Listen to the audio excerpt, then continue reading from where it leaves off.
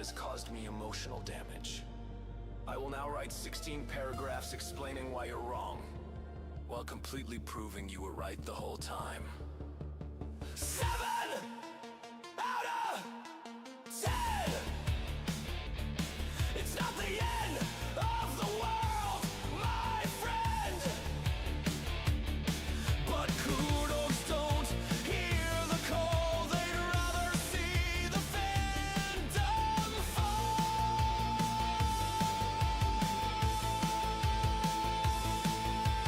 7 out of 10! Woof, woof, woof, woof. Kurodo's crashing out again. Woof, woof, woof, woof. 7 out of 10. Woof, woof, woof, woof. Barking online 'cause they can't comprehend. And thus, history was made. One score to rule them all. One score to find them. One score to make the Kurodos lose their damn minds.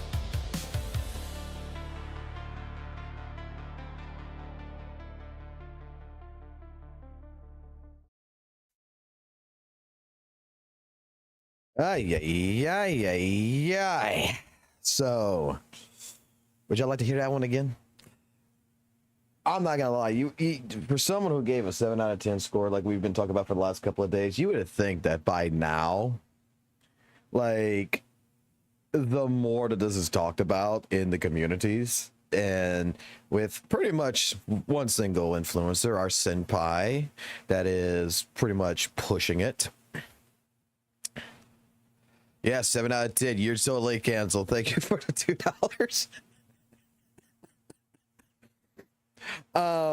It's just it's quite funny still. Like I've been busy all fucking day today doing a whole bunch of different things and family stuff, and I'm finally home. I'm finally relaxing. I'm finally at the computer.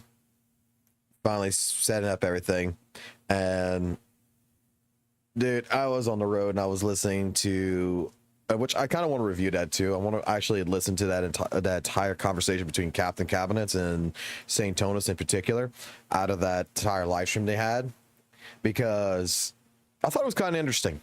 I'm not gonna lie, I thought it was kind of interesting from a different perspective.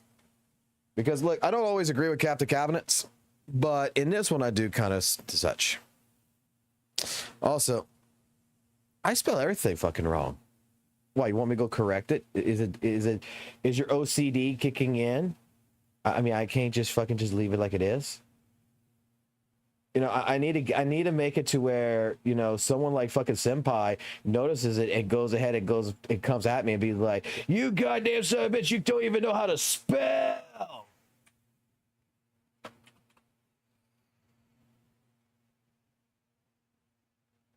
You know how it is. You know how it is. Like, in that regard, you know, you got to give them something to fucking bite on, which I'm surprised they're not biting. They're not biting. Well, if that's the case, we're going to keep talking about it, and we're going to keep objectively talking about it, and we're going to go ahead and we're going to legitimately be as unbiased as possible. Even though I do have a bias, we're going to, when it comes down to these types of topics and it comes down to these types of conversations that we do have, we are going to make sure that we stay in the middle and we take a look at different things. Because while in one regards, we know that SAINTBOT is pushing a narrative, but some of his observations has not been 100% wrong. So, good evening. How are you? How's everybody doing? If you don't mind, I would like to take a few more minutes. I need to clear up some messages and stuff like this. And we're going to go ahead and we're going to do a couple different things. So what I have on plan for tonight is I want to play ZZZ a little bit, okay? Let me put it like this to y'all guys really quickly what I want to do. Tonight, I would like to go ahead and actually play ZZZ for a little bit, do a little bit of Deadly Assault over and over, try to work with Alice, try to work with Yuzuha and Jane. I really just want to focus my attention on the game for a little bit. From there, I don't know if I'll do that first or after the fact. I want to focus. I want to go ahead. I want to watch the Cap the Cabinets and St. Tona segment that ended up happening, and I want to get that conversation's view, and I would like to go ahead and discuss that with you guys if y'all are willing to participate and want to have a conversation about it and what your thoughts in general through that conversation would be.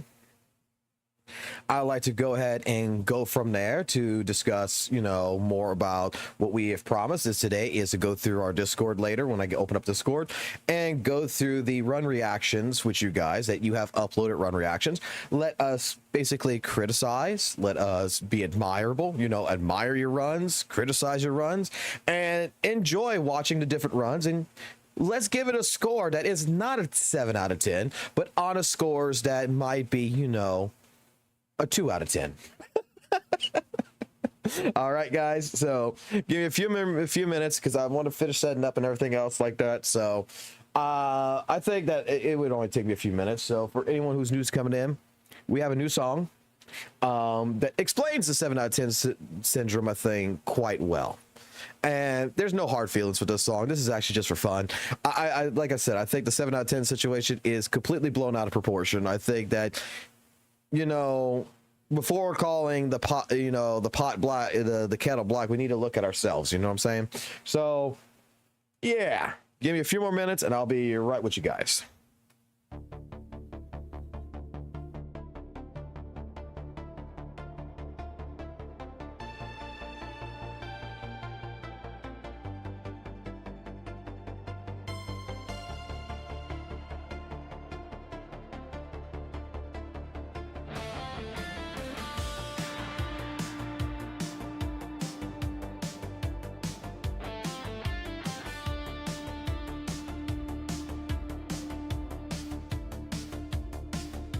Woke up one day, story dropped online. Genocide said, yeah, it's good, but it ain't divine. 7 out of 10, no malice, no hate. But the coup dogs foamed up like he spit on the plate. They grabbed their pitchforks, jumped on the mics. How dare you disrespect our perfect hype? Discord's burning, Nexus in flames. All over one guy not playing their game. 7 out of 10. Woof, woof, woof. Kuro dogs crashing out again. Woof, woof, woof, woof. 7 out of 10. Woof, woof, woof, woof. Barking online 'cause they can't comprehend. Paragraph threads like a Bible verse, explaining why that score's a curse. Bro, did you even play the game? The lore's so deep, your take's just lame. Copium clouds fill the midnight air, while Genocide's just chilling in his gamer chair. Memes get made, the drama spreads, and WUWA Twitter's losing their heads.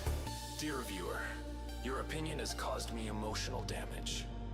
I will now write 16 paragraphs explaining why you're wrong, while completely proving you were right the whole time. 7 out of 10! It's not the end of the world, my friend! But kudos don't hear the call, they'd rather see the fandom fall.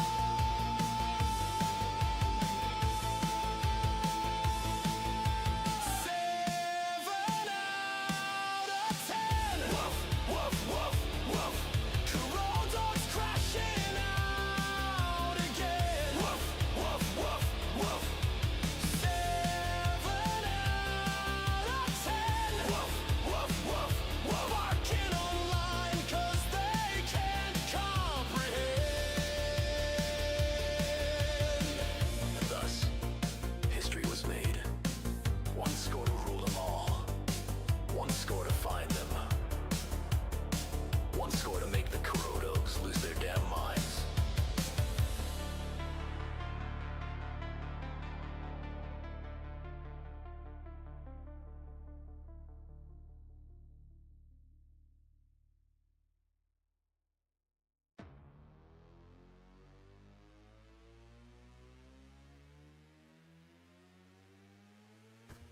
Alrighty.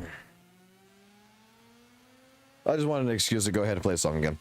I'm not gonna lie. And yes, it is supposed to be 80s style music, to be completely fucking honest. It's supposed to be 100% 80s style. And the reason for that is because I want to make sure that it was a little bit more easy listening. Because when you think synthwave, right? When you think synthwave, I think you think like 80s music in general, retro-wise. And that's where I based it off of. It's like, you know, I'm in the mood for synthwave. I'm in the mood for that 80s style, but not like my father's 80s style rock, right?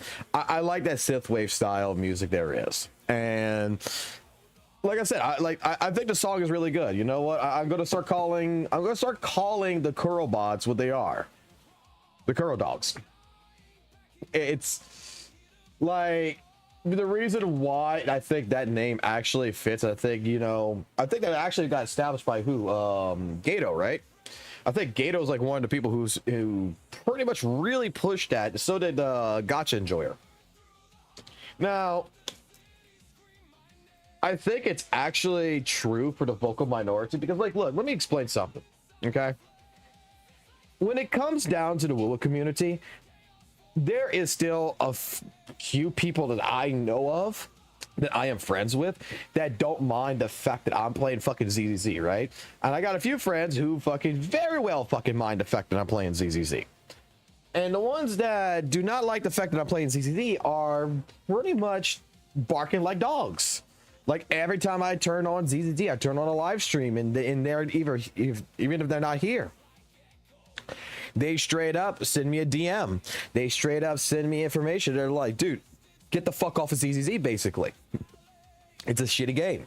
And I'm like, you know, it's like a bunch of dogs. It's like, I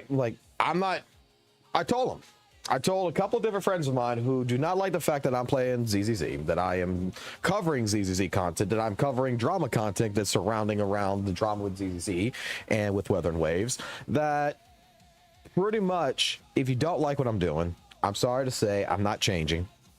I rather be as objective as possible. That's the reason why I even started in Zenless Zone Zero, was because my history, again, with the Weather and Waves community and everything else, is dealing with this non-cynical expectations that the WUWA community likes to present. And it's not the entire community. Like, I'll say it like this. I know a bunch of people who's in my Discord who still plays Weather and Waves, right? And they're good. Look, I still play Weather and Waves every now and then offline. I'm waiting for Augusta. Augusta's actually really got me fucking hyped and everything else, and I really want to see how Augusta works and all that good stuff.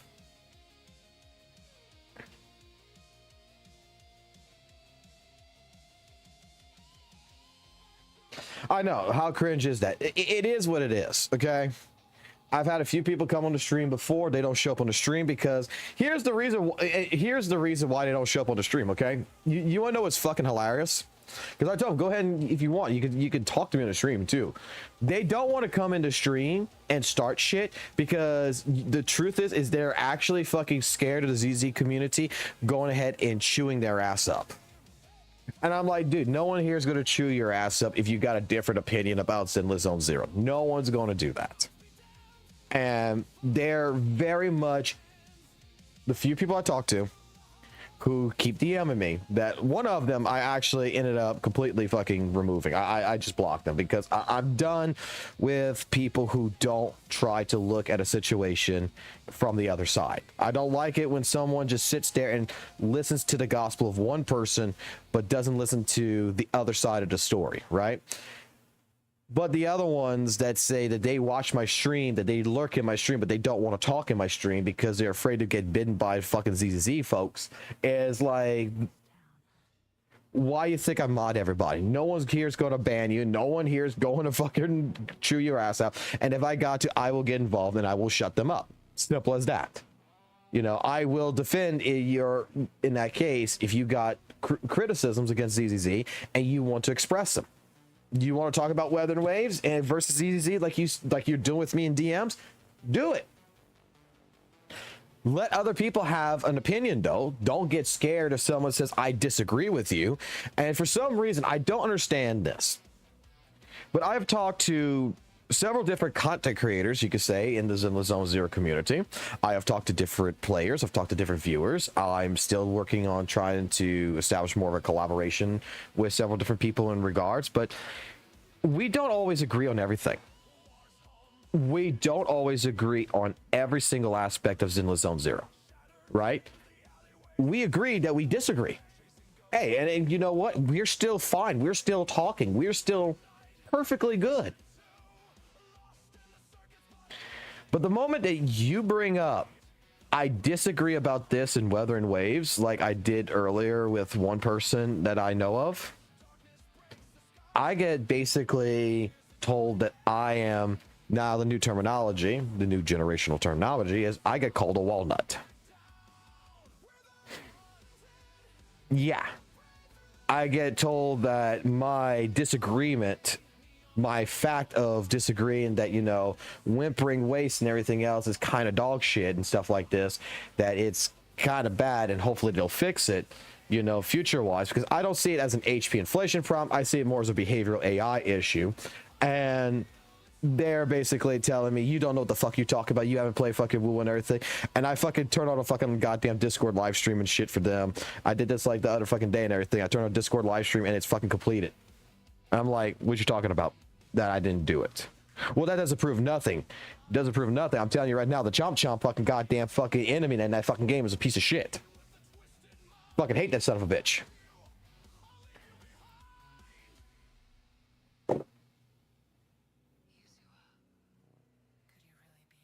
Oh yeah, I totally got hurt by Noisy. It's not just Noisy though. It's a couple other people.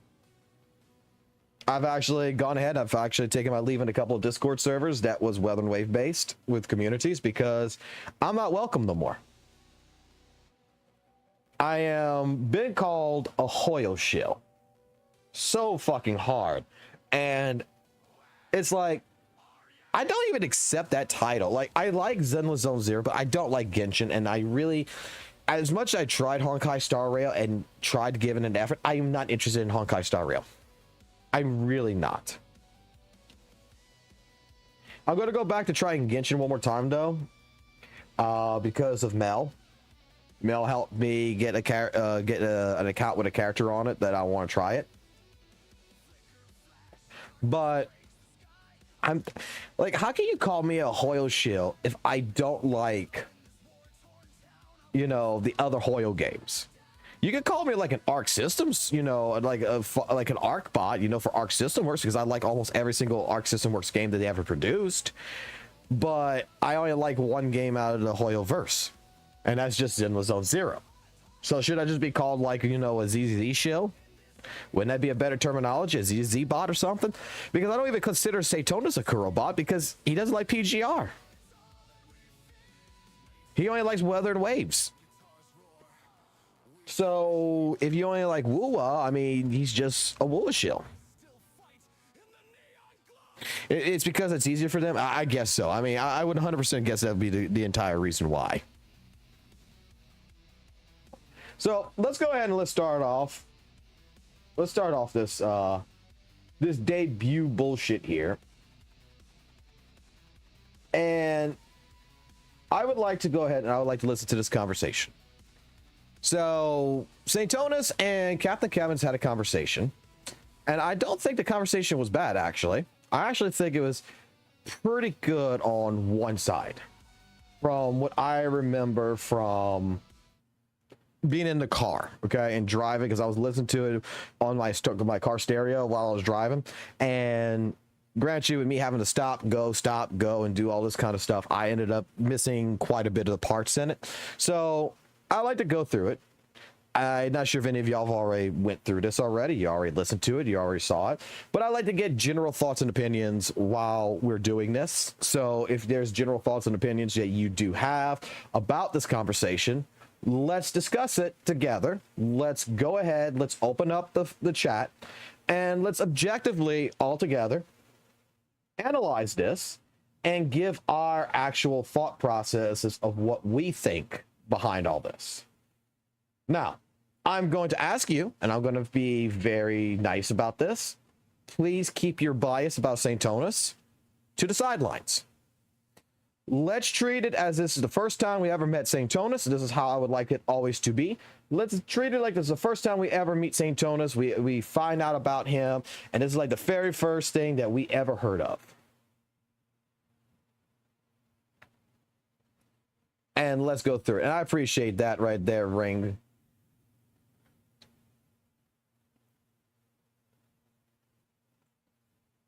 I couldn't care if I got called like cool. Well sought caliber. I mean, it is what it is. Did you see his video with the PGR collab? I have not, but I want to go through this first. If there's other videos that I need to react to or we need to discuss, let's do it. Okay. So without further ado, let's get into this. Live stream as well. How hot is it there? I don't know, but like my room is. Let me try to skip up a little bit. Address some of the, well, accusations that she's been sent. And so I think if you guys have watched part of her stream, I think she's going to be uploading her react to, well, you can Let's see. the video. Where is a Captain Cabinet's conversation? It was like around here, right? Yeah. I look at this guy. We've had another video. I knew it was like in the beginning somewhere. Where is it actually when she starts? Think like genuinely like a repair of like a relationship, or at least to the point where like y'all both are like slinging stuff at each other in a way that's kind of like possible. Like, what has to happen for you for that to be the case? Well, this is the thing, right? You just have to think about where I was kind of heading on into the situation in the first place, like when we had our first little spat. Okay. Yeah, I can't hear. I forgot about this. Thank you for reminding me. You should be able to hear it now, right? On, when we first Tell me if you can hear had our that. first little spat on stream 7 months. Can you hear that?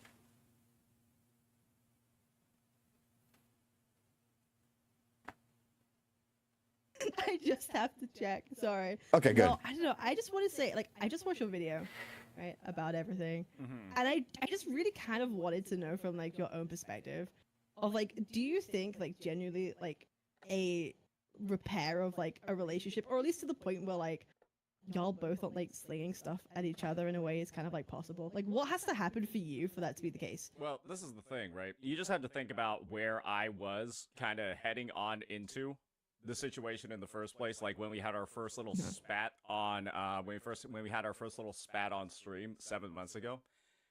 You kind of have to ask yourself, right? Why is he so mad? Why was he trying so hard to be like that much of a dick? And like, what reason was there for that in the first place, right? Just imagine like the first time you ever interact with somebody, right? You find out that they're literally their only purpose on a call is to lie about stuff to try to prove you wrong. Right, that's literally all he did during the Gacha cast, right? Like try to counter every single point that I was making in every single way possible, even going so far as to just spread literal misinfo about a game nobody played at the time to reinforce his points. Okay, hold on. So, I think from there, what Saint Tonus right here is talking about is from his first interaction with Genozod on the Gacha cast. Des, I'm going to ask you a favor. Can you do me the favor, or can anyone actually do me the favor for this? What, can someone find that Gacha cast of the first time Genozod and Saint Tonus spoke? And I would like to actually, from hearing this part right here, before continuing this, I think actually I would like to watch that Gacha cast. I would like to see the interaction from the first time they met, what was said, what was talked about, and get a conclusive backstory on this. Okay, Prey, I would appreciate that.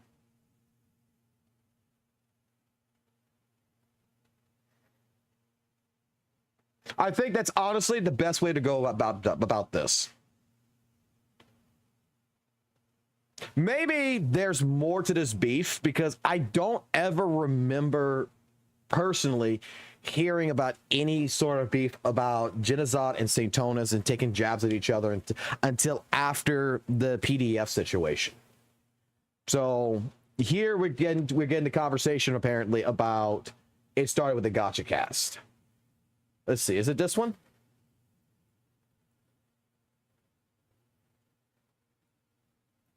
Let me close this out real quick. Would it be this one? Cool. Let me spam him. Pick. Yo, what up, baby? 8 months ago. What up, man? Yo. Morning, Mr. Pokey. Morning, Mr. Pokey. All right, cool. Let's get Anime for America? yeah, American anime. Yeah. I've been watching like reruns of like 1990 Let me put this out like this. wrestling pay-per-views, man, on repeat. Bro, that shit is so good. I swear to God, like wrestlers from back in the day, they're just modern day streamers. Like I cannot this a little bit personal because today's gonna get a little bit heated, and I can already tell if we did the usual 8, this was gonna be an absolute clusterfuck. Currently here, I've organized this to be very fair. Above me, we have the #1 Hoyo shill, Mr. Pokey. You know him, you love him. He's indifferent about you because he's neutral in all situations. He's the true fence sitter. But today we're getting him off the fence. Ever since he got back from the war, he's ready to die for what he believes in because, and I quote, if you stand for nothing, you fall for anything. I saw that Twitter post. Your back looks I funny. literally did not say that, but Yes, sure, you did. sure. Yes, you did. I didn't. 327. Is that not your Thank Twitter you. post where you're in the Go elevator? back and check it again. I did not say Hold that. up, It's hold around up. the same line. Let's see. You say it's at 37? Boss. Fob, I think the thing is with you, and I think this is great. I think you're really deep in There's a lot Arcado of negative. actually found it. I appreciate it, though, Prey. I really do. Okay, so this is where the interaction apparently happened. This is where Arcado said. Okay, so Me? Yeah. I frankly do not know because I haven't been keeping up with Water Waves that much. So maybe Okay. Janus, I can say more. genocide. Do you have any nays on whether ways you think well, we should be highlighting on? I mean, I'd say there's a lot of negatives, to be honest. Let's hear it. Like I like the game a lot, but trying way too hard to just copy Genshin things when it should be trying to do its own thing. Not making enough endgame content. They're just doing the simple cycle of like, let's make a bunch of little party mini games. You know, all of the Genshin kind of stuff.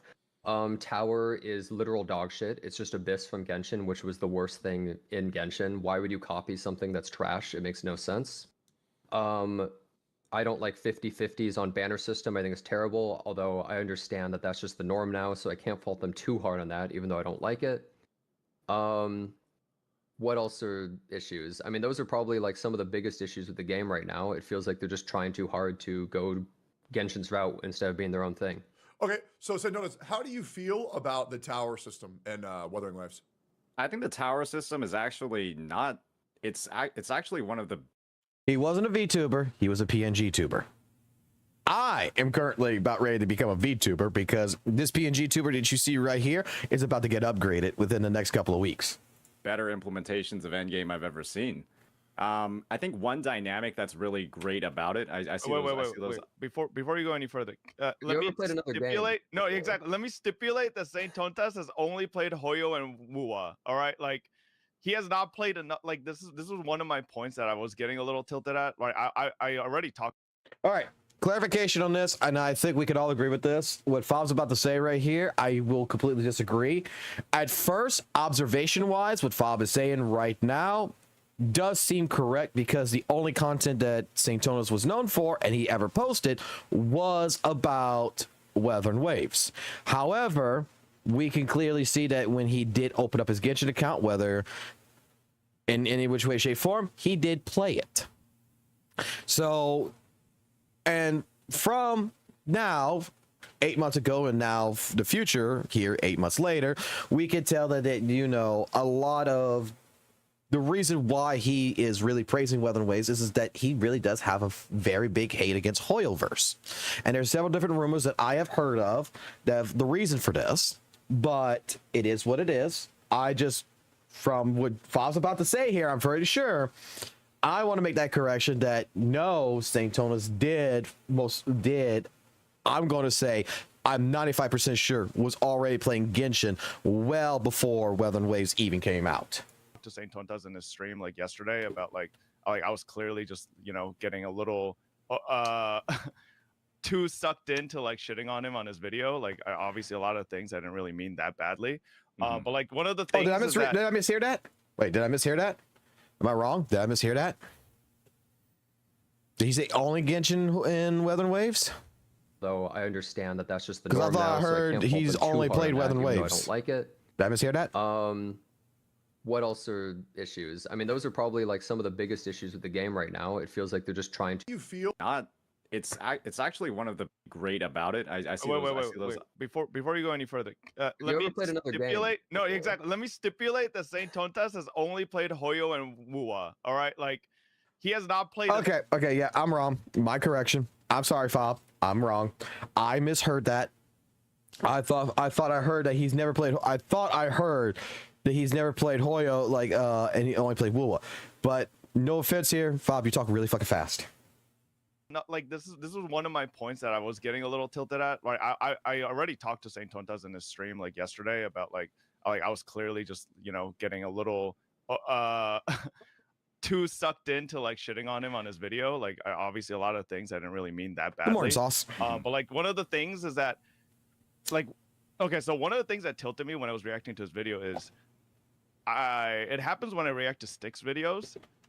The fucking Sticks is his clickbait titles piss Oh me my the fuck god, off, dude! Yeah, right? They're And- so annoying. Yeah, They're and then so- Saint Tontas has like a title that says something like Kuro game something best in gacha gaming, and then I'm like, okay, which gacha games has Saint Tontas played? Like it's like WUWA, Genshin, and Bob HSR. Master just said what? And then a it's new like- thumbnail, All right, it's like okay, but like if you've only played like 3 or 4 gacha games, like can you really say all a gacha game? And that's like it's obviously a very little nitpick, small nitpick, right? But that's like what usually gets me tilted with Styx' videos too, because that nothing against Styx. I'm sure he's a great guy, I'm sure his wife loves him and all that, right? Like, but it's just the clickbait tilts they're me. actually getting divorced. No, shut up. All right. So Saint Tontas, how do you feel about people saying you haven't played Gacha enough? I have a point that I want to make on this, but I don't want to say it until you kind of. It's not just gacha though. I think it's not. So I think the feedback that like if I'm not playing like I guess or I don't have experience in like 5 or 6 or 7 or 8 different gachas outside of like kind of like the big ones that the big games that come to mind when people just think of gacha games, right? When you have like the whole dynamic of like COVID, Genshin Impact releasing in 2020, like and such a ridiculous volume of players coming into basically just the gacha scene overall, I don't think it was like that big, especially in global or NA, right? Gacha games before Genshin Impact. Well, they It were was big. sorta It's, like it's not in the West that much. Oh no, West were Yeah, still big, not just as not big. like in the traditional anime ones. Like there were Clash of Clans, there were fucking. Yeah, it was like that, like what Tegi was talking about, right? The shit that he was playing, like Yeah. Summoner's War, all that stuff. It was like, it was a big scene, right? But definitely not the size and like the Genshin- popularity. Yeah, Genshin broke the normie barrier. Exactly. It broke the normie barrier. And that means, right, that there is such a large subset of the population where Genshin and then the Hoyoverse games that followed, right, are kind of like the only experience that they've had in Gacha, right? They were introduced in 2020. It's not like they're going to go back and be like, oh, I like Genshin so much, I'm going to go and start playing games that were released before it, right? Because everything was lower quality, right? Everything had like lower scope. Nothing really had like that same level of like fulfillment as Genshin at the time. And so that's why I really don't reference games that are like not really in the same genre or the same field or like released beforehand when I am doing like those comparisons. Yeah, but, because like- there is a sizable part of the population that has only played Genshin. They started Gacha in Genshin, and then they're only like kind of been with like Okay, but Hoyoverse. been with those games here's the from that issue with point that, on. right? Because you love Kuro games, right? And you think they're doing great things. And you say the implementation of Tower is like one of the best in Gacha. But like literally in their previous game, PGR, it has better implementation of Endgame. And Wuthering Waves is 6 months old, and PGR is like 5. That's No, not I an know, but excuse. like this is You can't exactly use that's that. not an excuse. It's That because doesn't- it's the same criticism we gave to Genshin when it came out. Why did they go backwards from Honkai Impact's Endgame to whatever the fuck Abyss was, right? Okay. Before we continue on this, I understand what Fob's getting at. And I understand that the 6-month excuse does not in any which way, shape, form actually at this point in time matter anymore. Because if you've already produced a game that has great in-game content that is already working out well, why aren't you taking those in-game aspects and not implementing them into your future game? So I'm not a PGR person. Everyone else I know who plays PGR tells me the end game is great. The end game content is great. So why hasn't that been implemented? Systems like that have not been implemented into Weathered Waves from PGR. Now, clearly, most likely in that regards, we could say there's probably a couple of different reasons why behind that factor, but I understand so far that point. Will we agree with this? What is this argument even about? There's no the argument right now is pretty much we got Hoyle versus Kuro in this, but we're using this to understand because St. Tonas was talking to Captain Cabinets, and before I continue to Captain Cabinets call with St. Tonas, I want to gauge, I want to understand where he's coming from. And he's talking about was his first interaction with Genazad. So this call right here is what defined the relationship between Genazad and St. Tonas in St. Tonas's mind.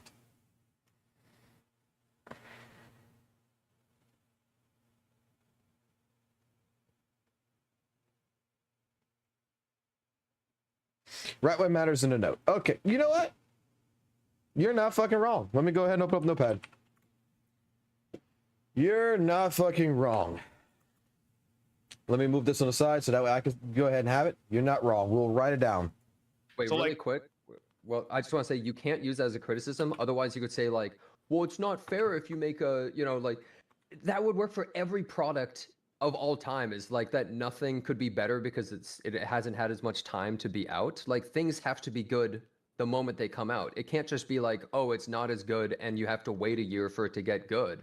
That just doesn't really make any sense. Like when the new iPhone comes out, I expect it to be better than the old one. It can't just be shitty and then they're going to add features over time. It just has to be better. So like, there's no excuse It is to better. not just have more. You think its endgame is better than PGR's, which So has been I out for like think 4 Not that- years. PGRs. I think it's better than the first iterations of endgames that we've seen in other gacha games. Better than first iterations, but that doesn't mean anything because it doesn't matter how good Wuthering Waves is compared to Genshin 1.0. It matters how good it is to Genshin right now, this Sure. second. Nobody So- It cares is about better what than the past is. Genshin's right now. Here's St. Tonas. It probably is. Let me It is, gank. Let me yeah. gank. Let me gank. I got a gank for you real quick. So the thing is that Wuthering Waves is a more complete game than PGR is right now, as well as Genshin Impact is also a more complete game than Honkai Impact 3. Now there might be some nooks and crannies in there that need improving upon, abso-fucking-lutely. Right, but as a overall experience, Wuthering Waves far supersedes the success of PGR, the grand scale of PGR, the virality of PGR, as well as the things that you can do in the game. I would agree that PGR definitely does have better endgame. Because I'll be real, when the game has that fucking little, they can really zone in on this. It's pretty much all they fucking have. I think Wuthering Waves will expand upon it in the future, but I also 100% agree with you. If the blueprint's already there, just fucking follow it and do what you've seen makes the success. This game doesn't need to be out for a fucking year to make the improvements. I think they can improve a lot faster than they already are. Go ahead, Santodas. My counterpoint is accessibility and getting introduced to a wider audience and player base.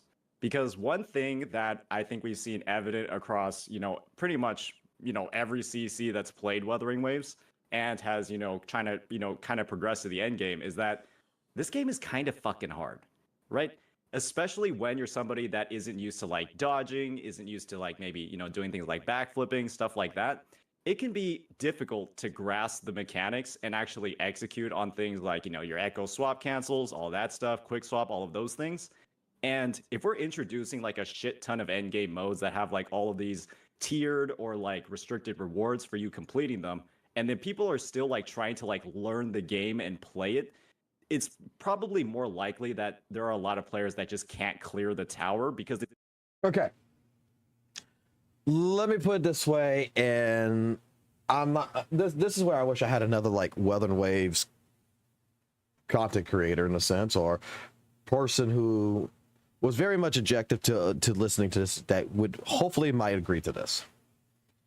I've played Wuthering Waves back when it first came out, and I played it all the way until 2.1. I came back for 2.3, right? So let me tell you my feeling. If you're not used to the system, you're a brand new player, the only other game you've played probably, like St. Jones would say, is Genshin Impact. I would 100% say Wuthering Waves is kind of fucking hard on a new player. But the incentive of building your characters, grinding your account, getting your account. The moment that I got my account to where I had characters at level 90, to where I had multiple dupes from summoning on the fucking goddamn banners, going ahead, spending money, not spending money. The moment that my account started having actual blood, sweat, tears, and heart shit put into it, tactical hologram bosses now are not a fucking problem. In all honesty, it's some of the easiest shit. Once I understood the gaming mechanics and everything else of what I need to do, it's just basically memorizing a pattern and going in and chunking them out. When it came into doing Tower Adversity, the first time I completed Tower Adversity, it was fucking challenging as fuck. I was still under leveled. I had to do a whole bunch of different fucking builds and stuff like this to get through it. But once my DPS was actually built properly, once actually I got to a point to a certain level, and once you start reading the buffs and everything else, Tower Adversity was nothing. Tower Adversity took me less than 10 minutes to do, when the first time I did it took me an hour. So when you're looking at streams at this time period, 8 months ago, a lot of people who was playing Weathering Waves were brand new fucking players. Not players that were like myself, not players like SAINTBOT, not players who had generally played the game every single day, that was actually actively building those accounts. Majority of people were treating it, you know, hey, I'm on for 15 minutes. It's a gacha game. I do my dailies. I get the fuck off. And they're not putting in additional time. They're not going ahead and grinding out what they can grind out and then go ahead and go get a bunch of echoes, try to get the right substats. They're not trying to do all this kind of stuff. They're not trying to upgrade the characters as fast as other people. But once you get, I guess you could say it like this, once you get over the hump, Weathering Waves difficulty value, in my personal opinion, goes down. The only reason why right now Whimpering Waste, I will say, is a little bit challenging, even for some of my Summon 6 characters, is not the fact that it is HP inflation. It's the fact that you got little motherfucking chomps running around the goddamn fucking place I gotta fucking kill, and those motherfuckers, while I'm killing one, is on the other side of the goddamn fucking map over there, and I gotta go run down, which I'm wasting fucking time. Go fuck that goddamn goddamn echo. Sorry about that. That was a little bit of a rant right there. But that is, in general, like my thought process that I will say is that to a new player, even me with ZZZ as a brand fucking new player, even with an in-game account that was given to me, I've, not understanding the mechanics, not understanding different things, being a new player, learning that the builds on the teams were kind of crappy. All of these different elements together cost me to learn the game, and in 3 months it's like I had to work with my chat, I had to work with different people to even get through Deadly Assault and Shiyu Defense to understand what I'm doing right, what I'm doing wrong. And you know what, now I'm building characters. I don't think I've asked any of y'all how to build Alice like I did when I first played the game. How do I build Lighter, guys? How do I build fucking Shifu? How do I build this? Like, I'm not asking for additional help now. And that's the thing, is that Weathering Waves, we have to take, in my personal opinion, you have to take out the equation of a new player standpoint. Bob, Genazad, Tectone, and Mr. Pokey in here, I'm going to put it like this. They've played, I would assume that each of these players, each of these people have played so many gacha games that they all realize that they're not talking about the new player perspective. They're not talking about, like, if a brand new player comes in, how challenging the game is, because every single one of these gachas, I'm even sure that even for Genshin, if you're a brand new player, it is fucking challenging to get through some of the content. But once you build up that account, that challenge starts dissipating. It's not as hard as it was a week ago. The next week following is not as hard. And then when you reach your level cap, the game pretty much, to a lot of people, it was, hey, this is kind of fucking boring. I'm killing things way too fast. This is not like it was when I first started. The challenge is gone. So this is where I just want to make this statement. I mean, this is not the point of where we're getting at right here. We were trying to see the interaction between Genazad and SAINTBOT, but it's an interesting conversation. I just wanted to interject and just say that. it's literally like a skill issue. Can I Spend more money than adjust? Gacha. Can I adjust your take? There's so many things wrong with that, but So, over it. so let me adjust Antonio a second. I think he's on the right track, but I think he might have misspoke. I think what he meant to say was it's hard in comparison to the other gacha games that are on the market. I don't Right, think he and means you're it's trying- hard as a game, but in comparison to Genshin and in comparison Yes, to Honkai yeah, Star Rail. that's a great clarification, Tech. Because when you're trying to, let's just be honest, right? Again, I still don't agree with even what Tectone said there. Like I said, I think my statement still upholds more value in that. A big part of WUWA is getting that player base from either Genshin Impact or Honkai Star Rail, you know, from like those big gacha games that are out right now, and bring them over to WUWA. And so when we're dumping in all of these like, you know, crazy endgame modes that are in PGR, they have some wild shit in there, right? Like really difficult stuff, has good rewards. If people are already having a skill issue with the game just to do the tower, and then you have all these extra endgame modes on top of it, right? Kind of like going back to the Genshin devs, right? Genshin's not necessarily hard, but they're using the excuse of anxiety. WUWA is actually hard compared to Genshin. So I think there would be literal anxiety because right now there are players that have been playing for 6 to 7 months and they still can't 30 out of 30 the tower with like perfect echoes. Because quite literally, they're just fucking up all their rotations. They're using like shit at the wrong time. They're like swapping the second they like activate a natural skill, right? And they're like, what the hell did I do wrong? Right? Okay, And but so- here's the Okay, thing, wait, though. hold on. Wait, But you wait, can't really okay, just you take that. Wait, I have to say this because Yeah. there's literally such a huge population of both Genshin and HSR of them not clearing endgame 30 out of 30 because majority of players they're casual. Like for example, in Honkai Star, it's literally a 3-button game, turn-based. But like only 10% of people actually clear mostly 12. So that's just such a very ridiculous argument. And second of all, why does it really matter if the game is really that hard or not? Because your job as a content creator is to make sure the game is fun for your audience. So to even say, oh, this game is really, really hard and therefore this makes the game like so much better than other, it's just a little bit crazy to me. Okay, go for it, James. You're both wrong. I don't No, think he was that's- saying that. I don't think that he. I definitely didn't say that, man. Yeah, he didn't say that. Okay, but real quick though, Saint does. You know why people don't have 30-30 on the tower? Because it's fucking dog shit. Because the reason why it's hard is because they put this shitty artificial time limit where you have to get perfect rotations and things and have a perfect team. It's unfun difficulty. That is why people can't clear that thing, is because they took something that's good. The combat is great in the game. Boss design is good, all that stuff. And they're just like, okay, let's make the enemy have 1 trillion HP and you have like 3 minutes to kill all these random mobs and then do that. It's So- artificial difficulty that they added to the tower. That's why the tower is dog shit.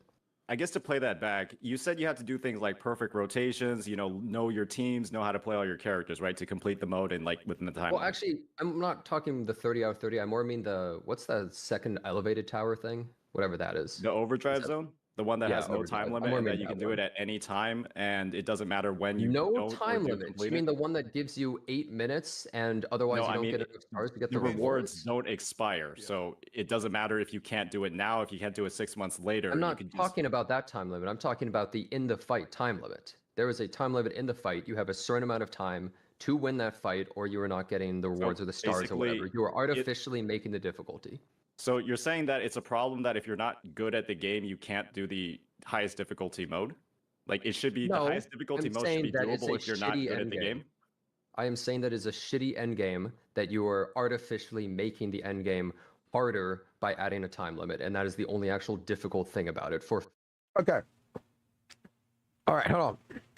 So Genozon's bitching about the overdrive zone's time limit. Okay, I'm gonna be honest with you. I thought overdrive was actually really fucking good. Okay, I didn't think it was shitty at all. The fallacy of the fall and then it was fucking amazing. But I want your guys' take on the chat real quick, okay? Because I hear this shit every now and then about time limits. That people keep bitching about time limits in fights. Is it really that big of a fucking deal to everybody? I think my chat's frozen too, isn't it? Or are y'all just not talking?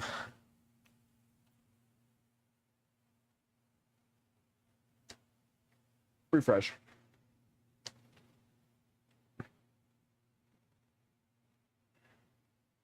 Yeah, it was frozen. Okay.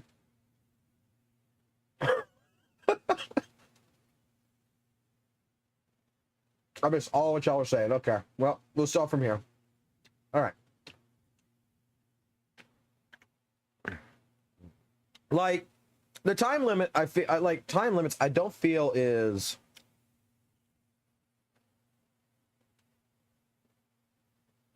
No, it is freezing. What the fuck? Because when I click on this, like, it doesn't actually think it's freezing. Why is it fucking freezing?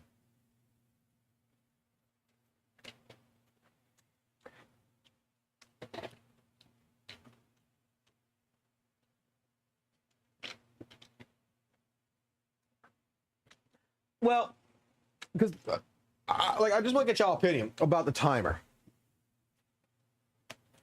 The timer feels like it's unnecessary pressure if done wrong. Someone that uses time stop on the chat. Okay. Let's see Cross. Apparently today, time limit plus HP inflation makes the game really hard, but to be honest, that's not the real problem. The problem's always gonna be people not understanding game mechanics. 100%. What's up, Mel? Okay.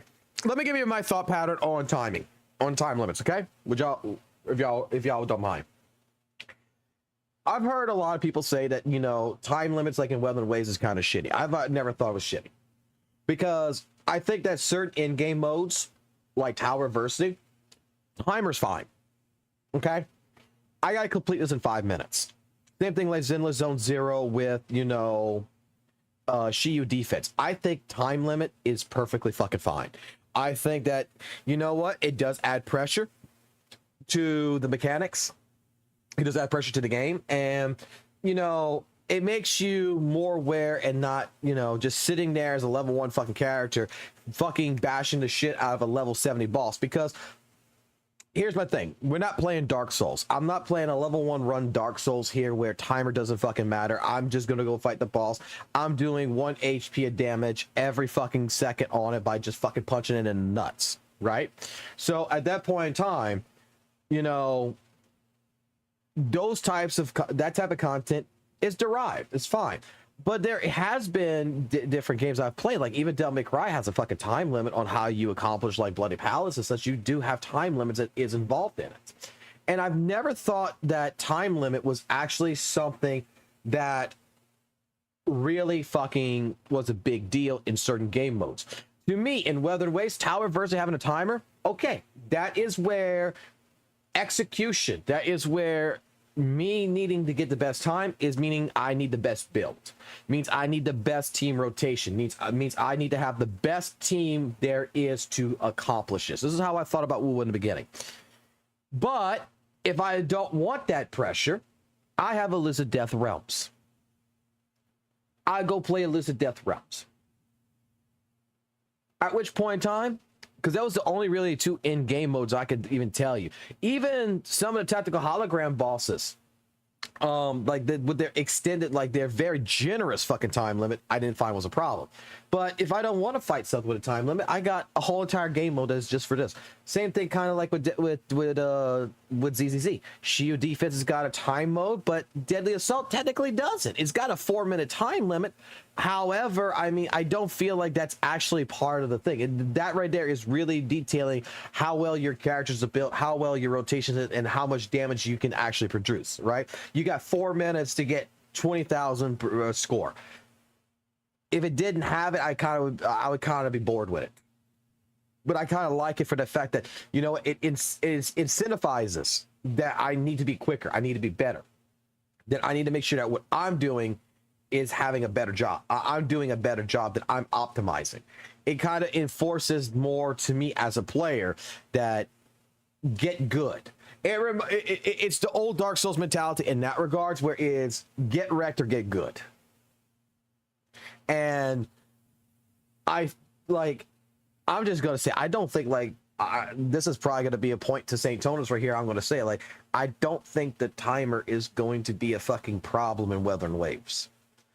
If you are doing exactly like ZZZ, you're reading the game mechanics, you are building your teams, you are really working on structuring a team, because fuck the dungeon mains, okay? Fuck like single play run-throughs.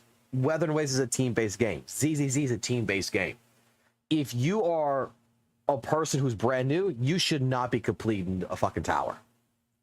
But you're a person who's veteran. If you are a person who's been playing Weather and Waves from last year when it first came out till today, You should have teams. You should have built up strategies. You should be knowing what you're doing, and tower versus should not be a problem. If you're a brand new player, I completely understand it. To me, to me, you should not have a problem if you are a veteran player. Timer, I don't understand. Like timer, it adds a pressure, and to some people is really shitty. I've never found it as a shitty mechanic. I never found it was shitty at all. I thought timers were perfectly fine.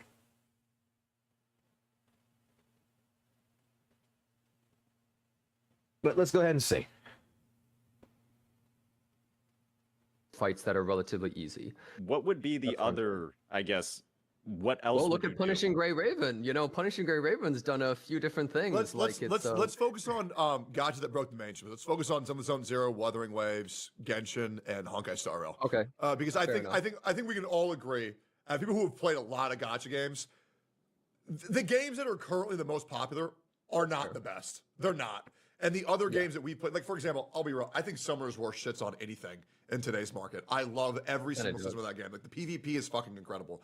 But I think what's important is that we're tackling these issues for what the competition is. So like for example, the thing that I like about Wuthering Waves is that if I want to get better, if I want to do more damage, the skill, the skill floor and the skill ceiling, there's a lot of room.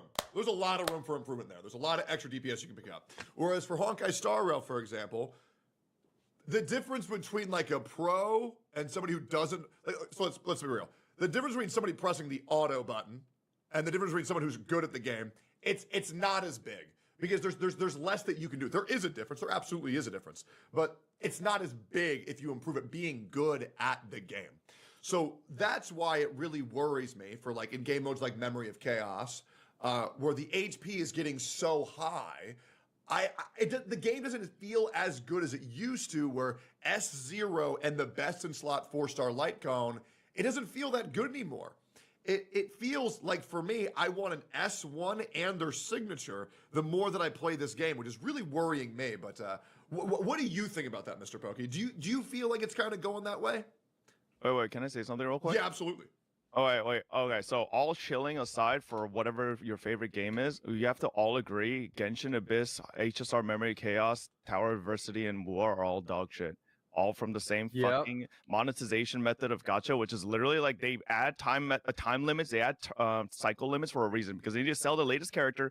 Oh, guess what? So the latest rotation has a specific buff for that specific new character that just came out, and it's like I got a counterpoint to that. The middle tower in WUWA is permanently with a general attribute damage buff and a buff for the stage that is accessible to basically every single team.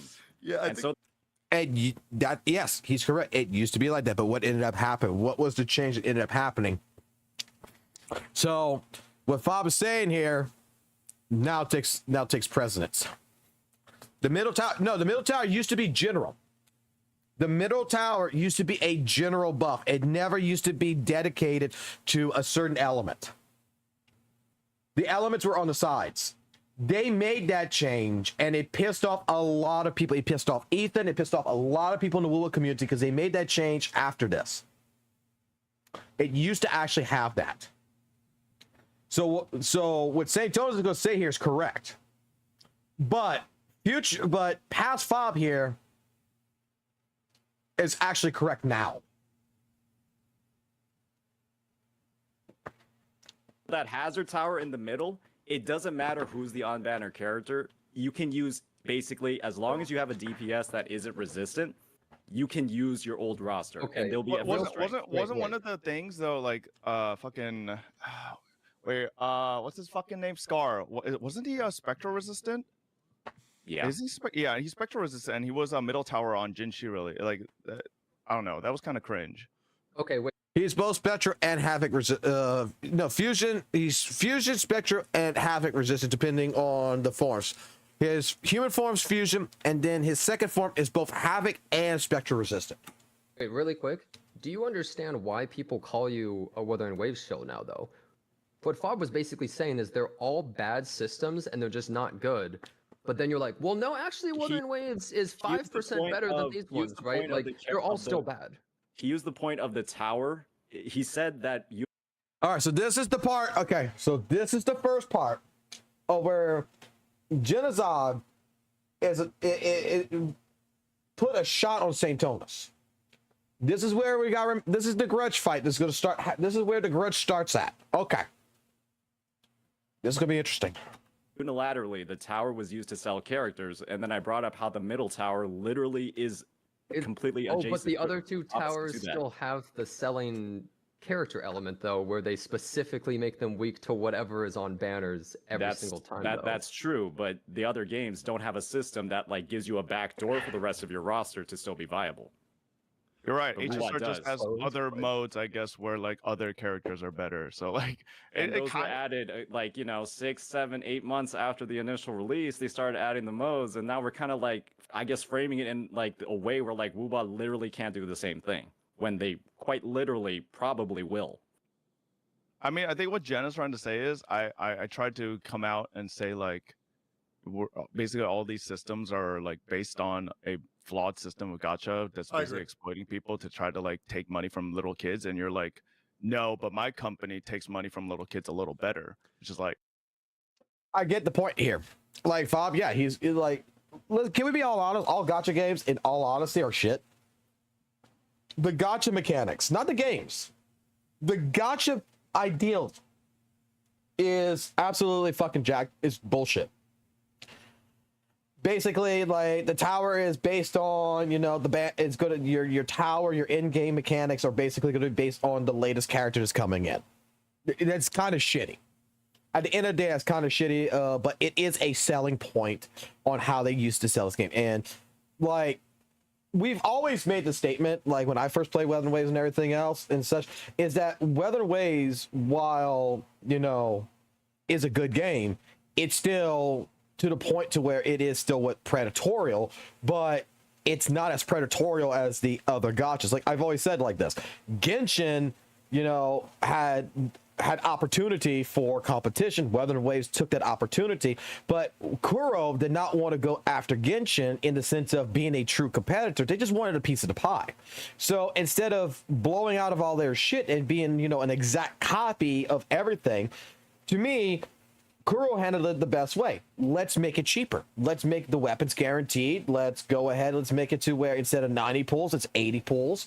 Let's make it to where even I find that the pulling rates on the banner, like I have gotten what I used to call lucky. I just think it's the algorithm. I don't think I've ever hit hard pity really ever once in fucking Weather and Waves. Like Weather and Waves, I've always found was the cheapest game to be in a gacha. And I played before a gacha game called Devil May Cry Pika Combat, which had a similar system that had the 90 pulls and everything. That motherfucker, they would try to get me for every single fucking dollar every time. Like even their end game was only designed for the new fucking character. But luckily, if you were one of the people who pulled Endless Judgment Virgil in that fucking game in the very beginning, it didn't fucking matter. Judgment Virgil fucking killed everything. I mean, Yeah. like that's where I think that's what Jenna was trying to say. It's like why you're like being called a shell. Yeah, because like you're defending something that like it's still shit. It's just like 5% better. I think the than design shit, of the right? middle tower is amazing, right? I don't think it's shit. I think it's great. Do you think? But they're talking about the entire mechanic, okay? Just because your middle tower is good does not mean the rest of the tower versity is good. So again, a 7 out of 10 here, okay? Gacha games are bad. Oh, I think gacha games are bad. Well, I Yeah. think there are parts of gacha games that are bad. Obviously, right? Like the whole idea that you can't get everything that you want is, as like a free to play. Like that's not something that's like amazing, right? You have to make like sacrifices. There's kind of like a give and take relationship just with playing the game, right? And a lot of people view that as a negative thing, and then you can offset that with some money, right? If you were to give it a percentage, how bad would you say gachas are? Like from a scale to 0 to 100%. Like how bad are gachas on the evil meter to you? I mean, that's like a. That's a pretty difficult just question. curious. That actually. I feel like that's like a. We're gonna need more context for that one. Yeah. No, I don't know. I was just a little bit curious because What do you think, Genocide? How bad do you think gacha games are? From what? Just from I'd say gachas are somewhere around the 70% mark, and actual gambling is somewhere around the 90% mark, probably. Yeah, my thing with gacha is that it's kind of like a skill issue. if you lose your shit to it. You know what I'm saying? Like if you're actually that dumb and drop thousands of dollars, that's on you, man. If you pull up a game like fucking Azure Lane and you're like, oh, dude, I gotta spend $20,000. Otherwise, I can't get the beach skin. I'm like, I don't feel bad for you, man. You're just a fucking idiot. If you weren't gonna blow up your life in this way, you'd find another way to blow it up in the other way. It's like being like a top donator to an OnlyFans girl, and you think that you're in a fucking relationship. The reason I asked that, yeah. the reason I asked in the first place, just because Fob said, like, do you think gachas are bad? Because I think a lot of us, even though we like gachas and play gachas, we're like, gachas are bad and they're kind of shitty because all the practices that are part of the gacha that make them what they are is bad. I mean, Everything that gacha games makes that- gachas. Yeah, if gacha games didn't exist, I'd probably have a house. Like 1,000,000%. Okay, You might that's have on three you. That's girlfriends. probably on you. Okay, but like, Terrible okay, financial no, but like, you flow. can't say it's on me because you know gacha games literally have the psychology Okay, down. but that is Yo, on you. editor, Okay, make that the is intro it to on the video. me that Make I was that the born intro to the weak? video. Is it on me that I was born with these? That's actually funny. I was born with So you're these saying stats. you have a disability in your head? No, my psychology. Look at so like my physical stats, my like like all these stats. My hair stat might be pretty good, right? Tectone's got 0 It's on not the hair that good. stat, but like okay, it's better than Tectone's, right? But then my psychology FOMO weakness stat, it rolled a fucking 1 0? and like like a 0, and I fucking just fall for it nonstop. Well, maybe kinda it could have been my worse. It could have saved your life. Maybe you would be at Vegas right now, no girlfriend, no Odie, no Bro. anything. You might be even worse off. True, gacha Wait, yo, game Father, saved my life. have you been to Vegas? Oh yeah. What'd you think? How old were you when you You're went? still here? Money gambling doesn't do it for me. I hate it. I think it's Oh, stupid. bro, me and Jimmy were hitting up. It was me, Jimmy, Nanners, and Aethel, and we were all hitting up slot machines for like 10 hours straight. Dude, I lost like fucking 10 grand, bro. That shit was awesome, bro. I was Can I just say something real up quick? 13 grand, and I lost 23 to get down to -10. It was awesome. Yeah, what's up, Bogey? Yeah, I just want to say there's a counterpoint as to I think gacha games are not that bad because Chill. I played gacha games since I was like 12, 13, like Battle Cat, Summoner's War. Because I'm thinking if I didn't play gacha games, I'll probably end up playing something else. And if that is probably like League or something, it would still be pretty bad because I will still be like that deep. I'll be in the thick of it. Yeah, so I'll be playing Everybody League for knows. like the entire day. And it will still be technically like a waste of time. Maybe not so much money, but technically there's also like skins and all that kind of stuff. So just because gacha games are like predatory because you need to spend money to get those like waifus, technically it's like not as time intensive if you don't get that locked in because they have the stamina thingy. Whereas compared to maybe a different game model, you might spend like a shit ton of time and then you just don't have time to do anything. All right, we got Fob. You want to know who they are? We have Fob right here that is got all the nice little cases behind him and everything else. Genozod's in the middle. And then the guy right here above Tectone is Pokey. And this is Saintonus when he was too scared to show his face. So yeah. That'll be Yeah, real. I mean, One to be game to be fair, right? They do put a time limit on how much you play and how much time or how much you can actually commit to them at the end of the day. Versus, I mean, you can just use Techie's example from earlier, right? Fucking, what's it called? How much time he was spending in World of Warcraft. I think Yeah, that playing a gacha game, spending a little bit of money here and there, maybe dropping 100 every 2 months, something like that, to get the new on-banner character, that's probably better for your life than I guess spending 15 hours a day on World of Warcraft, right? I won million. I will say this.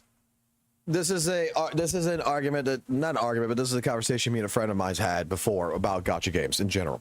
Okay. And what that is that gacha games, yeah, they're fucking evil. They're fucking bad, 100%.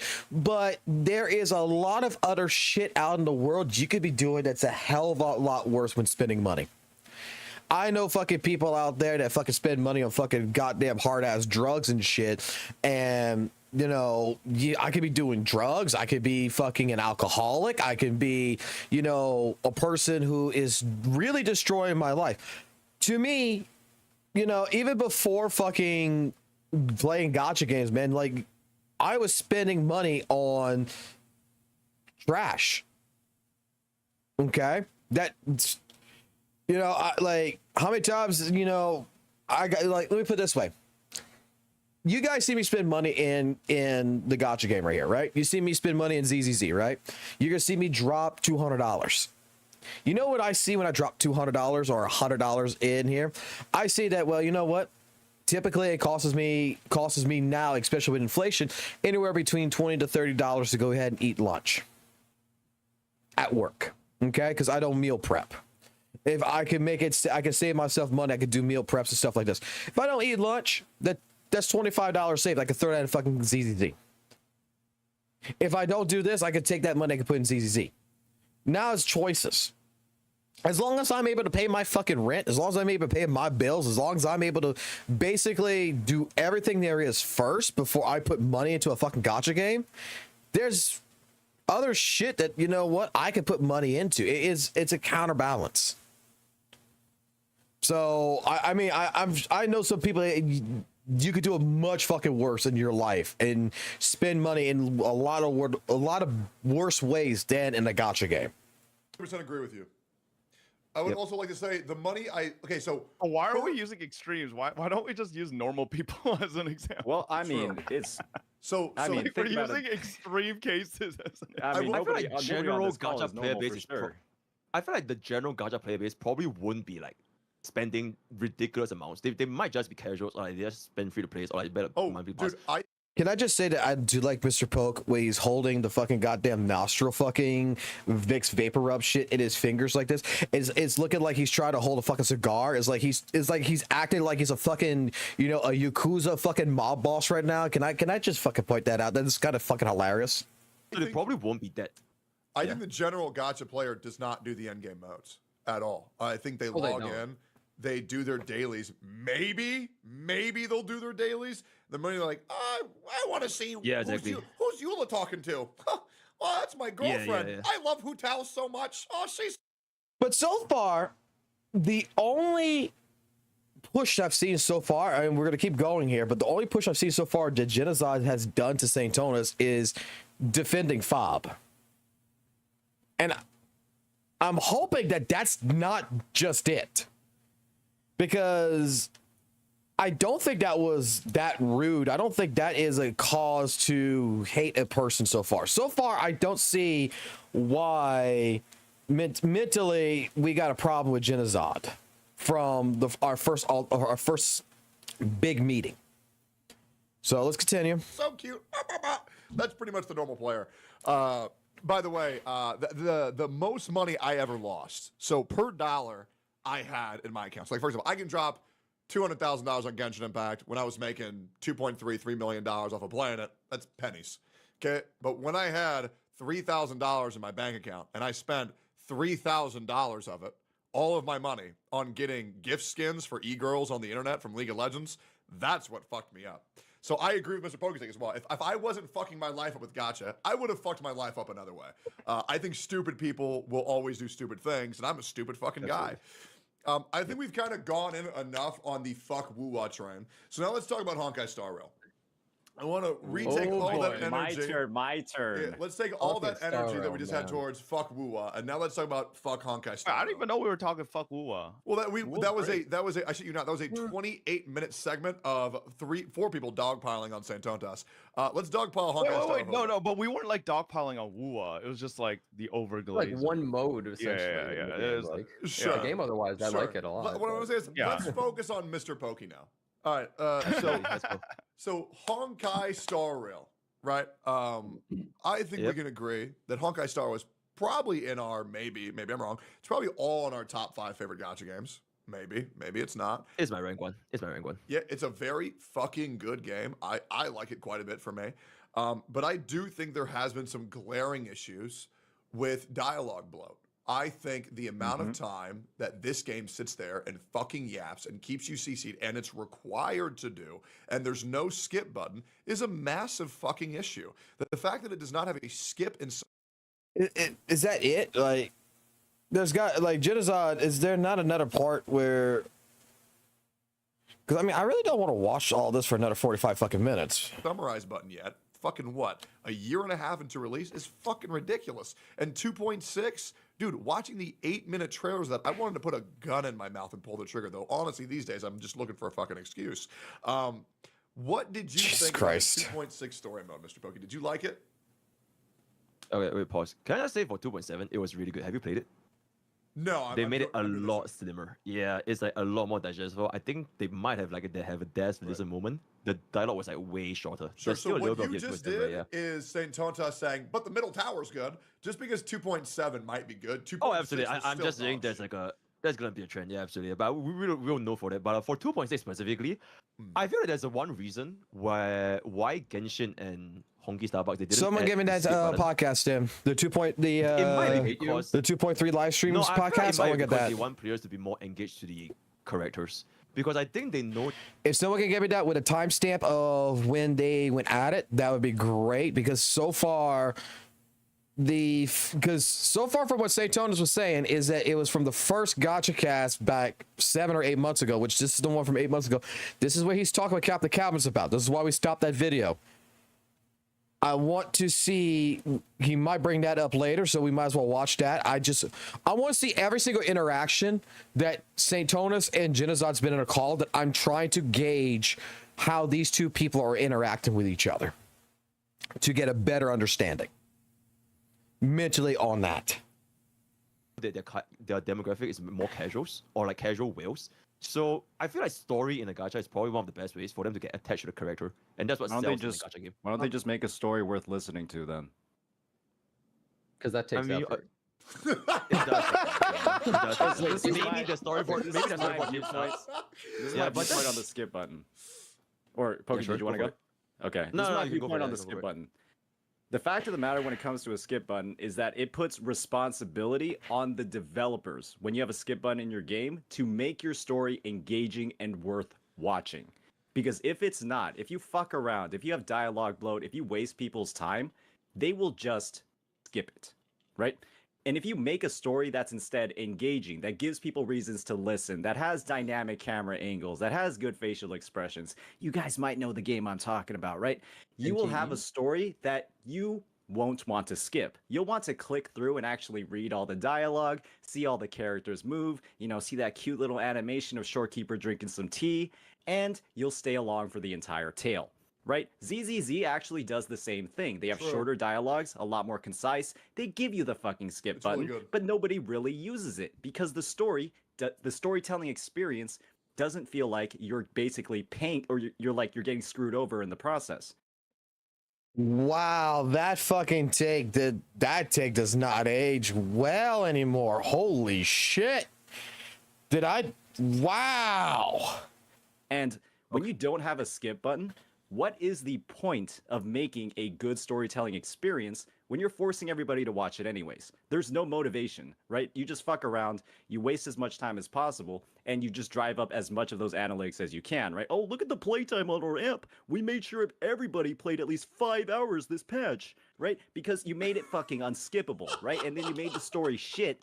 Nobody wants to fucking do it, right? But they just Let me give you my actual experience about the Weather and Wave story of 1.0 all the way to 1.4. Okay, I thought 1.0 story, right, was pretty good when it got to the middle, from the middle to the end. Me and Valk, who were playing it both at the same exact time, practically was falling asleep to the fucking story in the beginning. It wasn't that interesting. WUWA's beginning story in the very fucking beginning was kind of shitty. Not gonna lie. When I got to the part with GN, and we got to the part with, after GN, and we get to the ending and all this other stuff, that's when the story actually got very well, decently good, to where, it kept my interest. It was actually good. The characters were great. When we got into 1.1, I think Jinshi's story was good. I think Chang Li's little companion story was good. But I think even Chang Li's companion story could have been a little bit better. Yinlin's story was decent. It wasn't the greatest. Ling Yang's one was all right. It was pretty good. It wasn't my type of flavor, and and a lot of people didn't like it, but I kind of did enjoy the Jingle Beast lore. It's right, like I said, like 1.2 shows up, and this is when I started seeing problems with the fucking story. JJ's fucking story was like out of fucking nowhere. All of a sudden, we're fucking, you know, we're Rover. We meet girls fucking going through what the fuck? We're going through a court process here with a fucking art theft or some shit. It wasn't fucking that good with her having issues with her manager and shit. Like, you were going into court basically. And then you got like a little side story, which wasn't even a side story, that didn't even last long, with Zhang Liao, that actually was really fucking good in my personal opinion, but so fucking goddamn short. Then you get to 1.3, to we get into Tethys with the Shorekeeper storyline, to which the pacing of that was absolutely, in my personal opinion, so fucking fast. It's the same problem with Forlova. It was short and it was fast. It felt like they were fucking pushing as much fucking lore as they fucking could in a matter of a few fucking hours, that this is like, whoa, hold the fuck on here. This should have been a 2 fucking part patch or something. They should have given time to build up relationships with the character, with the Shorekeeper. But the natural, because meeting the Shorekeeper, going through with the Shorekeeper and everything in 1.3 and going through her story, felt like there was an unnatural, I guess you would say, like an unnatural fucking relationship. It wasn't naturally built.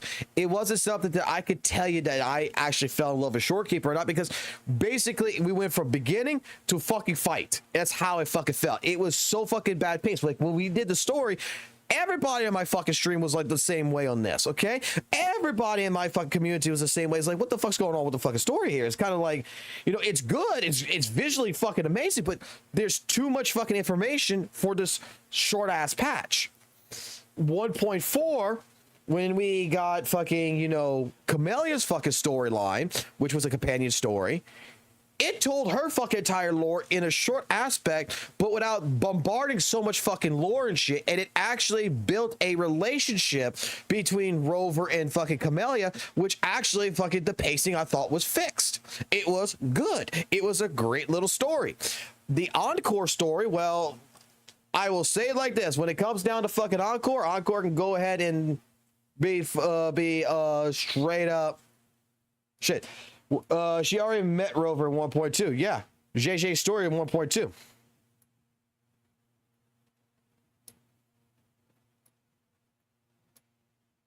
So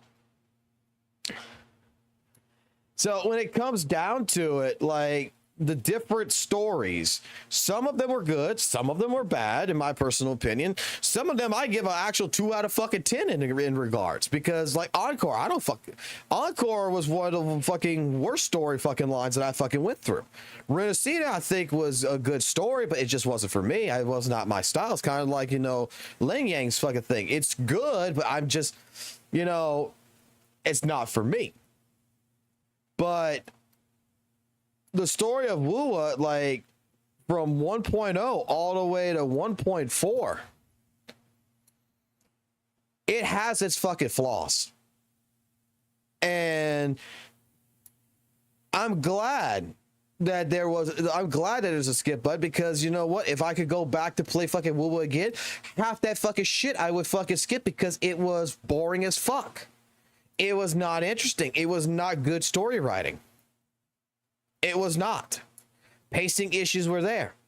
Half the goddamn time I would fucking replay a fucking no commentary fucking live stream of these fucking events, of these story elements, to go back and to go rewatch, because it's like, why the fuck did this, like, am I missing something here? Did I miss some? I know I didn't skip that. Did I fucking miss like something incredible? Should I have gone to the left fucking side of the screen, not the right? Should I have explored more? There was different questions I had, but otherwise, like, I don't, like, for a story, and you want to compare it to like a AAA title story, fuck no. Fucking Wuthering Waves has nothing on a fucking good story. Like, I'll put it like this: as much as I don't like The Last of Us Part 2, fucking Last of Us Part 2 storyline actually is told a hell of a lot fucking better than Wuthering Waves, when it was predating fucking 1.0. When we were predating it from 2.0, and we're going from 1.0 to 1.4.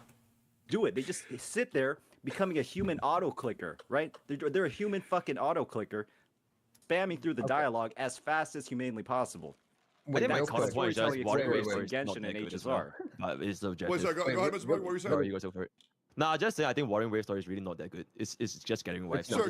Let's focus on, rather than say, because Saint Tonas didn't say that. Let's focus on how can you defend that Honkai Star Rail does need a skip button? It really does.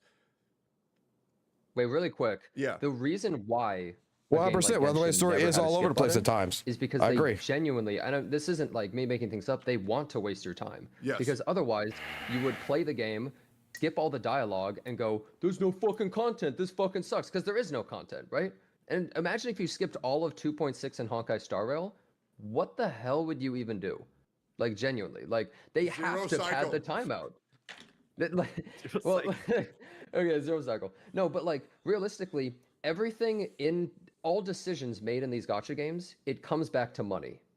Every single possible decision. The reason why you don't get as many materials when you farm stuff is because they have to put that material in the battle pass. So you buy the battle pass, and now you get the perfect amount for all your characters, etc. Right? The reason why skip buttons don't exist is because then there's less total playtime. Then the players get bored faster. Then a casual player, they can't go in and, they have to listen to 6 hours of banana, right? That might take 3 days for them to go through the banana quest, or like 2 weeks, depending on how casual they are. But if they're, just hitting the skip button every time, they're done in 1 day, and the casual player goes, well, I'm not going to spend any money. I'm done. So the skip button strategically only exists. What are you doing, Bob? Bob, be careful. It only exists to waste your time, or like not having the skip button exist to waste your time. I'm glad Wuthering Waves has the skip button. It's great. Honestly, every game should, because I think gacha stories kind of suck 99.9% of the time. They're just bad. I don't really like them. But the whole reason the skip button doesn't exist is to waste your time. That is like the genuine reason. Yeah, thoughts, Mr. Bugger? Those stories don't need to be 5 hours long. Let's be frankly fucking honest. They don't need to be 5 hours long. Anybody justifying the story quests for a patch being 5 fucking hours of dialogue is crazy. It's psychotic. I'm just gonna say it. I believe. I mean, it could be 5 hours if it's good, but yeah, I did a Honkai Star Rail quest. It took me 8.5 hours to get through. I wanted to fucking blow my brains out. That being said, if I was on stream, so I enjoyed it, but doing 8.5 hours of story quests where it's just, man, we need to go find March 7th. If they make a good story quest and it's 5 hours, I wouldn't mind it. But if it's like got a lot of bloat, then it's like, yeah. Sure, but the thing is, I haven't really seen a gacha game with like a good ass story quest though. Maybe I said the Nikkei chapter 1. I think that was pretty good. But yeah. Nikkei chapter 1 was do the great. current Nikkei event story. It's actually like peak. Yeah, Voice acting, Nikkei amazing. April Fool's event was really, really, really good. I actually did thoroughly enjoy Genshin Impact's Dragon Spine story involving Eula Amber and the homunculus Albedo.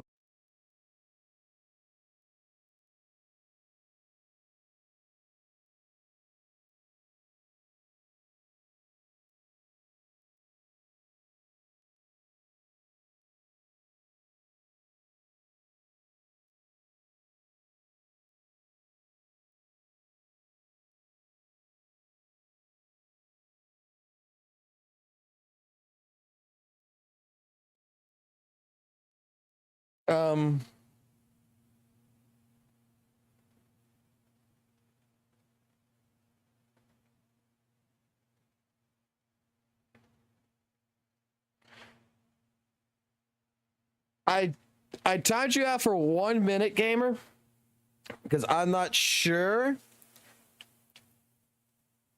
I'm wondering if your keyboard broke, because that was like the most fastest fucking typing I've ever seen.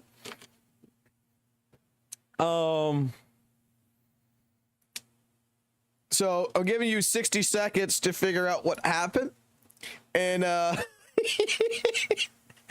then we can discuss it. But if I see 33333 again, I'm gonna have to do something. I'm sorry. No, it's fine. No, it's completely fucking fine. Might have been like, yeah, it might have been a fucking auto clicker. I don't fucking know. That was fucking, woo. That was like, whoa. I'm like, what happened? Were you just fucking like pissed off or something? It's like they're saying it's 5 hours. It was 3 hours. It was 3. I'm like, what the fuck, man? Were you like defending or some shit? Oh, I appreciate it. Let me copy that link. Let me post it here. And you said it's about the 30, 40 minute part? Okay. All right. Are we good with this? Are we good with this video? Let's move on to the next one. I mean, I don't think we want to keep hearing about Honkai Star Rail and shit, right? I mean, basically, the only altercation that we have seen between Genozod and St. Tonus here was about the middle tower, and Genozod here basically defending Fob's take on, you know, the tower. So did Genozod come off? Let's go over and find it as replay it. Did Genozod come off as a stuck-up asshole? Okay. The someone who's gone. University. A buff for the stage that is accessible to basically the general attribute. All Counterpoint shit. to that. The middle Yeah. tower in WUWA is permanently with a general attribute damage buff. Okay, so and it's a 10% buff for the better, stage like- that is accessible to basically every single team Like- attribute damage buff. I mean, Genozod is being a little bit of... Okay, so and it's a 10% buff for the better, stage like- that is Rotation has a specific buff for that specific new character that just came out, and Do you understand why people call you a Wuthering Waves show now, though? What Fob was basically saying is they're all bad systems and they're just not good. But then you're like, well, no, actually, Wuthering Waves is 5% point better than of- these he used ones, the right? point of Like, the they're all of the- still bad. He used the point of the tower. He said that unilaterally the tower was used to sell characters, and then I brought up how the middle tower literally is completely Oh, adjacent. but the to- other two opposite to towers that. still have the selling character element, though, where they specifically make them weak to whatever is on banners every single time. though. That's true, but the other games don't have a system that like gives you a back door for the rest of your roster to still be viable. you're right. But WUWA HSR just does. has Close, other but- modes, I guess, where like other characters are better. So like, And it those were kind added. Okay, so take it from there. Would you say that that right there actually constitutes a reason to have a grudge against Genozod? Do you think Genozod basically saying, hey, Saint, this is why people are calling you a WUWA shill, is because while you're defending, you know, while Bob here is saying that all these systems are bad, you're like, my game's 10% better because I have a better middle tower. Like, does that right there so far? Because we're gonna go back to Captain Caps. We're gonna fucking see this other video here really quickly, but would that actually constitute you to have a grudge against someone? Thinking it from St. Tonus' point of view, not Genozod's point of view, at St. Tonus' point of view, would that actually try to get your, and I'm gonna honestly say, try to take your bias away. You're watching, you know, you're watching his reaction and everything else. Genozod is seemingly being a little bit more, you know, egotistical here than you would assume. But I mean, from my understanding, Genozod's always been like that no matter what. Would you be like, fuck this guy?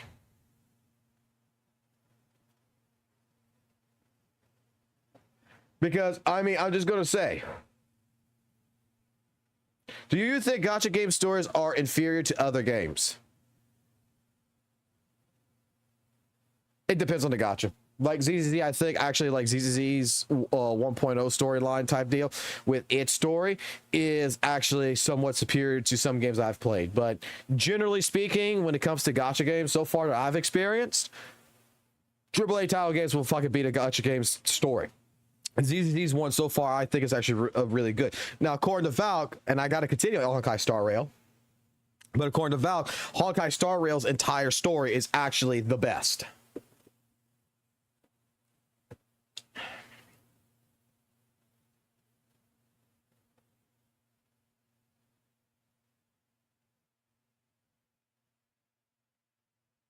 But in general, I will say that to me, it depends on the gacha. In my case, Fate Order has, okay, hey, if that is your take, that is great. I will just say from what I just witnessed here, this little altercation, if I was in, you know, say Tonus' shoes and Genozod came at me like this, I would be like, okay, the guy's a little rude, but not something that I would take a shot at him on later on. Nothing yet. So let's go ahead. Let's exit out of this. And this one I was told to go to 30 minutes and 40 seconds overall, on. the patch just didn't meet players' expectations. And people might think, like, So 30 minutes and 40 seconds about where it happens. it's just What do you think? About other games, we're gonna see. But yeah, no, I mean, I feel like we kind of just covered all that shit. All right, let's see what I this feel says. like over the next couple days, we're gonna be seeing a lot of comments in the YouTube saying, "Man, these fucking Kuro bots." It's like, all right, bro, here we go. Well, I guess this is the thing, right? I don't feel like I'm gonna see very many Mr. WUWA creators Retard! going Oh, ahead and just wait, saying, wait. you know, I know blazing that the picture. I know this picture. I have not seen you in my chat because you're not a mod. Well, you're now a mod. This right here is a person I recognize from my comment section that typically posts this, and you know what? Has some of the greatest actual comments that I have ever fucking read. Like, you, sir, I think actually as well are not a biased person, and I want to go ahead and recognize that with you because I fucking love the black groove fucking picture. I love the fucking picture, the PDF. If you don't mind, with that profile picture, if I could get a link to like the actual picture of that would be fucking great, because I have a friend that I want to give that to. So I will give you, I know that you're a person who watches my videos. I will glaze the shit out of it. Yes, I'm glazing.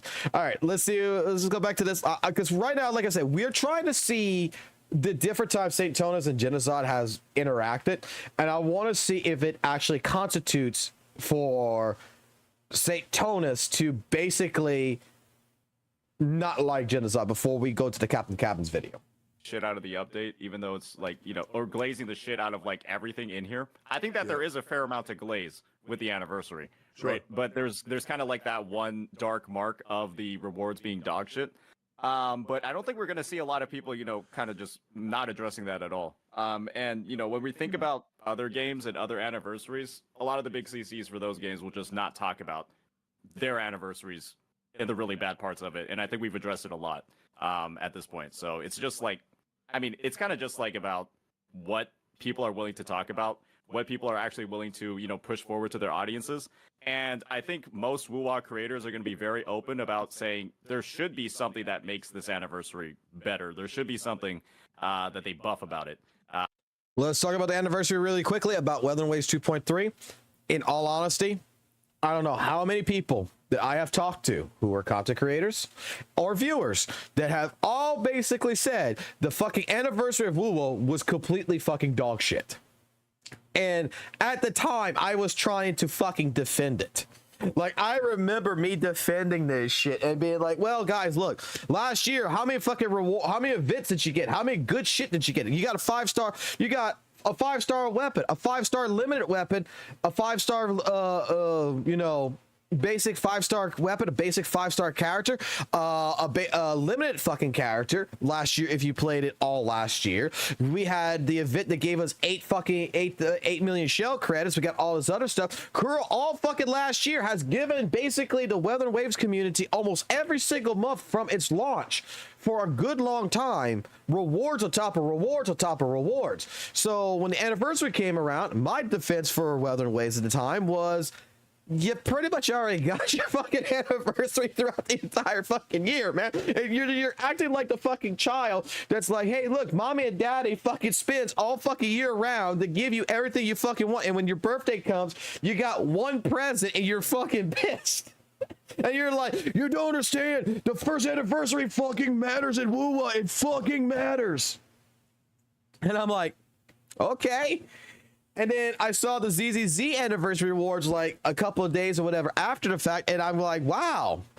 In all honesty, the ZZZ rewards for anniversary is actually, they're quite equivalent to Weather and Waves, but it's actually better. It's actually better. And then you have people's like, well, it's not 40 pools. The other 10 pools are for boo pawns. And the bang boos don't mean shit. They don't mean fucking jack shit, man. They don't mean, so it's not better than the Weather and Waves anniversary. Yeah, but for our fucking anniversary, we got a fucking mode that we go fucking fight like a little fucking tower and a fucking cake fucking bullshit for Bowser Ambi, which was kind of fucking boring.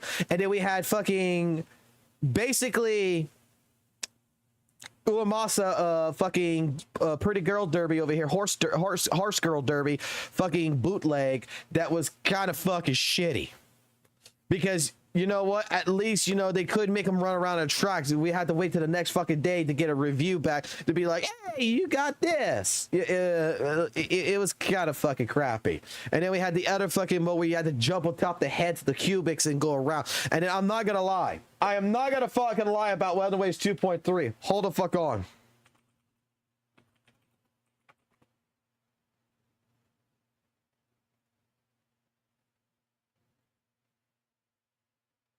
This shit right here, was the most creepiest fucking shit in that entire fucking game. Like, I get scared of some fucking things in my life, but god damn, these marshmallow looking motherfuckers with the fucking goddamn ugliest and creepiest fucking looking things to me. Like, the artwork's good. The actual fucking model, man, that's some creepy ass shit, dude. Like, I was like, what the fuck? This is what you decided to do for your fucking anniversary? Like, I could defend it at that point. I really couldn't. I had to agree with everybody at that point. Like, yeah, the anniversary's kind of shitty. All right, back to this. When it comes to the rewards, and maybe we'll see something actually happen. Maybe, because we still have 10 days left. I think just in general, the patch is so disappointing. I think a lot of people are going to be calling everyone curlbots and stuff like that. I do think, I will just say, I think some of you guys are being a little bit charitable. I think overall people are still being pretty positive in this call and charitable, just all in all. Like, I feel like if this was Honkai Star Rail, pretend, and I know that's like the third strike they're out, right? It's such a shit comparison, though. Well, I know it's a different situation. What about but the thing Nikkei is, today? Did they give a free character? The Nikkei? Oh, they gave like a free character and like 160 polls for a half anniversary, by the way. And that was a half anniversary, not even a full anniversary. They streamed at the same time as WUWA, by the way. But I think it's more what the fuck? like that's look. The thing is, I see it. Just call it like you see it. Even though dude, I love Weather Waves. I have played so much of this game. It's one of my most played games ever, especially for a gacha game. The game's great.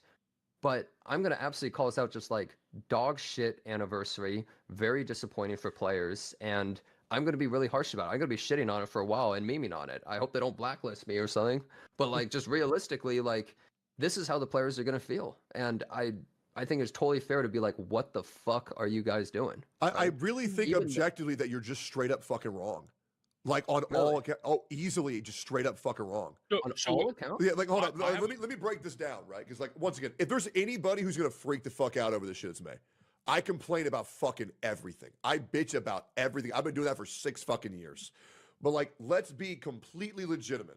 This is a 2.3 patch. I want to know in your terms, because I feel like you're using too much vague shit right now. Because I feel like you're riding the hate train, low key. Okay. What would they have had to add, right, to make this patch successful for the anniversary? Okay, so there's multiple things that I would say would excite people. The easiest is polls. You know, before they finish, you know what they should have done for the 2.3 anniversary, Tectone? I will say this, and to your past self, what they should have done that would have made this anniversary absolutely fucking amazing and would have beaten every anniversary out and not change anything except for one fucking thing. They could have left everything the way it was. Even the predatorial gilded night market, which you could not get all the fucking pulls unless you actually spent money in that shit. Because we sat here and we went through that shit, and I remember calculating it and go, you can't get all the shit in the gilded night market unless you spend money. And even then, when you spent money, you still can't get everything in that night shop. You still can't. You have to select exactly what the fuck you want. So pulls are automatically going to be first in there. But anyway, the only thing that you could have added in Weather and Waves for 2.3 to fix the entire problem, and I'm not sure who's going to say, I'm hoping that Genocide might say this, is the anniversary banners should have been guaranteed characters. That's it. No 50-50 on those banners. They should have been guaranteed. Like Zanny's banner and the anniversary banner should have not been together on Pity. It should have been separate. So when I pulled for Zanny on the Zanny banner, that Pity carried in there. But when I pulled on the anniversary banner for Phoebe, every time I pulled on the banner for Phoebe, I should have gotten Phoebe. There should have been no 50-50 loss on it. Like, I should have been able to get the character and been done. Not just This would have been the one time to take the banner that you did with the weapon rules and apply it to the anniversary banner. So if you're a person who missed Chang Li, you're a person who missed Brant, you're a person who missed any of the other characters on this fucking banner, you're guaranteed to get it if you're pulling on this banner. There's no ifs, ands, or buts about it. You're guaranteed. That right there would have fixed the entire fucking problem.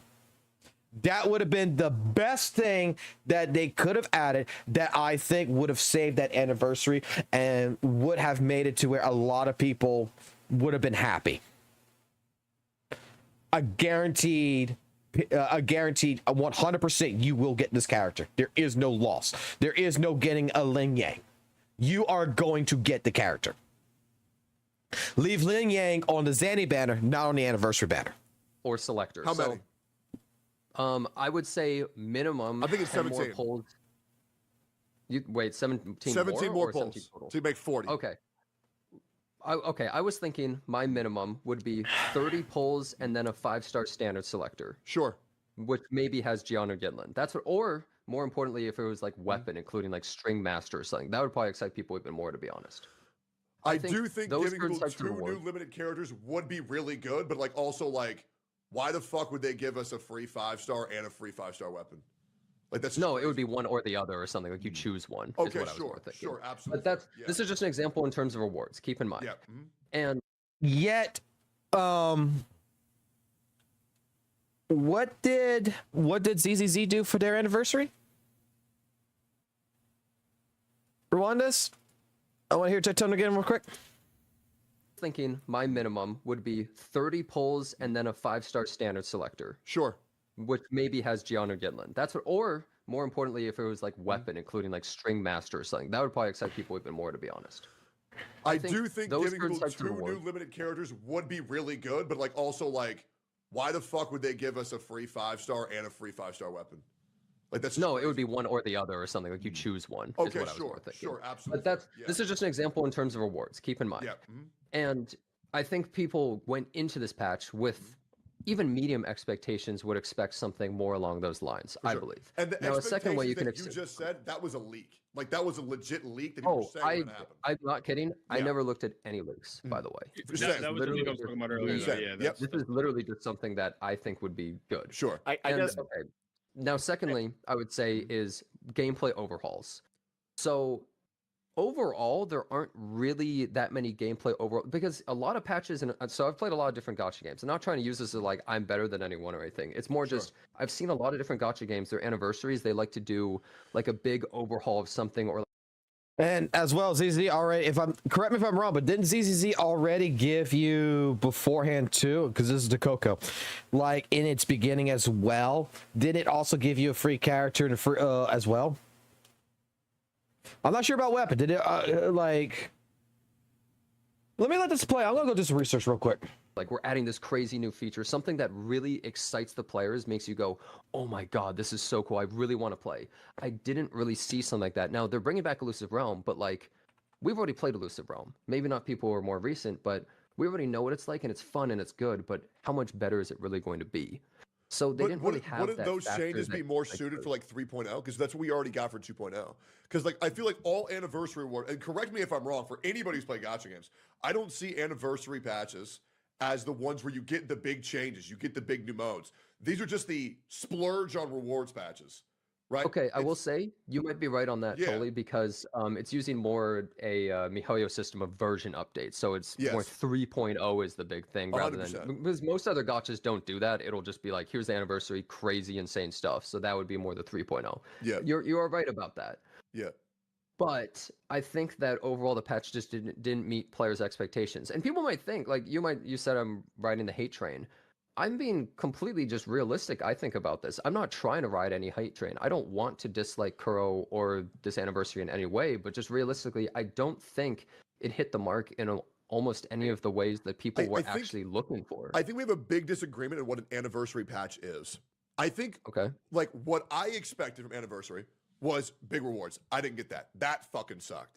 Everything else, I'm like, okay, this is a 2.3 patch. It's fine, right? I'm like, yes, if we would have gotten 17 more polls, it would have been fine. If we would have got 10 more polls, it would have been fucking fine. But like all these other changes, like where's my new gameplay modes? Where's my new rehauls? Where's my new gameplay fixes? Well, that's in 3.0. That's in 2.0. Like I don't know why I would expect any of that for this patch.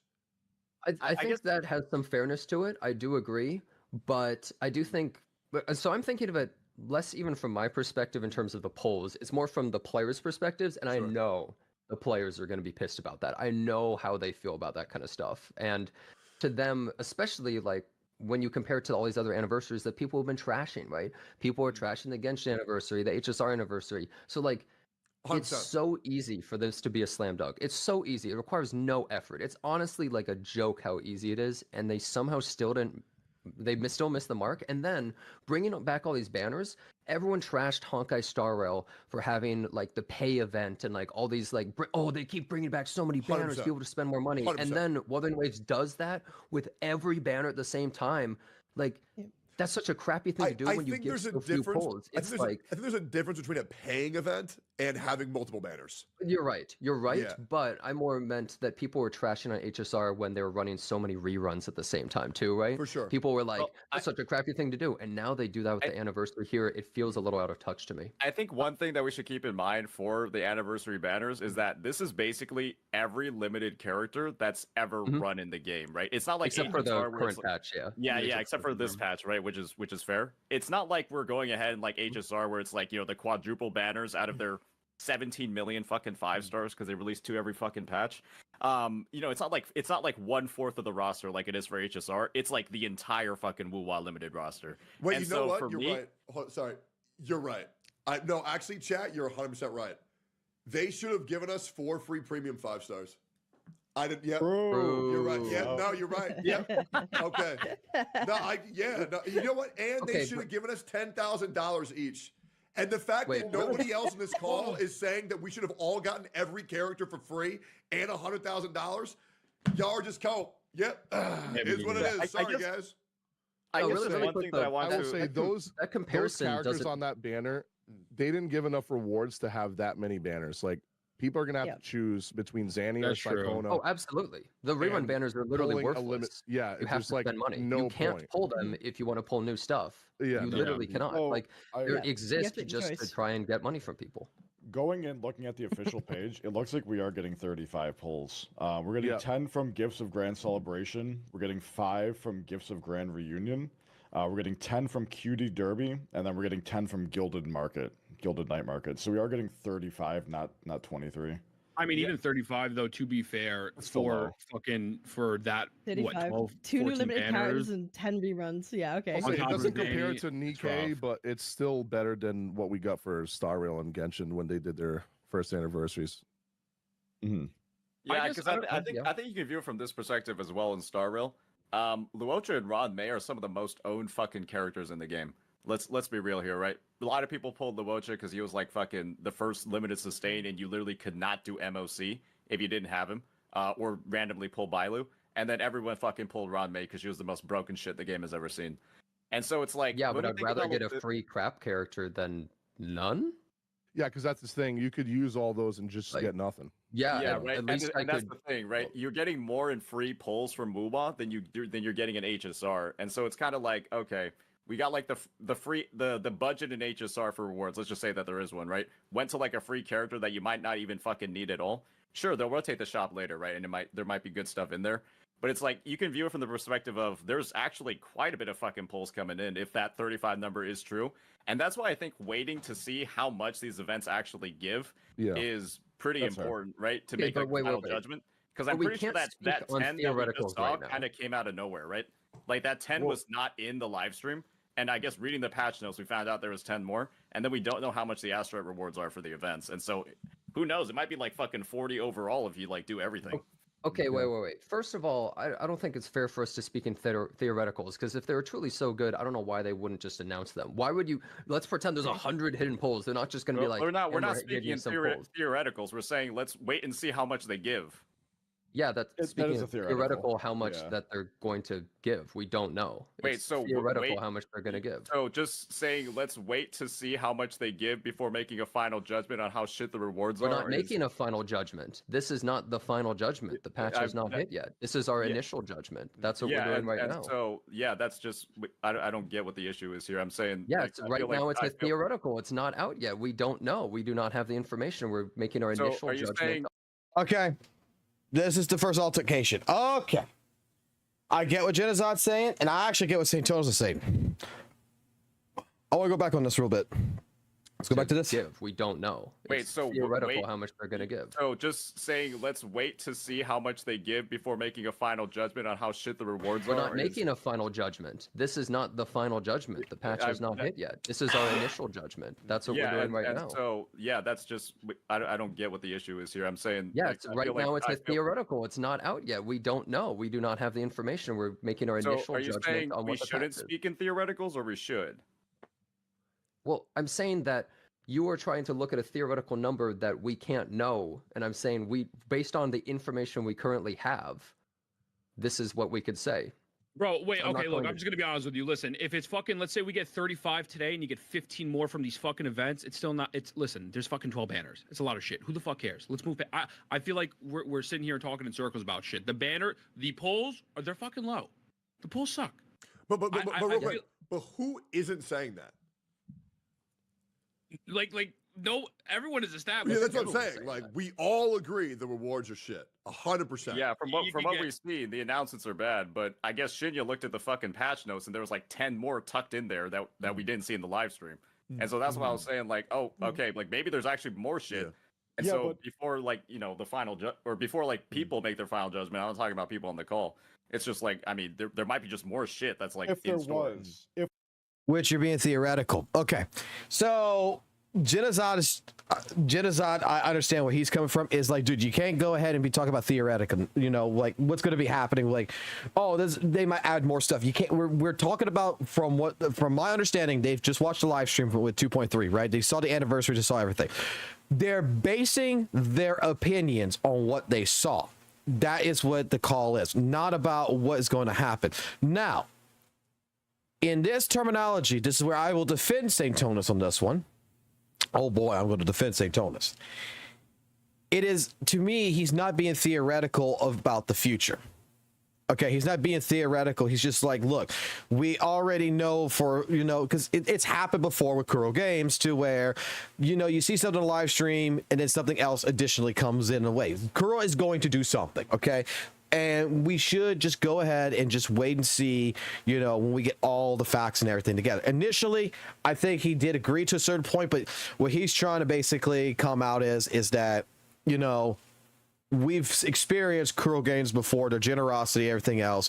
It's being more established that this should not be the final thing. Yeah, I understand that, we shouldn't bring a theoretical premise to this, but I hate to say it, when Kuro's done this multiple times, it's not really theoretical. Kuro's going to do something. And if I'm not mistaken, didn't Kuro do the same thing like ZZZ did, where they just sit you some fucking pulls in the fucking mail too? Like an extra 5 pulls or 10 pulls, some shit like that in the mail.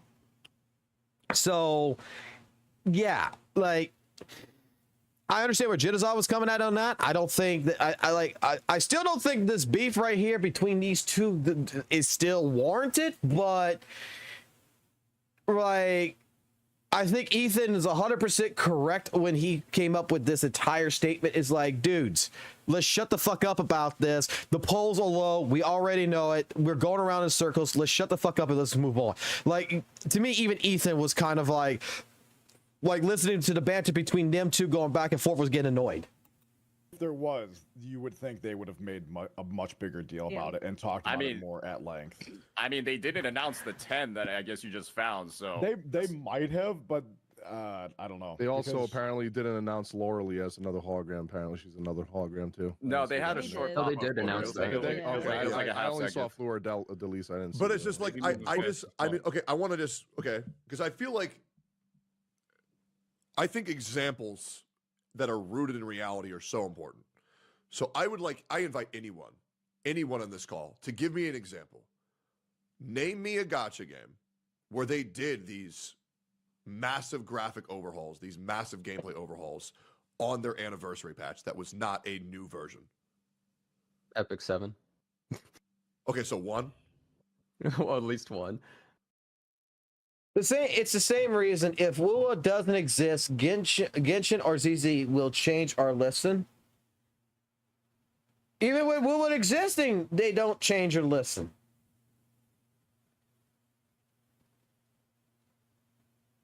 Like, I made this statement before.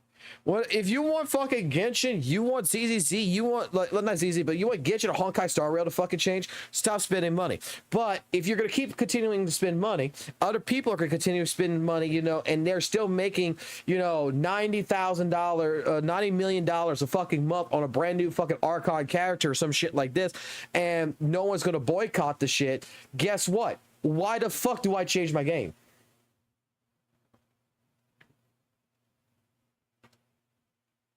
Like, all the changes that is happening with Honkai Star Rail, that's happening with Genshin, do you really honestly believe that WUWA actually is the fucking reason behind that shit?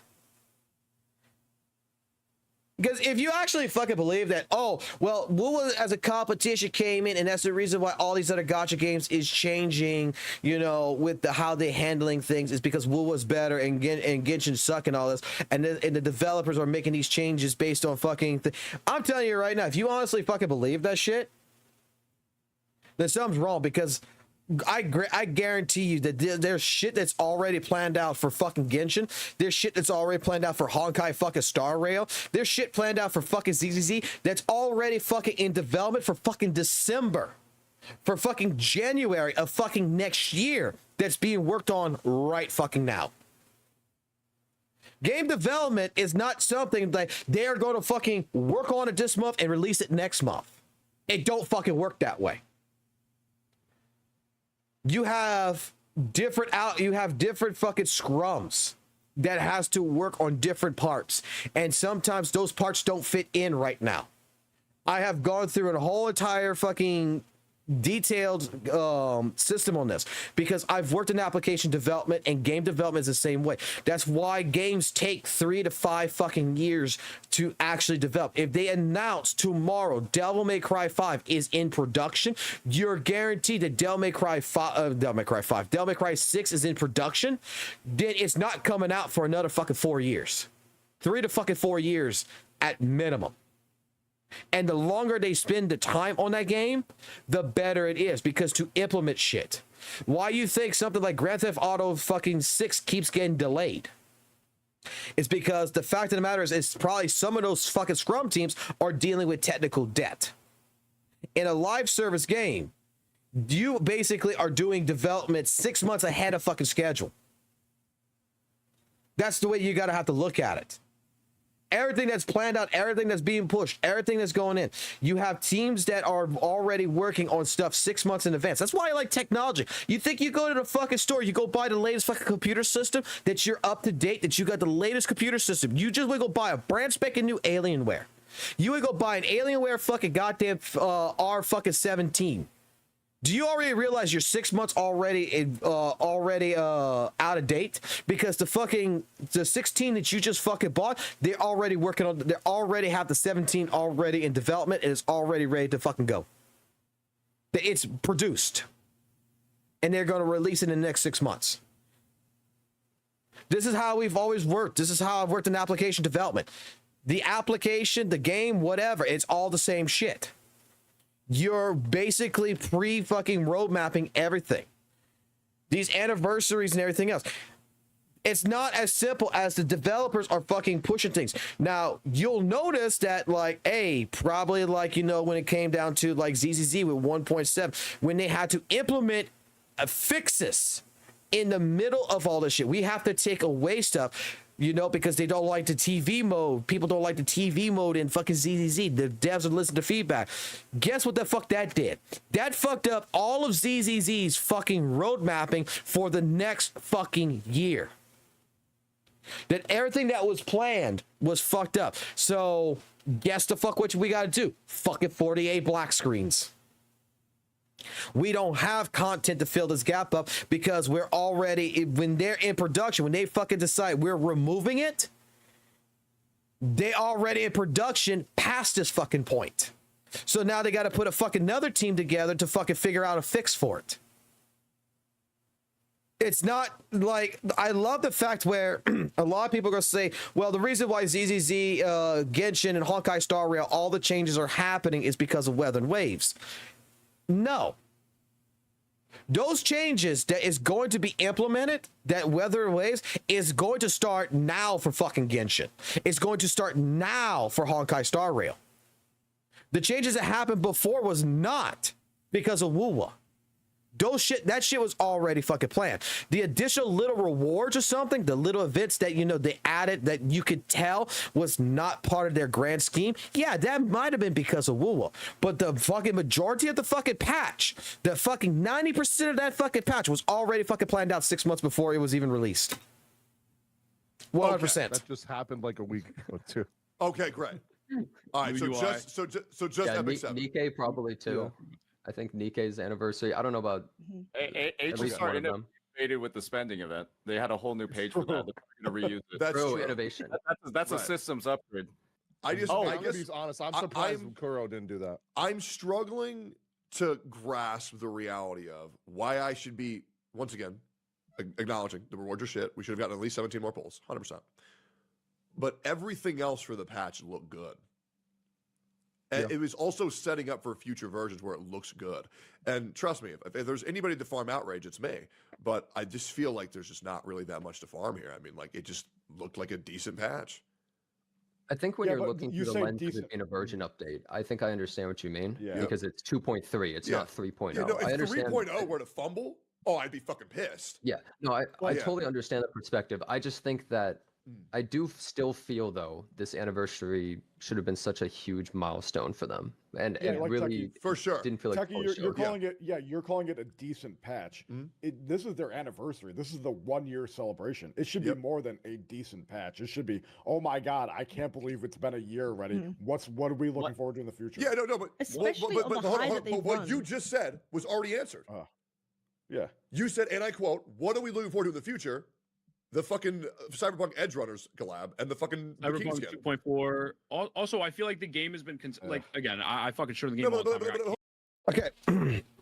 So I'm seeing right now that looks like Genocide and St. Thomas, that's really their interactions. There was really nothing else other than this. Getting back onto this conversational talks right here, like fake collab. I'm not going to say that like the devs, when it comes down to like the fake collab was any fucking good or anything. Like the devs actually put, you know, fucking actual fucking effort in a fucking year to fucking building it like it is. That, you know, to some people, it was a shitty fucking collaboration, okay? That they had an entire year to spend on and it didn't seem like they spent. I'm not going to say that developers in general, you know, when it comes to their fucking deadline, they don't fucking rush shit. They're like, you know, they're given a 6 month fucking goddamn time. You know, hey, look, develop this in the next 6 months. Okay, or next year, whatever it is. All right. And then they're working on other shit. They're jacking their dicks off the fucking Nikkei over here or fucking Azure Lane or whatever. They're jerking it off and then they realize, oh shit, fucking 4 months went by. I only got 2 months left to fucking do my fucking project here. And they don't fucking bust out a nut and fucking try to rush all that work out. Okay, look, when it comes to Hoyo developers, when it comes to Genshin, it comes to fucking Honkai Star Rail, from everything that I don't play the games, but from everything that I understand, the developers are very content in just doing the same shit that they do. Okay, they're very content. They're not pushing shit, all this stuff. That's the development team. Okay, that is the development team of how they are. I know where God damn it. Got something stuck in my throat there. I know for a fact when we were working at the Department of Education's shit for their application development when I was the manager over there. Okay. My team that was handling several different fucking projects, we were handling it under a 6 to 1 year project list roadmap. We were putting in agile systems. We were doing our scrum meetings. We were doing everything that we could. We did it under a water flow complexity, and we had goals set up each month for each party application so that way we could present our work. We can get it taken care of. I'm not going to say that the other department teams that were working with, you know, the other departmental team, developer teams, that were working for other places, that they were doing the same shit. Some of them, I do know for a fact that they were more worried about a goddamn party and planning a party and not doing their fucking work. And then come to crunch time, they release a fucking goddamn fucking application to the fucking public to go ahead and monitor fucking whatever it was with the fucking kids on the bus kind of shit. And the application fucking crashed. They had an entire year to do it. And there were so many fucking bugs with it because the developers did not want to fucking do it. They were lazy. But I'm telling you what the thing is that with game development, with application development, this shit is 9 out of 10 times, unless it's really an indie game development team, like, you know, let's put it like this, Pirate Software, what's the fucking name of the guy? Fuck. The Yandir Simulator fucker. I forgot what his name is. That motherfucker. Yandere Dev, or whatever the fuck his name is. Look at them. They're still fucking producing a game that could have been fucking done in goddamn fucking 3 years, but they're fucking doing it by themselves because they have no goddamn fucking roadmap of what the fuck they're doing. They don't have set goals. And those games that they're producing is basically garbage. Even for them to do it themselves. There is Yander's fucking list. Oh, I have a list of all these things I need to accomplish. Okay, well, where's the fucking roadmap of what you're going to accomplish by what month, by what date? So that way you're working on each of these steps. So that way you're hitting all these milestones. You don't have one. You're just working on fucking putting in Easter eggs in the fucking game because, oh, fucking this guy over here on YouTube it loves the Easter eggs. So I want to make sure my game gets so many views. It gets so many downloads because this motherfucker here, I got to appeal to him to keep getting them Easter eggs. You're never going to get nowhere. That's why agile systems, that's why game development actually takes fucking years to fucking complete and takes different amounts. I think personally, when it comes down to it, like from the numbers of the employees that I've seen for Genshin and Honkai Star Rail in particular, that those teams are separated into sections. You're going to have your 6-month team that's already laying out fucking... What patch are we on right now for Genshin? What's the patch right now for Genshin? Let me go find out. I will tell you what my prediction is right now, okay? Genshin current patch. We're at 5.8, okay? I guarantee you that you got a fucking team that's already working on 6.0's...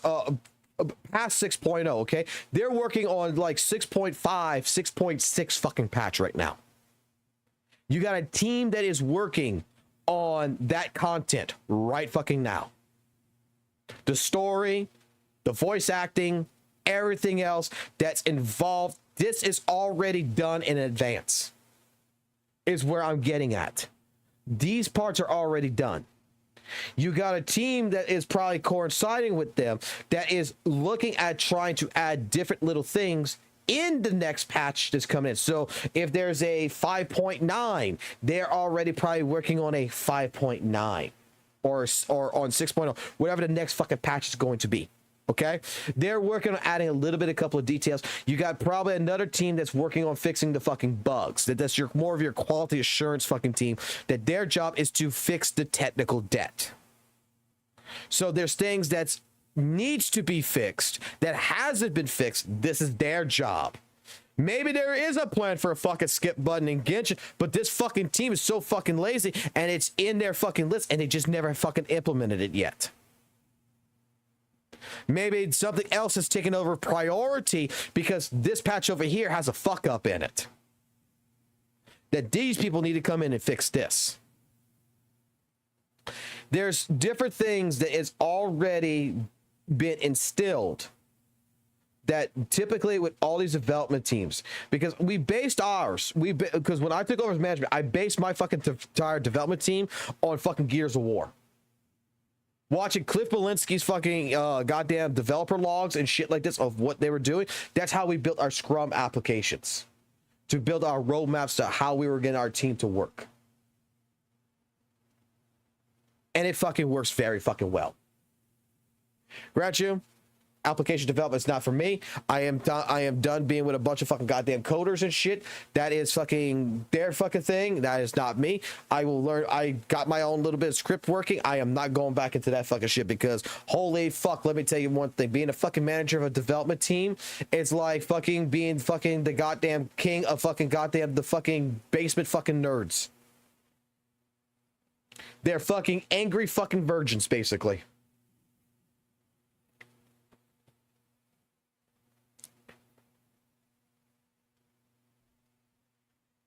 AI doesn't fix everything.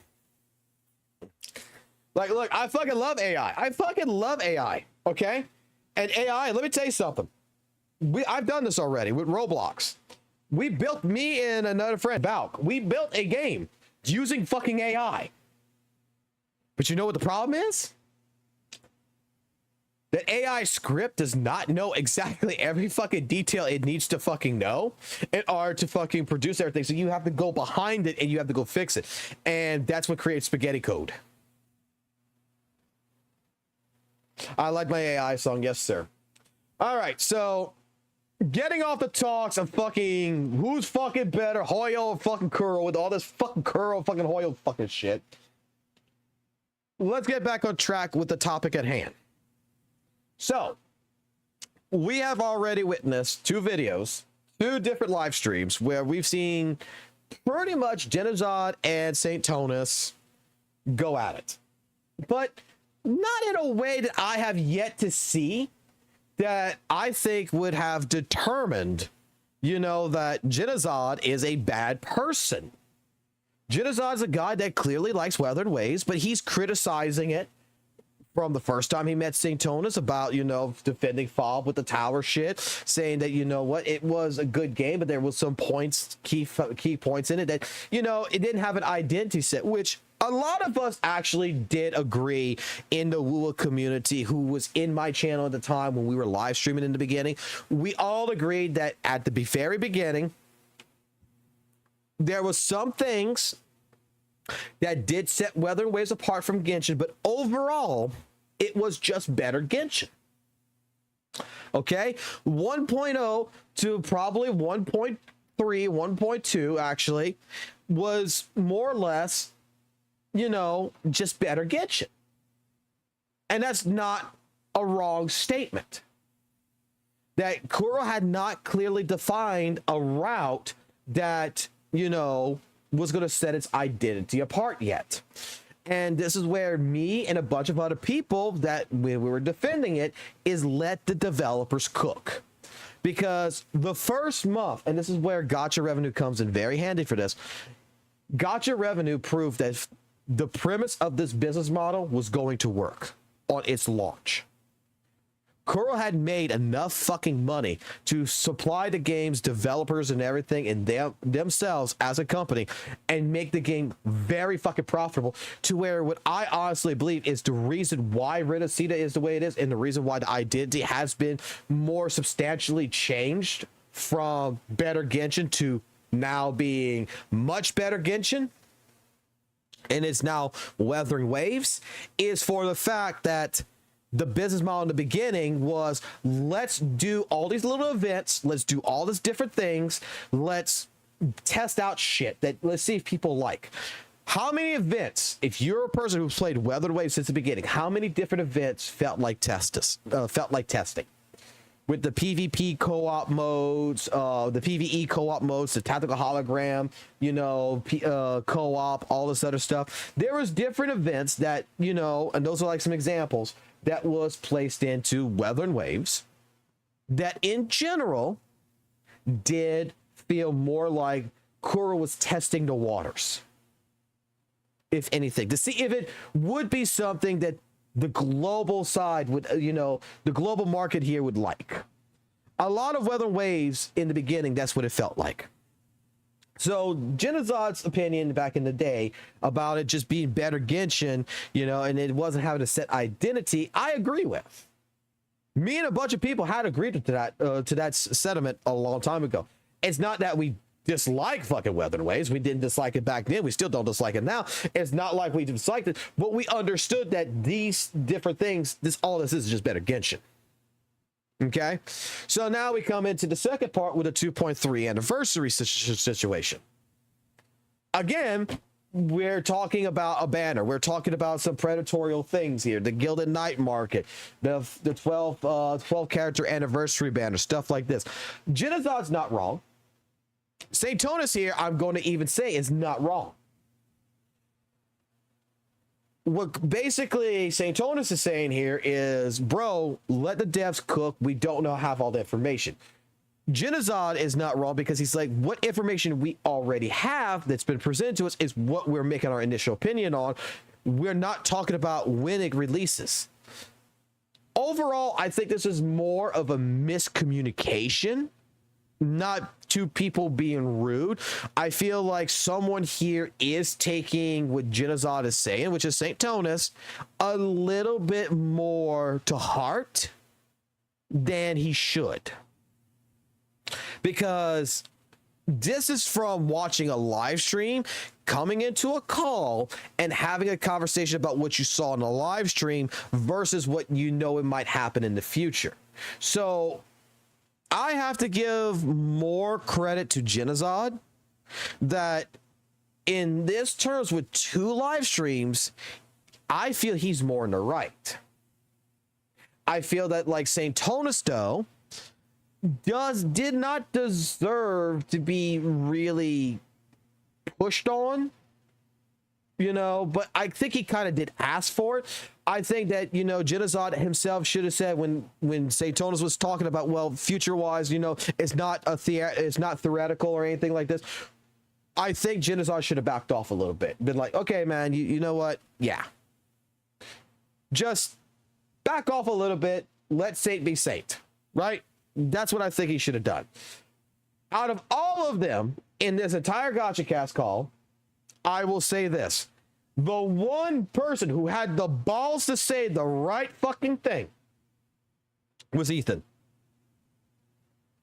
When Ethan basically said to everybody, shut the fuck up. Yes, well, the way's got low pulls. Whatever it is what the fuck it is. We're going around in circles. Let's move on. Props to Ethan for basically being dad. You know what? That's how I see Ethan. Ethan was being daddy right there. He's basically, he's telling the kids in the back seat, shut the fuck up or I'm pulling the belt out. It's Dadthin. Yes, it is completely Dadthin. The winner of this was Ethan. Because he's right. All they were doing was going around in circles. And it ain't going, and the conversation ain't going to continue.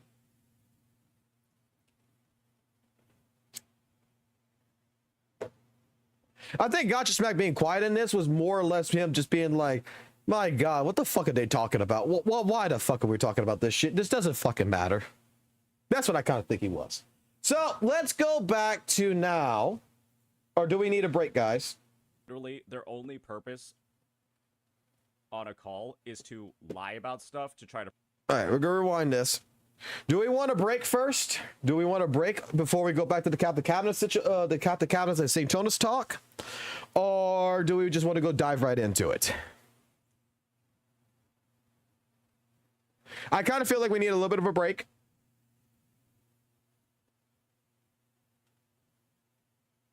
Let's take a break. I'm going to play a song, and I'm going to go use the restroom then. And I'm going to go talk to my wife and my kids for a second, and go drop down what I got real quick. So let me go ahead and let me swap the audio here real quick, because I don't want to blow y'all fucking eardrums out. And I will be right back.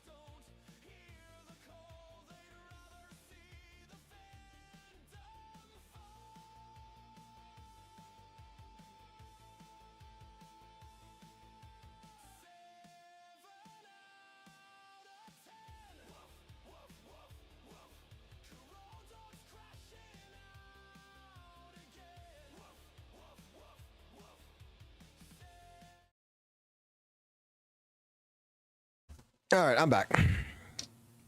All right, took care of the business in the bathroom, man.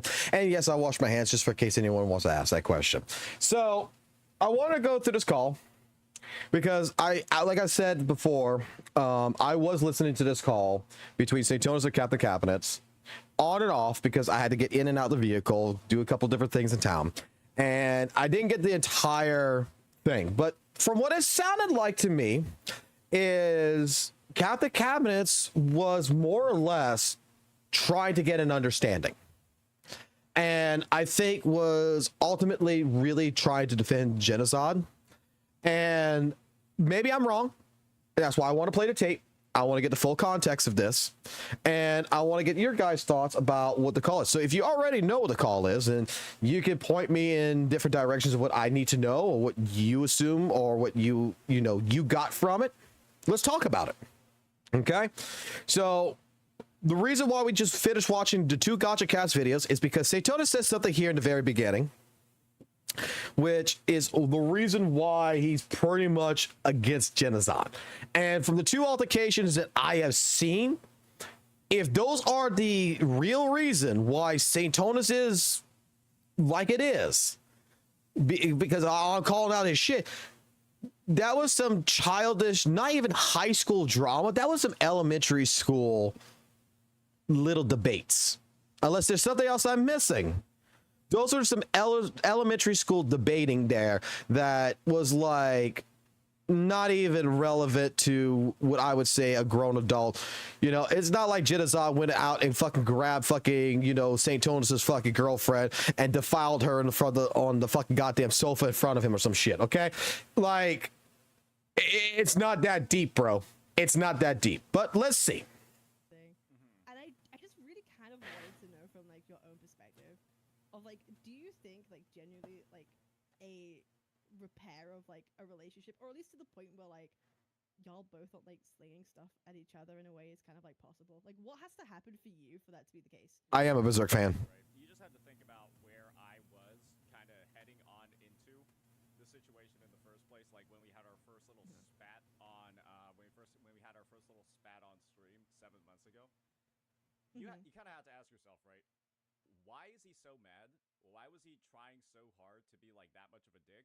And like, what reason was there for that in the first place, right? All right. From the 2 times that we saw genocide, now let's take what he's talking about here is the first time. Did we see genocide be a dick or be mad? Like, if anything, what I saw was just a guy who was just being a guy and being like, dude, Fob's saying the tower is like every other tower in the game is, shit. Like, you're just saying it's 5% fucking better because it's your game. Like, do you not realize why you're being called a Hoyle shit? Like, I not take anything that Genocide said there as a conception of him being a dick on purpose to Saintonis. He was just spitting, his thoughts, not being such. Audio problems? Oh boy. Let me guess, it's glitching? We can fix that. We gotta do this. Hold on, I can fix this. I can fix this real quick. Oh, no, the audio on the video. Oh! I'm sorry, guys. All right. Let me rewind. I just realized what the problem was. I didn't want to blow your eardrums out, and I forgot to press the button again. Can I ask a question? Why do you have the same duvet cover every single day? I don't think you've changed it in like 7 months. Because you address this. Okay. Heading on into this. Okay, let's get back there. In a way, is kind of like possible. Listen like, here, okay? Let's listen here real quick. Well, this is the thing. Oh, fuck. Right? You just have to think about where I was kind of heading on into. God damn it, what the hell happened to my Elgato? It didn't show up. What the fuck? No, from like your own perspective. All right. Like, do you you should be able to think, hit this. like, genuinely... Let's see. Out of the subject here, look at this later. ZZ needs fixing core game. I'll look at it later. Like I want y'all to listen to this. Repair of like a relationship, or at least to the point where like y'all both are like slinging stuff at each other in a way is kind of like possible. Like, what has to happen for you for that to be the case? Well, this is the thing, right? You just have to think about where I was kind of heading on into the situation in the first place, like when we had our first little spat on when we had our first little spat on stream 7 months ago. You kind of have to ask yourself, right? why is he so mad? Why was he trying so hard to be like that much of a dick? And like, what reason was there for that in the first place? Okay. So he's talking again. We're going to repeat this again. He's talking about 7 months ago with his shit. There's an echo.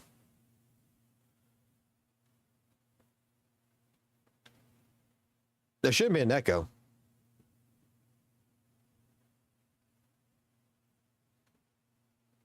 Okay. So he saw about 7 months ago. And 7 months ago, you know, we just watched it. Jinazar was talking with Fob, was talking with Mr. Polk and them, and was, in my personal opinion, just telling him like how he felt.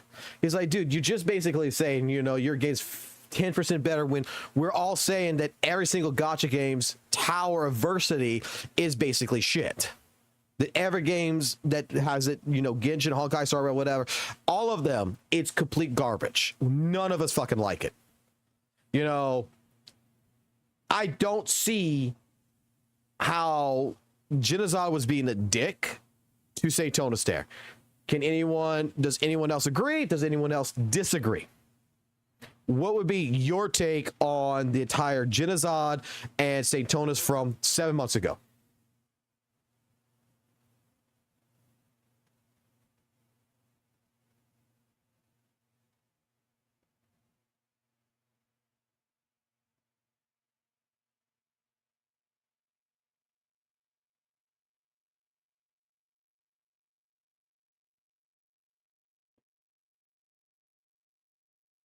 I mean, like I said, my feeling is the thing.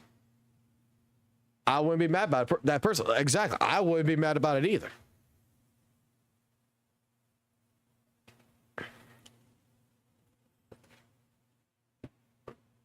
I agree with, so far I agree. Like, yes, I agree that even St. Jones seems to be a person who gets easily triggered. It seems to me that Saint is just butthurt. His gigantic ego has been a problem in so many things. It doesn't surprise me. Genshin Abyss, HKR MOC is better than TOA since WUWA was released and never changed. It's not like he was insulting my entire lineage, in-game content, not just my... And even then, like, didn't Genozod say, like, you know, I like Weather and Waves? You know, and he would say, I played the majority of all. I'm criticizing this because, you know, every gacha game does this and it's kind of shitty.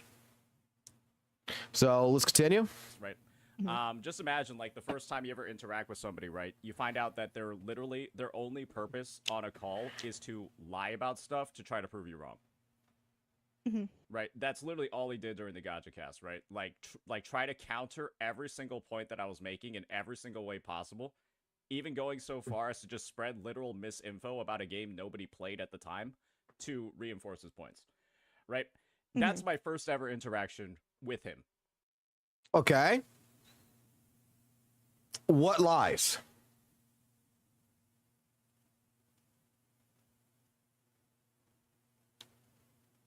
To a game no one played, which I'm guessing he's just like, you know, Weather and Waves, no one was really playing Weather and Waves at the time.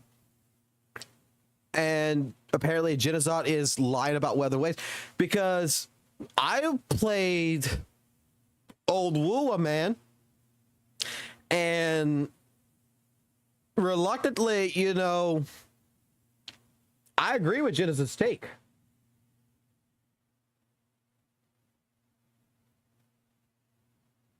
What lie happened in WUWA? Because in the middle tower, is that because if that is all we're gonna say, the middle tower, look what has happened since that time till now. The middle tower has completely changed. It is now predatorial now. It is now where, yeah, it is, well, predatorial. It is now where you have to have, you know, it's no longer generalized. It's now, hey, you have to have this type of unit, and it's basically related onto the main unit. So far right here, either A, St. Tonas is misremembering, which happens to all of us. It happens. It does happen. Either he's misremembering what happened in the Gacha cast and he needs to go rewatch it to go get a recap to go help his memory on it, or B, he is doing something called lying by omission. Or C, He is trying to keep pushing this narrative over and over and over until people who might have forgotten about the Gacha cast, or people who might not go pick it up and go watch it, or people in general who do not know about it, will actually just believe him.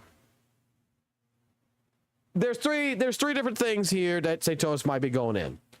Either A, he's got a memory loss issue, that he's misremembering things. B, he is lying by omission. He knows that it was not the situation, and he's just lying right here. So he's lying by omission when the actual information's out there. Or again, the last part is he's just pushing a narrative. That's all I can say. Ever. And then the second interaction is me finding out from watching his VOD, right? Viewers are telling me that he's talking shit about me in his VOD the day after the Gacha cast, right? And then I see him. Okay, apparently he's talking shit about SAINTBOT in a VOD after. Do we have this VOD anywhere? Do we have this VOD information anywhere? I need receipts. I want to see the receipts. Do we have those receipts? Because so far, I don't know anything. So if anyone knows if there's receipts about some video on demand that Genozal was talking shit about SAINTBOT the day after the Gacha cast 8 months ago, hey, I would like to see it. Going over, seeing the thumbnail of my vid, summarizing my video, and then talking shit about my content to his audience. This is all in the span of 3 days. Our first interaction ever. So you feel as though that this was like. That's a lie from Saint. Jenna said something about disliking slop content, and he was referring to those AI channels. Saint took it personally and assumed it was about him.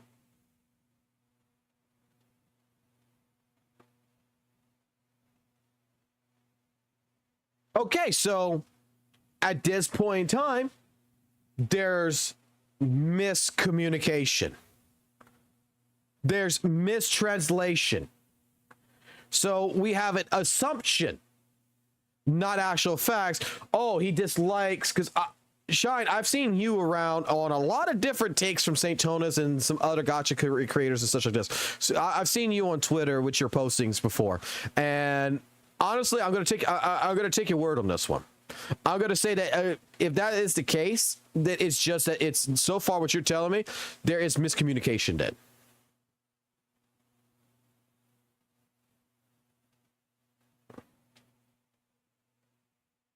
Let's see.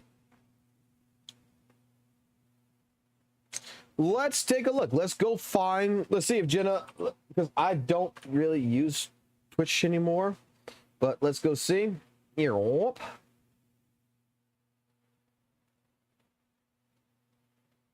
I know there was a VODs before that no longer exists. Like the quote-unquote PDF commentary that was posted on Twitter is no longer available because someone deleted the VOD. Let's see. VODs. I'm guessing it'll be clips. Can I search like fucking like top 7 days? It's gonna have to go. We're gonna have to go to all.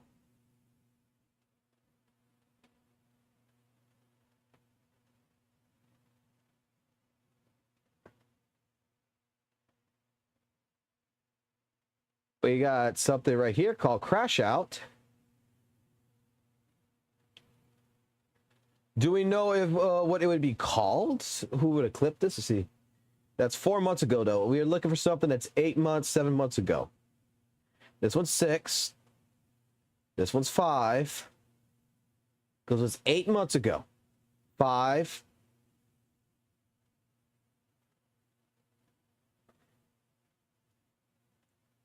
Jezot actually clipped that himself. No, wait, he did not. No, the skill issue clipped that one. 8 months ago, Goon Too Hard. 5 months ago, WW, Genozal crashed out.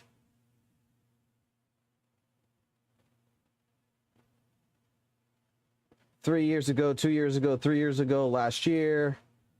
18 months, 6 months, 2 years. Like, I'm looking for it. Because it's like, there's not like a search feature where I could be just looking like this. SAINTBOT's girlfriend leaked? Maybe that might be it.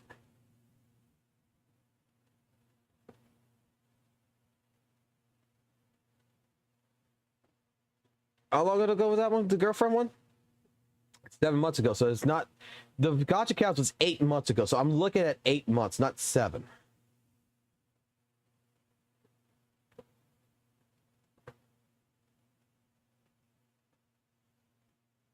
Give me a second, guys. I see you chatting up there. I'm gonna go take a look, y'all. See.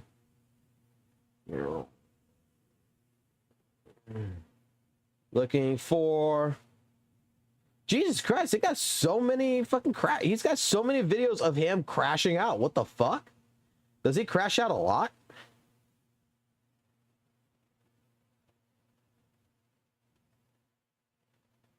I mean, I don't think Genazad's a bad guy. I mean, every time I've ever seen any clips or anything, I don't think he's a bad guy or anything. Genazad ZZZ. Because it's been the VOD.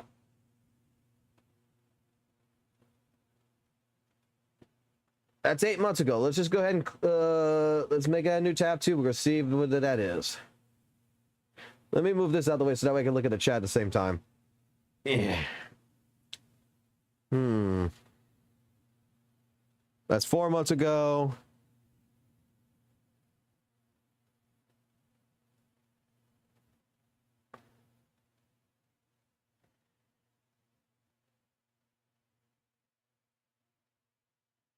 One more scroll, and if I don't see anything here.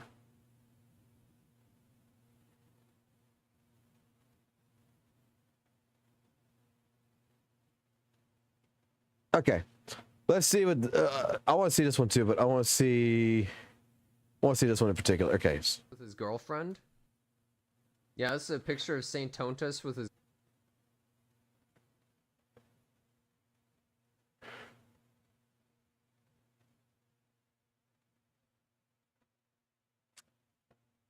his girlfriend.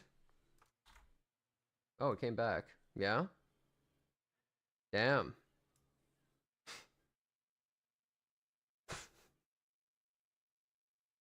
Wow. Glad he's doing good for himself. Okay, that is. I'm not gonna lie. I'm not gonna lie. That's a little bit of a dig. How you doing, sir? I saw it on Discord after I live streamed that you did message me, and I'm sorry I did not respond back to you, sir. I really do apologize. I do want to talk to you. I'm trying my best to be the person who is legitimately trying to take what's happened with a 7 out of 10 situation right now and giving all benefits of the doubt to every single person in the thing. So please pardon my slop content. I do not mean to be like this. This is me just doing investigative journalism and trying to get into the mindset of so far why the 7 out of 10 remark was actually really bad. Let's see what Jin had to say about ZZZ real quick. You'll call me ZZZ hater in Poke's chat? Good. I literally hate the game. Like, good. I don't care. I'm very upfront and straightforward with it. I think the game is lame as fuck. And I'm gonna be real, I think 99% of content creators only play that game because there's money. I'm gonna be real with you. Like, I think that game is ass.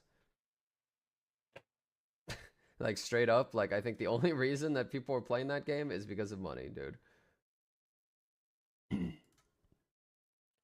If it wasn't a Hoyoverse game, that game would be dead.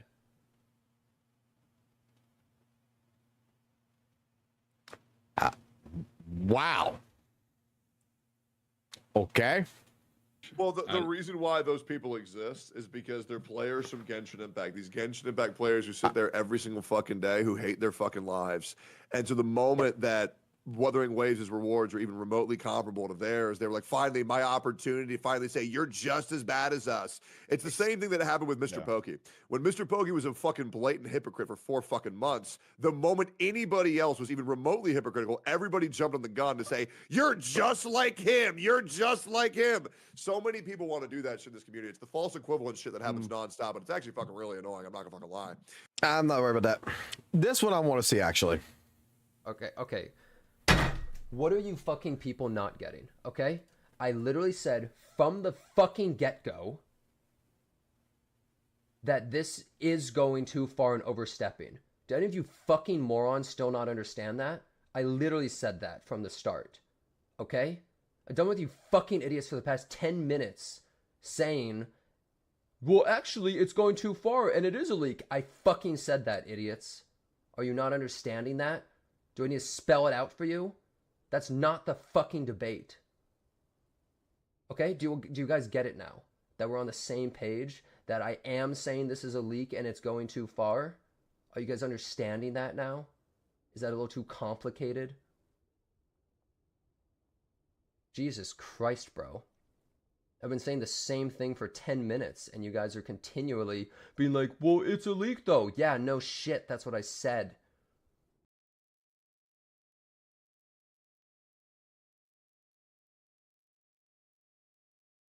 Damn. Okay, so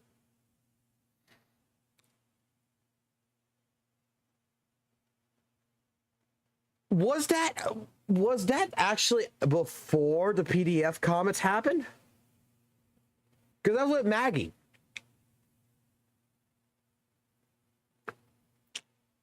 This is what people are catching, like the crash house. This is what they're actually catching right now.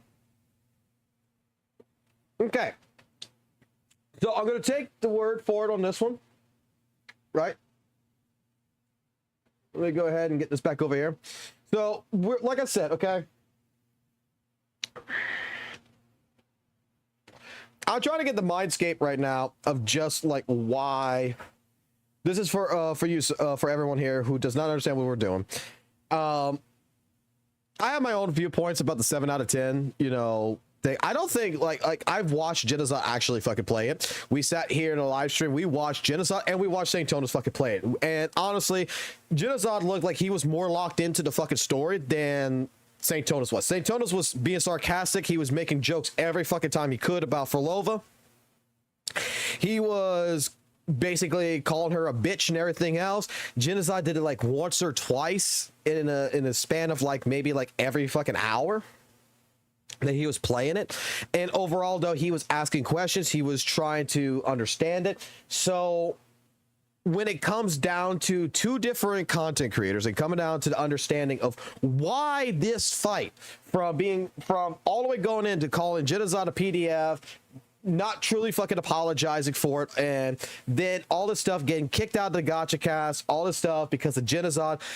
I really do 100% believe that the real fucking reason why that 7 out of 10 score and the reason why Genocide got attacked so hard is just because SAINTBOT has got a grudge against Genocide. But this call right here with Captain Cabinets and SAINTBOT, I'm hoping from the moments that I've caught it and on and off in the car, I'm hoping that this is going to bring more insight into the mentality side of SAINTBOT of just why he doesn't like Genocide and why all this matters.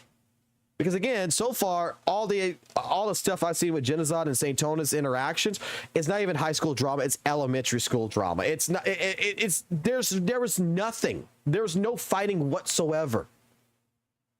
And then if he's mistaking right now from what Shine was just saying, if he's mistaking that Genocide said that I'm done with the slop content because he's done with watching AI stuff, this goes to prove to me that, you know, not even someone like SAINTBOT could take 5 fucking minutes to go watch a stream and go watch the context behind it that you're just assuming. So let's continue on and let's keep hearing this out. Like an undeserved like slight at the very beginning of everything. Like someone already had like a preconceived notion of you before you had the opportunity to like actually get to know them as a human being. Absolutely, right? That's our first, second, and third interaction ever, right? Second interaction, seeing him on stream, and then the third interaction is him crashing out. on my chat, right? Freaking out over the most. I mean, you clearly saw the comments that caused such an angry. I mean, this is the thing, right? We crashed out that much over Frozen Rain, and getting told we're dumb for having a near maxed out Echo, because, well, this is the thing, right? People were calling him dumb because it's like, okay, if you have a maxed out Echo thing, you're clearly not using the fucking combiner. And so they're calling him dumb for not using the combiner, and then complaining about how much echoes he had. Right? It's just like a very like natural thing.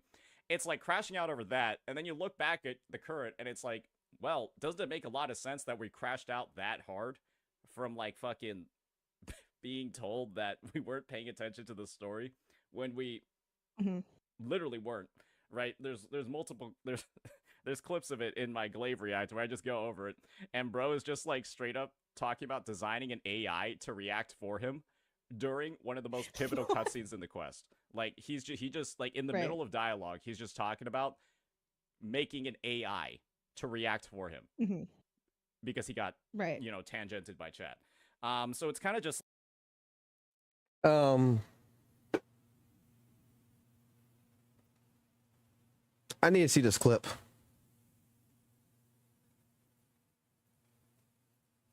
I need to see this clip. He says from Glaive.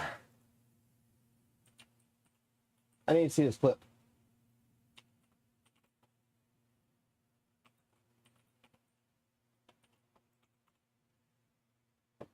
Because I watched Jinazaw's thing. I don't remember this.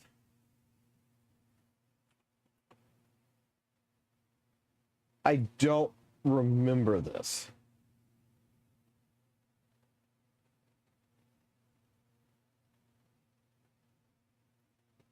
Tectone.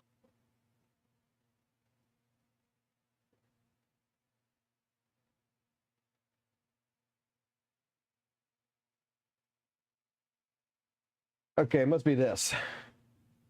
Seen talking over important cutscenes, constantly interacting with his chat, and generally not giving the narrative his full attention. You can have a look at this clip right here. Uh-oh.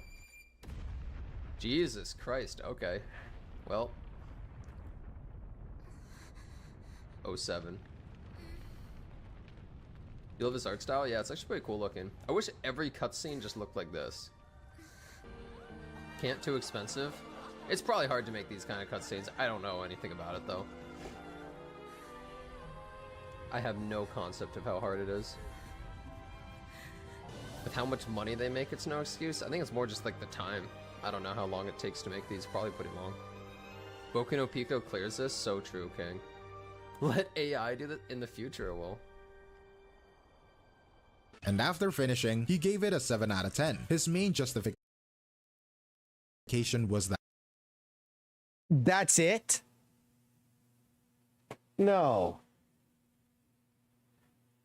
That's the argument we're he using? found the plot confusing and Frolova's dialogue too poetic, which diminished his experience. In a sea of 9s and 10s, a 7 will stand out, but the initial backlash came primarily from his own viewers and focused on his own process. Their argument was fundamentally simple. You cannot fairly judge a story for being confusing if you weren't giving the attention required to be understood. It is like skimming through the pages in a mystery novel and then complaining the ending feels unearned. The critique itself becomes illegitimate because the person delivering it didn't do the basic work, or at least that's how people saw it. This gets to the absolute core of the initial conflict. As one person later summarized it, 99% of people do not care about the rating. They cared more about him now they saw turn that small I do not care what those people for video and community and them side at legitimate the vision. He found to and receives incredible immune response.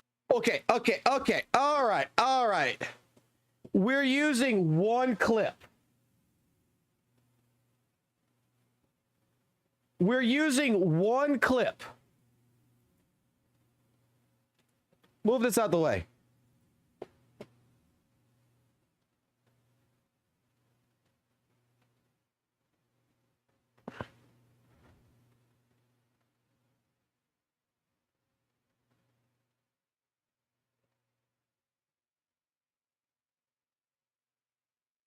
Come on, you should have another.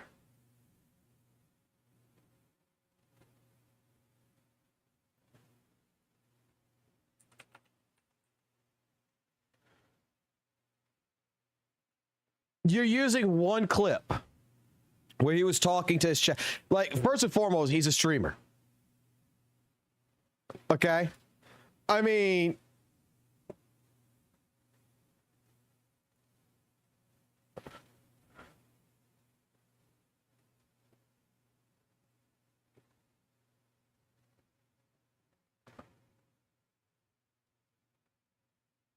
wait, past broadcasters.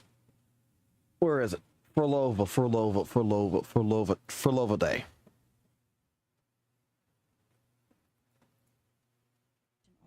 The principles should be the same. I'll check the surroundings for clues while you handle the orchestration. Sure. Not a lot of time until reset. Yeah, I know. I've been looking at the time.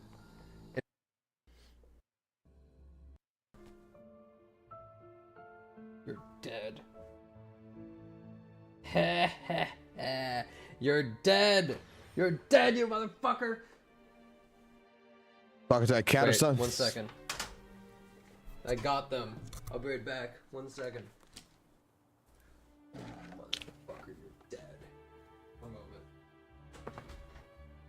Something fucking happened there. Don't know what the fuck happened there. Let's get the context of this shit. You sure about the Blessed Maiden, unable to fully govern herself, still becomes a thread in your grand tapestry. Manipulating reality behind her. What the fuck happened? Reviving the Whatever. The Resonator's second awakening, the attempts to merge with the divinities, is ripe. Accepted. Your actions aren't at all in our grasp. We need What caught his attention?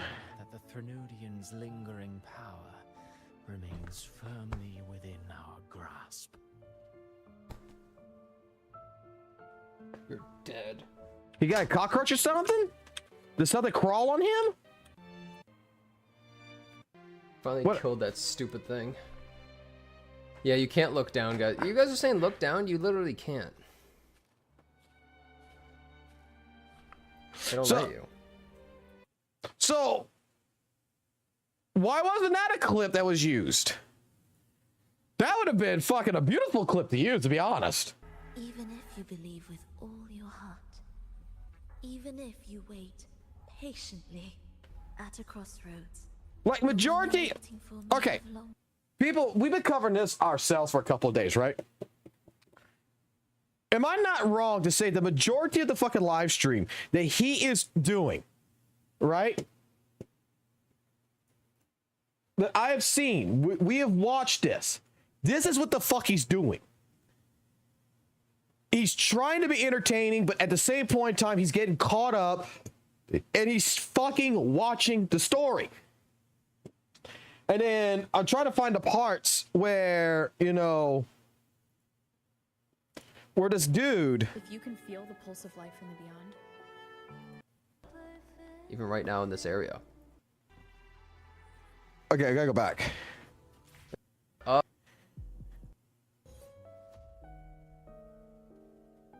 Subway Slammer.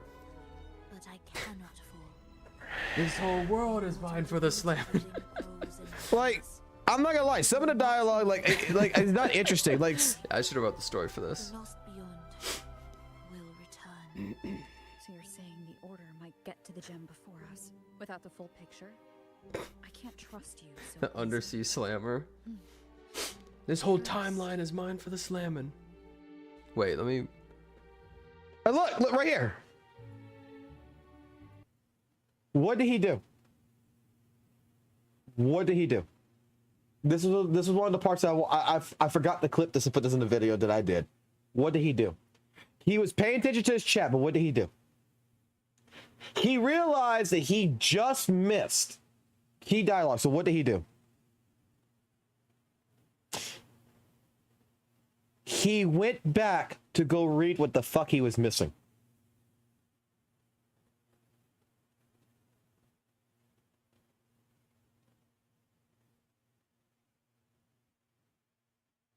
You tell me a person who is not paying attention to a story, who is skipping the story, all this other stuff, that is going to stop and say, oh shit, wait a minute, I should be paying attention to the story. Let me go ahead and go read up and catch up what the fuck I just missed because I was too entertained with my chat. I was like, after this part, he started like focusing more. He went go reread the fucking script. Right? Now, behold it. Behold it of the gods. It has completely eliminated me from the fucking algo. Pause. We're gonna go back to that video. Where's Furlova's story at? 19 days ago. It's gotta be up here. Main story.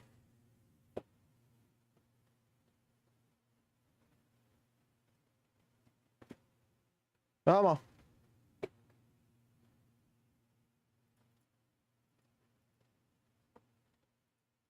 Limit a video.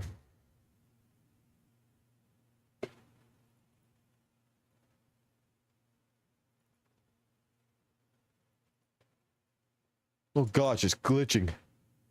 New tab. Let's see if it fixes it. If not, I got another way of fixing it.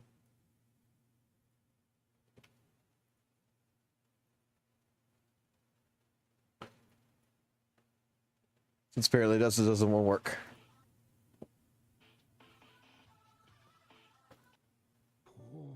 Go skydiving. Oh no! Surprised the Order dared to target you. I thought they'd behave before the great. Nothing but this deserves your stay in such barren waters. Dude, her posture looks terrible.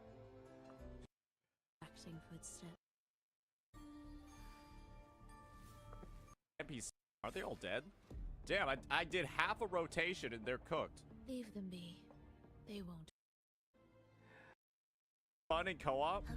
True. Oh no! Oh shit! Oh wait, that's pretty easy. But I guess our teammates do, so. Oh, that for. For the twisted hymn. I mean, the music's pretty good though. How do you know what lies ahead? Why are you calling it twisted?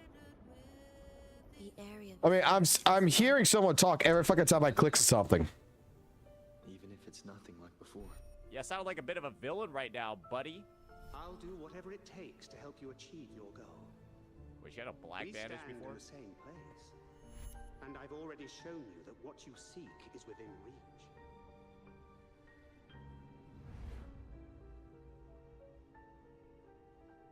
Let's go somewhere random.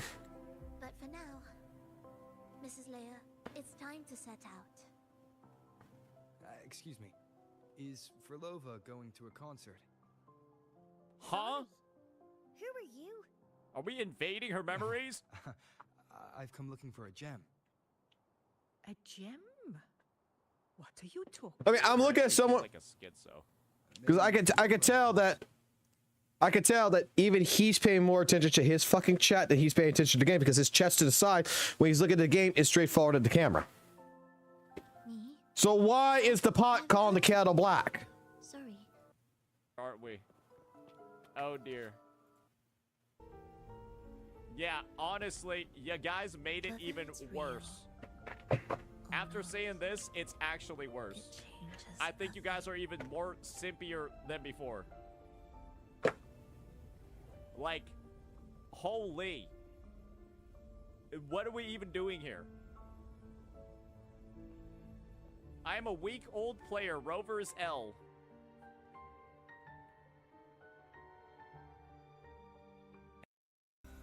It's not like the next 10 minutes can fix it. The next 20 minutes can't fix the fact that he came out of fucking nowhere. Like, why is he doing this?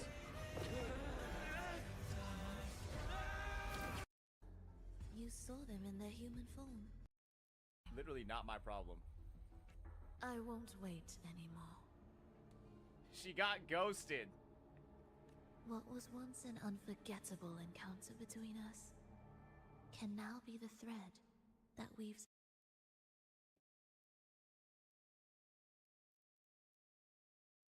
I don't get it. One person is more asking questions in their chat about different things, trying to get a consumption on it, more quiet, does yap a little bit here and there. And then we got some person who is just completely, you know, talking about fucking eyeballs, talking about the fucking thing, talking about how hair is fucking ugly as bread and shit, talking about how Frolova is like one of the worst fucking villains and thing in the story and shit like this. I mean, it's whatever it is. All right. But the one clip being used, oh, he was talking throughout his entire live stream, whatever, was used when he was doing as such, and then yet we had another clip where we just found it in there where he was talking to his chat, but he said, oh, hold on, I need to pay attention to the story, stops it and goes reread the script of what he just missed just to make sure he got the story. I don't know. Like, I've seen this guy just like freak out for no fucking reason over all of my shit, and then I just go ahead, and this is the thing, right? Something I didn't mention in this video, and it's something that everyone knows has happened, right? He would constantly, passive aggressively, talk shit still on stream. Anytime, like, you know, something like React content, anything like that would come up, call them slop creators, all of that. You can find offense to it if you want. I think it's naturally an offensive thing to say, to sort of just like summarize people's content as slop. That's just my point of view. That's AI stuff. And when that's happening, and all we've had are negative interactions with each other, and then every time I call out, wait, this guy's being like kind of a fucking, like, let's just be honest here, the term that I would use is like a little bitch. The guy's just been a little bitch for like the longest time. Right. And it's like, I call out the behavior, and then we have so many people coming to defense. And the thing is, it's like, I'm over here in the position of, I have only been fucked over by this guy for literally no reason. Like, as far as I'm aware, I have never done a single thing to him. But the thing, DJ King, and how you doing there, Zol? The thing is that, DJ King, is that from my understanding, what he's talking about right here about slop content is Genazar was talking about AI content. He was talking about the channels that use AI. So, what we're talking about is back last year or whatever is, do y'all remember a lot of channels like was it Yinlin Waves? I believe it was. I believe it was like the old Yinlin Waves, whatever. The ones where they did like all the leak footage shit.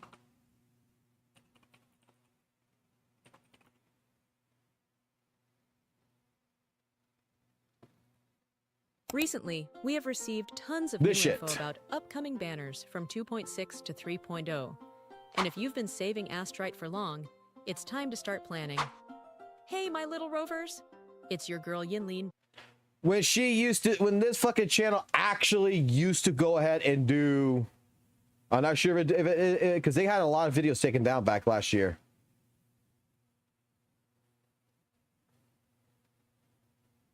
Yeah, you see, like the fucking shit with like this. This is what it was like last year. We recently received information about 2 new leaked characters from version 1.1. Welcome back, WUWA players. Today, in this video, we will discuss the new upcoming characters in version 1.1. But before that, we will also get Chongli's signature weapon banner called Blazing Brilliance. In Phase 2 of version 1.2 update, we may encounter a new playable character called Xiangli Yao, who is said to be the chief researcher of Huawei in version 1.3 update, called Zheji in version 1. Yeah, look at this. Look at this According shit. to inside leaks, Look at this shit. spoilers suggest that we may get to see a new resonator called Zheji in version 1.3 update. Guys, that's JJ. That's JJ. Oh, look at that shit. Man, I wonder when JJ got fucking got the tit implants.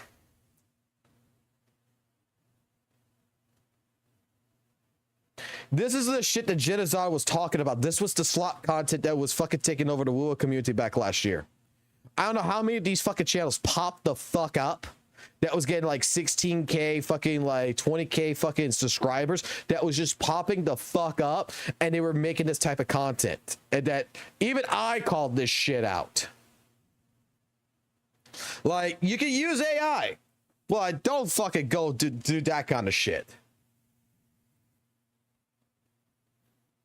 Oh, there is so many goddamn fucking AI channels nowadays. Holy shit, so many goddamn of them. Like, look, I'm a guy who likes AI. Okay, I think like even the bang boo you see here is a fucking AI. The fucking commands when we have the commands up and everything is fucking AI. There is different fucking things that we do incorporate AI. I think AI is good. I think you can structure it to help get your vision out there and make it a little bit better. But when you're gonna fully blow fucking AI into every single fucking thing, and you're gonna fucking do something like that, now you're no longer a content creator. You're no longer a person of justifiable means to me. Like, AI is a tool to utilize to help you to get an outcome that otherwise you might not have the necessary means to get to that outcome. Okay, maybe financing is a fucking problem, so you can't hire an artist. So an AI picture that you generate that you can go ahead and utilize as a PNG tuber type model, I'm okay with that. You can go ahead, you're paying for a license to an AI program like Suno.com, so that way you can release music and it's your songs, it's your tracks, because artists actually go ahead, it's not something that's fed. You can't just go ahead and make a Linkin Park song out of it. That artists have to actually sign a contract and they get royalties from it, and you pay fucking $30 a month to utilize it, and you get a license to where that music is yours and yours alone, and you can keep it. 100%, I'm okay with that. You know, there's parts of AI which is still utilized as fucking tools. I was a person that was against when you fully blow fucking everything into AI and you say, fuck this shit, I don't want to live. And that's where, like, Genozai was basically saying slop content, which was AI shit. Makes sense. But St. Tonis took it as he's attacking me. Ever at that point, right? And now this guy's just being super aggro, talking shit constantly. And then the one time I call it out, right, we're at the point where, like, I'm basically just getting brigaded and mass reported, right? And it's just like, naturally, right, the feeling on my end is like very imbalanced. This guy, to me, sounds like somebody who never has any actual consequences for the bad shit that he's doing. He's literally just like spitting venom at every opportunity. And I'm just like, okay, bro. What about saying the thing this you got mass reported, and I saw some of the reports actually. You got mass reported back then, not for calling Genozai out, but for insinuating he was a PDF. That's why you had a 7-day ban. You were harassing him in a sense. You made a statement. You made a critical statement because when he's basically said with the Maggie situation, this is being blown out of fucking proportion. This is, yeah, it's not good with the leaks, but my God, it's not that fucking deep.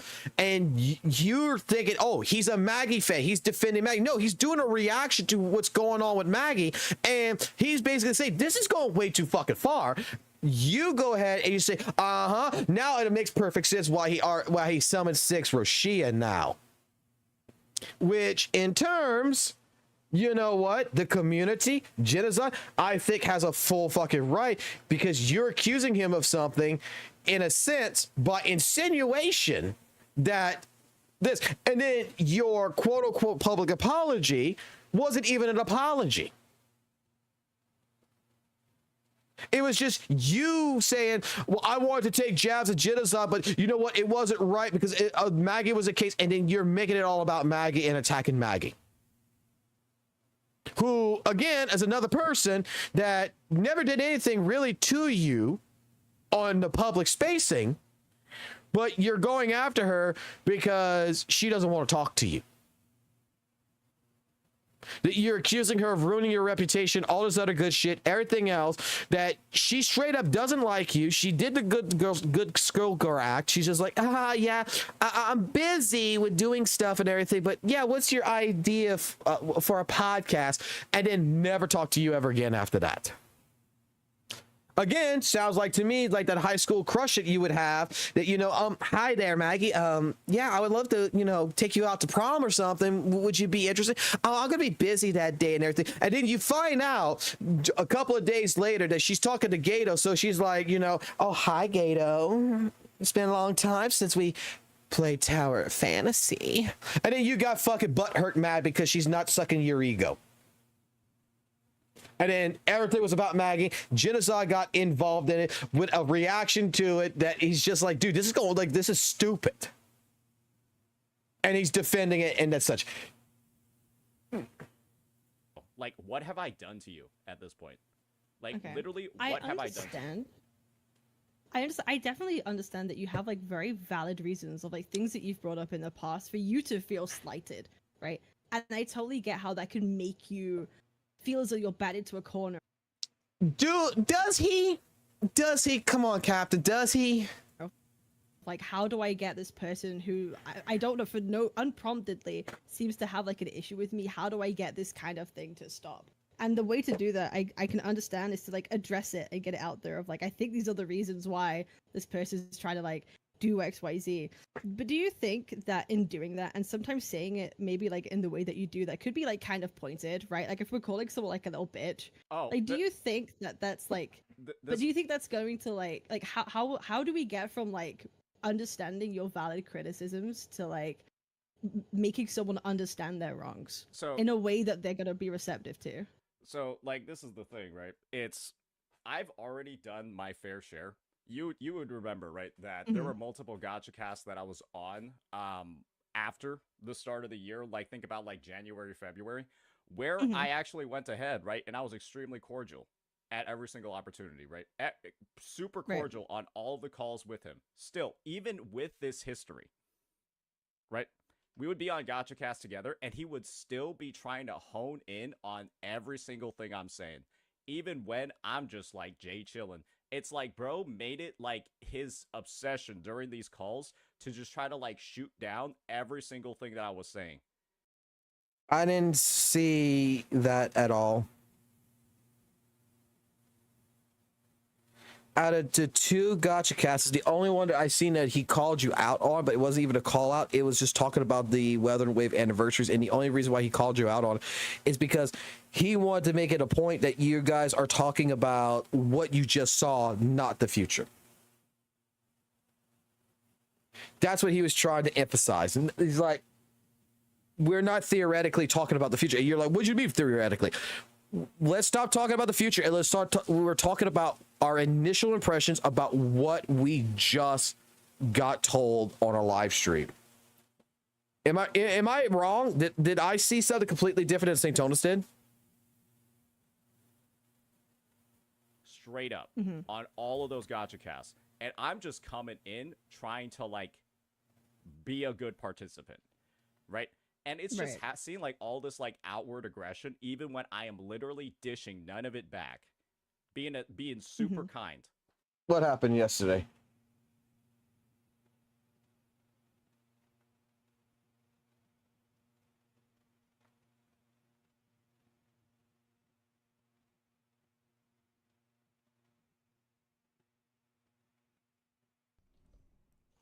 Bro, you banned him before I had fun. You banned him before I had my fun. Hey, go back. Wait, unban him, let him talk. Yo, brother. Yo.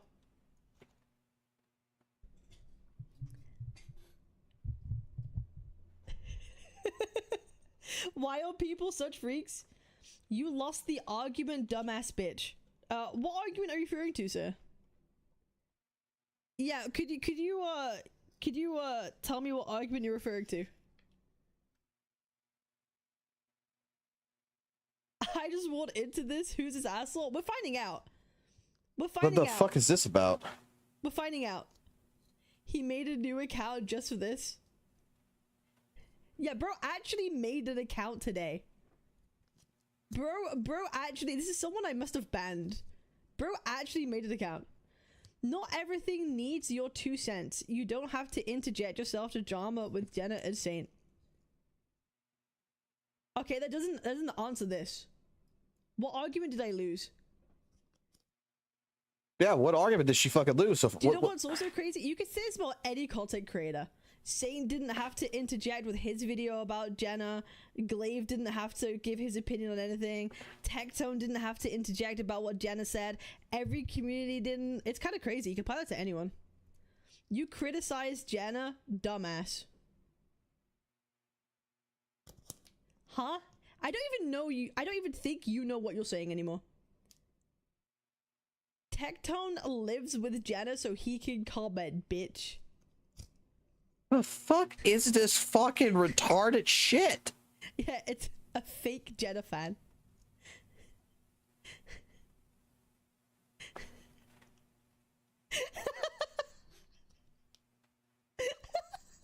I think I just lost brain cells. This is why your YouTube vid did absolute shit. Did you watch my video? Saint tried explaining why you were wrong and you still ignored his advice. Where? Where? What are you even talking about? What is Robin saying? Couple of streams ago, bitch. What the fuck am I fucking listening It's kind to? of crazy because it's almost like you don't know what you're talking about.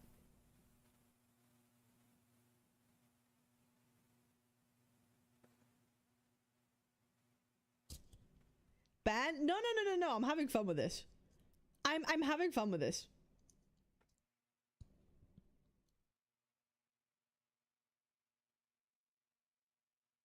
Don't ban, keep him as a pet.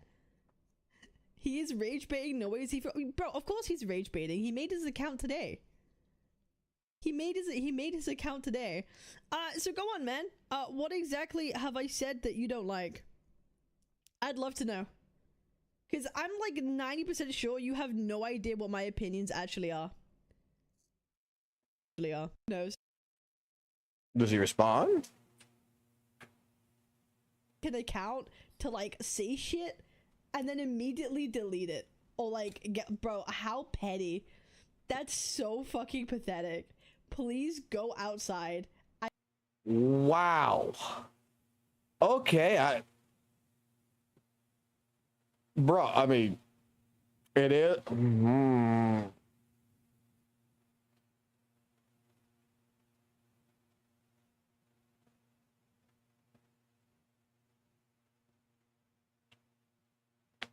Okay. Say whatever I want. Like you feel like I justified. don't care. Whatever you want. Yeah, like this is the thing. I Yeah. feel absolutely 100% justified in every single thing that I do. That's why I'm pushing out these videos because I'm simply letting my audience know this is my track record, this is my history, this is why I feel this way. And there's a reason why that video got me. Let me just look at the analytics of this vid real fast. The vid that you just watched, right? Yeah. Let's just take a look at my I'll just take a look at the number of subs that I got from that video on YouTube. That video right now has only like not like only, but like 35.3k views and 102 subs from that one video.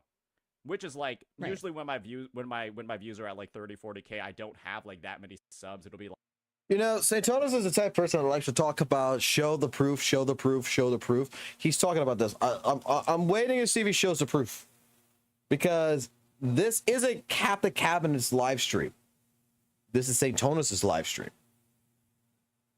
Can I see the proof? like maybe like 20, 30, 40, 50. But that one has. So you think it's a little bit out? So you found their first talk.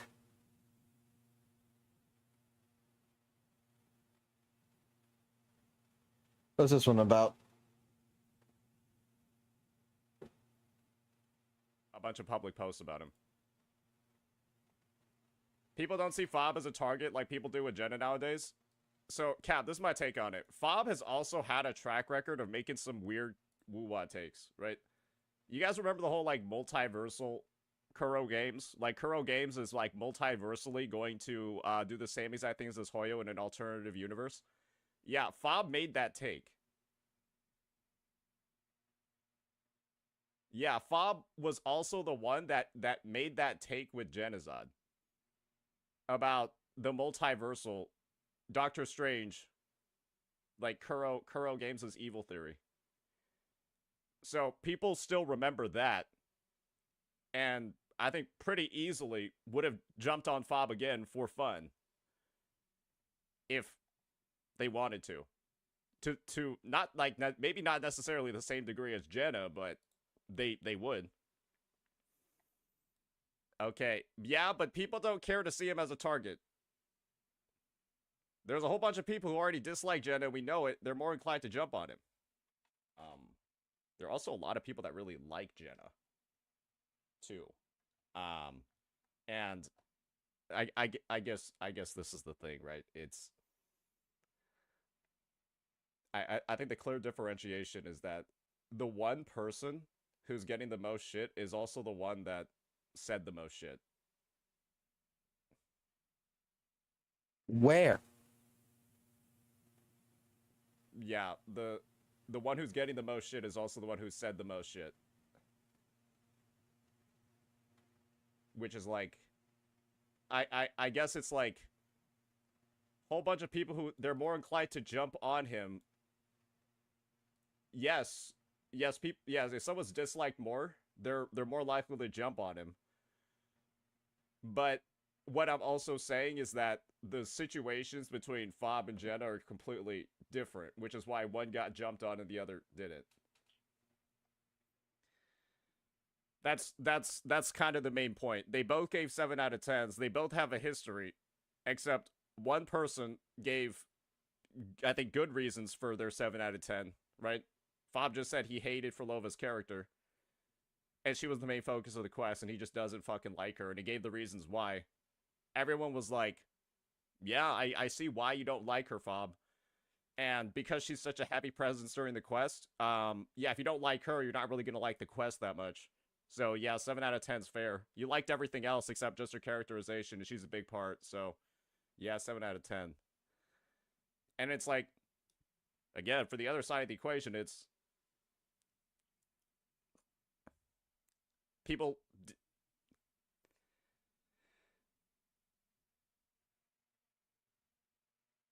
Yes, so it matters why one person got dogged on than the other. So the point of it's not about the 7 out of 10, and using Fob as an example doesn't make sense. Why not? They both gave 7 out of 10s. One person gave good reasons for it, and the other one didn't. And the one that didn't got kind of yelled at. How's that for Not a even match yelled trick? at, they got called a walnut. Also, someone needs to tell Jenna to chill TF out if this situation isn't supposed to be a big deal. If he didn't have his Genviosity moment, this wouldn't have happened.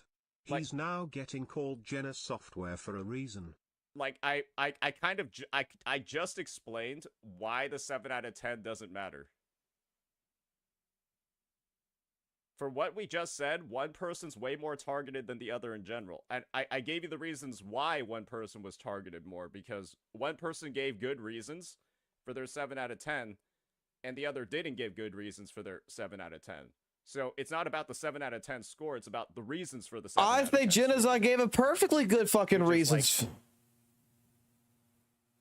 if it's the reasons for the 7 out of 10 and not the 7 out of 10, then you would assume it's not really the 7 out of 10. It's not the score that's causing the issues. And I don't know if you saw Glave's, like Glave's comment on my video. I think it's a really good one to see, to be honest. I think it's just a good one to see. Kind of just like, it's top upvoted for a reason, right? This is Glave's comment. If he rates it a 9, people wouldn't complain. That's blatantly wrong because Doro44 made a video 95% glazing the fuck out of the game, and for a legit small portion of the video being a hypocrite, complained about not liking fan service, he gets called out by it. So, Doro basically gave the game a 9 out of 10 or 10 out of 10, but then said some relatively stinky hypocritical shit at the end. A little bit, not that bad, but it was like a little stinky and a little hypocritical. And then that's what people are calling out.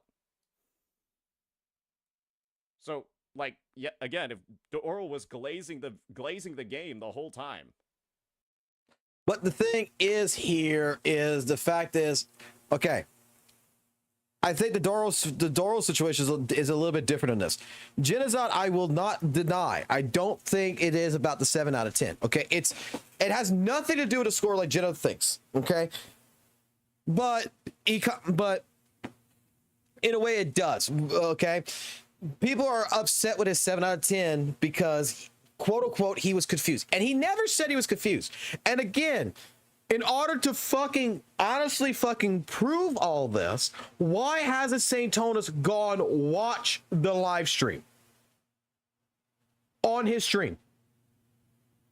Like, you're pulling clips, you're bringing out different things like this. Why hasn't he, in all honesty, straight up just watch the live stream? This is where all the information comes from. That 14-minute video that Genocide had to put up that he deleted is a portion of the stream. It is not a full context. The comments don't make sense in the video when we read the comments. Oh, he was yapping so much. He wasn't paying attention. He's got an attention span of a walnut. All these comments about pretty much he's yapping throughout the entire thing. He's paying more attention to the chat. And yet, when he did skip something, he's going back to the script and he's going to reread the script. That he did understand. When he talked about the story, the thing that he said in about it was not that he was confused.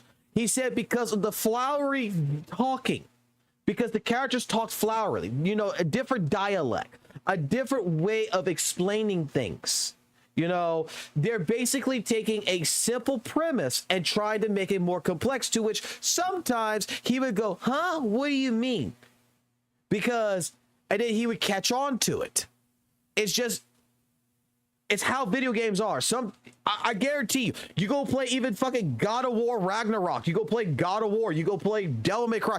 There's moments where you might even go, huh? And you gotta go ahead and recapitulate on that to understand. Oh, it's this simple. Okay, you know, it's the dialogue that he said it made the story a little bit more, you know, complex than what it should have been. But that's his take. He didn't say nothing wrong. I think that he is reading too far into the 7 out of 10. I think that became a meme now because, you know, Genozar thinks that that's what it's all about. But that is partial of the case. They're not saying it outright, but that's partial of the case. The reason why people are upset with the 7 out of 10. They're upset with the fact that they think that he didn't have no attention span. But even his own community that he was streaming the game to were all about the same shit. They're like, oh my God, Farova, yap queen, yap no jitsu, yap, yap, yap, yap, yap. That's all his fucking chat was fucking saying. And you've got fucking Genocide that's sitting there, that's watching this, listening to this, and not responding to the chat and ignoring it. Go watch the fucking live stream.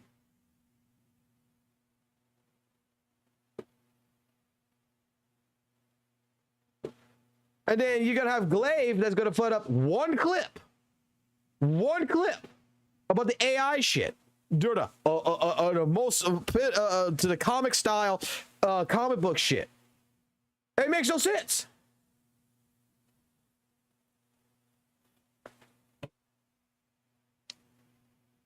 Oh, hold on. There you go.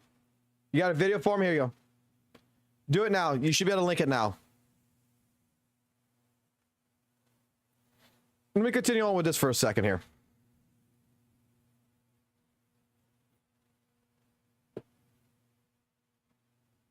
Side people that are like agreeing. It has a disproportionate amount of subs for the views that it has. And that is evidence. Okay, what's this?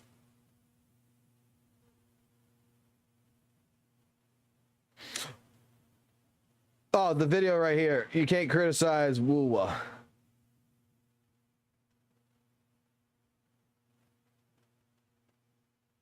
Yeah, we watched, not that we watched this one. This is the one that we watched in the live stream. That he breaks down all of these parts. And then we went back after that during the middle of the live stream. We actually watched it off the live stream. And we were breaking that apart in the live stream that we did. Go to 2034. Okay, let's go to 2034 in this. You got a timestamp. Okay. 2034. Let's see what you got. Let's see what you got here. Let's move this back down. Let's play this. Using people's lack of information about PGR to just straight up spread misinfo to discredit my points. And this was one way that we addressed it, right? Because I was just like, okay, well, this guy kind of pissed me off the other day because he was doing all that shit. And now he's proceeding to summarize the content of my video and give critiques about it without watching it. Motherfucker, this is like you being in school. You hand in your essay to the teacher. Your teacher just looked at the front page of it, throws it out, and then gives you a C. You'd probably just be mad, right? But Genazad is doing that, and, well, naturally, I called him the fuck out for it. And this is what resulted. This is what happened. Bro, your chat is so aggressive, it's insane, dude. You remember that previous message that we saw before from Lithoniel? That's what he's crashing out over right now. Like, people were like, oh, he's a snowflake, just let him talk. Bro, I just want to have a civil discussion. I'm not, like, trying to have, like, this fat argument, you dumb fuck. You stupid morons in chat. Like, oh, you baby. Bro, because I'm trying to talk to another human, you dumb fucking idiot, okay? You stupid morons in chat that are faceless. You can't even speak, okay? You don't have a voice, so shut the fuck up, dumbass. Okay, I'm trying to have a discussion with someone else, not you, you dumb moron. Okay, guys, let's relax. And so I step back, right? I'm like, okay, this guy's having a fucking mental breakdown on my stream. I don't know what the fuck he's doing. So I'm like, okay, I threaten to start banning chatters. I get gaslighted into thinking my chat's actually saying bad shit. I get gaslighted live that my chat is actually saying some horrid shit. And that one message that we highlighted before is the worst thing that was said. He's holding a grudge. I've said it. I've said it since 7 months ago. This guy has been... How long ago was this?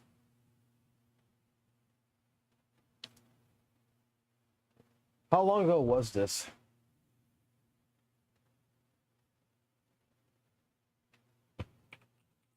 Is there any...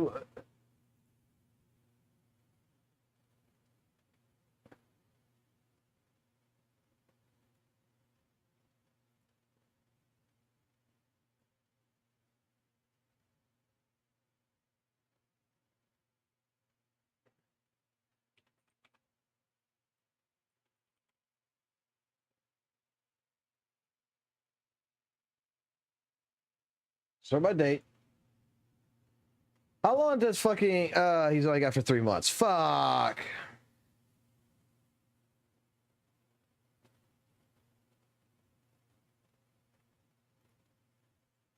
Let's see.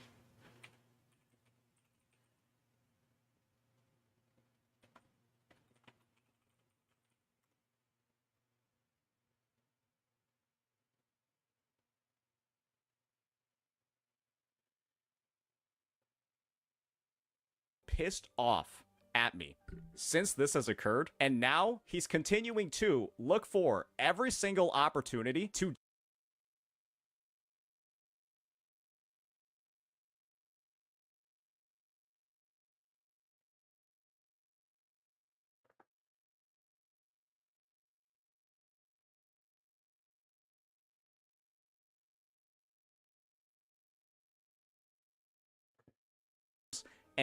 and all of these baseless fucking accusations that keep getting thrown. You want to know why Genazai keeps blaming me? You want to know why he's upset with me? It's because of this. This is the time when this motherfucker crashed the fuck out on my chat and crashed the fuck out on me because he got called a bad no word. He got called Frozen Rain.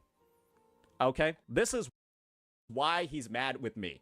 And you might have seen this clip before, and if you have, I'm just going to offer up a trigger warning. It's a little uncomfortable. Somebody wrote this. I'm not going to say it out loud because I think like you're actually allowed to get banned on Twitch for it.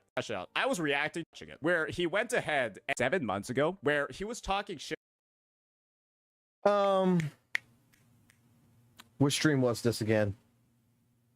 Which stream was this again on Saintonis? White shirt Saintonis. It was like 2 days ago, wasn't it?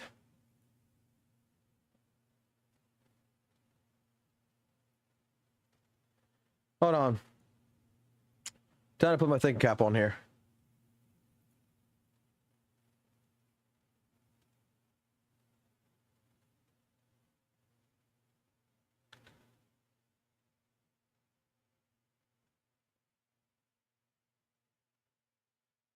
Okay, not this white shirt video.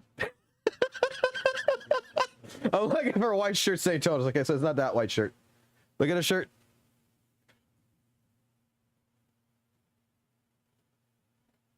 That's 6 days ago. Past broadcasts.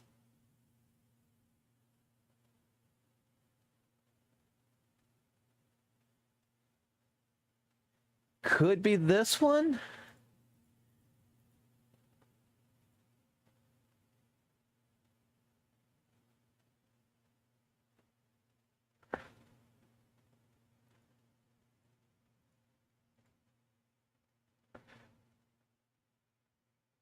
Not the same shirt. Not the same shirt.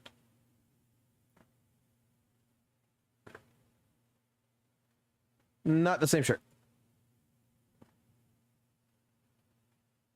Which fucking one is it? What's good, Milton?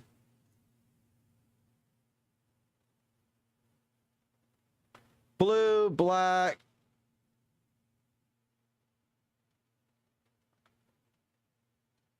Was it this one?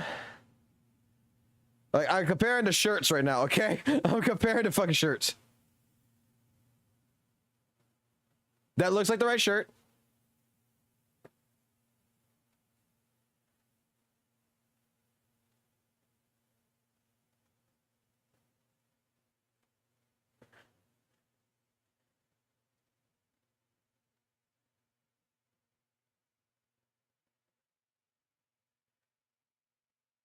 He's Asian. They only own like fucking 5 shirts, man. They don't need no more than that.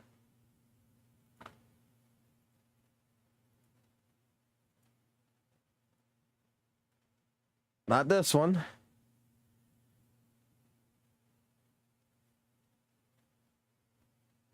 So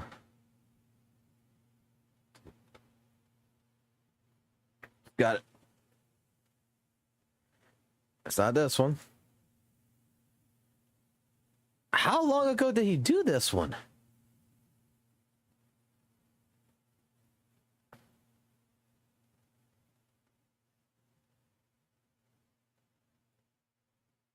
Which one did I already look at? It's this one I looked at. Okay. So was it? It's gotta be the. Okay. Is it this one?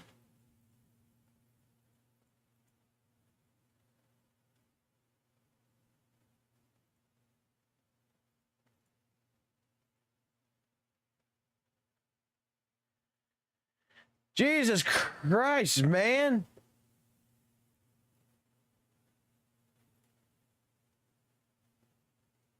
Blue. Wrong shirt, wrong shirt, wrong shirt.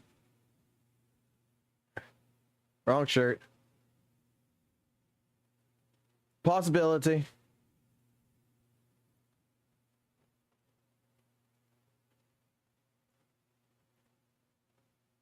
Yep, it's this one.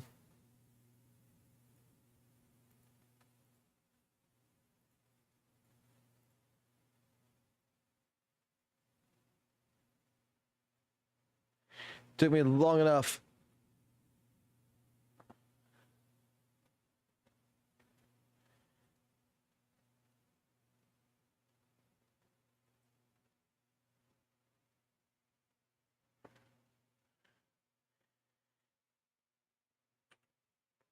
Beautiful.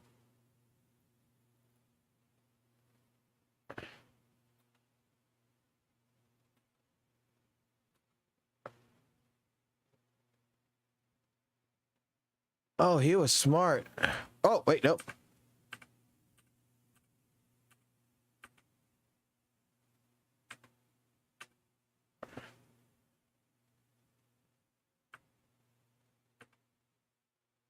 Oh, he was smart. He was actually fucking smart. He knew that was gonna happen.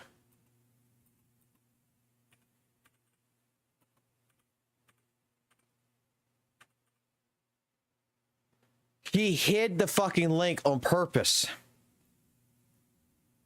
About my content without. He hid the link on fucking purpose.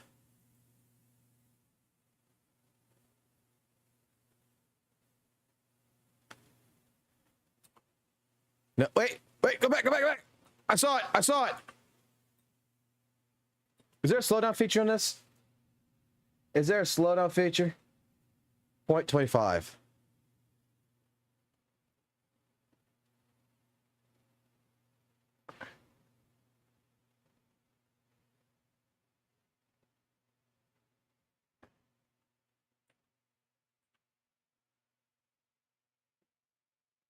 I need the link.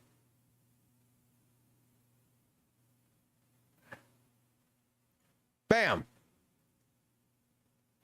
X. Let me write it over here. It is XQ-2A 2C capital F OE possibly an L. Copy that.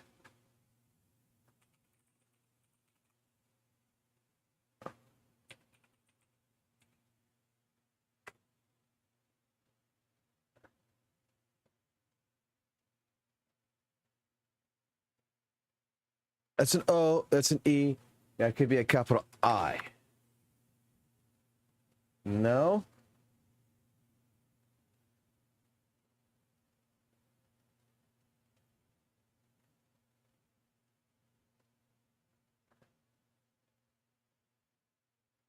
This video is not live anymore. Okay, perfect.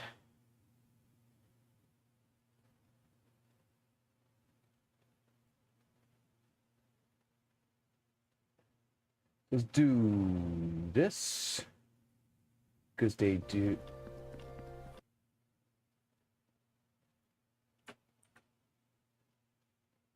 XQ. Let's see. XQ. Maybe it needs to be a cap. Maybe it needs to be exactly. Maybe it might be attached to, you can see. Capital XQ-2A 2C FOLE Control A Control C Control V. Bingo.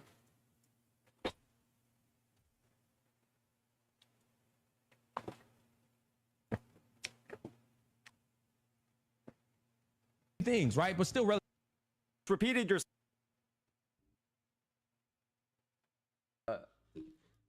Gacha. It seems like every single person attacking fucking Gacha Smack. It's pretty funny, actually. Happening more recently lately. I have SAINTBOT as like a recommended channel to watch, right? Because, you know, I don't really watch Wuthering Waves content, so I'm not following him or anything.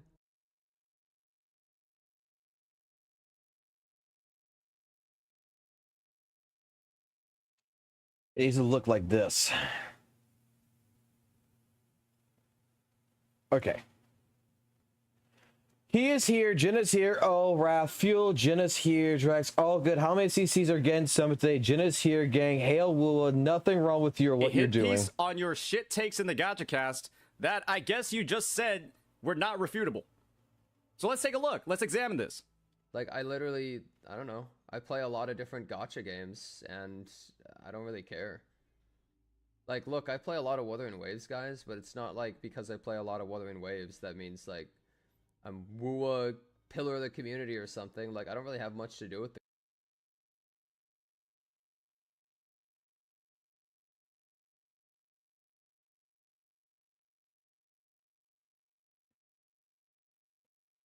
not watching it, where he went ahead and he said, Saint's just drama baiting with this one. Saint's a CC that's causing all these issues. He went ahead and he said, talk about spread misinfo to discredit. Where was the crash out again? 20 minutes and what? Information about PGR. And this was one way that we addressed it, right? Because I was just like, okay, well, this guy kind of pissed me off the other day because he was doing all that shit. And now he's prized the critiques about motherfucker. This is like you being in school. You hand in your answer. Your teacher just gives you a C. God is, this is what happened. Bro, your chat is so aggressive, it's insane, dude.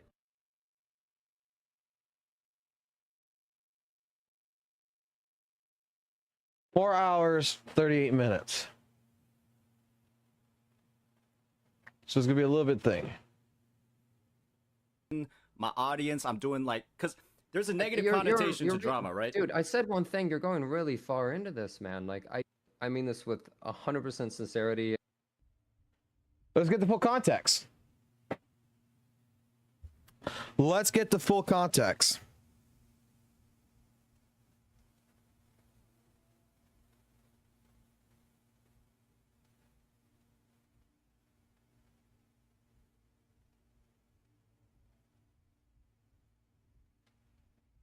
I don't hear nothing. Hey, Okay.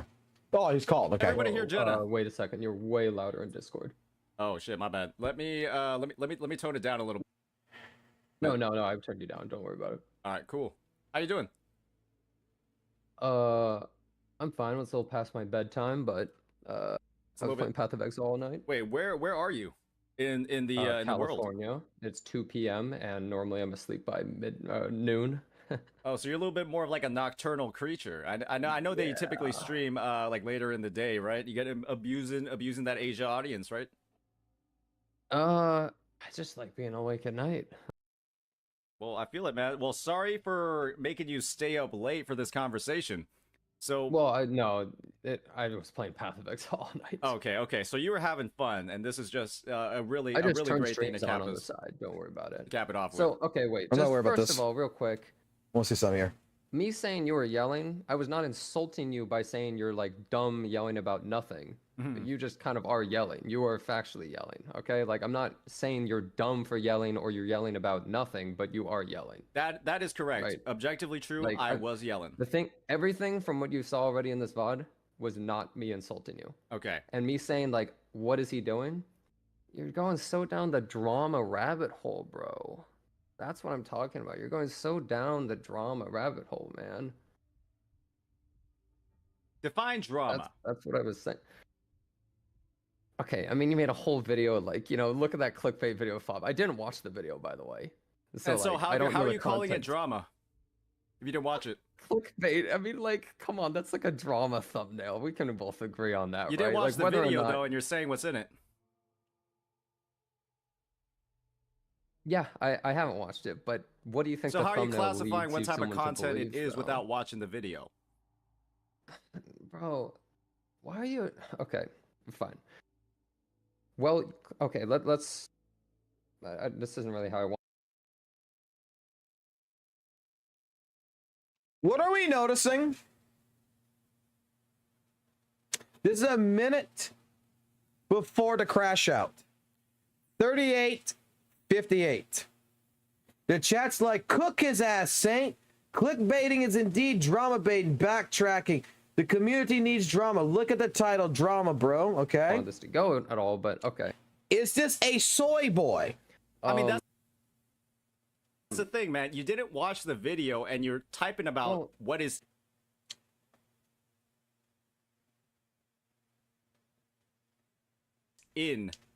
I didn't watch it. I say it.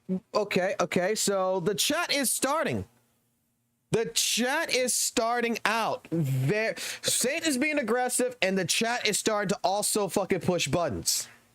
You're saying what's in the video when you didn't watch it.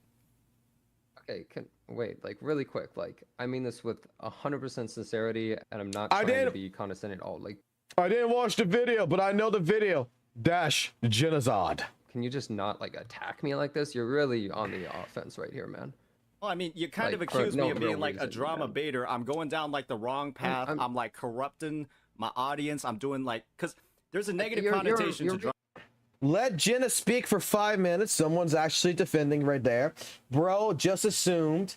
Objectively speaking, you don't need to know the content to participate in drama. Drama, right? Dude, I said one thing. You're going really far into this, man. Like, I didn't say that. Like, All right, I'm not even implying I'll back that. off a little bit. My bad, man. I'm saying you're going like really. I'll like, back off a man, little bit, man. I'll back off a little bit.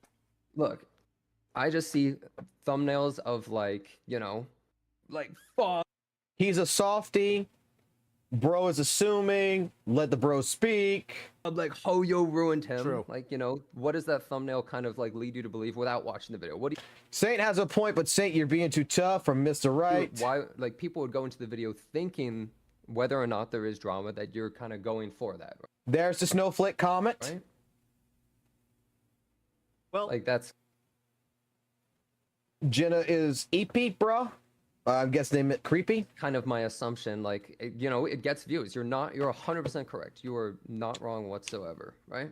A big item. Also, sorry, okay, continue. wait, really quick. Wait, oh, sorry. I didn't mean to interrupt you, but really quick. Bro, your chat is so aggressive. It's insane, dude. Like, yeah, I can see them being, somewhat aggressive. I see some people defending him, and I see some people being aggressive. Like people were like, oh, he's a snowflake, just let him talk. Bro, I just want to have a civil discussion. I'm not like trying to have like this fat argument, you dumb fuck, you stupid morons in chat. Like, oh, you baby. Bro, because I'm trying to talk to another human, you dumb fucking idiot. Okay? You stupid morons in chat that are faceless. You can't even speak, okay? You don't have a voice, so shut the fuck up, dumbass. Okay? I'm trying to have a discussion with someone else, not you, you dumb moron. Okay? And what did you say here? Hand in your essay to the teacher. Your teacher just looked at the front page of it, throws it out, and then gives you a C. You'd probably just be mad, right? But Genazad is doing that, and, well, naturally, I called him the fuck out for it. And this is what resulted. This is what happened. Bro, your chat is so aggressive, it's insane, dude. You remember that previous message that we saw before from Lithodiel? That's what he's crashing out over right now. Dude, I saw fucking more messages than just that. The drama rabbit hole, man. Define drama. That's what I was saying. Is there any way I could zoom in on the video itself? Like to make the video fucking bigger? Like, let me try something here. Let's go. Give me a second. Let's try this. One more time. Okay. Can y'all guys clearly see that chat right here? Can you clearly see this, or does it need to be bigger? I think it needs to be bigger.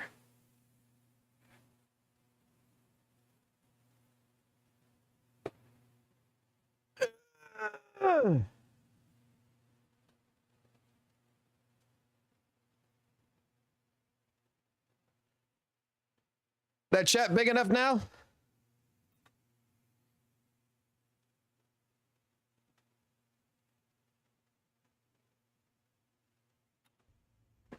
Okay, I mean, you made a whole video, like, you know, look at that clickbait video, Fob. I didn't watch the video, by the way. So, because Saint said it was only the snowflake comment that was there that pissed him off. And he only crashed out on that one comment. Which, hey, yeah, okay. I want to see. So, how are you calling it drama if you didn't watch it? Clickbait. I mean, like, come on, that's like a drama thumbnail. We can both agree on that, You right? didn't watch like, the video, though, and you're saying what's in it. Yeah, I haven't watched it, but Nah, you're definitely implying you're stupid. So how are you classifying what type of content it is though? without watching the video? Cook his ass, Saint. Why are you... Okay, fine. Well, okay, let's... this isn't really how I wanted this to go at all, but okay. I mean, that's the thing, man. You didn't watch the video, and you're typing about what...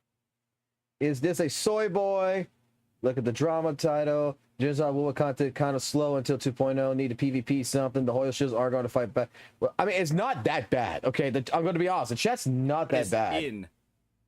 You're saying what's in the video when you didn't watch. But when he said he didn't watch it, this is when the chat kind of get like, I didn't watch it, and I say it's drama from just looking at it. Sir, calm down first. Watch it. Okay. Didn't watch the video, but know the video. Wait, like really quick, like Poor Genocide. 100% sincerity, and I'm not trying to be condescending at all. Like, can you just not like attack me like this? You're really on the offense right here, man. Well, I mean, you kind Like, of accuse me no of being real like a reason, drama baiter. I'm going down like the wrong path. I'm like corrupting my audience. I'm doing like, because there's a negative connotation to drama, right? Dude, I said one thing. You're going really far into this, man. Like, I didn't say that. Like, All right, I'm not even implying I'll back that. off a little bit. My bad. Damn, cooked already. Bad, man. I'm saying you're going like really. I'll back off a little bit, man. I'll back off.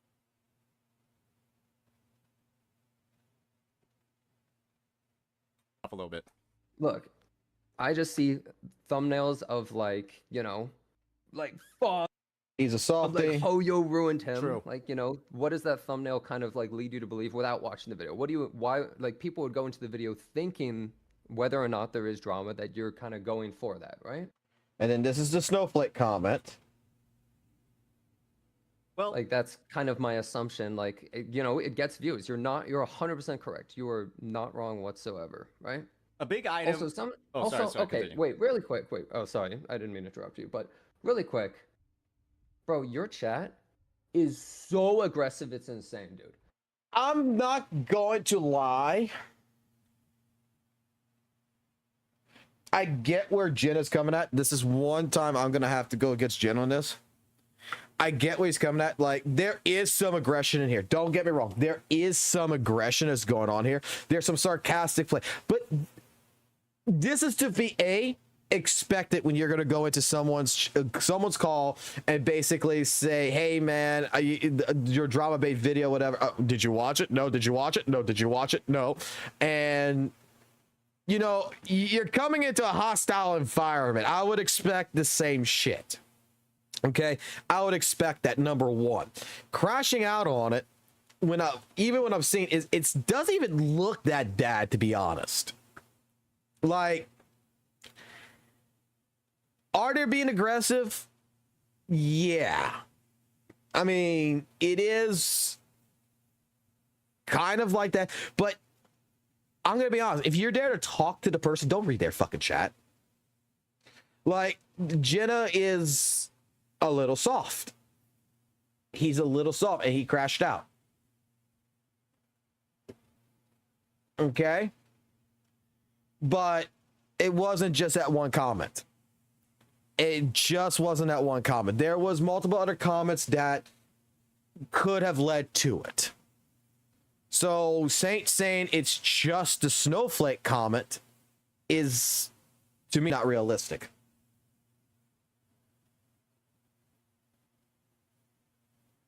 You get what I'm saying? Let me pull the chat up.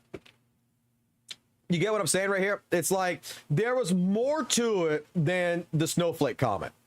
And that buildup was from different comments that I'm sure Jenna's reading all these comments, is getting that sarcastic, you know, feeling from it. And then the snowflake comment, which was the last comment, the one that he blew up because of everything, it is just all in general, all of this together piled in. They're not that bad. First and foremost, I will say to Saints chat that they're not that bad. I mean, I'm going to be honest. Jenna opened the door. The chat was basically closing it. Simple as that. Jenna came in when he was tired of shit. He should have probably waited until he was more alert, to be honest. But that's where it is.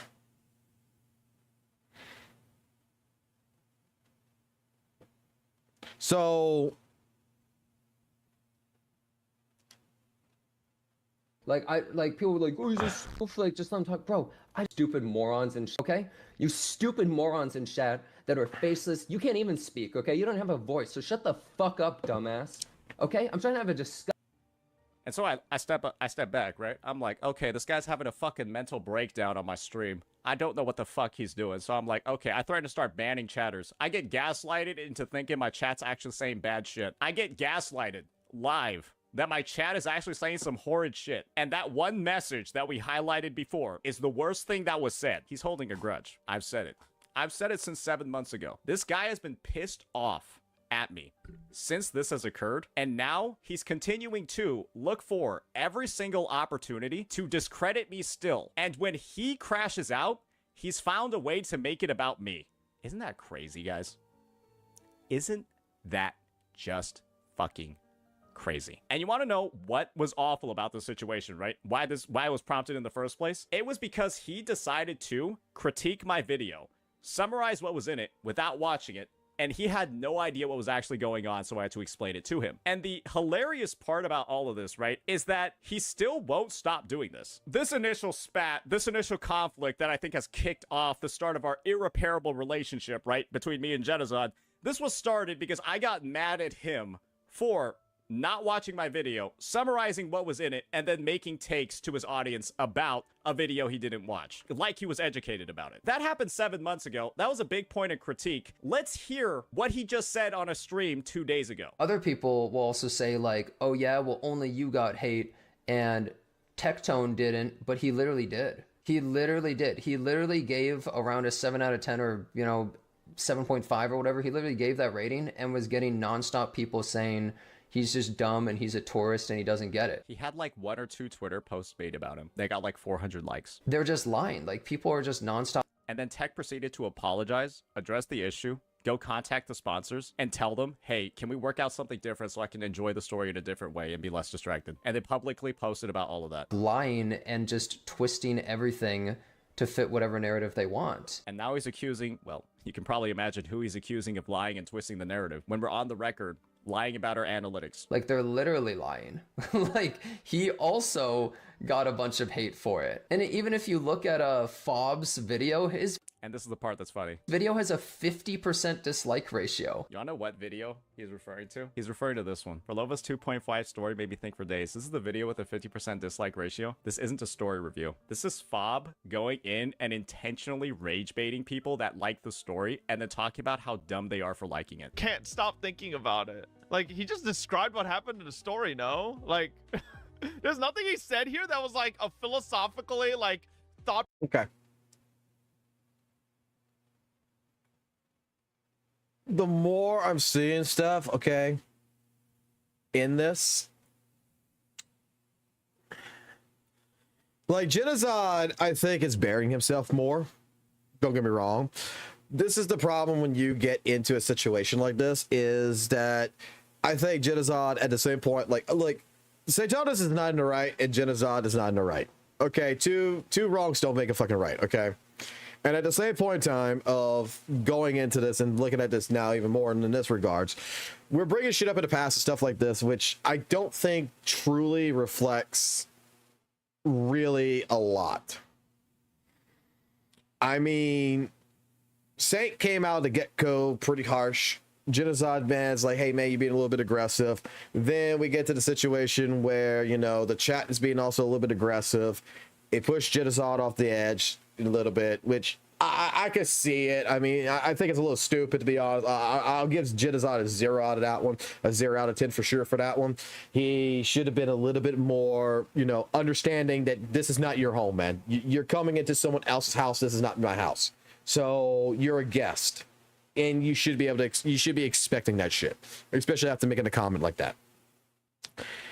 Afterwards, like the commentary right there with analytics and everything else, with him going at Saint like that, I'm going to say it like this: whether it's Saint viewers that's going after Genocide, or it's just people in general that hate Genocide and all this other stuff that's going after him, and you know, all assume it's all about, you know, WUWA, cool bots, everything else going after Genocide. I don't think it's the case in the sense either.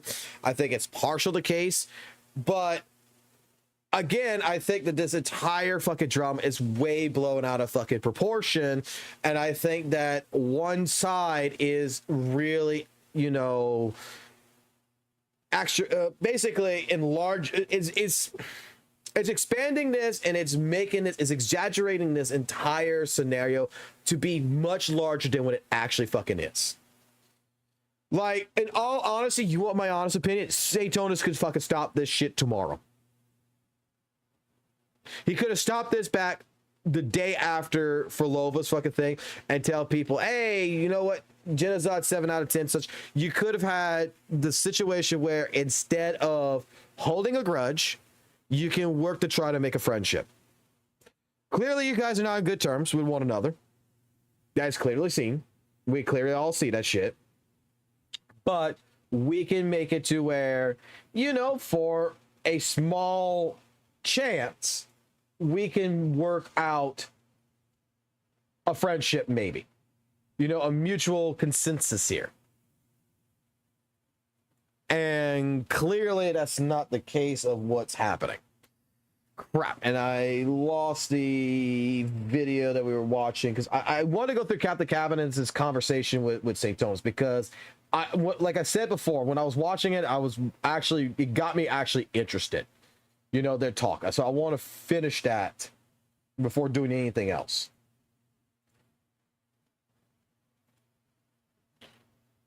But I'm getting more of the mindset right here. And this is kind of changing my initial opinions a little bit, but not by much.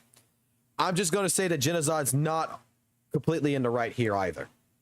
That is evidence to me, right?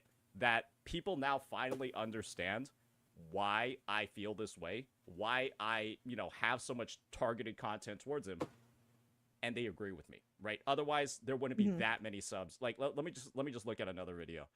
Let me just look at another video that has a similar number of views. fuck it, I'll look at one that has more. The DMC collab ruined me, right? That's a video where I have it's 43K views. That one only has 35 subs. That one only has 35. Right. We got triple the number of subs with 10K less views on another on that Genocide video. And that to me, right? Again, I would like to think that I actually. Where's the analytics? Show us the analytics.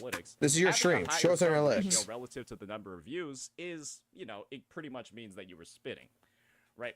Show it on the stream. So, that's my take on the matter. That's why I said I was dragging all of those skeletons out of the closet, because there was so much stuff that I feel like people didn't have the inside perspective on. And the last time that I talked about the matter, I got told I was psychoanalyzing. Okay. Merely from listing all the ways that he's fucked me in the past. And then saying, oh, he just keeps doing all of the same fucked up shit with, like, other people now. With, like, his viewers, all that. And then I got basically jumped on by a bunch. But he's fucking with you. You're fucking with him. Like, isn't this like a fucking? Isn't this the same terminology as fucking Hoyle Shield versus Kuro dogs? Like, if you each fucking cast fucking stones at each other, you're both in the fucking wrong. I mean, calling a man a PDF, doing all this shit. Just CCs in the space, all saying, oh, Genocide's just, he's the golden boy. Oh, he could do no wrong. Oh, this is just a one-off occasion. Oh, Saint, you're reading way too much into this one to paint him in a negative light. And they kept spamming that. Disregarded all of my critiques, disregarded all my points, disregarded all the issues that I was clearly experiencing, and just chalked it all up to psychoanalyzing. And you all know that happened, right? It happened to such a high, ridiculous degree, and it washed away all the responsibility from the nasty fucking shit that he was doing. And so, of course, I'm going to use this... Oh, sorry. Sorry, I was gonna say, I think a lot of people just don't understand where you came from at the time, right? To a lot of people, it felt very out the blue and unexpected, like it came out of nowhere. So it's something that kind of must have been like brewing for a while, and I think a lot of people just didn't understand that from their side, right? Well, that's the thing, right? Now I think if you watch that video, it is extremely obviously clear what's going on, right? When you watch that video, I think it's so definitive about, like, the whole ongoing you can't critique WUWA, and then also, like, why he's on my shit and trying to blame me for everything all of the time. And it's kind of just, like, at this point, the ball is literally in his court because he looks like a fucking asshole. Because he is, right? He's a fucking dickhead. Let's just be entirely honest here. I've never gotten to see any good side of this guy because, like I mentioned, the first couple of interactions we've had, he's just been a fucking asshole for literally no reason. Or maybe he has actually the best reason ever, and he's completely justified in his dislike for me. But the thing is, he probably doesn't because he would have gave it by now if he did. I think he just doesn't like me for some fucking odd reason. Maybe it's because he was originally making WUWA content, and then I completely, absolutely obliterated him on YouTube. And then he's kind of just like, oh man, now I can't be the guy that makes WUWA content because Saint is just fucking completely, has completely eliminated me from the fucking algo, right? Maybe that's why he holds a grudge. And if it is, it would make sense, right? Because now I'm at the point where I have to theory craft reasons. I have to theory craft reasons for why he's mad at me because there's no actual reason this right will go now. into actual, like, psychoanalyzing territory, but this though, is right? the thing. Like, I don't... Yeah. What else can we do to try to figure out why he's so fucking pissed at me? Because I had literally done nothing to him ever. And then our first interaction, he's fucking mad. Right. Like what else can you do at this point other than try to figure out why he's pissed off? Or why he was pissed off? Yeah, I think whether or not, like, however he decided to dislike you in the first instance, it's gotten to the point now where, like, there's been so much shit that's been back and forward with this. It would be hard for anyone to find a reason to, like, want to like at this point. And I think it's important for people to know that people don't have to like each other, right? Like, people don't have to like each other. We can have dislike, but I think it's about, like, how we act. There's, like, a difference. The very first interaction in that Gacha cast, he was not upset with you. Like, he wasn't you may say he was being a dick, but to me, it just sounded like the same way that me and fucking Valk would talk to each other. You know? Be like, dude, the point, like when Fa brought it up, like we just saw it. Like the first true, moment y'all met, it's just like me and Valk would be speaking, about the fucking tower shit. All towers are shit. And it'd be me about, Weathered Waves tower's better. Dude, they're all fucking shit. They're all predatory. Well, it's 5% fucking better than the rest. Dude, they're all fucking shit. Like, we don't hate each other. We're not fucking, Valk's not being a dick to me. It's just, that's his opinion. It's just, he's being blunt. He's being, talking straight from the fucking gut. Like, and saying that you didn't do nothing to deserve this hate from him, like, the moment I saw Genazod actually not liking Saintonus was the moment that the insinuation of being a pedophile was being pushed.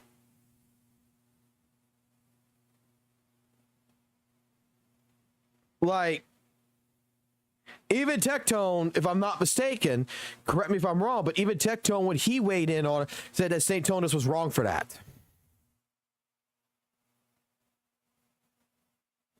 And the apology that Saintonus claimed that he gave, which was on X.com, is more about fucking Maggie than it's about Genazod. And it wasn't even an apology. If you call what fucking Saintonus put out as an apology, because if I'm not mistaken, an apology has a I'm sorry in it, not a, bring it to people being like, I want to take Jazz, but, he's not as bad as Maggie, but Maggie, I mean,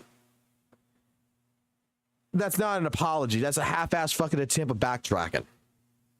So I can understand the reason why Genazod, after that point in particular, back a couple of months ago, has ever since then been absolutely upset with Saintonus. In the past, I don't see Genazod being, upset. I mean, even in that call when he was tired, trying to get in, he didn't want to start it off as a hostile fucking environment. We all fucking heard it, right?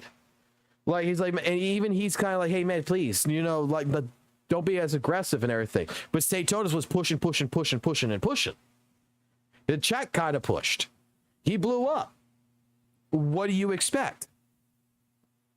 I think that Genazod even then, was trying to, talk and try to work things out. And we're making him sound like he's the fucking devil here.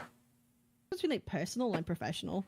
And I think there's like a professional level of like, how could people still like interact and make sure everyone's having like constructive like discussions about things without having it to become weird for people. I think this is the thing. I don't think Genazod actually knows how to have these sort of discussions because I don't think he's ever had them in his fucking life. Because I think he tried having this kind of conversation with you, but how aggressive it was just because, he talked about a drama bait. Never mind. At this point, Bo has been babied so much. Bo's been babied so much and his dog. Shine, the thing I've always said about the PDF comment and what should have happened there, okay, is there's backtracking and everything else. Oh, they should, people would have thought it was a lollipop. Still, it's just as bad, right? If you were going to truly apologize to someone, let me put it this way. Back in December, I tried apologizing to Saintonus. Okay?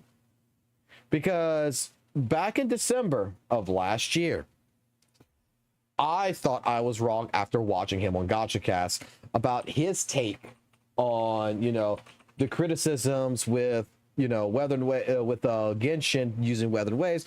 After thinking about it and discussing it with a few people, I made a video, which I have taken down, which I apologize to Saintonus on. But you know what I ended up doing? To really try to, when I thought that, Saintonus was, a person that I wanted to communicate with and try to apologize, to try to see things in a different way.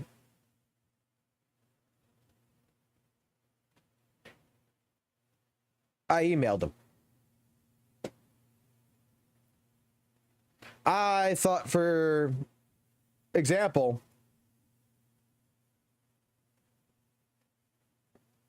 you know what? I thought my chat was, you know, skewing my perspectives and everything else after watching his Gacha cast and everything else.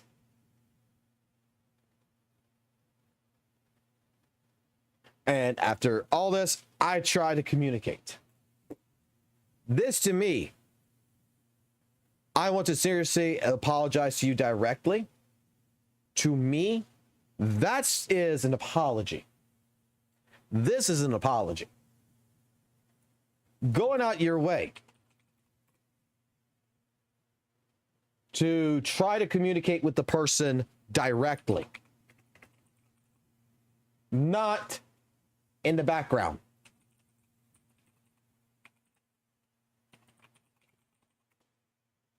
Talk to them face to face. Talk to them in person, right?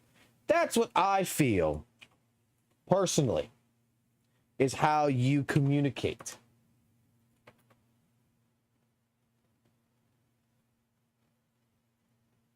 You know what else I tried?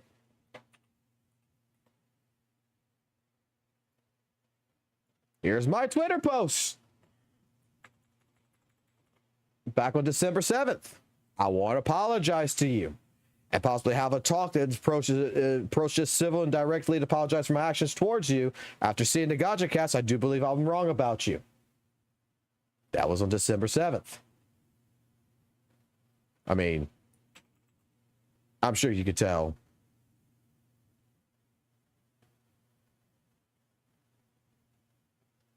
I'm sure you could tell how that went, even though that was beforehand.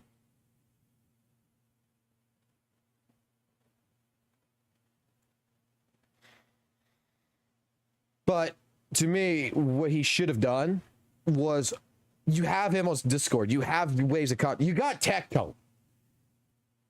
Even if Tectone needs to be the referee, get in a call and hash it out as two grown men in a room. The same thing I would do with two employees that work under me that has an issue with one another. I would get both sides of the story and I would put them in a room, depending on the situation, and I would say, okay, you don't like this, you don't like this, let's talk it out and let's come to a medium. Let's apologize. Even Genozod, I think, you know, I'll put on this. I think maybe, you know, if St. Tonus would apologize, Genozod should apologize. And you could actually build from that. But someone needs to start first. And clearly, I'm going to put it this way. To me, it would be St. Tonus, because that PDF comment, just because of how Genocide was like, you know, this is getting too far out of hand, saying that, oh, no wonder the bro are Summit 6 Roshia, childlike character, VTuber, childlike character, WUWA, you know what that means, guys. I think, yeah, that deserves to be an apology. It deserves to be an apology. And at the same point in time, let's go actually take a look. Because I know it was like on Eggers, right? Oh, gotta go find this shit.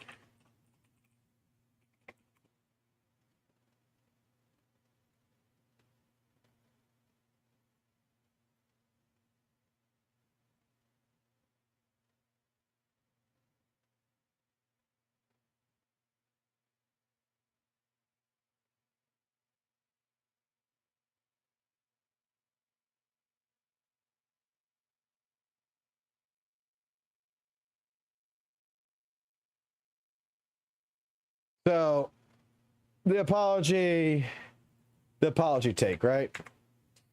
So, say Tonus, after some time to reflect, Genocide didn't deserve this joke considering our history. I want to take an opportunity to take shots at Maggie and Jenna, but what Maggie has done is far worse than Jenna. So creating implications between the two is unfair for Jenna. I view his downplaying of her drama especially distasteful after her active barrages on Discord, Reddit, sabotaging my reputation when he didn't likely know anything about it. With how many CCs have made jokes about Jenna's S6 Roshia in the past, I found it to be fair play, but making a link to Maggie is what took it too far, and again, he didn't deserve that association and implication that came from that. I mean, it doesn't sound like an apology. It just sounds like an excuse. It sounds like someone. It sounds like a political fucking statement. This sounds like something like, "Oh, Bill Clinton got a fucking blowjob by Monica Lewinsky. We got to make a statement." And in the statement, you know, at least the president says, "I'm sorry for my fellow Americans for I failed you." But instead, you know, you got Donald Trump instead. That's gonna be like, well, you know, with everything about the blowjob, it was a bad thing and everything else. But you know, I did really great by building a wall, and that wall was to go ahead and put around to this. You know, it's completely a situation in that regards. And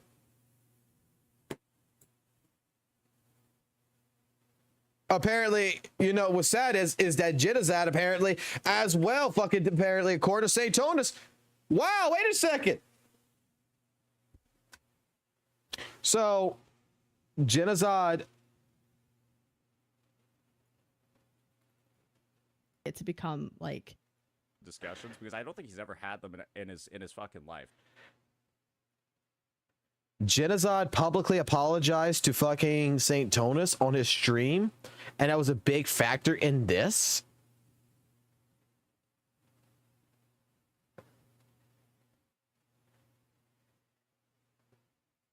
Wait, Genocide apologized to him?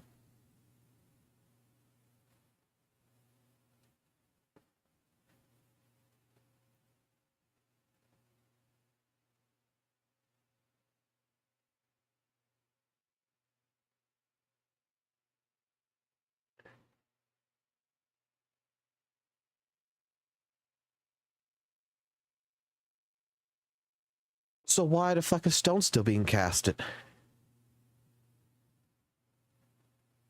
Wait a second. Wait a second. Wait a second.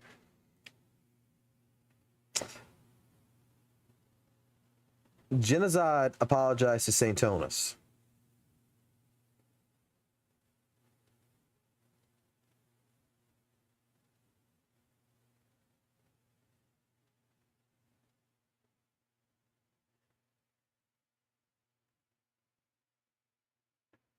Give me a second here.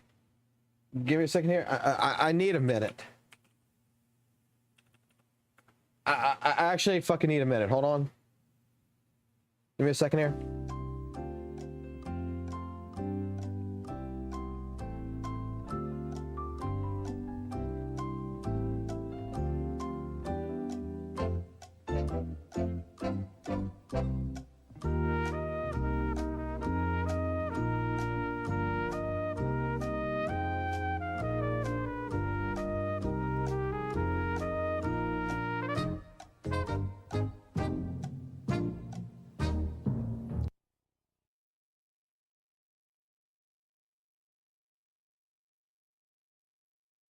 So if Genocide apologized directly on a live stream to Saintonis, and this would have been done around April 23rd, so 22nd or 23rd that this would have been done.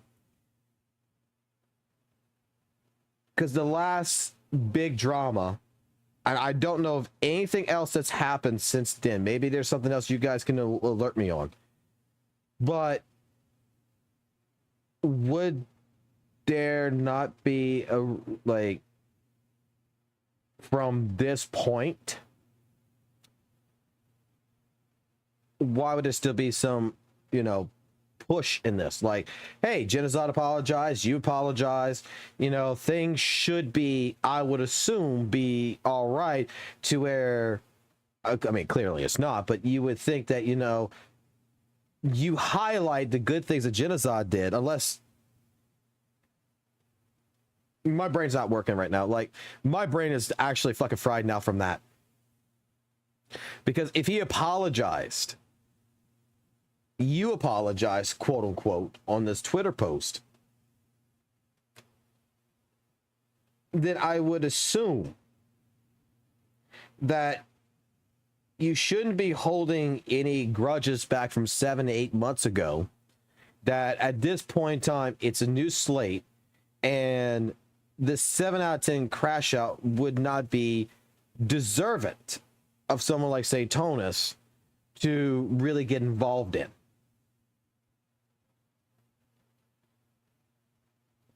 that before making a video about the quote unquote 7 out of 10, you know, the confusing of the community and such against genocide, maybe since y'all apologize and things should be seemingly, according to this message, you know, should be on good terms, I would imagine, maybe talk directly first about the initial remarks in a private call.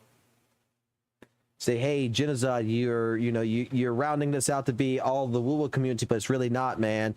And have a conversation, you know, directly as two CCs and work together and try to help try to help him understand it's not the WUWA community instead of farming it.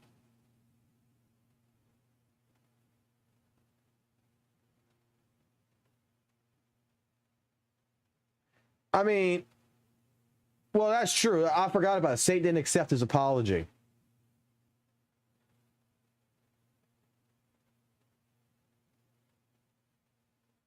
And you know what?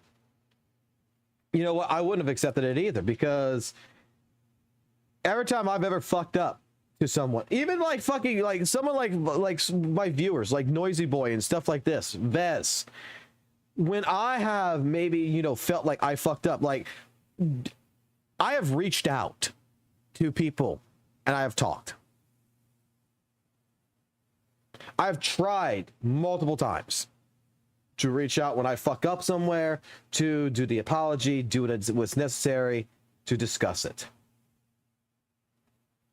And I mean, okay. People are not people, man. They don't like to fucking communicate. Because at this point, Bro has been babied so much. Bro has been babied so much and has dodged so much accountability for the fucked up things he's done. He can't even make a proper apology, right? And there are 2 examples of him failing to make a fucking proper apology in less than 6 months, right? Absolutely could not apologize to me properly before.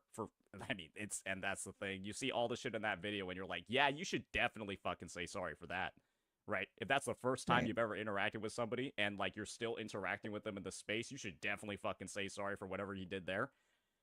And then you see his WUWA apology video, and Bro just spends like 90% of it literally defending himself and explaining why he's actually still right.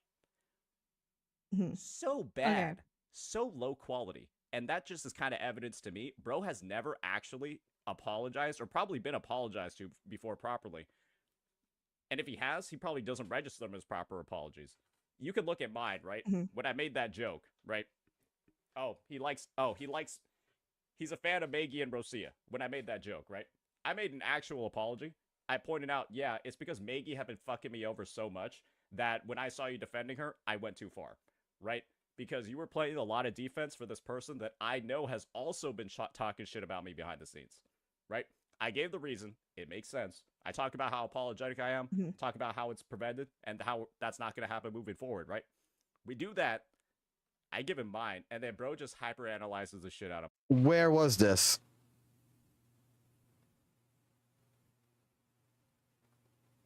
Because if you're talking about the time where if you're talking about the time with Maggie, you first and foremost was in the middle of bitching about Maggie, and the apology wasn't, you know, really constraint from it. It was part of a Maggie fucking thing.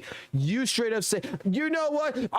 Maggie did fucking worse than I did genocide. I apologize to something. That's not an apology.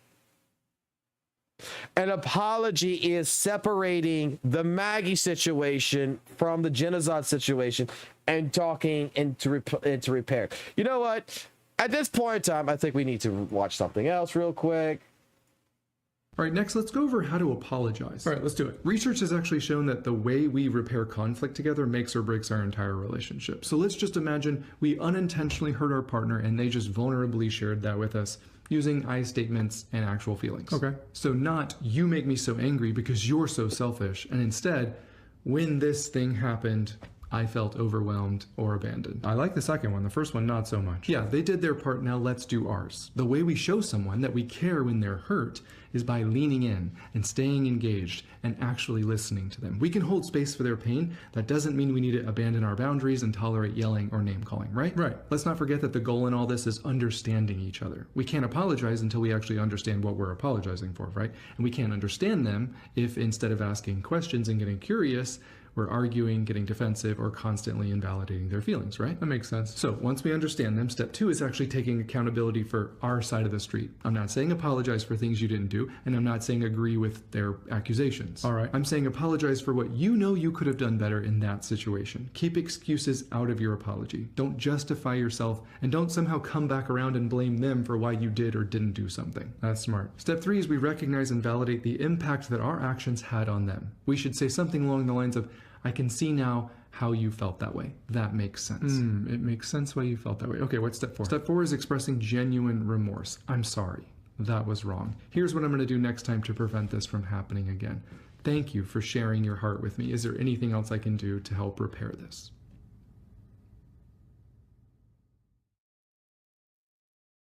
I just thought we needed that. My apology. Too much, Dingy. You missed too much. Make it. Oh, it's not genuine because, of course, he had to make it. Couldn't have just done the same exact disingenuous shit for him? Instead of actually go into and talk about his points. Not just wipe it all away and say, yeah, this apology, it's kind of stinky. It's just bullshit. He got forced to make it by his community. He got forced to make this apology because otherwise, right? Otherwise, like, he would have gotten in trouble. So everything he says, it's just bullshit. I could have easily done that, but his apology was so fucking bad that it was actually more effective to just listen to his actual points because they were so shit. So it's kind of just like, I look at all this stuff going on.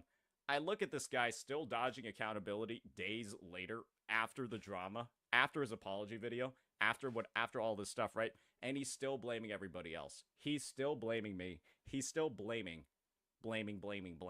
And never for a second is he taking personal accountability. And at that point, it's like, if he's not going to take personal accountability for this, God knows he's not going to take any fucking personal accountability with me, right? God damn it, Fartex. Like, I can't even apologize for this when it's this easy, right? I feel resolving like this was your whole intent, right, is to try and make someone understand something else, right? You're trying to make someone understand why these are all the things that are bad. I need you to understand that and kind of like apologize for that. I think what I've always had, and I've kind of always said, I've never thought that making like such pointed videos about people is a good way to make them feel as though that they should like be justified in an apology. So do you kind of like recognize that like it's probably not going to happen because of it? Oh right? yeah, like this is the thing, right? I think bro needs to be humbled beyond fucking belief. And I think some of that is happening right now because he has been an insufferable asshole for literally no reason. And that's the context. That's the history. I tried to dig it up before, and then he got, like, the entire fucking Special Avenger Force, right? Like, let's just be honest here, right? A lot of people have changed their tone regarding him in the past couple of months. A lot of people, right? And I'm just going to take a look at your chat it's sad right that now. has to be the case. Like, because I'd rather not people have like ill will against others, right? I don't want that to be the case. Like I don't personally think it's a good thing that there are a lot of people that are like, yeah, this guy's like a piece of shit. I don't like that. And I don't want that to be the case. Like I always want to try and find a way of like, okay, how can we resolve it in a way that we can kind of like a form of mutual peace in a way. Agreeable. I just don't know what That's actually really agreeable to me that the case, because I don't think it's necessarily a win when we're saying that like hating on someone is like a good thing. Well, I don't know. This is what's going on right now, right? Is I think it's become abundantly clear that when most people, that's an actual, like, I'm gonna say this for Captain Cabinets, that's actually a fucking W take right there. Like in a workforce and everything else, there, like she nailed it right there. There's got to be a spot where we could find a mutual, agreement. There's got to be there's got to be a spot here, even for Genizod and Saintonis, to not quote unquote repair the relationship, but to be able to move past this from 7 months ago, from 8 months ago.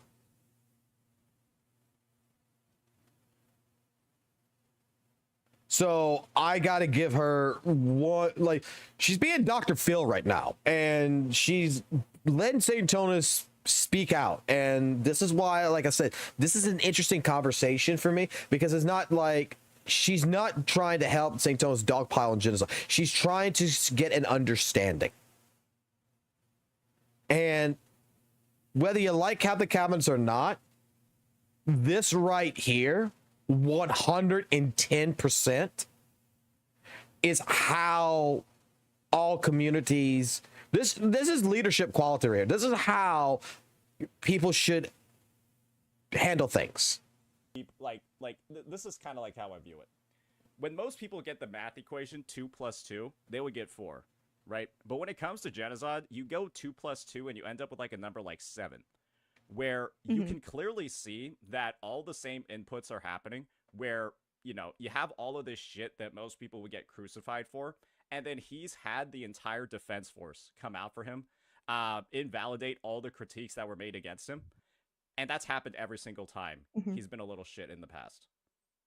Yeah, no, that's a fact. I understand that. Right?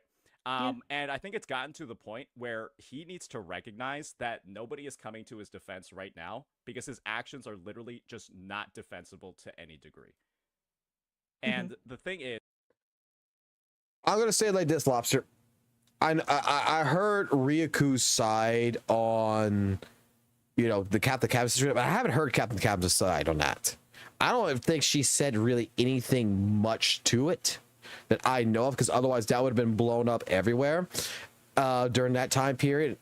So I'm not saying that I'm going to trust everything Captain Cabinet says, because I don't trust everything, but there might be more to that situation that, again, just like genocide and St. Tonus, there might be something in there that is being also mistranslated or miscommunicated. Why do I feel like when it comes to these types of fucking dramas and everything, I act more like not like the middleman, but like the mediator? I'm trying to find the situation, and I'm trying to understand all sides of the story to better try to grasp, like, the right and the wrong, because I understand that, like, even in Genocide's case, there's some things that's being exaggerated there. There's things being exaggerated on Saint. There is still, following the rabbit trail here, we need to understand, not be biased. We need to understand both sides of the story in order to come to a conclusion. And I don't think that many people understand both sides, and you're automatically going to just pick a side. Like in this case regards, people who don't like St. Tonus is automatically on genocide, right? People who don't like genocide is automatically on St. Tonus' side. It's without a doubt, and they don't know the entire history. They don't know the entire story, and they're not actually going actively looking for it to get a, you know, a more informative decision behind it. It's just, oh, I don't like this person. Fuck this person. You're against him. Echo chamber. Let's go. And this is where, like I said, I don't agree with Captain Cabinets on a lot of things, but this is one time where I think that she is doing a good part. I think she's really doing a good part. Is that this whole situation, when everybody understands it's this easy for it to have not gotten this large, bro could have literally just owned up in like a 4-minute apology video on his YouTube channel, right? Been like, I was a fucking dick. Like, I took comments from my YouTube.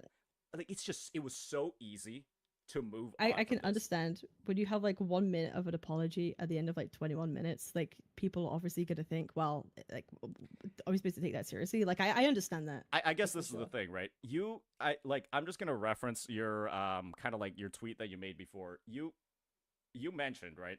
Does the punishment fit the crime? Right? And I guess the thing is, what has genocide done to deserve this grace that he's being provided? Right? What has genocide actively done to deserve the grace that he has actually, in this situation, been given a lot of before, and the grace that he got in the past? And the thing is, you can't really find out a good reason for why that occurs. And the best excuse we've gotten is, well, he already had an ego. Okay, like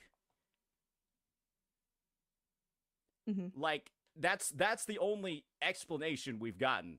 He has an ego. And it's sort of just like I think a lot of people are reading into it and they're just like, "Oh, wait, yeah, his behavior is completely fucking unjustified from every degree." And it's just I'll give a point to Saint on this one as well. I've heard the same thing actually. That, you know, that Genocide has an ego. And like I said, I think that, you know, justifiably speaking here, that Saint Tonus, you know, he does have, like, the crash out video with the comments and everything, the aggressiveness that's went behind it and everything else. I don't think, like I said, even in that case regards, like, when it comes down to it, that Jenna should have blew up, you know, should have crashed out. I think that Saint Tonus' own actions to Jenna and the chat getting, you know, blown up and everything, that part right there, even then, I would say that on a wrong and right meter, in a sense like that, on a wrong meter, Saint was at a 1, Jenna was at a 3. Okay? Like, that's right there. I would still side more with Saint on that regards. This one right here, ego-wise, you know, I think that maybe, you know what, I'm not saying that Jenna needs to be humbled, because I don't think Jenna has done anything extraordinarily bad. I don't think there's any fucking action. I think, like, this is the first time that I've even heard of Genocide actually getting, except for the PDF stuff, getting into any kind of real drama. Like, he's been steering clear of it. I think that there is some actions on Jenna's side that needs to be accounted for. I think primarily Satonus is a root cause for a lot of things, but even here, I have to agree. I think that from what I've heard, reputation-wise, Jenna has what seems like probably a high ego, and I'm going to hate to say it like this. That's probably because I'm friends with Tectone. Kind of situation. For me, I understand, because if we refer to, like, does the punishment fit the crime, I was thinking of that from the perspective of, like, just a singular take from one singular perspective of, like, this particular scenario, not taking into account, like, everything else that's happened. Right? Yeah, Not and I taking into account, like, everything else that comes along with it, because to me, in my head, it's just the point of, like, well, it's a gacha take. Someone tried to apologize. Was it a bad one? Yes, but someone tried. But given, like, other, like, context around it, like, I understand why people wouldn't want to give as much of a grace. And this is the thing, right? Is I've been the one calling out these dog shit fucking takes in the past. I'm the one where those videos come from, right? And so it's like, yes, I went ahead and I try to hold people accountable, right, for when they make, like, weird, stinky ass fucking, like, just nonsensical takes. And I do the same thing when they do it for, like, other games too, right? And the thing is just, like, when I've been on the record doing all this stuff, right? And then the behavior just never changes. Like it did, or actually, ironically enough, right? We did the same thing for Mr. Pokey. Right? I went on a fucking journey defending HSR players at the start of the year. And let's be honest here, he kind of stopped, right? He kind of stopped. It took a couple of months, but it did stop. Genocide doesn't stop when he gets called out, right? And that's because he's been defended so much this entire time. Baby hands, right? But we can't be like surprised Pikachu face now when, like, people have, like, things to say at this point. Exactly. Right? Like, we be like, he can't be like surprised Pikachu face when, like, why are these people, like, saying stuff when Like, we're making, like, takes that we know, like, from experience that people aren't gonna, like, receive well. That's the problem, right? The unfortunate part about this is that it's just, I think about this entire situation, I think about what he's doing and the way that he acts, and the only, like, and the main takeaway I have from this is, like, it's just so immature. It's so immature, the stuff that's going on. I literally feel like I'm in fucking middle school or, like, high school, and this is like the Mean Girls Club, where it's like you just have, like, one person that just really dislikes you and you don't know why, and they're just, like, always, like, talking behind the scenes and then, like, saying all this shit and, like, just doing all of that. And then they're like, you know, it's like when they're in their friend group, they're, like, talking even more shit under their breath, being all passive. Like, it literally feels like high school drama. And then, like, when you call it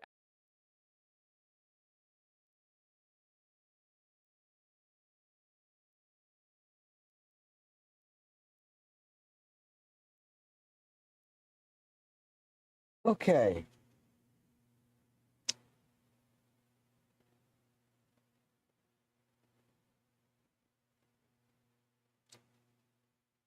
Okay.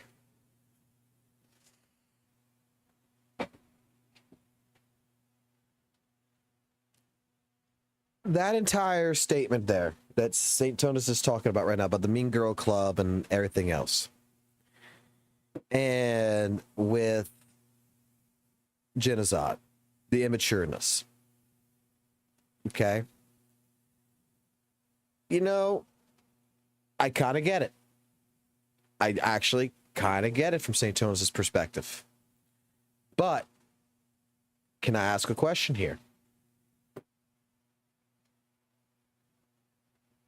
What was the cause of actions of Ryuku Sensei? Would that not have been what y'all both did to him, in a sense? Like, what happened there in that situation? Would that not have been a situation that could have been considered, you know, the Mean Girls Club, where, you know, he's not exactly sure why you're going at him, you know, what he did so wrong, just because he made a video? Like, wouldn't this again be another situation where if you guys are CCs, you guys are friends, or, you know, mutual people that work together on, you know, in a sense that some of this should be talked first outside of the public eye in a private conversation before, and seeing how you can resolve it? Because everything that got leaked, everything that got shown, everything that ended up happening there kind of makes it seem like Ryuku Sensei, from how he's explaining it, would be the same kind of scenario as him with Genocide.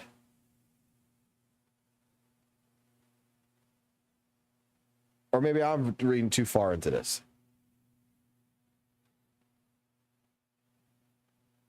But that's annoying. Like I could so understand why that's infuriating, especially. But it's like it's kind of even worse than that when you apply it to this scenario, because it's not like someone shit talking you to like some friends. It's someone shit talking you to a lot of fucking people. And this is the thing, right? Yeah.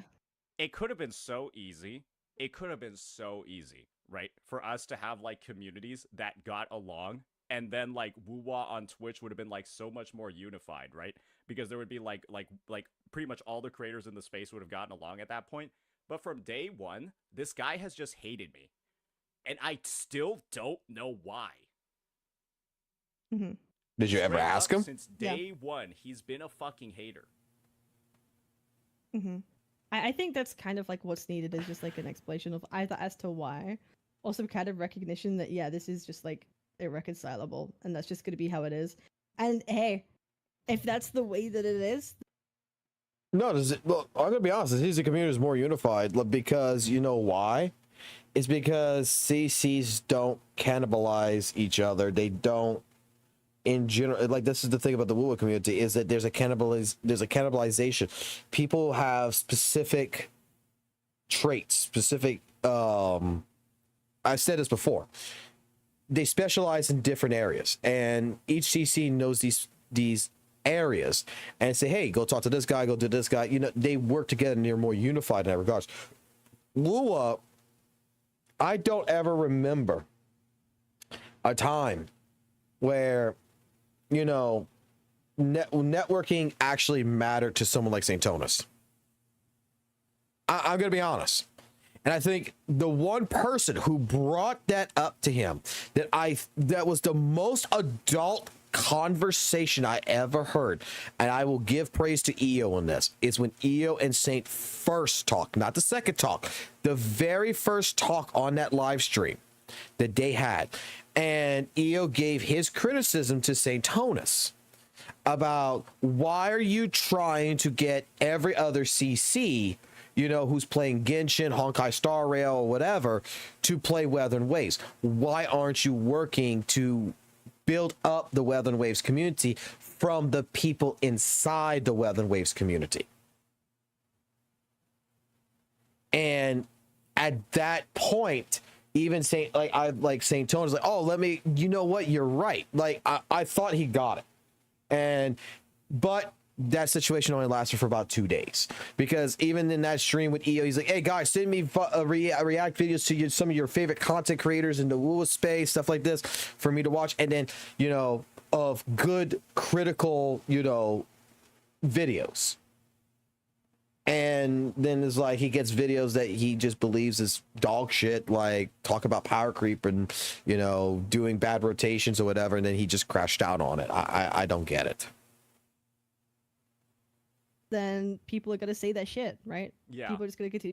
If nothing changes, then people are just gonna keep spewing that shit, and it is what it is. And right? the funny thing is, you try to make any sense out of the matter. You try to like just think for a second. Why would Jenna hate Saint? And then you'll have retards coming out of the woodworks. Stop psychoanalyzing him. What do you know? Oh, you're being so parasocial for trying to figure out why this guy hates you. Because you haven't been given any reason. And it's just like, okay, like what? Like, you just mentioned Rexlent. I forgot about that.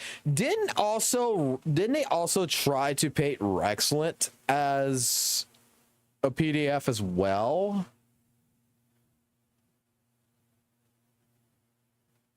Like that he's a creep or some shit? Like, didn't they even go that far?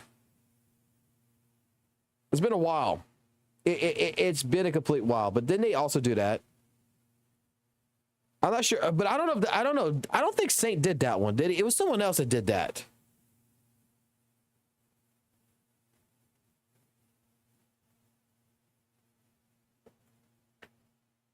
What are we like? What are we? Sometimes you just know when doing? someone doesn't fucking like you. Like you just know. Like it couldn't be more clear as day, and that's like that's valid. Look, I know people who fucking like lolly shit. I don't like it, but you know, I know some people who fucking like it. And you know what? It's fucking cartoon characters, bro. Like, I know some fucking people out there who fucking think they're fucking they want to fuck a deer, man. Okay, I'm not gonna fucking lie. They're so fucking far up at the fucking that's their fucking business, man. Like, I don't need to talk about it, to be honest. But I mean, in that case regards, you know, my waifu is 1,000 years old, but she's in the body of a fucking lolly. Okay. Welcome to fanfiction 101. They don't, quote unquote, they don't like kids, but they like some fucking 1,000-year-old fucking fairy girl and shit like this. I mean, I don't get the shit. It's like, I don't understand the furry community. I don't understand the lolly community. I don't understand half these fucking communities, okay? Apparently there was like one fucking person which I used to know that like I never fucking knew. Oh my God, this is gonna be a fucking story for y'all. So there was a friend of mine back long fucking time ago. Long fucking time ago. I mean, really fucking long. I was 16, I want to say, and he had just turned 17 and he was going into the military. Okay. And his name was Ryan. We used to make the joke all the time. He was Private Ryan.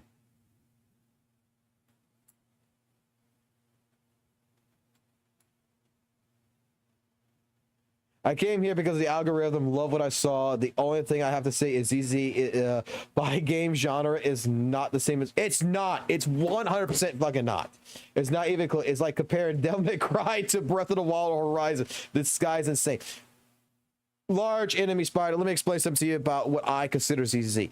ZZZ genre is 100% a beat 'em up genre. It's for beat 'em up games. It's not based on the principal factor of, you know, what a lot of people will say a hack and slash. I don't consider it hack and slash. I consider it more of like a 3D beat 'em up game. If you ever played like, you know, God Hand and shit, that's what I basically consider it as. But getting back into the talks in this, like I say, like with the furry community and all this stuff such. Okay, so Ryan went into the military, okay? And I did not find this out until the day he got kicked out the military. This was a guy that went into the military, got in there for about 3 fucking years, and didn't hear shit from him, right? We used to joke around, call him Private Ryan and shit. all this good shit. And then we found out that he had a fetish, a kink. And this is the reason why the military kicked him out, because they found out about it. Why they didn't arrest him, I don't understand. But let's just say that this old friend of mine is no longer a friend. Okay? Don't know where the fuck he's at. He's probably under a fucking rock after he got exposed for this shit. But he was a guy apparently that liked looking at pictures of people, whether they were children, whether they were adults, sitting on toilets. That was his entire fucking stitch. That's what made him happy, was seeing people sitting on toilets. And I'm not talking about like pants and, you know, you have a pair of blue jeans on and you just sit on a toilet. I mean, pants down below the fucking kneecap and you're sitting on a toilet. He had some kind of fucking fetish around fucking toilet bowls. I don't understand why. But apparently in his crew, whatever, they found out about this shit and they kicked him out. It was the fucking weirdest shit. I don't even know what the fuck you call this shit. But yeah, skibbity dibbity toilet there. But from my understanding, he got turned on from looking at pictures of people sitting on fucking porcelain thrones. It's just, what are we even doing here at this point? That is. And this is what I'm just. I fucking love these jokes right now. Like, wait. Give me your best Twilight jokes for this one. Like, can I make a shitty joke? I never in my life heard such a fetish. Oh, scandalous. Skibbity, yes. Oh, that's considered Diddy levels. Crappy hobby. Well, whatever floats his boat, I guess. I don't know what's going on with the viewer base. Hey, might have a fetish for Hoyle Hayden. I don't know, man. And this is the thing, right? Yeah, I mentioned it before, looking at some of the names in the chat. I think a lot of people have had a bit of a turning point moment with him because of all the stuff that's coming out. And of course, all the crash outs that have been going without any real moderation, any real fixing at all. And that's the stuff that I've just been working through. Like, this has literally been like my sort of setup for the last 7 months. I've had people talking shit about me just for merely expressing my grievances with a guy that has just like been, I'm going to be honest over here, right? Think about how Jenna's been on my shit since day one, and think about how you would react, right? Going through and having it for the past 7 months. I'd probably be worse than you. Because I would be so petty. I would be so petty. And so I get it. And after like, I don't know, after like seeing a video, like I understand like better. I'm not surprised that you kind of acted in the way that you did. You know, given that you feel that someone is just after your ass for no reason. I understand. Yeah, I mean, it's just... Honestly, from everything that I've seen tonight, and I've seen for the last couple of days, and even from what St. Jonas has said somewhat about me, okay? I want to make this very, very, very clear. I don't hate St. Jonas. Okay? I don't hate the man. I don't think we would get along, but I don't particularly like, you know, go fuck St. Jonas, and I hope that he fucking, you know, whatever. I don't hate him. I don't know the man in order to fucking hate him, right? And this is going to get to my point about St. Jonas of Genocide and a couple other different people, right?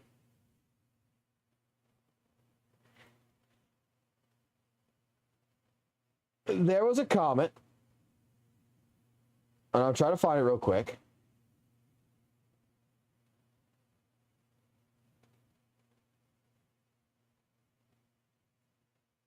Like this right here. I think the problem is Fox has, this is from Saintonus to Lightning Nix when such. I got a video on this if y'all want to read all the DMs is there, but I'm just gonna pull this up. I think the problem is that Fox has bad feelings towards me. I like doing this shit with my pen when I can do this. I think Fox has a problem with bad feelings towards me because of that. A lot of his arguments are made with bad intent. I don't hate Saintonus. I don't, you know, I just don't. I like I said this before. Something in the past I've agreed with him 90% of the time, 80% of the time, sometimes even 70. But I've never like hated the man. I appreciate your kindness to all sides of the community, but it would be very clear. I did not. This is where this is fucking hilarious to me. I did not receive any negative comments about my Genshin and WUWA comparisons until Fox Soul began making his videos critiquing my content. Bruh. You got that those negative comments well long before I fucking critiqued anything. Okay, I'm just gonna say that. Because I only made one critique against you.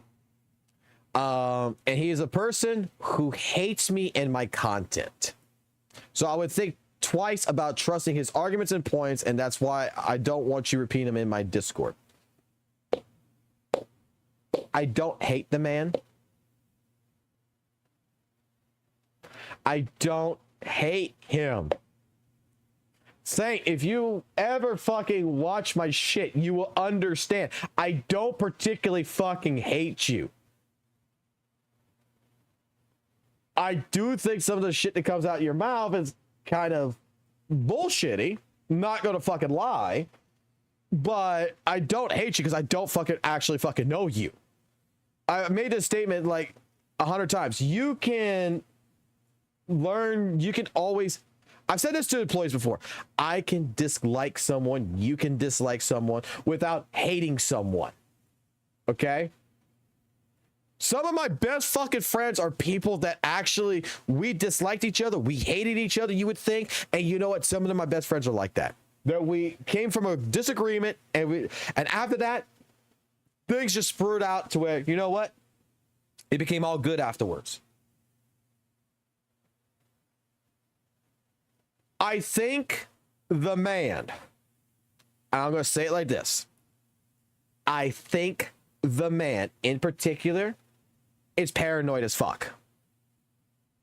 I think Saintonus overreads his community so fucking hard that he assumes that every fucking person who has a difference of opinion of him must fucking hate him.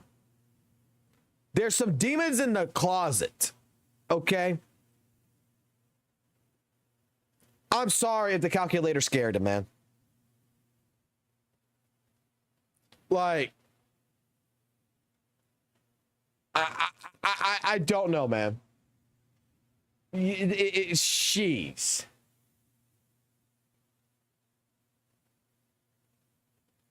At this point, reconciliation, all of that, there are just some people that I feel no desire at all to reconcile with. And he's kind of just one of them. Because in the first opportunity that he had to even be slightly apologetic, he gave the worst apology in Gacha history. Honestly, if anyone gave that apology anywhere, like they would just, like a bridge would be fucking burned. Let's just be entirely fucking real here. I'm sorry if I ever and you wanna know what the worst part of this is? I had clearly outlined multiple times what all of my grievances were. You'll have retards like Sobas in your chat telling you, "Oh my gosh, Saint was over here psychoanalyzing him for 7 hours." You all know what that also means? That means that 7 hours worth. Look, I'm not looking to reconcile because what he just said there about reconciling, and there's a couple people I know I'm on that list. I know I'm on that list. I'm not looking at reconciling, but I am actually looking that if any fucking chance we could get a conversation, we could get in a fucking call, dude. Just let me know. Ring my phone. Let me know. Straight up, wherever the fuck I'm doing, I'm going to stop it for you. I will. This is how far I'm going to go. I will stop it for you. You're senpai, okay? You are a person that legitimately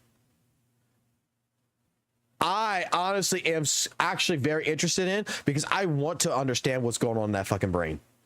Because I don't think half the stuff that Saint-Tonus fucking says is straight up, even he believes it. I think a lot of it is just fake, made up fucking news just to antagonize communities. And I don't think he honestly believes ZZZ is a fucking bad game. I don't think he honestly believes the 2.1 is a fucking shitty story. I don't think he honestly he believes his fucking Miyabi take. I don't think he believes any of this shit.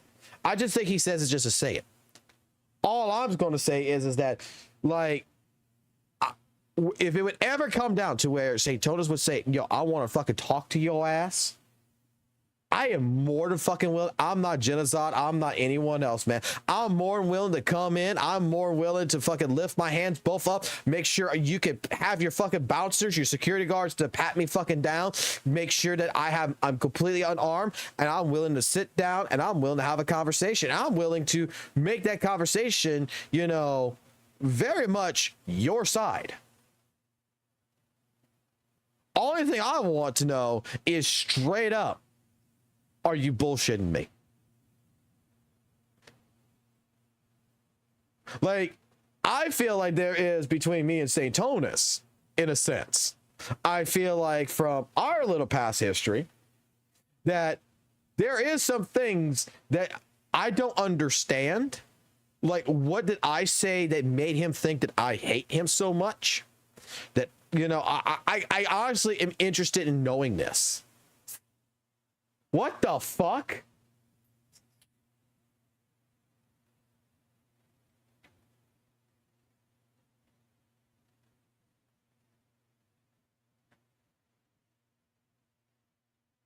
What the fuck? Why?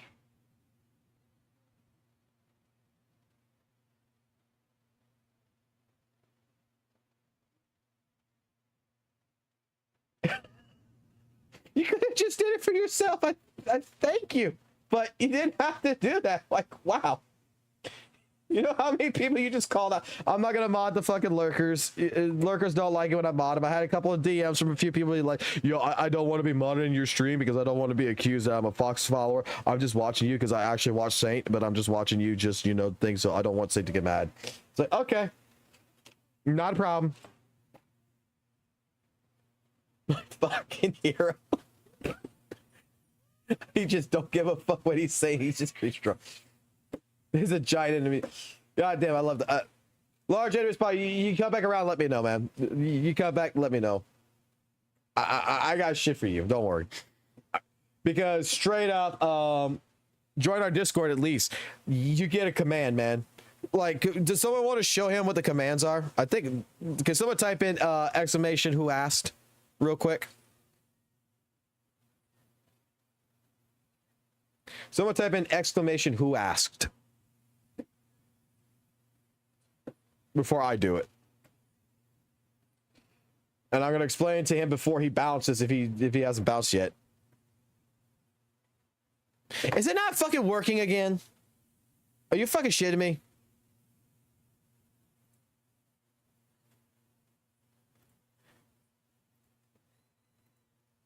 Hold on. Wait, large spider, don't leave just yet. Don't leave just yet. Please, please don't leave just yet. Give me a second. Let me fix this.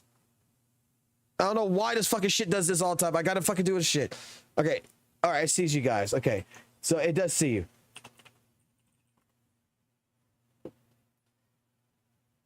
Who asked?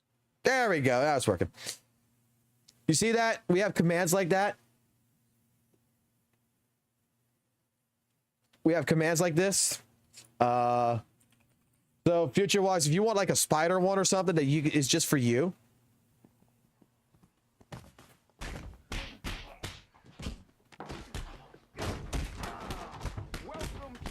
That only you can utilize, that only you can use, let me know.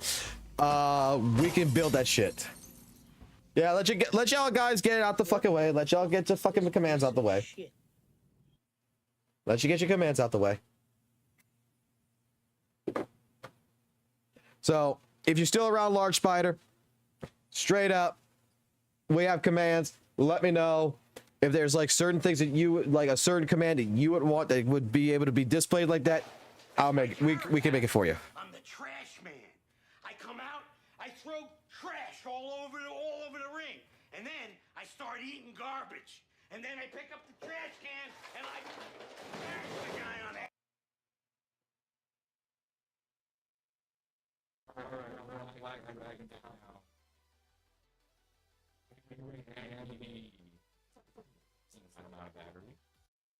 Exclamation hug, by the way. Last one is exclamation hug. And panic.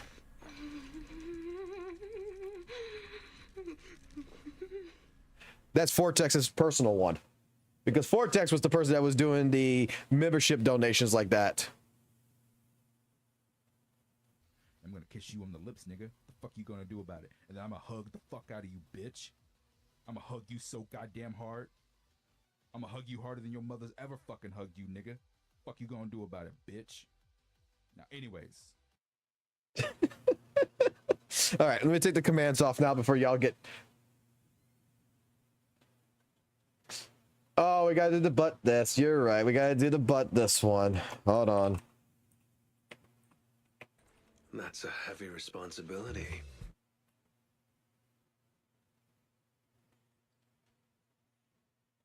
Okay, but this is just divine. Exquisite. And don't forget this one.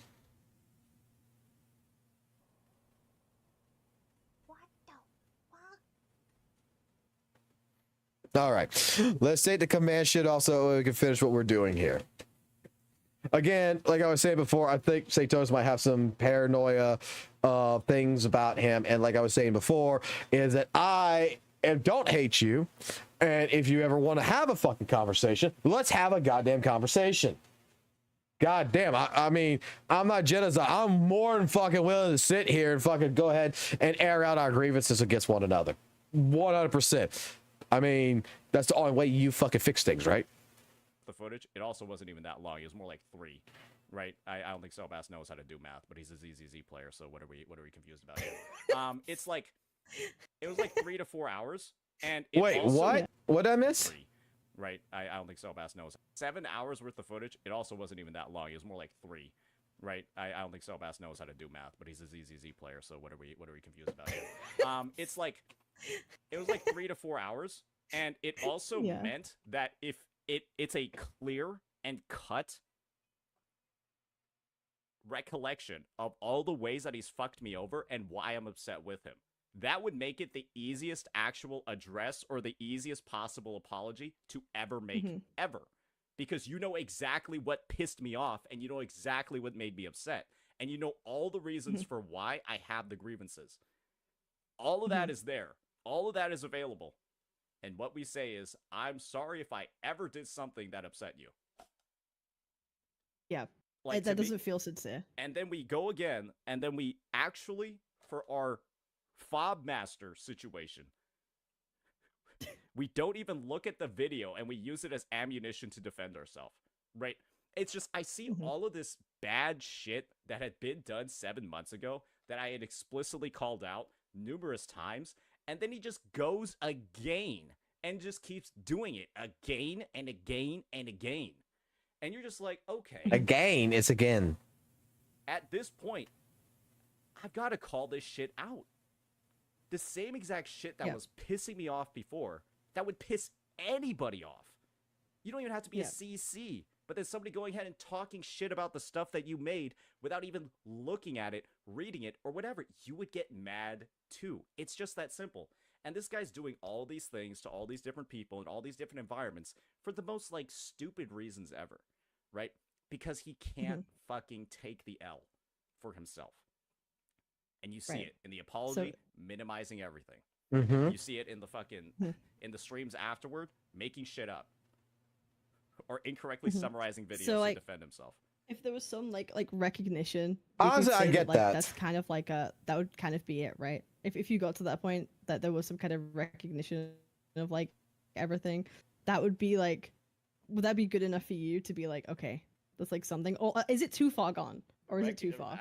I mean, this is the thing. I think we're at the point where the ship has sailed. Let's just be entirely honest here. Right. The ship had sailed quite a while ago, where we're at the point, like, the proper time to apologize would have been at the start of this year, right? Honestly, the proper time to apologize, yeah, would have been right after he fucking crashed out on my chat. That would have been the proper time. Mm-hmm. But the thing is that I don't know how you can view yourself crashing out like that on somebody's stream and then not realize you've done something wrong. That is like worth like, I think most people, if they had done that on somebody else's stream, they would find it their personal responsibility to address that or say sorry. Right. Got you. No, right? I understand. I get like, it. Like, it's just that's what I mean by when most people do 2 + 2, you get 4, and I said genocide gets 7, because if you did that, you would naturally, most people would want to say sorry or something afterwards and like be like, hey, like that I'm like, that's not how I want to appear in the second time that I ever interact with you. Right? And it's just the fact that that doesn't happen, you're just like,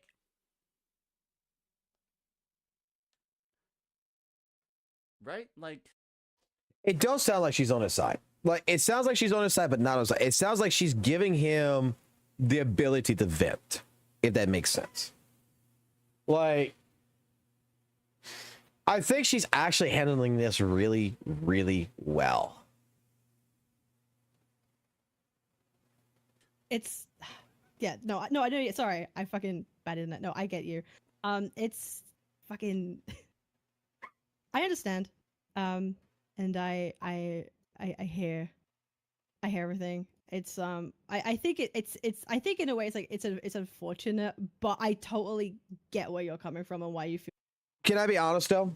Like, I think she's handling it really well, but listen to the stuttering right here, right? This is what let me play it back real quick, and I want you to listen very carefully to how she speaks here. Yeah, no, I know. Sorry, I fucking batted in that. No, I get you. It's fucking. I understand. And I hear everything. It's I think it's I think in a way it's unfortunate, but I totally get where you're coming from and why. I'm not sure if this is going to be a true statement that I'm about to make. This is not factual statement that I'm going to make. I 100% understand, but it does sound like she is really thinking how to word the next line to not be blown up on. Like, I'm not sure if you guys get that feeling, but it feels like to me right here in particular, this is why I don't think Captain fully agrees with Saintonus. Because it sounds like to me that she is like not scared, but she is very cautious about what her next line of wording is going to be. If that makes sense.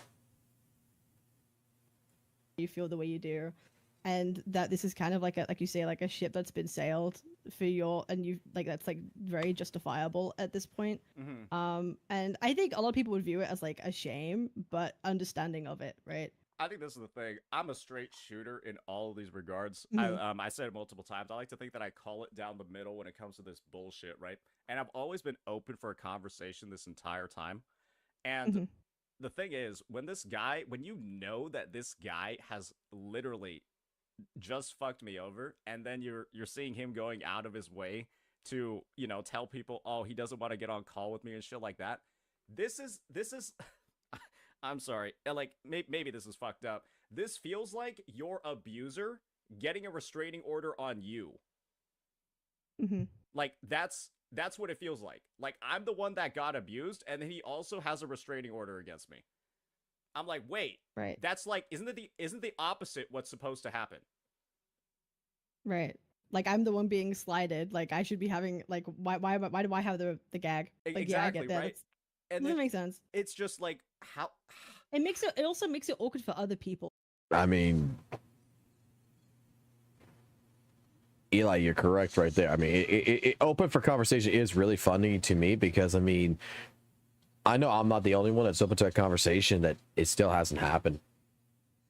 right? It makes it awkward for other people to like organize stuff, and it's like, why aren't these people here? Why aren't that people the here? It's like, guy- well, someone just doesn't want to turn up or doesn't like someone else, and it kind of feels kind of childish. The like guy it that does. has literally It's annoying. caused all the problems since day one, the source of all the problems since day one, is now making the requests of like who should or shouldn't be invited to stuff. Like, huh? It's like without his actions in the first place, there would never be any issues. Yet he's now the one that now that people are conforming to. I'm pretty sure that's regarding the Gacha cast, right? Like who can come in, who can come out. I don't think that is a genocide situation. You know, I don't think it's genocide that's making that call. I think that's a Tectone that was making that call. And I think Tectone was more like, you know, genocide really works well with all these other people. And I want him involved in the Gacha cast, but him and Saint don't mix. I'll do Saint after the Gacha cast in order to keep peace, if that makes sense. That he doesn't want to stir up flaring, you know, controversy in that regards. So I think before we blame genocide for, you know, not being on the Gacha cast, maybe you need to blame the person who hosts the Gacha cast. That's why I'm saying it's like high school drama, bro. Like I feel like sometimes during these social interactions, I'm taking fucking crazy pills. I feel like I'm taking he takes zero accountability in some cases. I know. I'm gonna be honest, because I feel like you replicate this scenario in like any other like social situation, and like it would just be a completely opposite. Like the dynamic would just be completely different, because you look at the cause and effect here across the past 7 months, and nothing makes sense. Nothing makes sense. It's yeah, and I think it's unfortunate because it's become, rather than like a disagreement about like gacha takes or anything like that, it's become a disagreement and beef between like two people personally. And I think that's probably the main reason why other people don't want to talk about this when it regards to you both or get involved, because people it becomes way more difficult to talk about other people's personal beef. And I think that's where like a lot of this is like kind of agreeable. This is my take. I invite 100%. everybody to react to this situation, find out all the details for themselves, and make a take. I think like this whole, oh, it's between two people thing, I don't think it's particularly relevant, right? Genozod and I are two of the biggest CCV viewers for Wuthering Waves on Twitch, right? We're two of the biggest ones. And the thing is, when we're these big streamers, big content creators in the space, it's like talking about the bigger content creators in the space for a game that you like main, or a game that you at least cover at the very least, is like, it's not like you're butting into like crazy, like it's not like you're butting into anything crazy, because this is this is one of the biggest CCs in the space acting like a fucking dickhead for no reason, right? And has been for such a long time. Reacting to that and having an opinion on it, at least in my opinion, right, is not a problem if you're another CC that's in the space. Because, let's just be honest here, is Genocide not one of the biggest sources of toxicity in Wuthering Waves? From at least the past couple of weeks. I would have to say he kind of is, right? Because without him, there's no drama surrounding Wuthering Waves 2.5.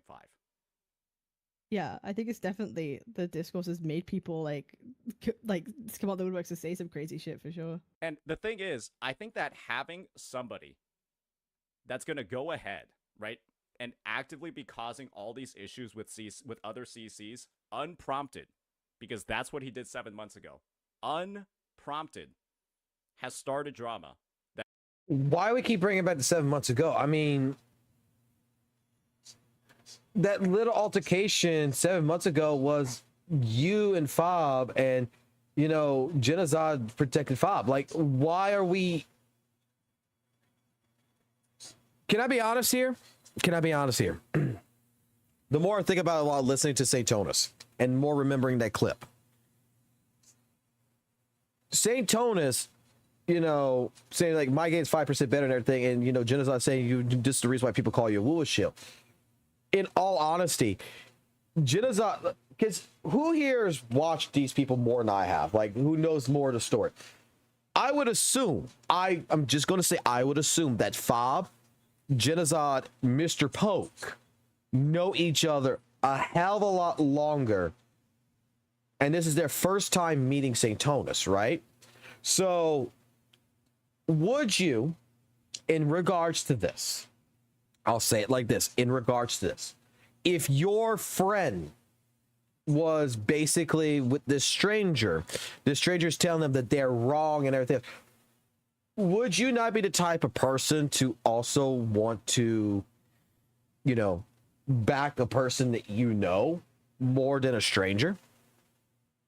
Like Mr. Pogue, Fob, and Genocide were all agreeing that the Tower of Versity, the Towers of whatever, the Tower of Abyss or whatever, and all this shit, all these types of tower games are all kind of jack shit poopy. It's kind of shitty. And here comes the new guy in the podcast. Here comes the brand new guy that is saying, well, no, I disagree with this, you know, because Weathered Ways, you know, it's 5% better because the middle tower is at least better. And then Bob's like, you know, discuss, well, no, it's still kind of shitty. And they're having a conversation, but it kind of sounds like, you know, they're having a attack. I mean, should Genocide have done that? Probably not. But, you know, in a sense, it almost kind of felt like, you know, Genocide is also defending Fob's take.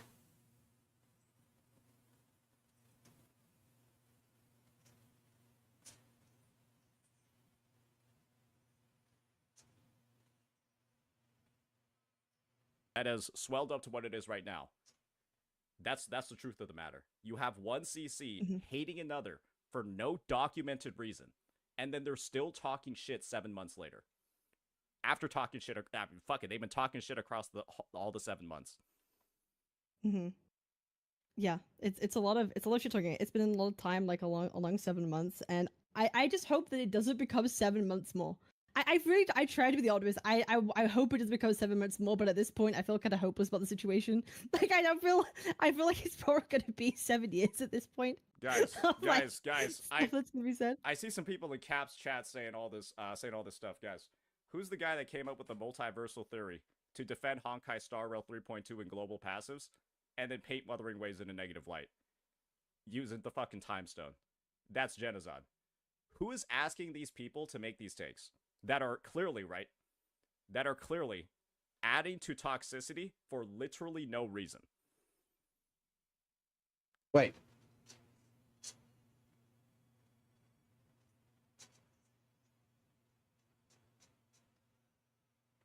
Athoma, I'm going to assume Athoma's talking about Genocide right here. Bro is in one drama and he's the biggest problem. And then I saw something up here earlier. Tauntus is a dickhead, laughing my ass off. We never had issues in Epic 7. Okay. To toxicity for literally no reason. Who's the guy that went ahead? Do keep in mind, right? Remember when I said Genocide's one of the biggest CCV WUWA viewers? Imagine one of your big CCV WUWA streamers is going ahead, talking shit about the night market, and then glazing the shit out of Honkai Star Rail's spending event. That's like 30 times worse. We might have to look at that multi-theory in a minute. Like AstroTurfing live, and you're like, okay, like what the fuck is one of the biggest WUWA CCs like just like fucking shilling the shit out of other games, and then like fucking like looking disingenuous as shit about the game that you're there watching for? It's like, it's stuff like that where you're just like, oh, like, is this helping? So like it's the kind of thing of you feel that people that are creators are Brother, you said who is the biggest problems in the WUWA space? Genocide, be like the skull. That has to be a biased take, bro. Has not been that bad at all. Holy shit.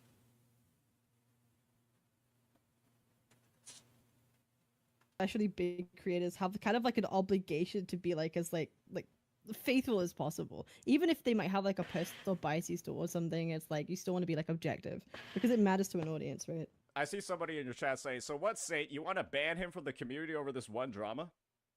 So I don't know who Lay Rain is, but I do think that if they go to their government office, they might be able to get free money from them. Because in what, like, I don't understand how you could have that take. This is where my little bias problem comes in with Saintonus is, dude, why are we insulting the fucking chat, man? Like, why are we straight up making an assumption here that someone has got a disability or some shit? What the fuck? Why? Why is that the first fucking thing we always go with? Why can't we not just answer the question yes or fucking no? Why does it have to be so convoluted? I don't understand how it's even possible for somebody to have that take after the video that you just reacted to. I don't think it's actually possible. But if they are, then, well, yeah, go collect your free money, bro.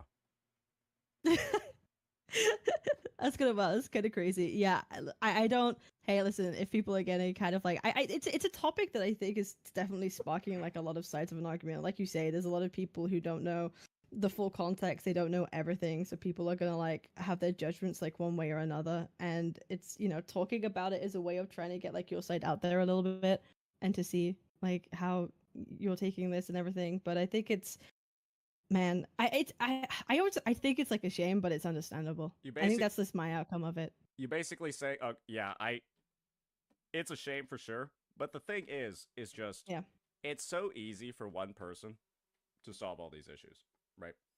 Genocide is the one that has created this entire situation, this entire problem, because he went ahead and poured gasoline onto a small spark, right? The small spark was 7 out of 10. Sure, we can say that, right?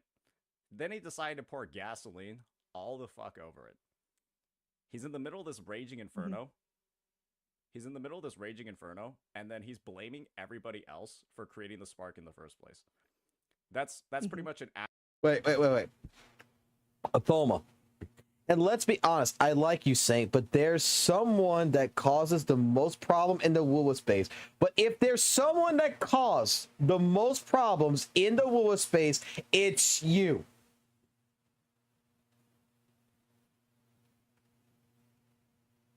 Right there.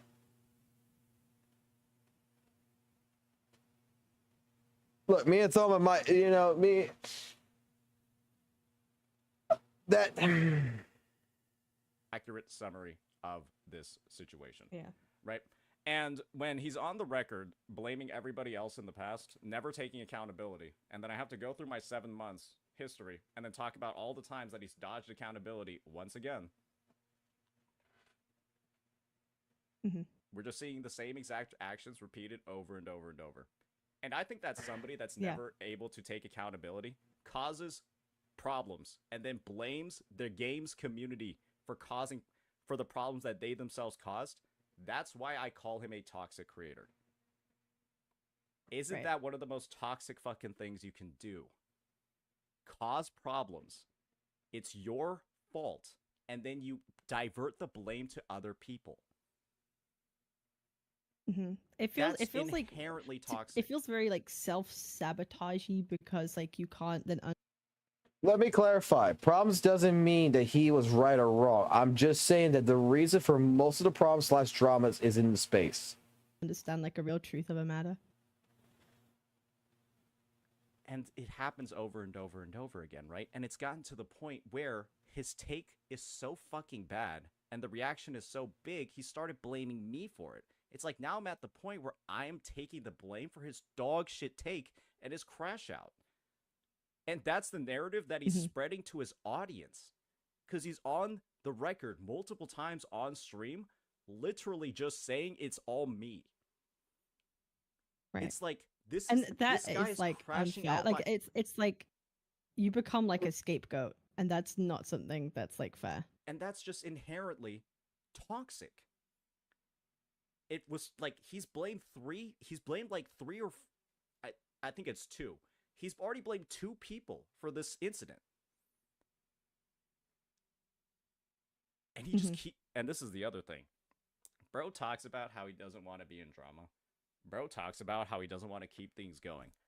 But he literally his actions don't reflect his words. Remember that time when I sent the apology over to him? You know how easy it was for him to move on? He could have just said, yeah, you know, it's a little bit rough, but yeah, I can get some of the sincerity behind the apology. Okay, all right. We both send apologies to each other. We're good. Let's just move on. Let's let bygones be bygones, right? Very easy. He proceeded to hyper-analyze my apology, say that I was forced into it, and so it can't be genuine at all. And you want to know what else he did while he was hyper-analyzing it? He started trying to use my friendships with other CCs in the space against me at that time. He was like, "You wait, can't this guy?" I'm gonna say that I remember the apology on the live stream because I was there because I was more interested in the maggot situation, and I can tell you that I don't think it was sincere either. Not because of you with other CCs in the space being friends. It was for the fact that you were crashing out on Maggie and basically utilize. I'm not sure if anyone remembers this, but it's like he was crashing out on Maggie and he's like, you know what? No, Genocide's in the right. I am so sorry to Genocide and everything else. You don't deserve this fucking shit. This bitch right here, because someone has linked him some fucking like Discord message or some shit.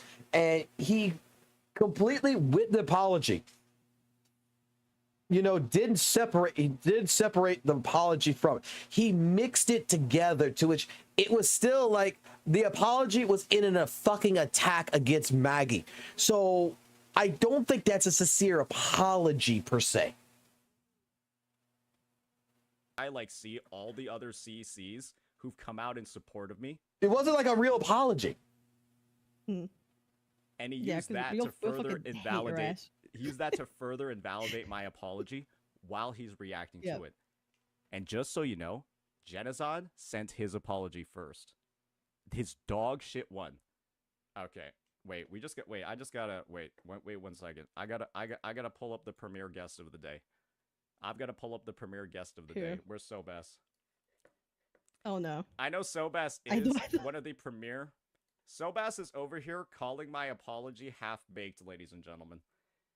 When I sent my apology after Genocide sent his, and Genocide's apology is, I'm sorry if I ever did anything to offend you before. And Sobas is over here calling my apology half-baked. If my apology is half-baked, Sobas,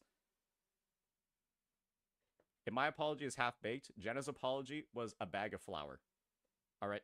Posted it on Twitter and never apologized for a wife beater. Space is not good at cooking, apparently. Yeah, his apology was a bag of flour. If mine was half baked, let's be honest here. Let's be entirely fucking honest here. Like right? When anyone hits you with the like, I'm sorry, you feel. I'll say this. I don't think fucking Saitona's apology was half baked. I think Saitona's fucking apology was burnt to a fucking crisp. Like, I think it went further than that, and the reason why I say that is just because, man, is the fact that he was crashing out on Maggie, and he mixed it with the drama, and, like, it wasn't a real apology in that video, and then the Twitter apology is not even a real fucking apology. That way, it's kind of like, well, that's just, you're just saying that to kind of, like, try and, like, peacekeep. Like, I get that. Yeah. And this is the thing, right? You'll still have people say that my apology was bad. You want to know why? It's because Jenna said it was not genuine. It was actually a great apology. And if you're of the opinion that my apology wasn't good, I'll be the first one to call you a retarded piece of shit. That probably is never going to have, like, meaningful interactions with people because you're so easily swayed. Because that was actually a good apology. And the fact that you're swayed this much because a guy was being disingenuous in his analysis of it is absolutely insane. You're over here believing the guy calling the apology disingenuous when the guy is not able to make an apology in the first place. Guys, this is the person, the homeless guy, eating food out of the dumpster, judging a gourmet meal, and then telling you that the meal's not good. Why are you listening to the guy that cannot make a proper apology in the first place? And We need this again. 1 minute. 1 fucking minute. We need this again. All right, next let's go over how to apologize. All right, let's do it. Research has actually shown that the way we repair conflict together makes for, right? And we can't understand them if instead of asking questions and getting curious, we're arguing, getting defensive, or constantly invalidating their feelings, right? That makes sense. So once we understand them, step 2 is actually taking accountability for our side of the street. I'm not saying apologize for things you didn't do, and I'm not saying agree with their accusations. All right, I'm saying apologize for what you know you could have done better in that situation. Keep excuses out of your apology. Don't justify yourself. What the fuck? Why another 10 goddamn fucking memberships? What the fuck, son of a bitch?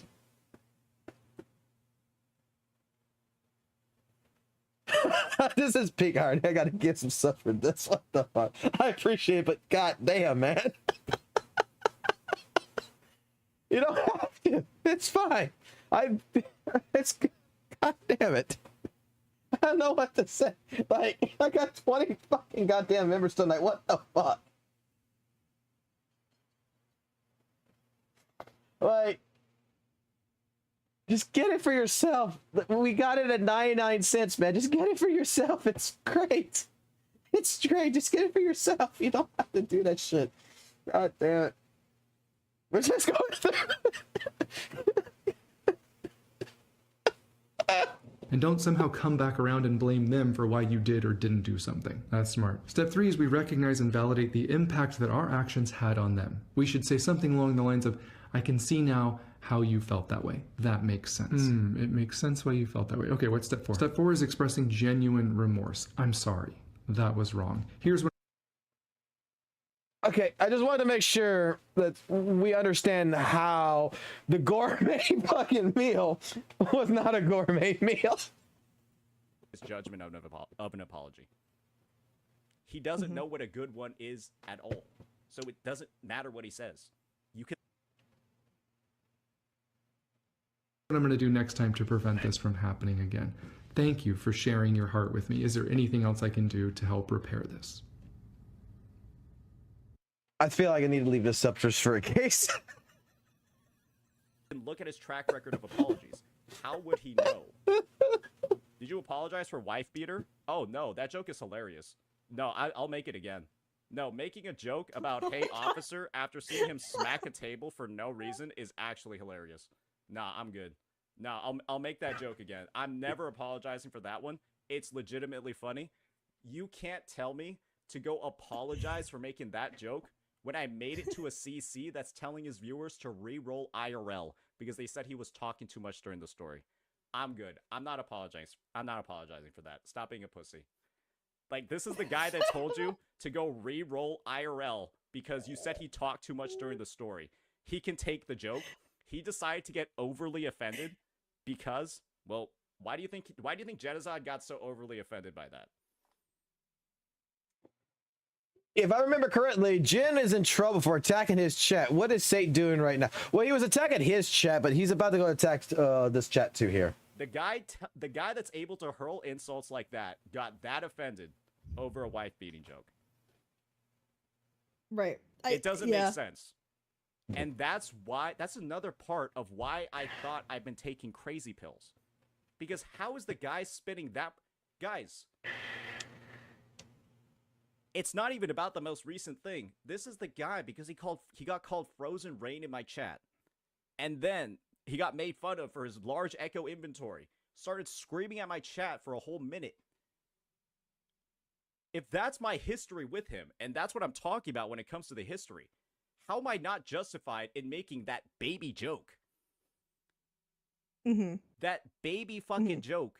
After the guy had crashed out and gaslit me into thinking my chat was committing murder. Yeah. I think like the joke in itself is fine. Like inherently. Like you just the joke is fine. Like on its own. Baby joke, it's a fucking crime. Dude, are you doing tricks on it right now, Sobes? I feel like this has been one of the most frustrating weeks of your existence. Seeing your golden boy taken down multiple pegs because his behavior is absolutely inexcusable. And there's no people coming to his defense now. Like, this guy told people to go re-roll IRL over comments on YouTube. And you're out here clutching your pearls like a little pussy. Because it's the streamer that you like. When you know, because you watch them, they say way worse shit on the regular. You are not any better? When did I say I was? When did I say I was? Yeah, I make fucked up jokes all the time. That's how it works. Fucked up jokes are funny though. Like as a British person, Like- fucked up jokes are the best Like, jokes. this is what I let's just be mean. real. Jenna has this community of absolute retards that will just come in here and then just make the most disingenuous arguments possible in his defense. And it's insane, right? Like, how are you even going ahead and trying to, like, have this clutching pearls, like, oh, it's so bad that he made that joke. I couldn't believe he could do that. When you're watching the same streamer that's regularly telling people to off themselves about stories. Huh? Like, it's just, it doesn't make sense. Like, it's like you're playing a rated M game with, like, guts, like gore. You shoot a gun and, like, people explode, and then you get freaked out by a kissing scene. Oh, that's so inappropriate for kids. Okay. What would happen if the kids saw that kissing scene in our game where there are literally body parts flying around every 3 seconds? Like, you sound so stupid. It's crazy. You sound so dumb. And that's the defense that has been played for him before. That is the defense that people have been playing for him. And that's why I've been saying, I think I'm taking fucking crazy pills. How does any of this make any sense at all? Like, are you guys able to make sense of this? No, I understand. I'm sympathetic. To the cause.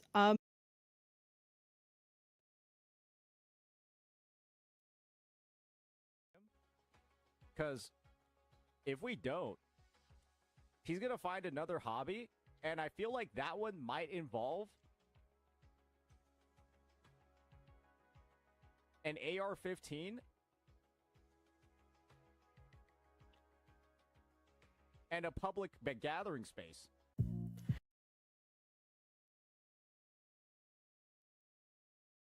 I feel this has now become more of a conversation between you and like other people in your chat. So I'm probably gonna leave you to talk to your chat. Yeah, go for it. It seems like you've got a lot to say to them. So I hope you have fun talking to your silly chatters. Yeah, Or all I something know anyway.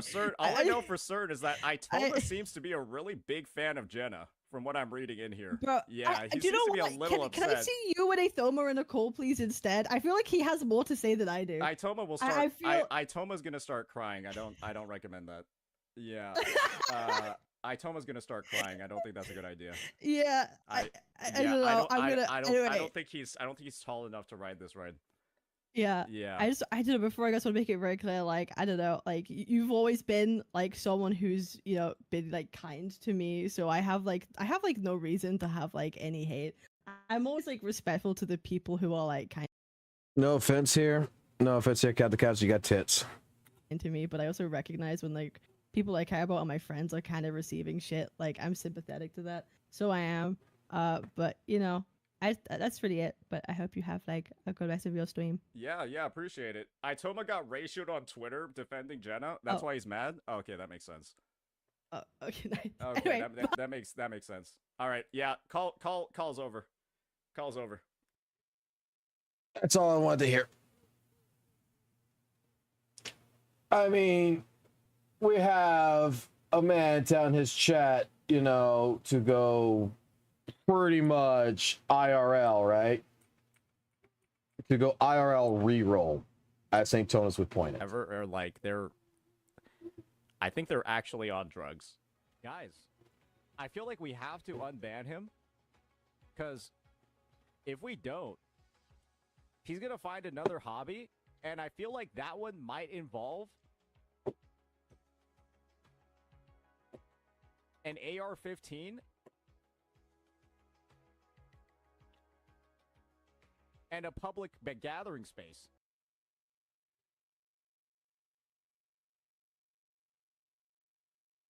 I mean, he didn't, you know, tell us.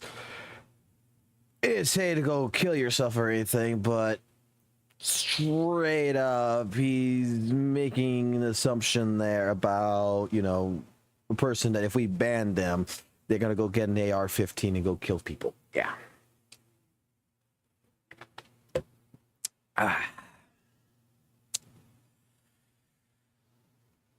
I mean, You know what?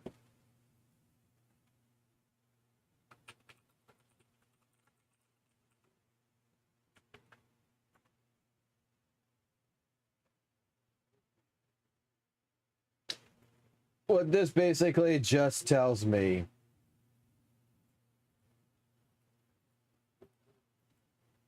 is this.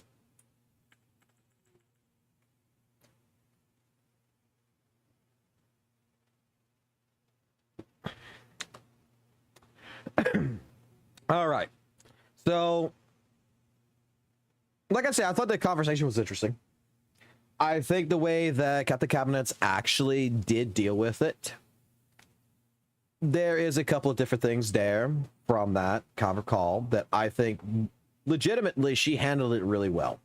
There was a couple of moments that she did say in there, about, there needs to be a genuine, mutual understanding and a commitment to try to make this work so that way it doesn't last for another 7 months and everything, if possible. I think that her understanding of things was very well decent. She had a couple of W takes in there, okay?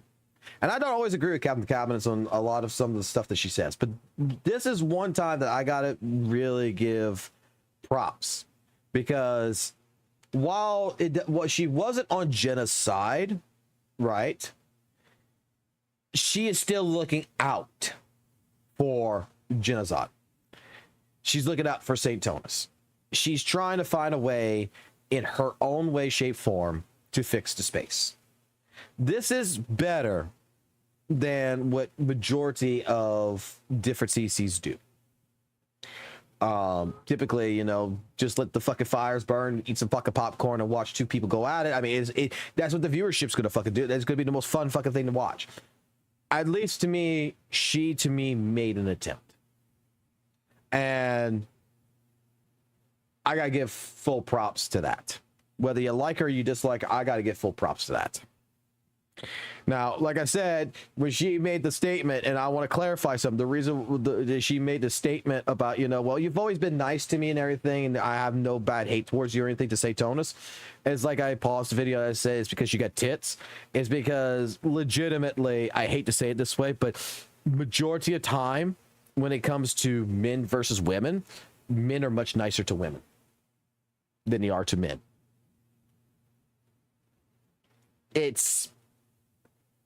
You're not going to see me with a woman and calling her a dumb fuck. You know what I'm saying? I'm sure St. Tonus has got manners. I mean, it's just what I'm going to put it up there.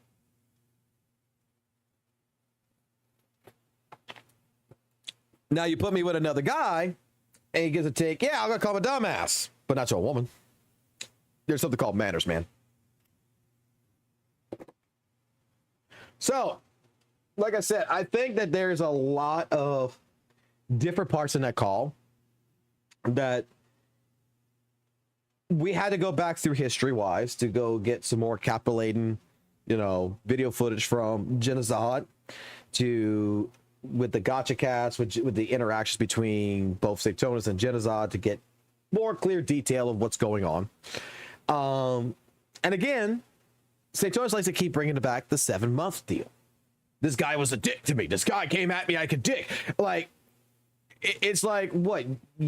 Like, I did not see it. I'm not sure if you guys saw it, because a lot of y'all still here who watched it since we watched the Gacha cast. There's not a single fucking moment of their interaction that I would assume that Genocide was ever fucking hated or fucking disliked fucking St. Tonus. He just is like, dude, you come off as a WUWA shield, man. Like, he's being blunt. It's not like he's being a dick. He's being blunt. He's defending Fob's statement, someone he already knows about, someone he already knows, and just generally just like, man, like, you need to kind of get off of it a little bit. That doesn't spur out, like it sounds like, hey, then like a couple of days later with the slop content situation, that's about fucking AI slop content. That was nothing in relation to St. Tonus, but St. Tonus, It was miscommunication, mistranslation. He got the wrong impression from that. The crash out, the crash out afterwards or whatever, where apparently Genozod crashed out in the chat or whatever over the thing. I will go ahead and I will give Saint Tonus recognition on that one. That yeah, Genozod opened the door. Genozod made a statement about the drama content and had to undoubtedly admit that he did not watch the video, which because he did not watch the video, that chat kind of was like, oh, how can you I Genocide knows what drama content is without even watching it, ha ha ha ha, and then Genocide the snowflake, the soy boy, that right there where Genocide went attacked his chat straight up, that crash out, I'm gonna say, into Saint's defense, it was uncalled for because you're going into someone else's home. You're a guest there, and at that point in time, you should. If it would have been me, I would have been like, yeah, just fucking open the door. Fuck. You just have to take it. You have to take it at that point. But Genocide with possibly an ego trip, going in. Yeah, I completely see it. The second altercation with the 2.3, again, another interaction between these two. I didn't see no hate. I see maybe some ruffle feathers a little bit over talking about the banner system, and Genocide's like, dude, we're talking about what we just literally saw, not what we're talking about in the future. I think it's an understandable comment. It's quite understandable why Genocide did that. So, going down this entire listing and going down this entire rabbit hole so far for the last couple of days and watching this, two wrongs don't make a right. However, I am still going to be more on Genesis' side, and the reason for this is that, again, with the Maggie situation and the Summit 6 for Shia, I don't think St. Thomas, like I saw it, I don't think he ever truly gave a true apology. It was an uncalled for comment, insinuation joke that should have never been made, in my personal opinion. That he should have taken accountability for it. He should have truly taken accountability without the way he did it. Okay? Again, according to St. Tonus, though, that apology was a gourmet meal. And I think that this video done here... better in that situation. Keep excuses out of your apology. Don't justify yourself, and don't somehow come back around and blame them for why you did or didn't do something. That's smart. I think, this video right here needs to be sent to St. Tonus on how to learn how to fucking apologize. I really fucking think so. And I think too bad I'm blocked on Twitter, man, because I would totally fucking send it. Just help him write his up. Dude, you don't even need to do that. Like, hold on. You know what? Like, Saint, I'm gonna help you for the next time something like this fucking comes out of the woodworks. I'm gonna help you, okay? Buddy, Mr. St. Tonus, I'm gonna help you. Help me write a apology, that's one L. Write a apology for Genocide about me jokingly saying without, well, no, he wasn't saying, jokingly implying he is a PDF.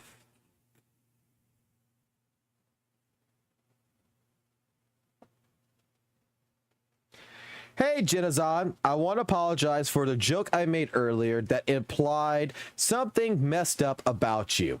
It was meant as a dumb throwaway joke, but I realized it crossed the line and it wasn't funny. I get that jokes like that can hit wrong, and I should have thought of it thorough before saying it. That's on me. No hard feelings intended. I'll make sure it doesn't happen again.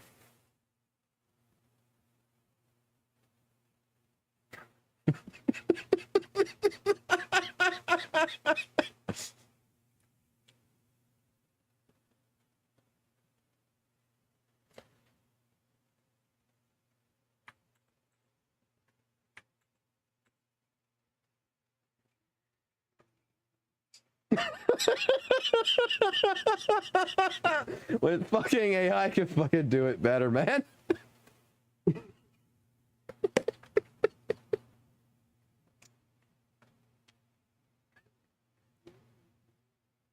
Oh, that's right. We need to check the petition.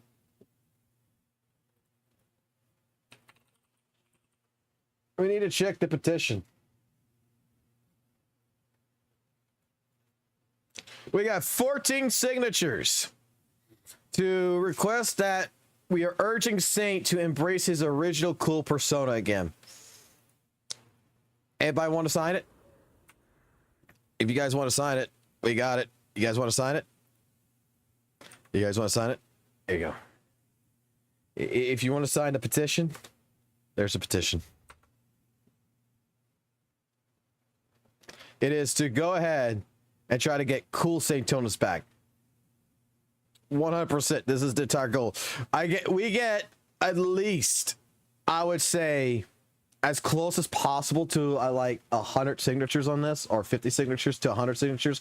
We get this out there. We can showcase this. That we can get enough signatures on this that I can present this to Saintonus and be like, "Yo, bro, people want fucking old Saintonus back." I think that would be fucking hilarious. I'll send it to Tectone first.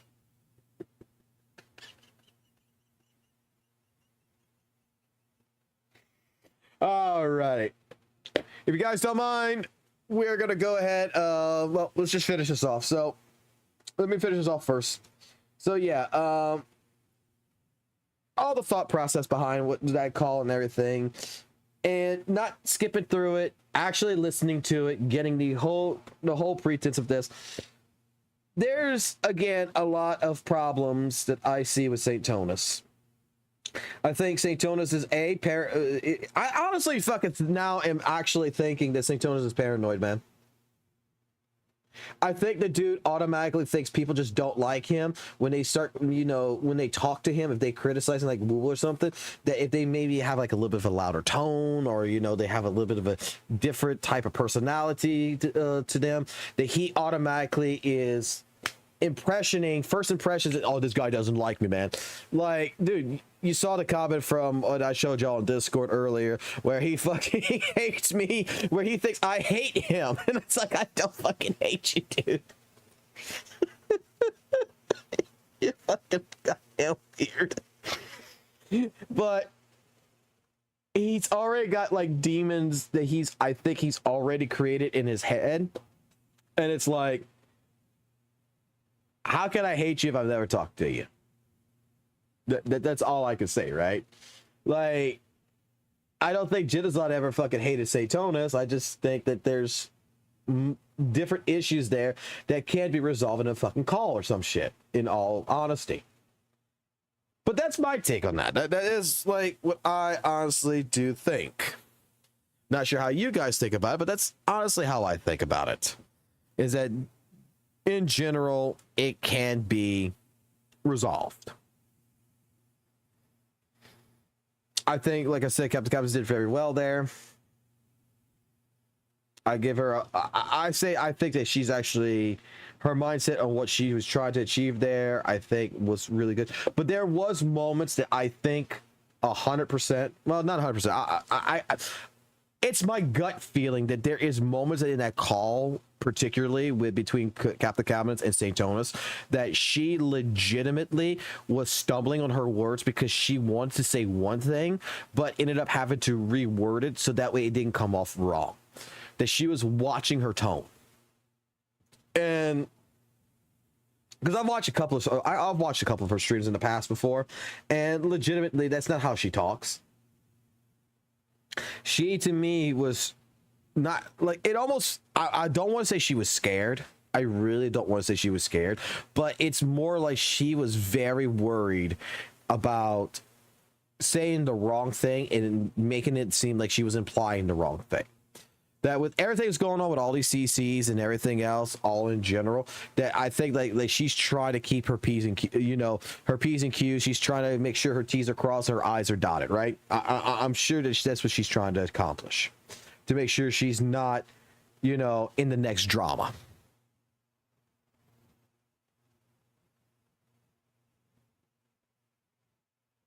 I think that St. Tonus, again, is overreading all the shit with Genocide. I think Genocide, again, is kind of exaggerating a couple things too. But in general, with this drama, with this entire situation going in, I am still more on I'll put it like this. I would fault Genocide 10%. 10%. Out of a full 100 blow, I would fault Genocide 10%. I don't think this is like the first big fucking shit that he's gone in, and is honestly all this first big shit that he's going through with this type of drama does not ring drama. He's not bad for the space. I think he's fine for the space. I just think that it's not a space issue, it's a person to person issue, and St. Tonus is trying to make it a. That's the problem. That's exactly what I think the problem is. This is not a gotcha space issue, right? This is a Genocide versus St. Tonus issue. Okay? But St. Tonus is trying to heavily involve the community harder into this, so that way this no longer becomes a person-to-person drama. It's now a person-to-community drama. So I feel that that's where the primary issue of this is coming in.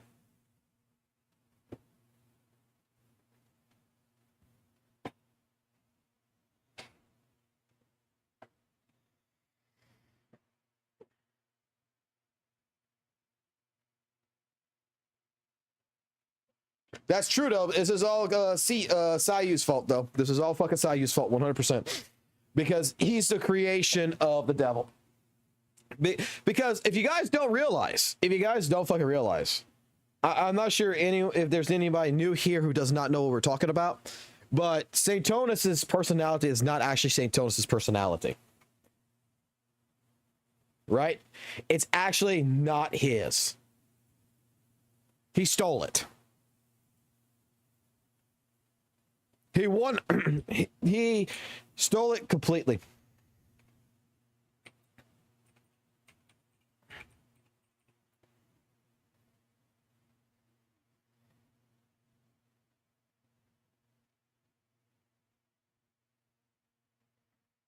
No, I love Sayu, but that's where the personality of St. Tonus comes from.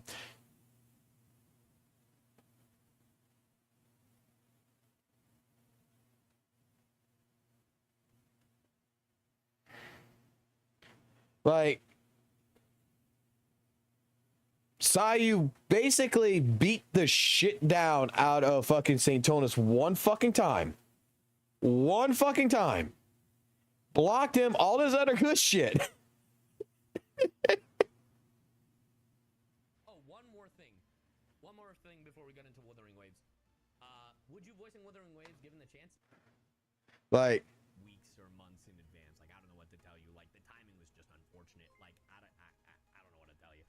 I sigh, my boy. And also in other languages, there are literally in the Chinese and the Japanese. I don't feel like going through fucking St. Tonus' video for this shit. So I gotta skip through this.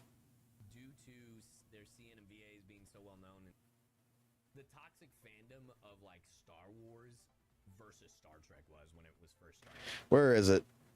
Is it in the beginning? And voiceover is to Tectone. All right? Because I know that a lot of people, it's like, oh, classic Tectone spinning the thing. Look, I don't what the hell contracts the hell he's talking about with the content creators.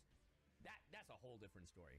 But in regards to voice acting, like, and voiceover, bro, there is this fucking guy, Saint Untos or whatever the fuck his name is, who is like literally Okay, hold on. Audio problems. Let's fix the audio problems. Where's my mouse? Fucking mouse. Show the fuck up. There it is.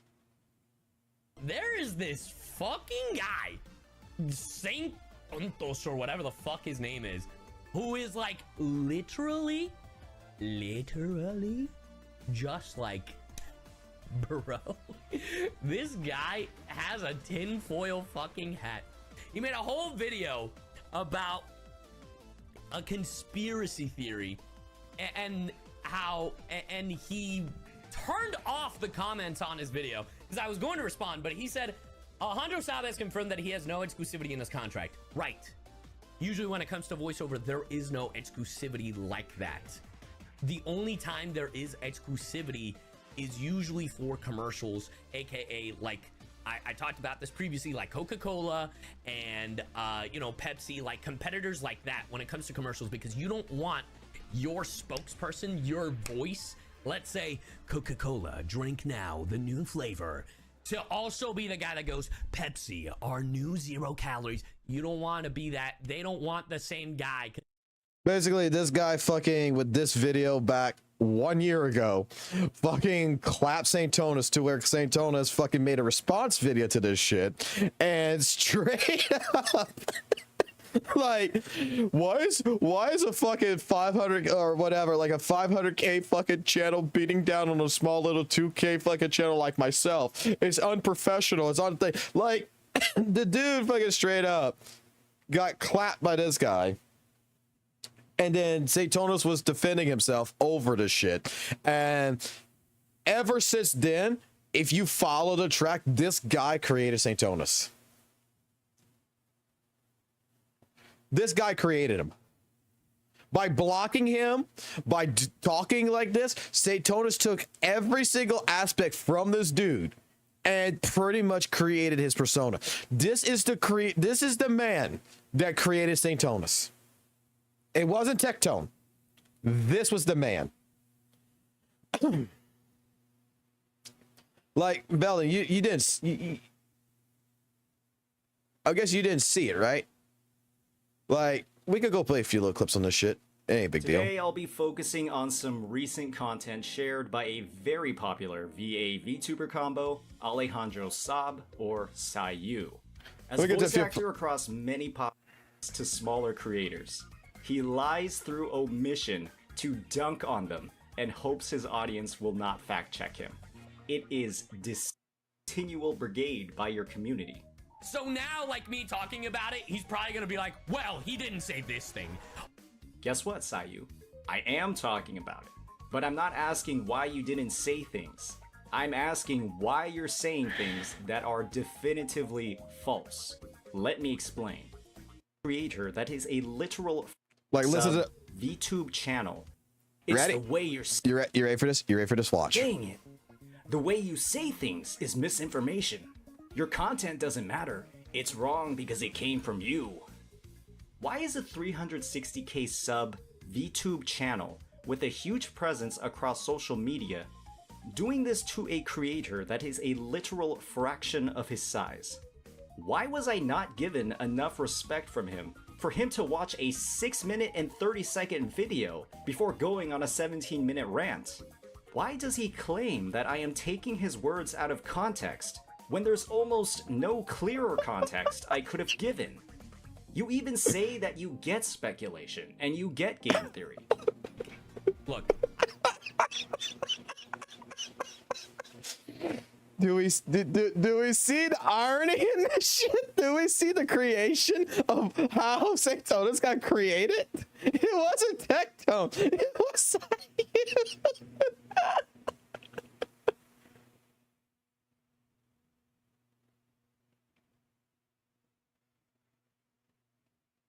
like,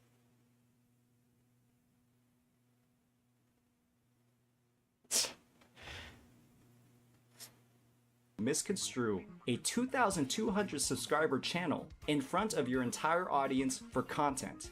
You refuse to grab context for in front of your entire audience for content. You refuse to grab context for any of the comments, refuse to watch a video, but still decided it's worth monetizing. You have to take some responsibility for your actions. The only conclusion that I've been able to draw, and I'm sure it's a conclusion that maybe other people will be able to draw after this video, is that you probably are a shill. I mentioned your name in 2 lines out of a multi-paragraph comment, and you made a 17-minute video on it.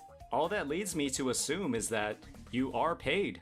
Hoyo called in the big guns, got you to address this, because it really doesn't make any sense otherwise. There's no reason for somebody to be this defensive unless they're threatened. That's how it works. Oh, and by the way, that's just my theory, and the evidence and facts are literally your video. So any claims of misinformation, well, they came from the OG himself. As a final disclaimer, I do want to mention that I attempted to reach out to SAIU to resolve this offline, but he preemptively blocked me.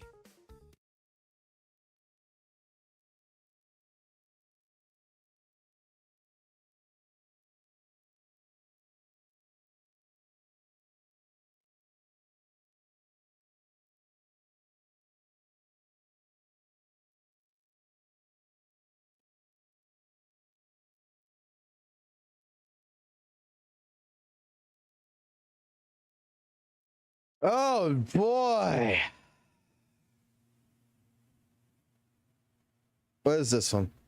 Alrighty, ladies and gentlemen, it appears that the issue ongoing with the Wuthering Waves 2.5 story, all of the drama, the 7 out of 10 score, the clapped walnut, the blaming, the lack of accountability, it has crossed international waters. And it appears, ladies and gentlemen, that CN, China themselves, where Genozod is currently at, attending Kurofest, it seems that China is not very happy with what's going on as well. We have John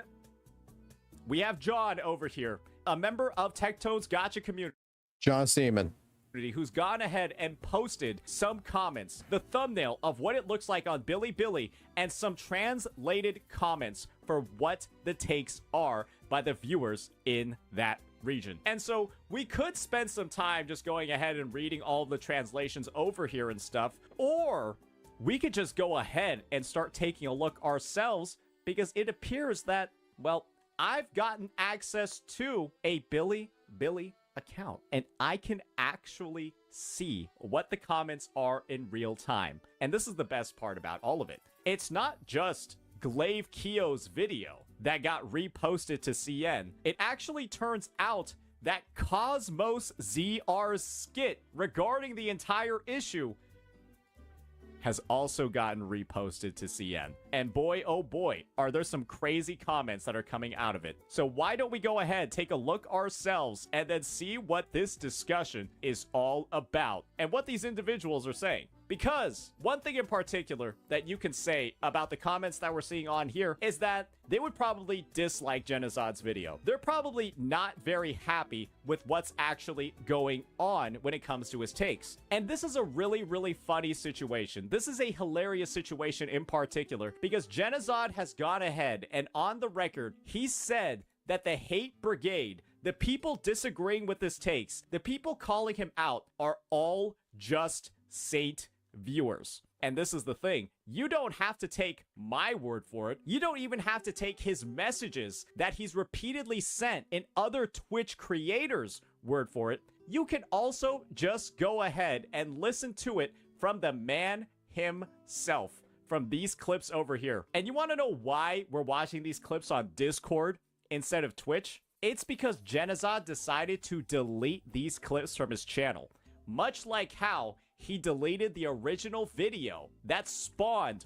all of this drama in the first place. Why don't we listen to a couple of these clips? It's Saint and 90% of his dick riders. Well, I would say his cult of dick riders. I would say, like, you know, 90% of the hate comments I got are him and the community, basically. 90% of the hate comments that he currently has are because of me and my community, apparently. Well, yeah, a majority of the comments are absolutely ridiculous. Like, you look at them and it's like, what the actual fuck? Like, they're just complete bad actors, obviously. And he deleted that video that he's talking about, so no one can verify those comments for himself. Mostly spread from Saints community? Well, obviously. So you can clearly see over here, he has blamed me on numerous outlets for the situation going on. He has blamed me in so many different ways regarding the entire matter. But why is it that CN only needs to take a cursory view of the situation, and they're gonna say stuff like, the problem wasn't that he gave it a 7, but that his reason for giving it a 7 was ridiculous. So, are these comments, are these people that are negative towards Genocide, that are, you know, hate comments, are they a part of my community too? Are 90% of these people, are they actually Saint viewers as well? Even though half of my videos, probably like 80% of my videos aren't even on Bilibili, and if they aren't uploaded by me? So, let's go ahead and see what these individuals are saying, because apparently they're my viewers. Let's go ahead, let's get right on into it. Alrighty, first comment up. So those videos of the black guys doing something funny was meant to satirize this. Well, that's a bit of an incorrect description, but I think that this is the video that the comment is talking about. What else? I figured it out. This is the one that we read. Let's continue reading it. The problem isn't that he gave it a 7, but rather his reasoning for it felt ridiculous. The community's dissatisfaction with him erupted when he acted condescendingly, using AoE attacks against other players. This is similar to how someone in the Chinese community recently used Wuthering Waves, which is Ming Chao in China, to encourage players to chase Wuthering Waves away. A 9 or 7 is perfectly normal. The problem lies in his reckless comments. His "you don't spend as much as I do, you don't love the game as much as I do, you clowns have no right to judge me" attitude when challenged. That's by Wormhead. A World is Full of Smiles responds with, "A simple 'I'm sorry, I'll definitely read the story carefully next time' can solve the problem, but he has to escalate it to an AoE for the entire player community. I have to teach him a lesson." Dogface. Oh boy, so I guess it turns out that for most people looking in on the situation, the natural perspective to have, ladies and gentlemen, is that you are against Genocide and you are against the takes that he made. That is what most people, on average, are feeling after they watch Clay's video, after they see the breakdown of the situation. And as somebody that's been on the front lines of this entire issue, that's covered it the most out of everybody on YouTube, Glaive's video is one of the most faithful representations of the issue that you can actually have at this point. He breaks it down very well, everything that went on and everything that's come out as a result of it. And the thing is, you still have Genocide going in, getting himself stun-locked over what the issue actually has become. And it's insane that people with a fucking language barrier, because they're in China, are able to understand the issue better than him when he is the person that is directly involved in it. Isn't that just baffling? Isn't that just crazy? That's just fucking ridiculous. And there are apparently some comments below over here that are like in Chinese. Oh wait, no, these are from fucking English people and they translated back to Chinese. Oh, never mind. Those are the comments on YouTube. We can well, you can just look those up yourself. If I were to rate his apology video, I would give it a 7 out of 10.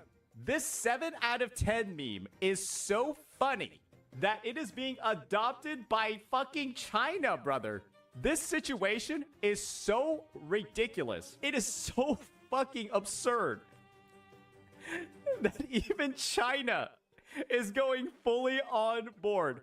Genocide has officially become shitbull, Mr. Worldwide, because of how absurd his crash out has been. Kuro's plot is done this way with a lot of blank space and deliberate performance in the hope of encouraging players to discuss the plot and debate more, which is what 90% of the community did for version 2.5 and the complex story with Filova. However, it is a bit weird that Europe and the United States have a big fuss because of this reason.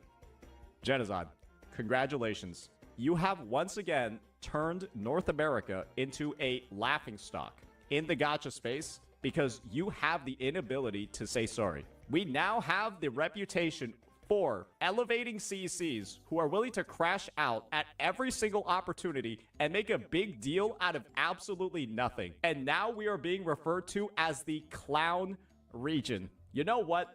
I can't even get that mad about it because they're kind of accurate. Because in what universe, is it rational for a CC to wish death upon their viewers because they had a light bit of criticism pointed at them? Not a very rational one. So I can understand why CN is saying this. Their concerns are actually very valid. Genizon said he spent more money than everyone here, but isn't he a business owner? Has he ever spent a penny himself? I think he's talking about his viewers like paying for everything for him, which I think is something that did actually occur, where people would like donate money to him so that he would C6 these units. Brother, I'm not gonna lie, they're kind of meaner than us. Brother, I'm not gonna lie, they're kind of meaner than us.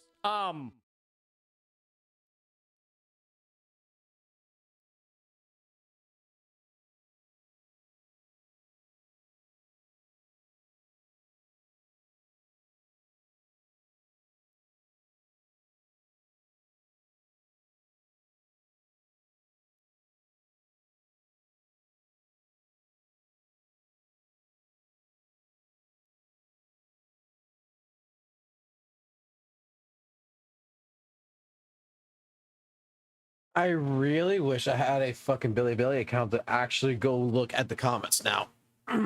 Because I am sure there's going to be comments that's going to be taken, you know, that's going to be like this.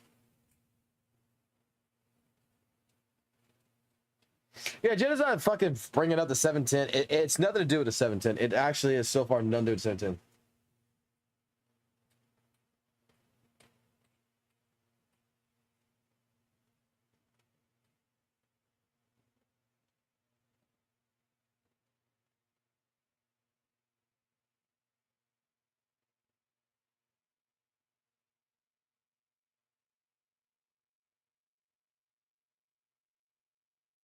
Because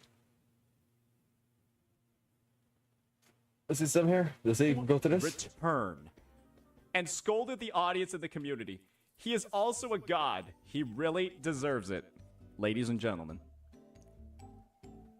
Is it becoming more clear Well, Gator lives in China, what so the I think he has immediate one. reaction is when somebody sees these clips? This is what the people in CN saw. Bots are a waste of breath, bro. And that's the takeaway that they're getting from the moment. They get what he's saying. They get a Yeah, but I don't see the translation. comments. I haven't even looked at the. And You need those an are the account to takes see the that they're comments. ready to go with. And so at the end of the day, guys, That's the thing. You need an actual account to see the comments. Otherwise, I mean, I can just go to Billy to watch a video, but I need the actual see the comments, like to be able to scroll through it. You need an account to see it. Because I was looking at that while that's the reason why I was quiet, as I was going to the video itself, and like you see, you get no comments like St. Tonis does. You get the video.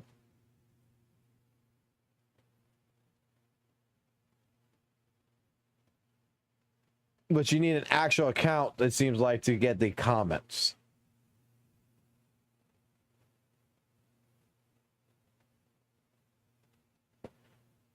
Unless otherwise it's a fucking plugin problem I got. Let me see.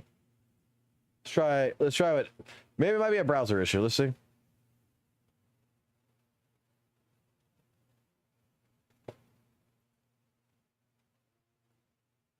Yeah, see, still even here it's locked. But we get to see what the top comment is.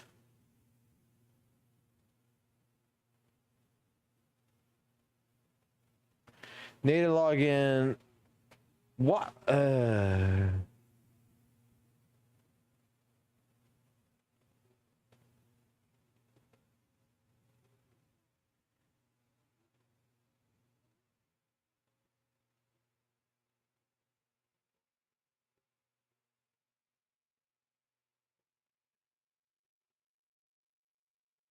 you shitting me? You gotta use your fucking phone number in China to fucking do this shit? Where the fuck is my phone? I might see about trying to get an account later.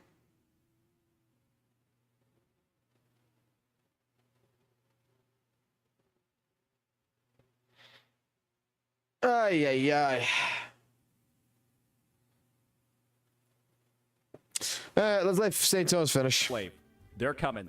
Wait for the personal attacks against Cosmo. They're coming. Because instead of taking any sense of accountability, apologizing, addressing the issue, and moving on, you know how this creator is going to react. You know what they're going to do. So let this be an opportunity for Genizad to finally break the mold for a single time in his life. You can post it anywhere. To stop for a single second blaming everybody else for the issues that he has caused for himself. Because according to him, it's never his fault. And I provided so many pieces of evidence. I've already provided so many pieces of fucking proof that what he's saying over here is complete, utter bullshit. No, I even give you this. I even give this to you. Say you're 100% right there. I don't think in any which way, shape, form that, you know, well, my community, you know, hooked up the statistics on my own videos, right? It's literally all Saint viewers and not subscribed. Again, I 100% believe when it comes into it that something like this in reality, it's exaggerated. Both sides in an argument is going to exaggerate no matter what. It is how far, how deep, and who can uncover what. Like I said before, the Genizad's not completely fucking innocent in a lot of in a few things. I give him where, like I said, I say that I would fault Genizad about 10% for his actions so far from the last 7 months of drama between him and St. Thomas. This right here, it's literally all Saint viewers. I don't think it's literally all Saint viewers, but you know, Genizad's going to collapse this all into it because there's currently beef, man. I mean, that's what the fuck it is. Do not let him spread any more of these tainted fucking narratives, because you know that this guy, at least in this issue, does not have a genuine bone in his body when addressing his own wrongdoings. So yeah, that's that, ladies and gentlemen. And you even have the same issue yourself.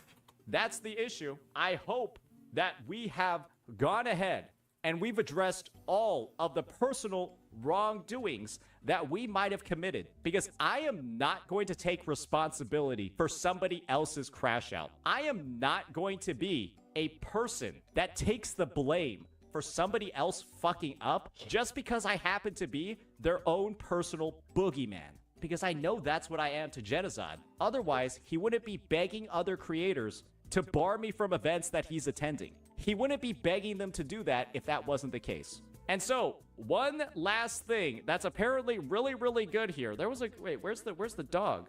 What'd the dog do? This is my favorite comment over here from the Cosmo video.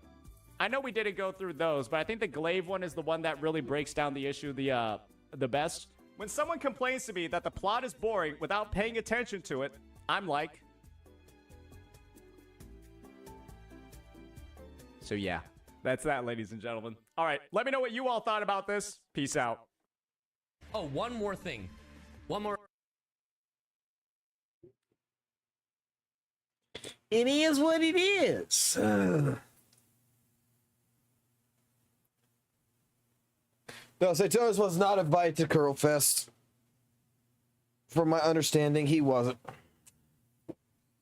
That's funny to say. Apparently, that's funny to say, but it's weird, man. Like, the more we go down the rabbit hole, the more it gets absolutely a little bit confusing. Like, Jen got invited, but in general, it gets a little bit more confusing. And at the same point, times, like I said, like, oh shit, it's 3 fucking o'clock. It's almost 4 o'clock in the fucking morning. What the fuck? Oh shit. Oh shit. Oh shit. Oh shit. Oh shit. Oh shit. Oh shit. Oh shit. Oh shit. Oh shit. Oh shit. Oh shit. Oh shit. Oh shit. It's 3. I got 5 minutes.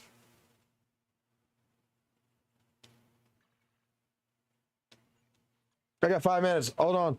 Hold on. I didn't do my dailies today. Oh shit. Oh shit. Oh shit. I got 4 minutes. 4 minutes. 4 minutes. Oh shit. Oh shit. Oh shit. 4 minutes. 4 minutes. Oh shit. Oh shit. Run, run, run. Dude, I thought it was like fucking 12 o'clock at night running from all this shit. Holy fuck. I didn't expect that this shit was this fucking long. Holy fuck, man. Oh shit. Oh shit.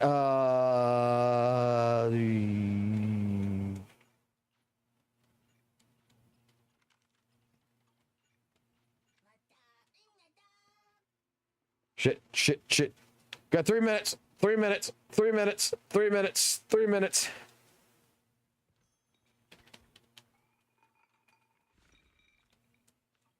Woo! Okay, daily's done. Whew. We saved the day.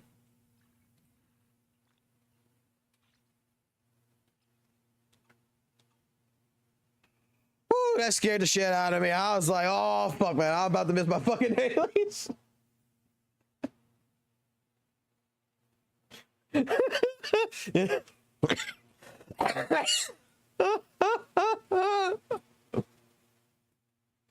Run oil shit. Run also for the cats. Thank you. Yeah, we're gonna. Hey, look, tonight we actually. I gotta go give my mom $50. She's still taking care of the kittens. The kittens they're doing good. I gotta let you guys know this. They're doing good. But she's got them with the mother separated right now, so they're actually still not weaned off the dead. That's how tiny they are. So we're gonna keep them with the mother, and the mother's completely fucking feral. So apparently, mom's doing really good with them. So we're gonna take care of them that way for right now. Woof.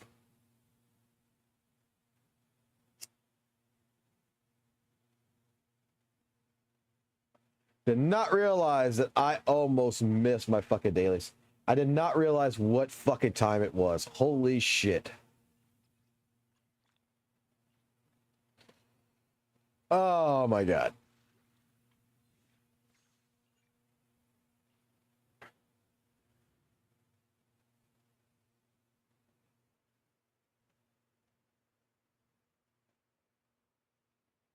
I can't get over the sense that Saintonus can't just learn to take 5 seconds and just be like, yo, man, let's have a conversation and get this over and done with, right?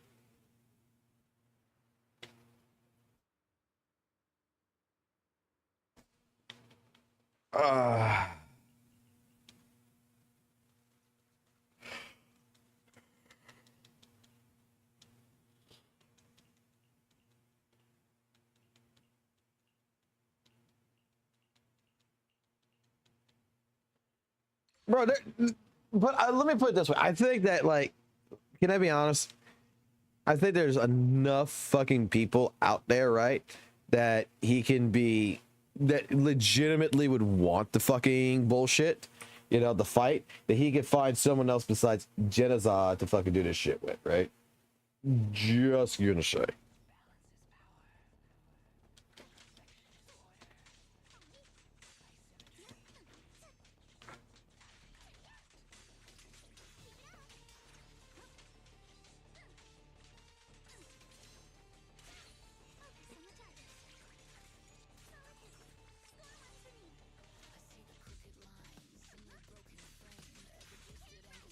Do this real quick.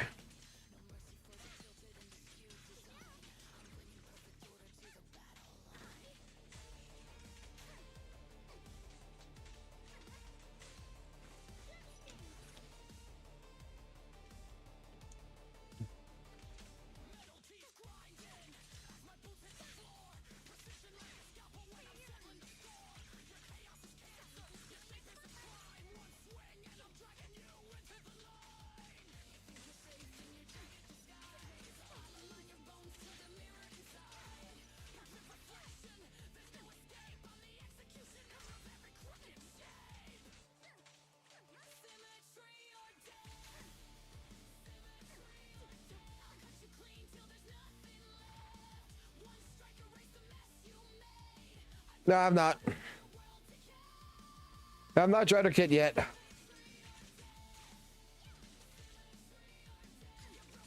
No, I think I actually did. No, I think I actually did.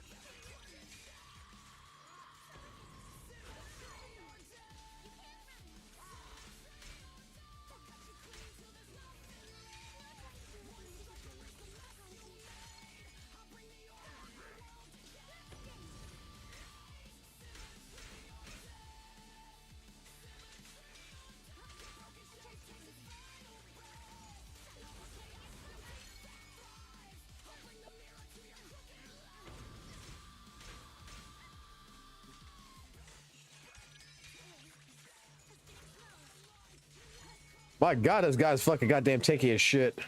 HP inflation, bro.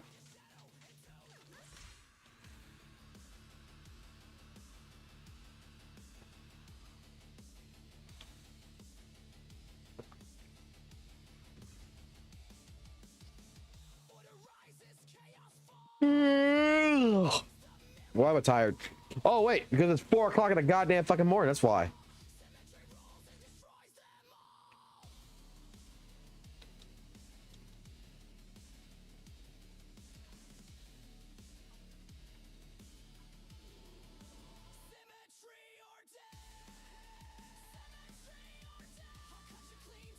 Give me my goddamn boot pawns.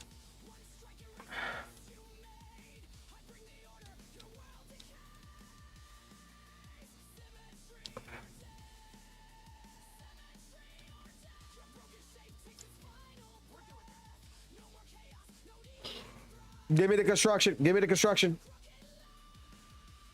Asshole. I want to buy boupons. Let me buy boupons. All right, go get my coffee. Oh man, it's time to go do dailies now.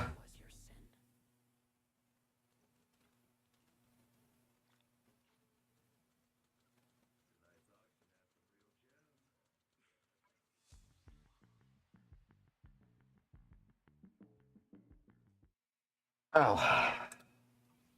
God damn, that drama shit was actually pretty fucking goddamn fucking long, like, to be honest. Like, with all the videos y'all provided me, like, holy shit.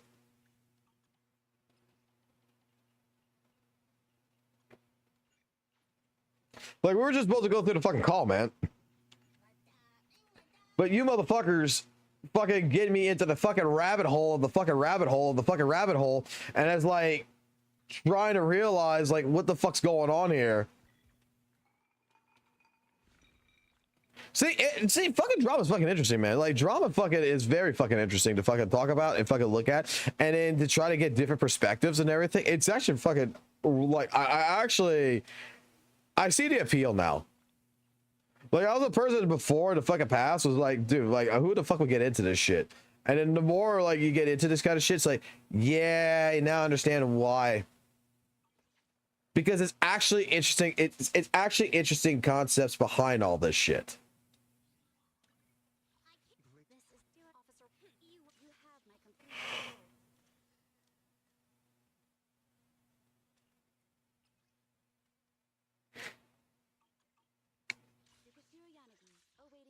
See, I need to get your skill shit going, so we need to get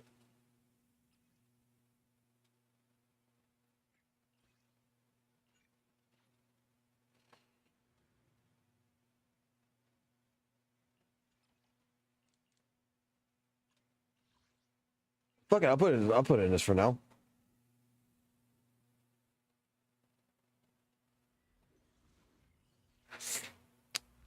That way I can start utilizing fucking her better.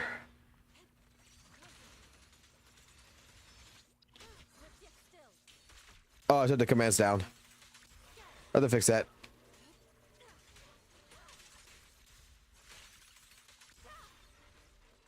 By the way, Mr. Fox, so are you pulling for both characters? Yes, I am. And I will be fucked if fucking something like an Evelyn and a Trigger show up at the same time, because it's the only other 2 characters that I give a fuck about. Like, that is not on this account that I want to get is both Evelyn and Trigger, and I'm hoping it's just gonna be Trigger that shows up. I'm hoping it's not gonna be like a banner that's gonna be like, hey, with Seed you get Trigger, and with Orphe you get fucking goddamn motherfucking bitch Evelyn, because then we're going broke.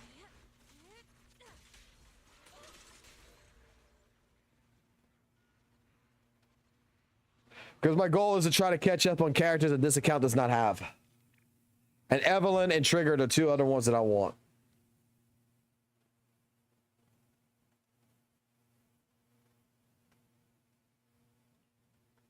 I know the fucking feeling, and I exactly feel the same way.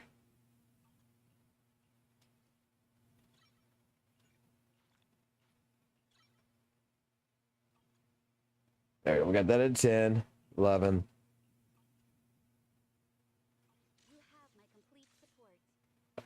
Because we got Yanagi.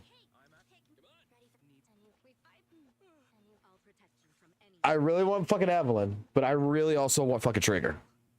And I'm hoping to God that what they do is they put like fucking Trigger and fucking like SAINTBOT on there, because I don't give a fuck about SAINTBOT. I'm not gonna get that character.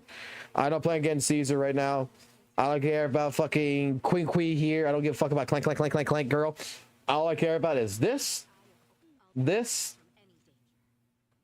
and possibly Vivian.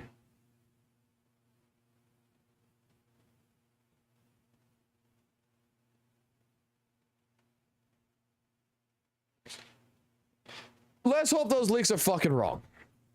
Let's hope 100% those fucking leaks are absolutely fucking wrong.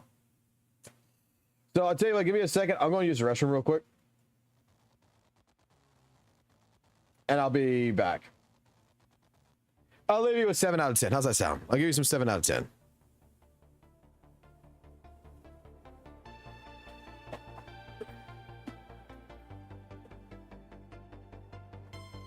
Still can't believe we did.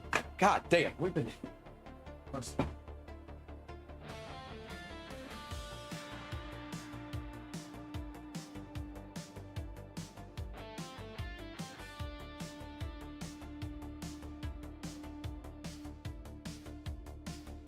Woke up one day, story dropped online. Genocide said, yeah, it's good, but it ain't divine. 7 out of 10, no malice, no hate, but the coup dogs foamed up like he spit on the plate. They grabbed their pitchforks, jumped on the mics. How dare you disrespect our perfect hype? Discords burning, Nexus in flames, all over one guy not playing their game. 7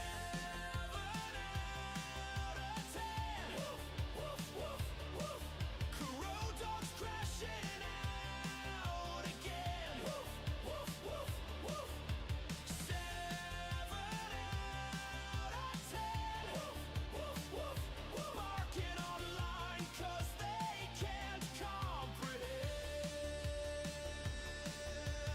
Paragraph threads like a Bible verse, explaining why that score's a curse. Bro, did you even play the game? The lore's so deep, your take's just lame.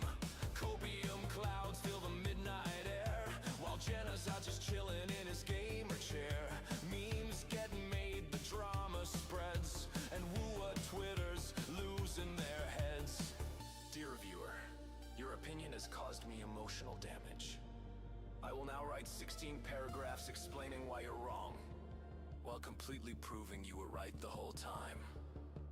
7 out of 10! It's not the end of the world, my friend! But kudos don't hear the call, they'd rather see the fandom fall.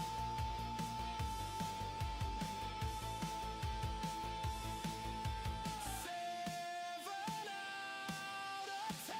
Woof, woof, woof, woof. Kuro dogs crashing out again. Woof, woof, woof, woof. 7 out of 10. Woof, woof, woof, woof. Barking online 'cause they can't comprehend. And thus, history was made. One score to rule them all. One score to find them. One score to make the Kurodos lose their damn minds. I've been in a synthwave feeling, so that's why this song was created more like an 80s synthwave than anything else. I think it kind of fits. I think it actually fucking really does well. I think it's a good song. I think it's actually a really good song in my personal opinion. Not sure about you guys, but I think it's pretty good. But I mean, and you know what's fucking hilarious? You want to know what's fucking hilarious about that fucking song? Like, let me lower this down a little bit. You want to know what's so fucking hilarious about that fucking song? All I asked AI to do with the new ChatGPT 5.0 is to say, can you look up the Genocide 7 out of 10 drama and make a song about it? And that's the fucking song. There's no edits, no nothing. That is the song it fucking created.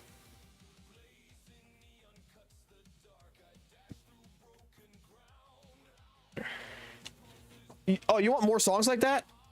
Reed, you're new to the stream, right? You're new to the stream. You're new to the fucking stream. You're new to the stream.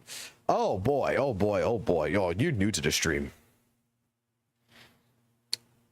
You're new.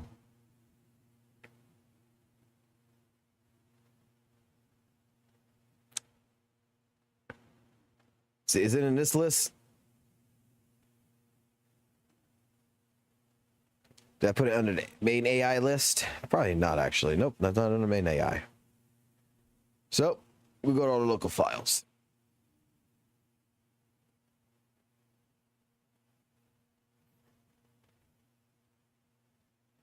This is a song about St. Tonas as well.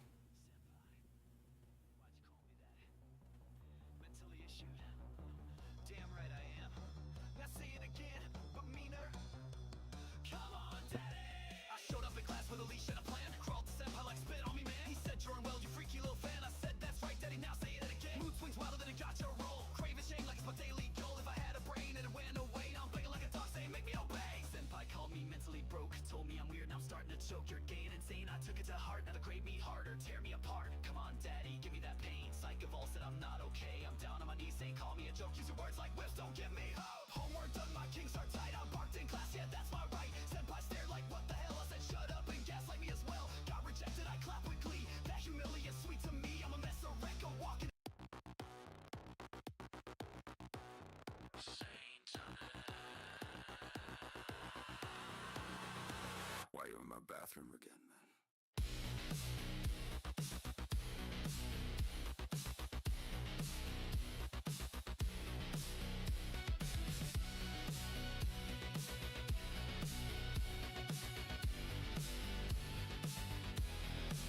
Every time I walk through that door, there's a fresh pile waiting on the floor. Toilet seat up, stains on the bowl. St. Thomas, you out of control. No courtesy flush, no sign of shame. Just leaving skid marks and shifting the blame. You say, yo, bro, your place just stinks, but it's your swamp ass in my sinks.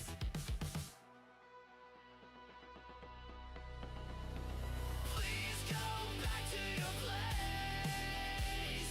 Why you always breaking into mine? Leave my toilet alone. That porcelain ain't a shared game. I'm begging you, wipe that ass. Flush once or twice, make the trauma pass. St. Thomas, please. This ain't the waves, it's my bathroom, jeez. Or this one. Price was too damn high. St. Thomas opened that door, and fate kicked it down. Little St. Thomas, just 9 years old, logging in daily dreams dipped in gold. Primoxium's low, but the thirst was high. He swiped that card with a gambler's cry. Banner lights flashing, dopamine hit, but RNG gods didn't give him shit. No red code hero, no flaming claymore, just credit card bills and a locked front door. Thought it was dad with the milk in hand, but a knock at the door turned dreams to sand. It was my Hoyo in full black suits, with a ledger and boots and legal disputes. They kicked in the door, said, "Where's our pay?" You wrote for Diluc 800 times that day. Gacha came knocking, no refund, son. You made your wish, now the damage is done. Gacha came knocking, your fate is sealed. MiHoYo always wins, and they came for the yield. They seized his Switch, his Beyblades too, took his plushies and his PS too. They left behind just one small note. Should've read the odds before you broke the boat. He felt to his knees, a gotcha slave, digging for primos like a Luke crazed knave. But miHoYo's mercy, a corporate myth, they collect with smiles and a lawsuit swift.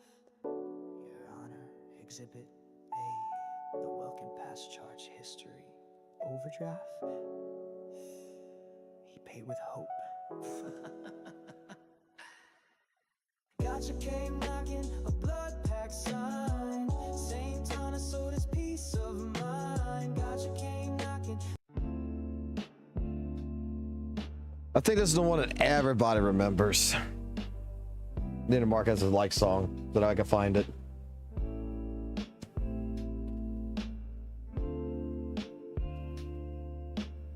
This is the one that everybody knows. It ain't that deep, bro. Just read a damn screen. He logged on full of rage, keyboard warrior in a cage. Miasma zone, night blind. Didn't read a thing, fell behind. Screaming bug like it's true. Blaming devs with zero proof. Shield up now to elite, till the red fog put him on his seat. It's not that deep, the miasma shield won't make you bleed. Just learn to read, tooltips ain't lies, they're all you need. Stop crying, bro, you wiped again, that's your own show. Saint Thomas, please get good, my guy, and breathe. Scroll past every quest line, screaming why they nerfed my shine. Didn't upgrade once or twice, now the mobs treat him like dice. Guide video. How much you like ZZZ for Reed? Blames the lag, blames the game. Never once says I was lame. It's not that deep, the miasma shield won't make you bleed. Just learn to read, the answers right there on your screen. Put down the salt, that L you took ain't our fault. Saint Thomas, I mean, I can make you lose your mind real quick. it's a literacy one. R-E-A-D, yeah, that's the code. I can make you lose your mind real quick with this song first, but tell me how much you like ZZZ, Reed, while this plays.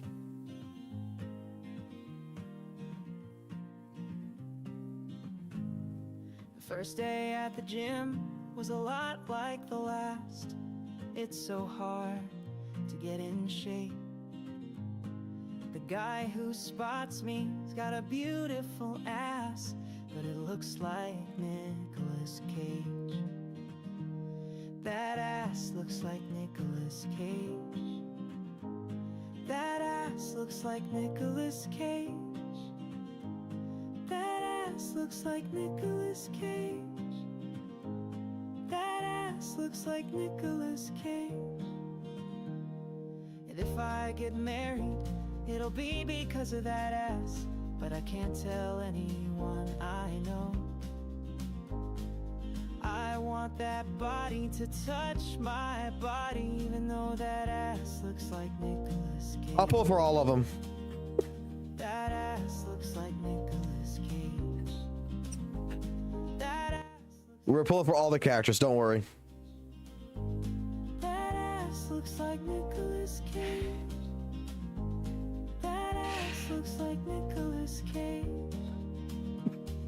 And now that we're together, I get to see it all the time. Oh. We work out. Oh, you want to Reed? You want to be motivated to clear endless towers? I got you. Starting off with this. See, Susie's there, yeah, you know me. Mommy milker set me free. Ass so fat, I can't see. The plot's deep too, allegedly.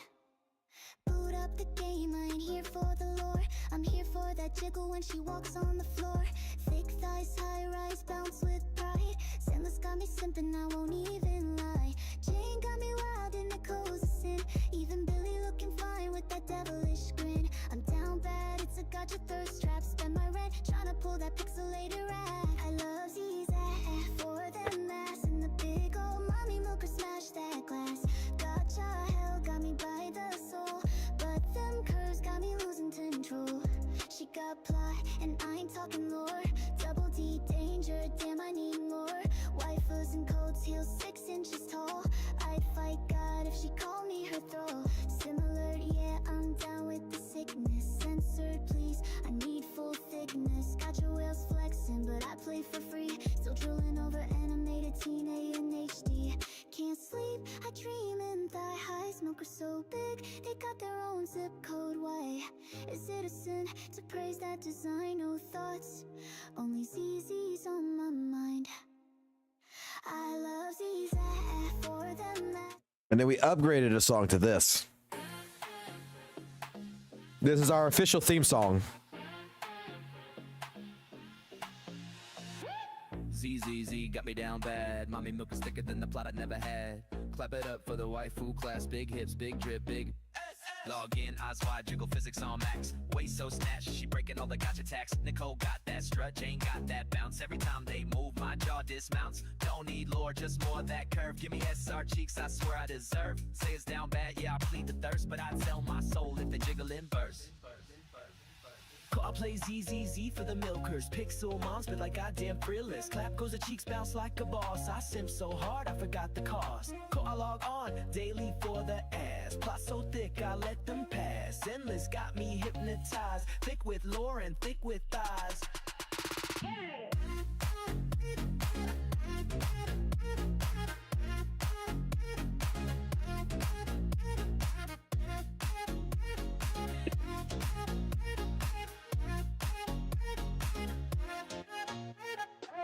Gacha broke me, I can't complain. Dropped all my pulls for that booba domain. She walking heels, I kneel and pray. Big titty energy every damn day. Billy cool, but I'm here for the queens. Wiggle, wiggle, bless my screen. 1 pull, 2 pulls, dopamine hit. Mommy units got me down real quick.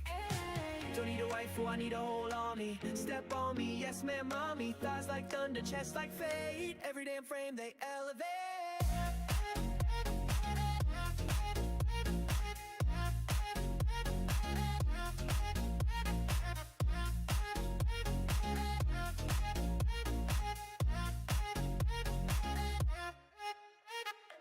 I play ZZZ for the milkers. Double D danger, pixel thrill dealers. Booba physics, God tier class. I simp, I sin, I click that. I live, laugh, love for the wafers. Boot up the zone, time to break loose. Big moms, big bombs, big drip ride. In ZZZ, them curves don't lie. Zenless zone got me zooty. S-class thirst fully looted. I'm not addicted, I'm devoted.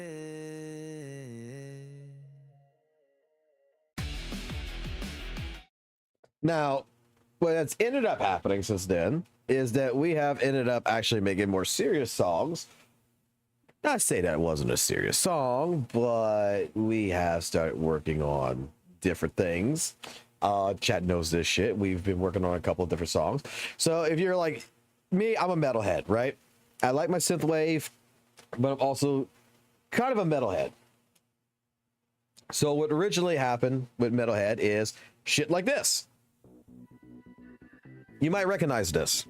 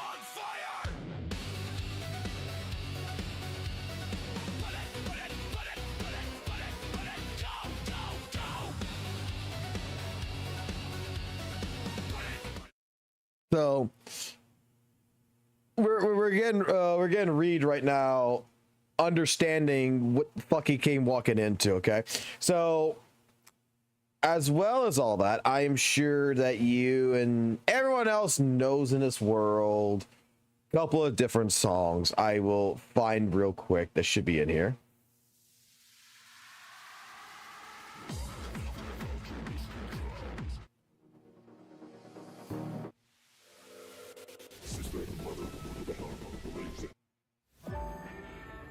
I don't have the construction song on here?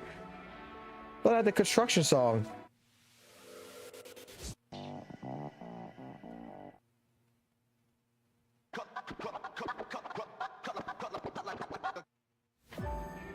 Okay, I guess I just got to do this the old fucking fashion way, because I thought I had the original also in the playlist, but apparently I fucking don't. Oh wait, or is it right here? Nope, that ain't it. Okay, all right, doesn't matter. We'll just do this the old fucking fashion way with this. So ZZZ instruction site OST. So I'm sure you know this song, right, Reed?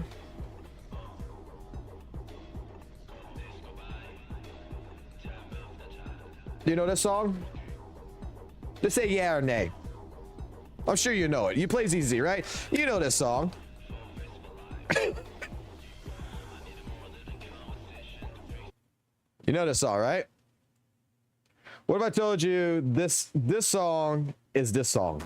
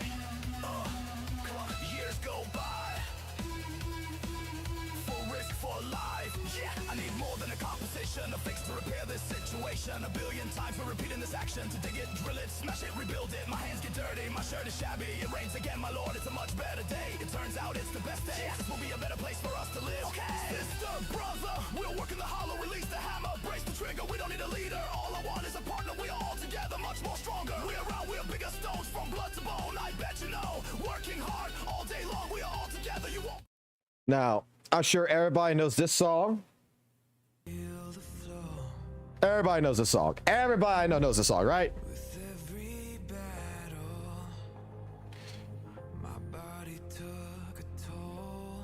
We remixed the fucking lyrics in this. We got two versions of this, but the second one I think everybody liked the most. We remixed it and we made this.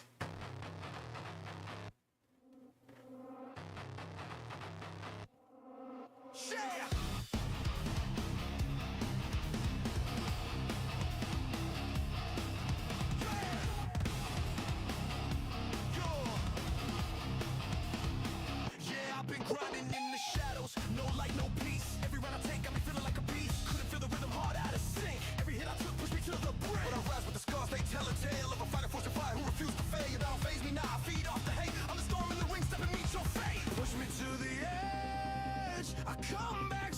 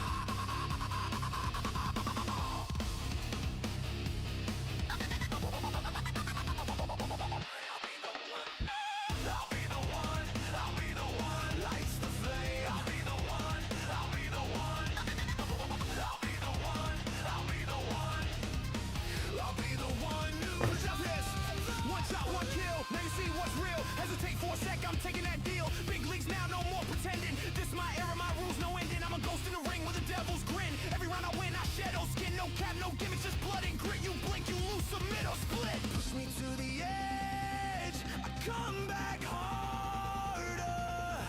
Triumph ain't given, I'm my own starter.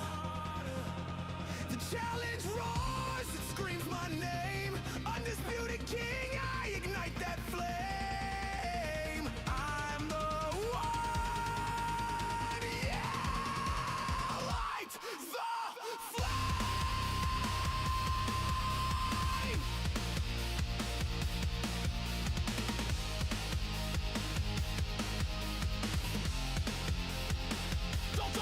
Don't flinch, don't second guess. But I'm broken, breathing less and less.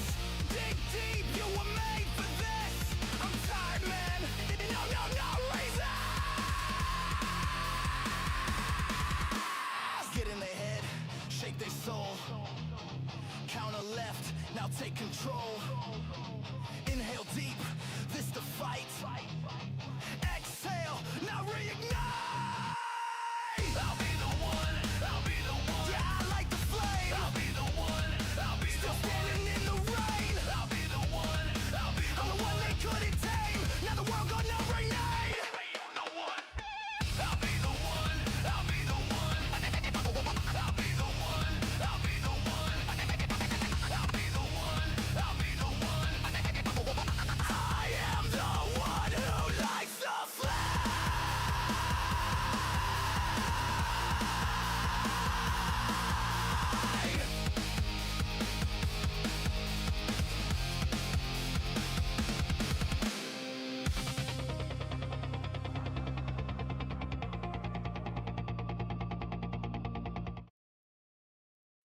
So this is what we did to Lighter Steam. This is what we did to Jufufu.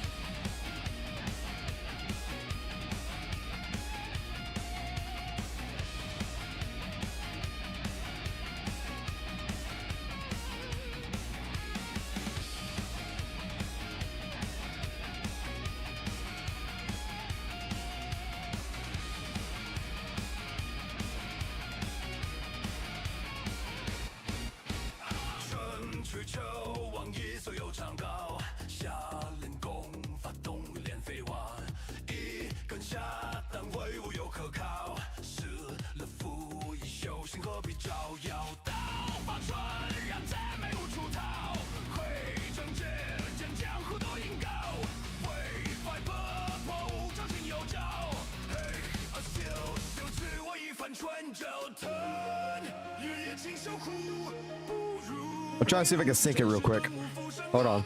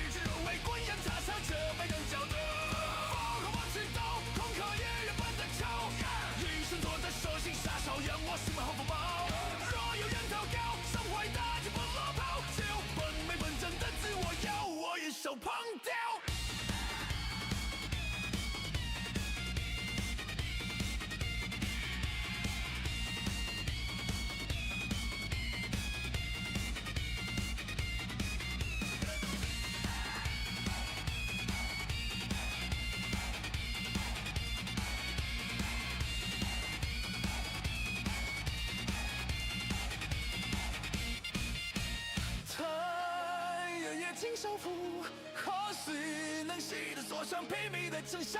再等，也就唱遍这万千百变法，用我把伟大的都要。天归真空，怕起一点就能消。世界大动力斗过眼不刻苦不重标。手上无灵药，一残一刻不能消。这是通万物的道理，才无要成就。兜兜转转，何直到来，却留几轮默默救助。万几人能哭声丈量，前路遥遥。若太生一心作满目皆可雕，一点生光耀，写不着。记住有魂魄，瞬间消磨谁不着？多少泪眼随便就好，越等没把是追。该就该走，慢动手，令我打扰。随时只有为滚烟擦身着，看看就多。繁华之斗，光靠月月都个招。一生做着神神傻笑，让我失落风貌。若有人逃掉，谁外打这不落跑？只有本美本真的自我要，我一手捧掉。酸甜苦辣，待人生忧，面面俱到。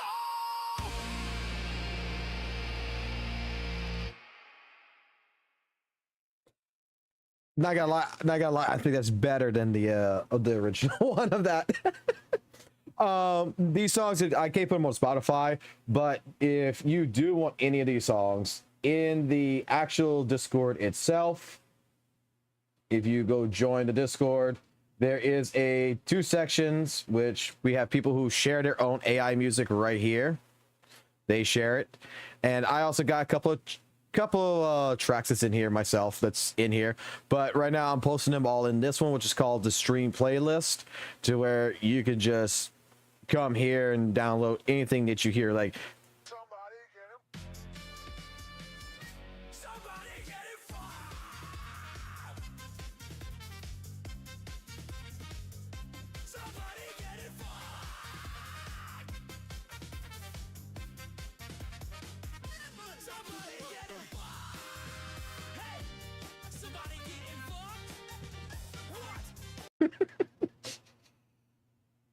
we have also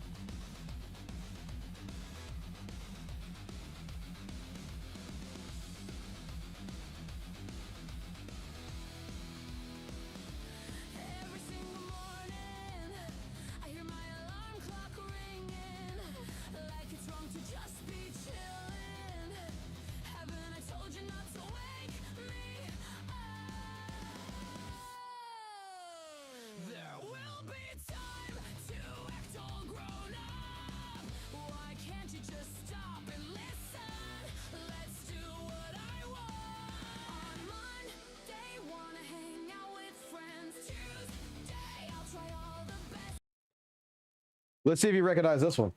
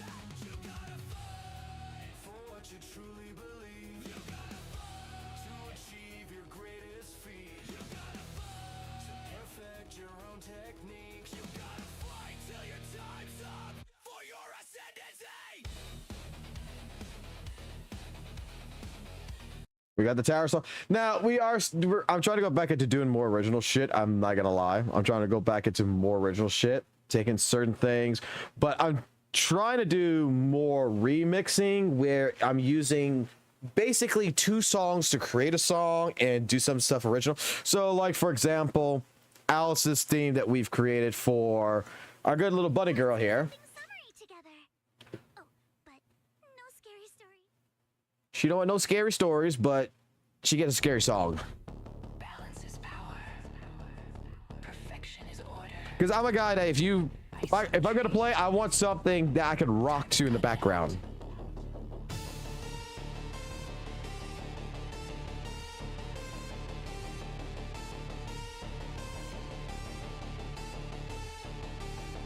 I see the crooked lines in your broken frame. Every twisted angle's calling out my name. No mercy for the tilted and the skewed design. I'm bringing perfect order to the battle line.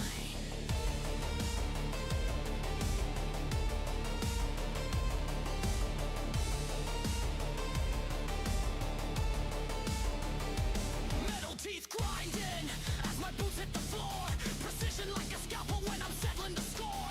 Your chaos is cancer, your shape is a crime. One swing and I'm dragging you into the line. You think you're safe in your jagged disguise. I'll align your bones till they're mirrored inside. Perfect reflection, there's no escape. I'm the executioner of every crooked shape. Symmetry or death.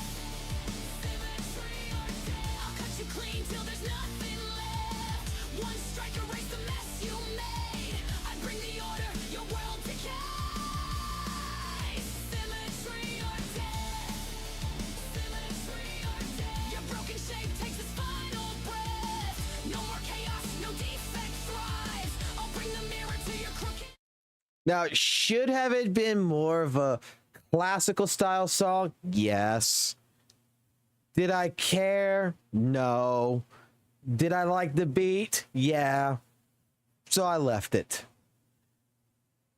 This is another song where this was a test. This was like the very first test of doing something.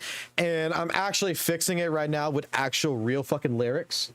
Which, I tell you what, instead of playing the original, I kind of like the original still, though. I kind of like the original better with its lyrics actually a little bit better. But it's called Yuzuha. Regrets nothing. But it has nothing to do with Yuzuha. That's the sad part. It has Yuzuha's name in it, but it has nothing to do with Yuzuha. And you're going to be like, what the fuck? How's that fucking possible? Well, I was being a little bit retarded. And I wanted to test something. So I'll just play a little bit of it. Well, I look for the good one now. Could you really be in this town?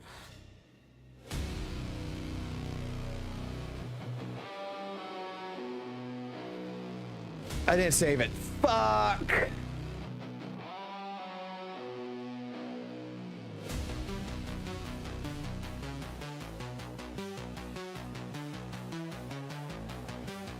I didn't save it. Fuck me.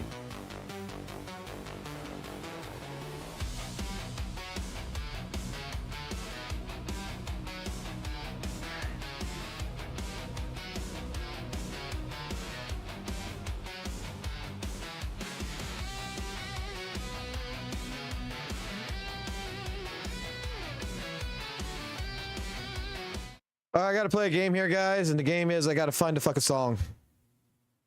Give me a second here. I gotta find it.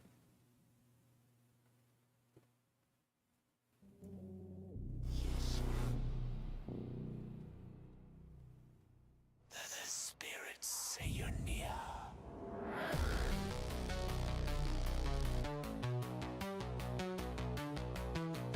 Well, you get to hear the new lyrics. Is this it? I don't know when I find it.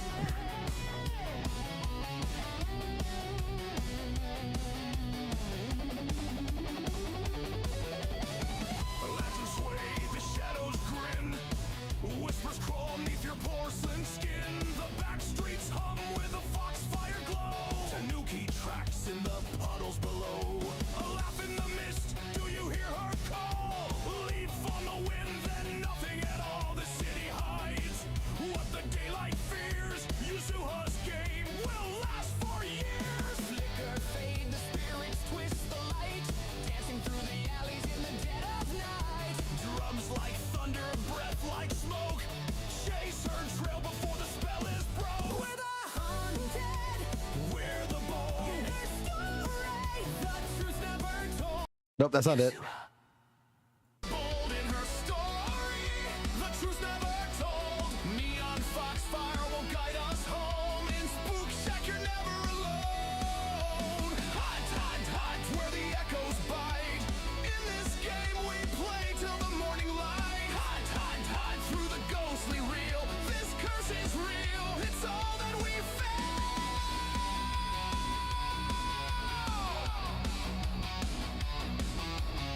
I gotta find it. I think it's this one. I think it's this one.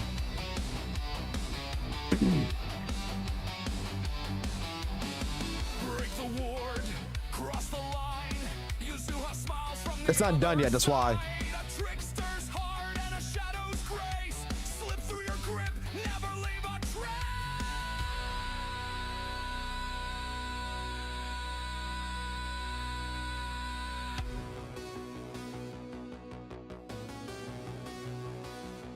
Yuzuha, are you hiding? Where am I?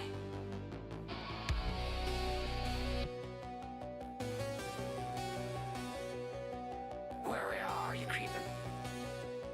Yuzuha, show me the trick.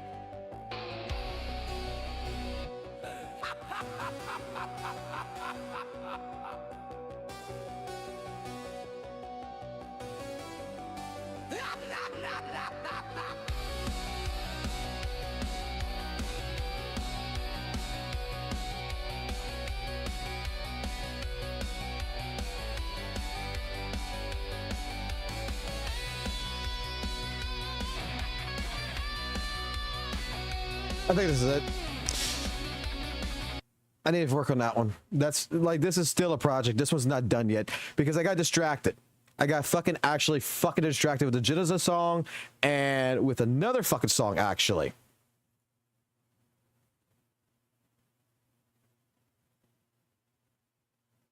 What song was this? Oh, this is Virtuous Thing. This is the album. This is a song that right now I'm getting distracted with.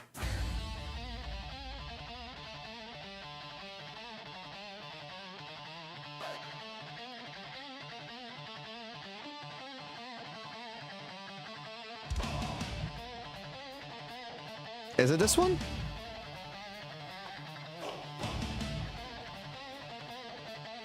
Okay, here are the lyrics.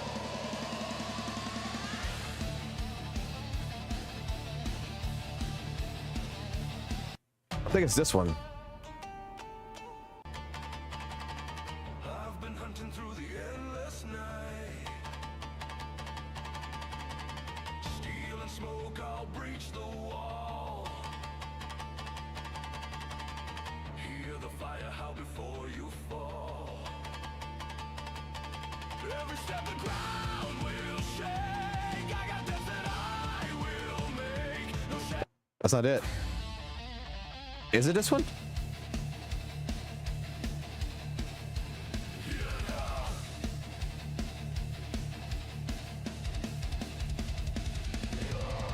Every step the ground will shake. I've got debts that I will make. No shadows deep enough to hide. I'll find you on the other side. Burn the mist. I'll cut right through. Fire in my hands. I'm coming for you. No safe place. No truth to keep. I'm the bite in the dark. I'm the wolf you meet. Rupture the fire. Let the blaze run wild. Ashes in my wake. Nothing left but the child.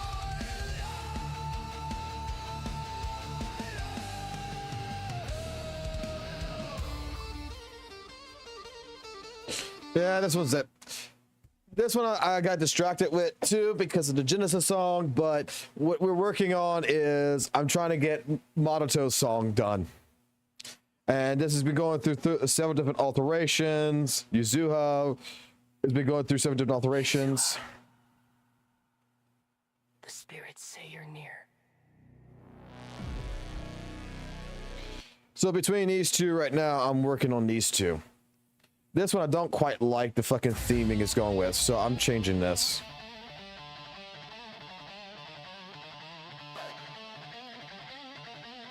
I like it, but I don't like it. I don't think fucking Japanese quartet is going to fucking fit this. So if it's not gonna fit, I'm gonna use this because I want it to be Guilty Gear. So you know what? Fuck it. Soul Bad Guy is what this is gonna fucking be. I'm finishing this right now. Hold on. I'm gonna get this done right now.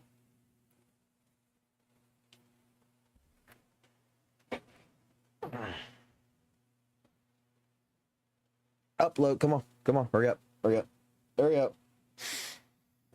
Select all, select all, select all. Paste. Sweet. Heavy rock. Heavy metal. Dark. Synthwave. 90s. Let's go with 90s rock on this one. And let's go ahead and print more into strong style. And let me see what I can fucking figure out with this one real quick. So, yep, if you're here and yeah, you're wondering what the fuck I'm doing, we're making fucking Monotose theme, and I want it to be a Guilty Gear based theme.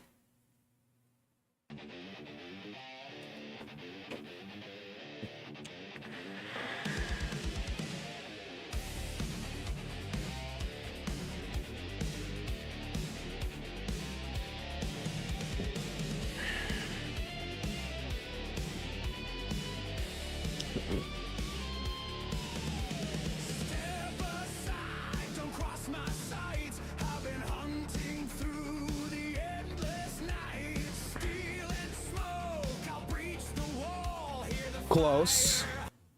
Close what I'm trying to do. Let's make this more loose.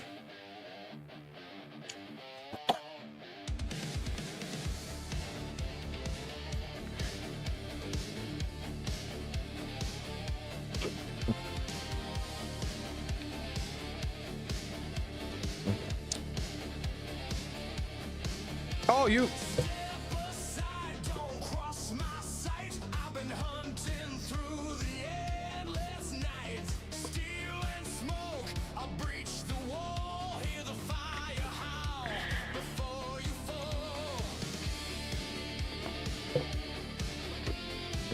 That's close. Oh, Siri, you haven't heard the Genocide song. Give me a minute.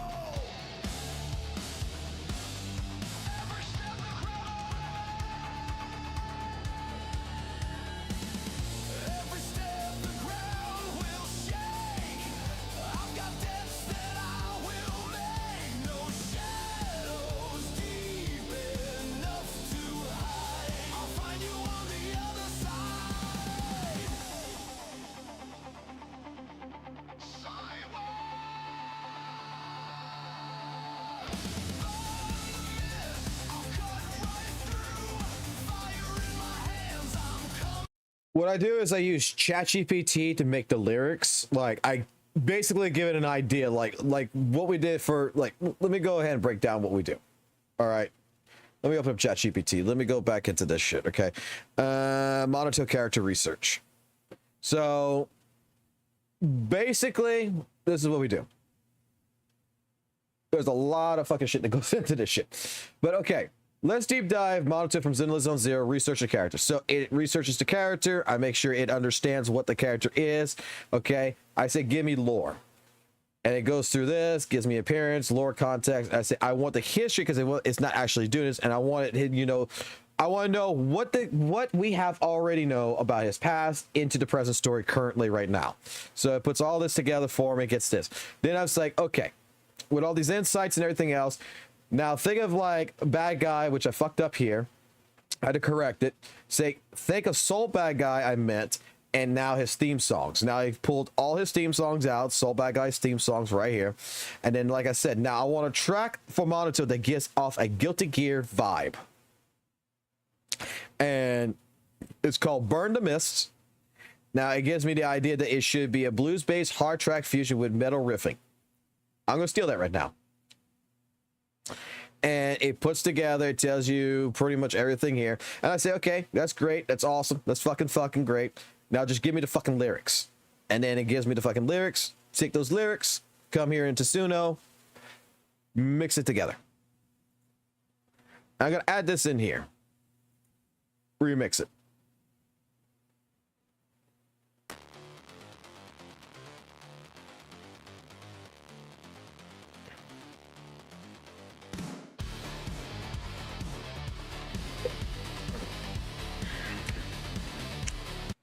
Gato says Billy didn't cover the drama. I think they are. What do they mean by cover the drama? Like someone just re-uploaded a video and translated it and re-uploaded it on there.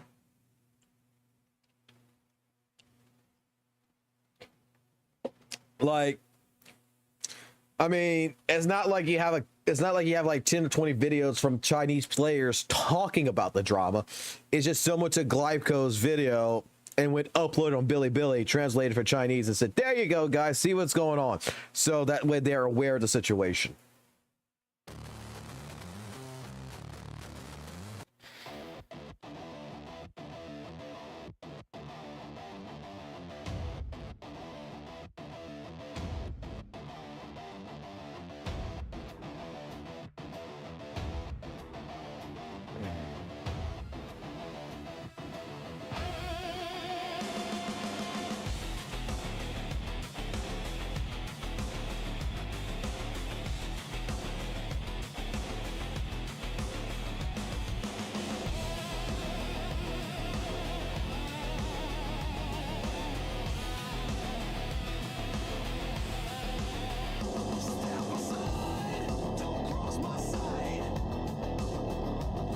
I have no idea what the fuck you tried doing there.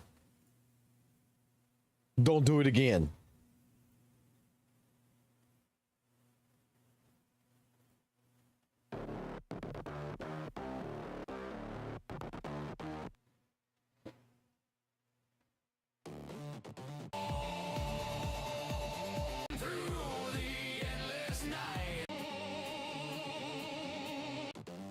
Okay, what's this? How this one's going? It's gonna sound like Soul Bad Guy, isn't it?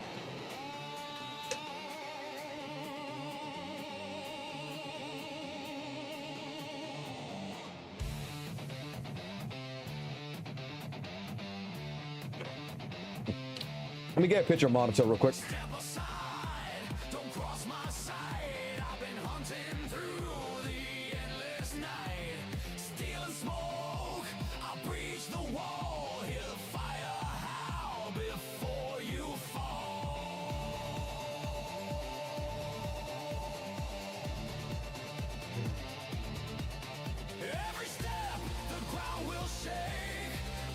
Nope.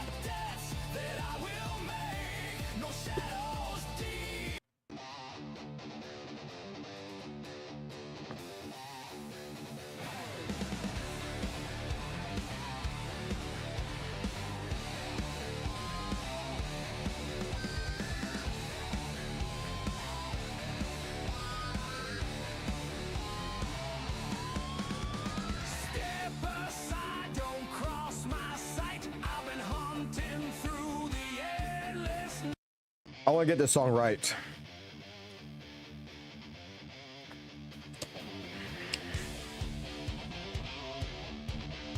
That's a good beginning so far.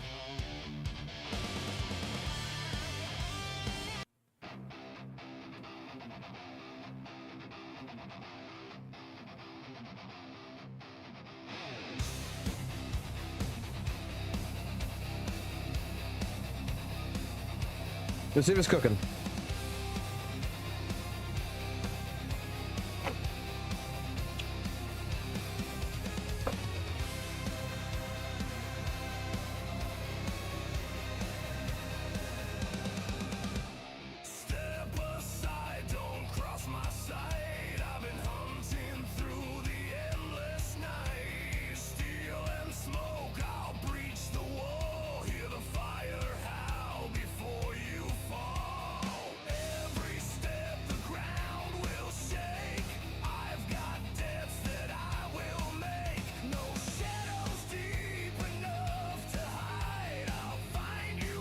It needs to be more aggressive.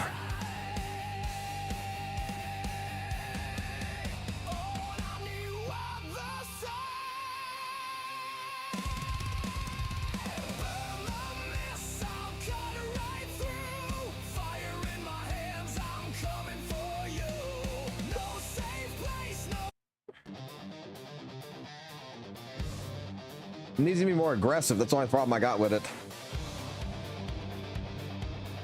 This is a good beginning. Hold on.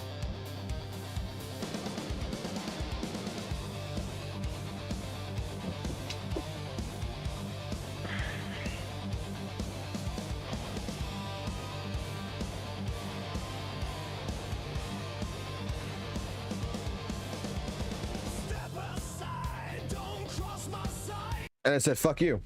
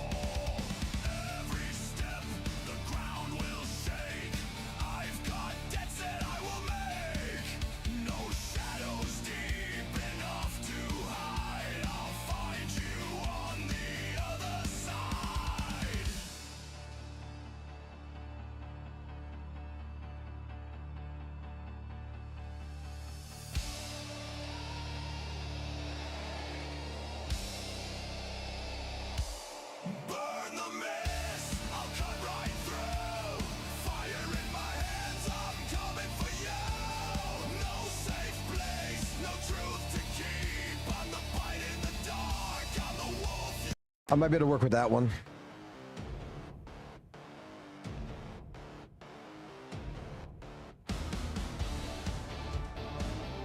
Something's missing though.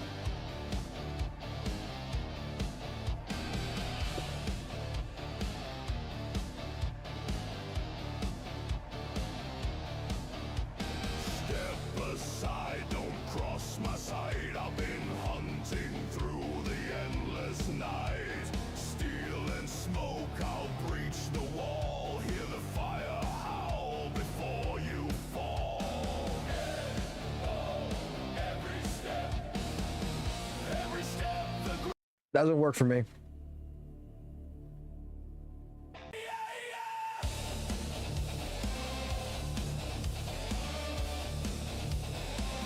no shadows deep enough to hide. I'll find you on That's close. That's close to what I was looking for. Vocals.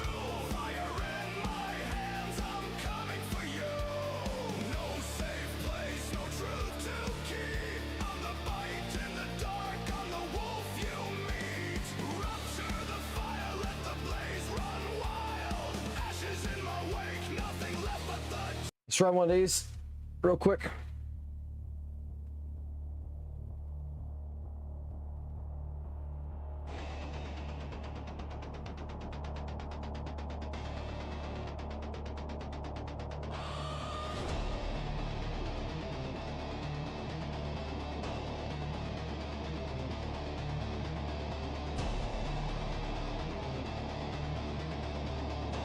What's it trying to do?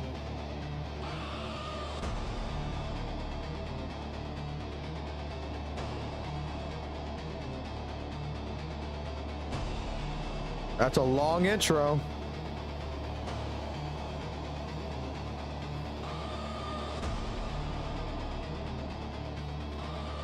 Don't cross my sight.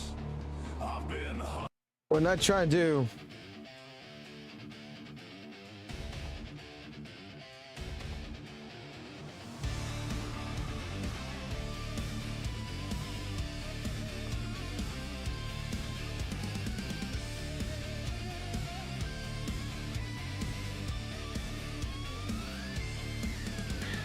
Step aside, don't cross my sight. I've been hunting through The vocals are fucking thing. It needs to be like a fierce male vocal, not.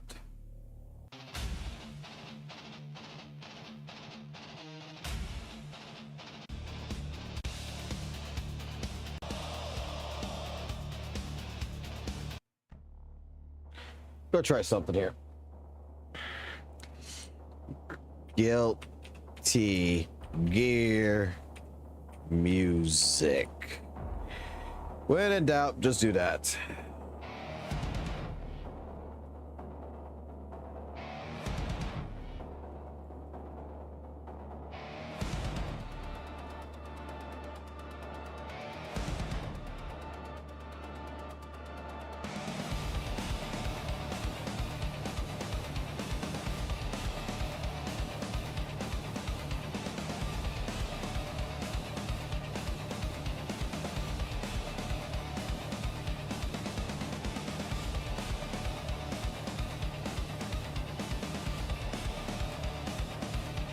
I know what to use.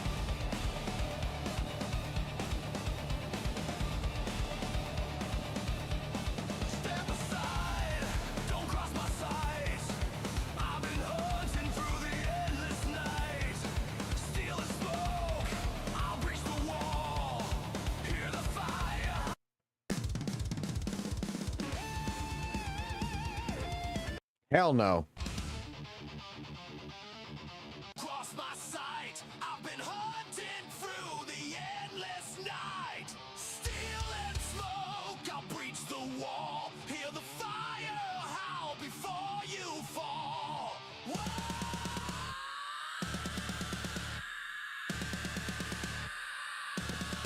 Let's fall.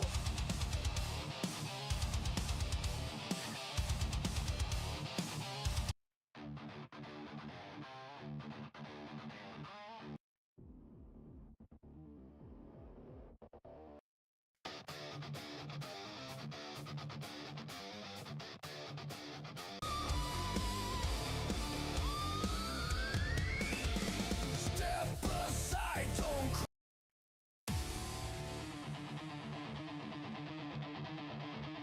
I'm gonna try something here.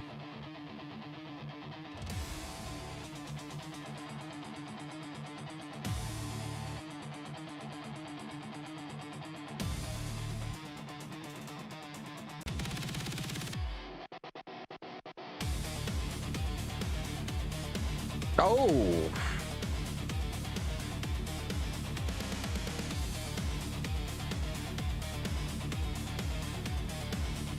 I like it at the beginning.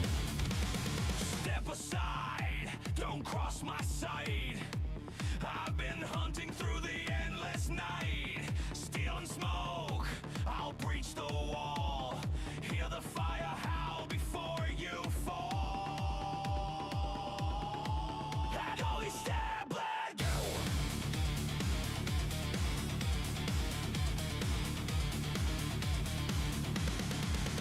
Every step, the ground will shake. I've got debts that I will make. No shadows deep enough to hide. I'll find you on the other side.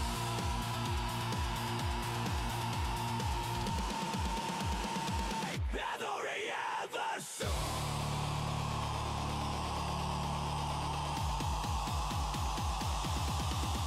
Burn the mist, I'll cut right through. Fire. It lost me.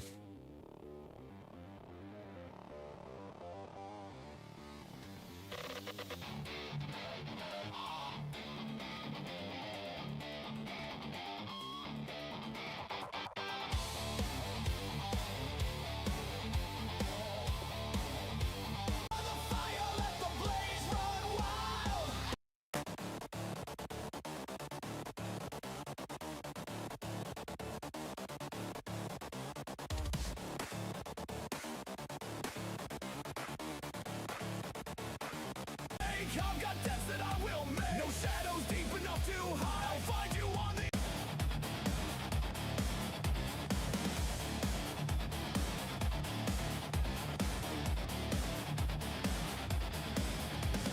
Step aside, don't cross my sight. I've been hunting through the endless night. Steel and smoke, I'll breach the wall. Hear the fire howl before you fall.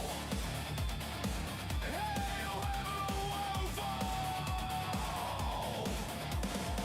Every step the ground will shake. I've got debts that I will make. No shadows. When in doubt, put this one on.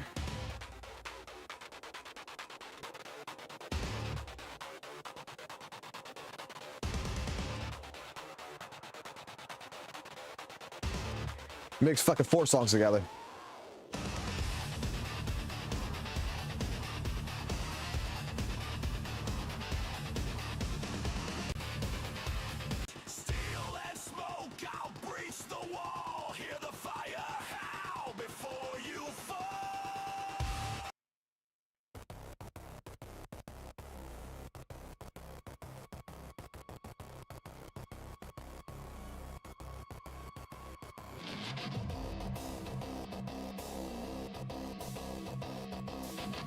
That's that EDM come through.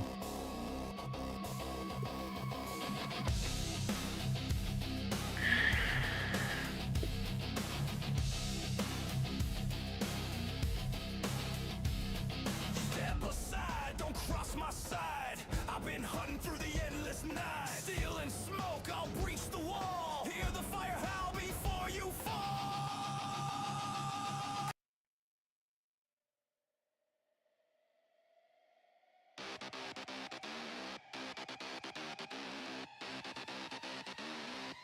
Oh, it's definitely EDM.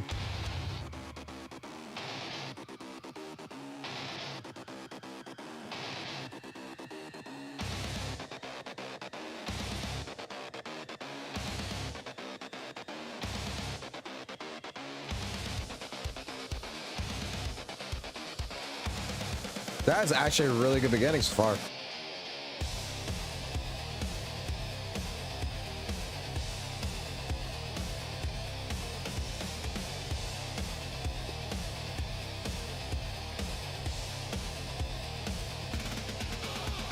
Step aside, don't cross my side.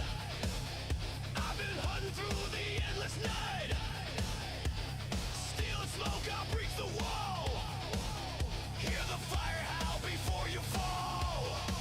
Every step, the ground will shake. I've got debts that I will make. No shadows deep enough to hide. I'll find you on the other side. The others burn the mist. I'll cut right through. Fire in my hands. I'm coming for you. No safe place, no I can work with that one later.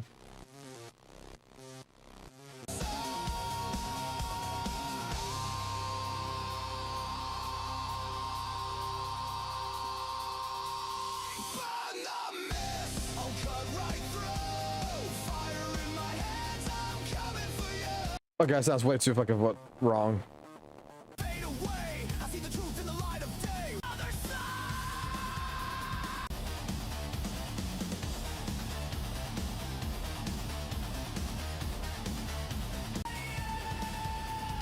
every step the ground will shake. I got debts that I will make. No shadows deep enough to hide. I'll find you on the other side.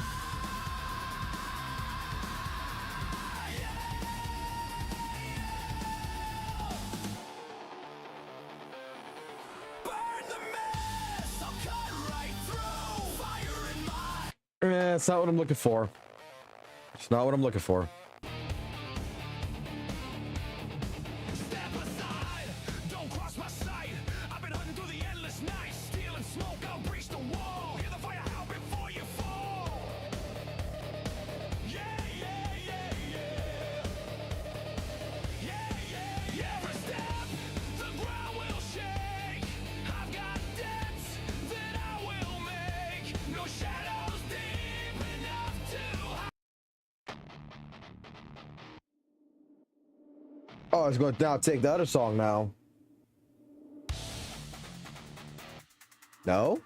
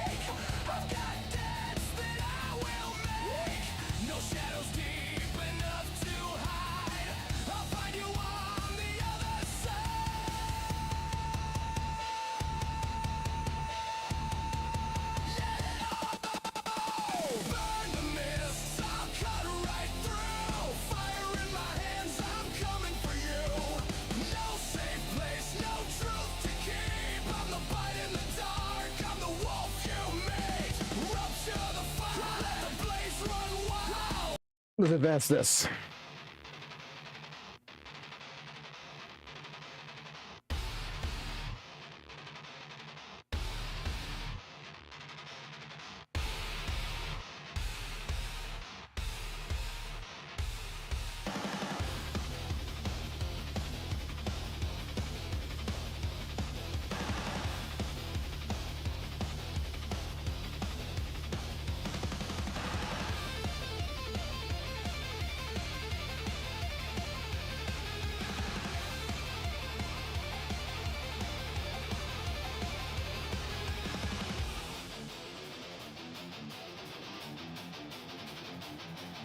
Step aside, don't cross my sight. I've been hunting through the endless night.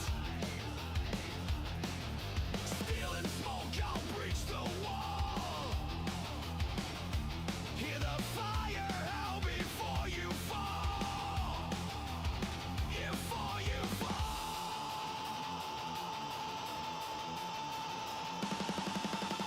Every step the ground will shake. I've got debts that I will make. Not too bad, actually.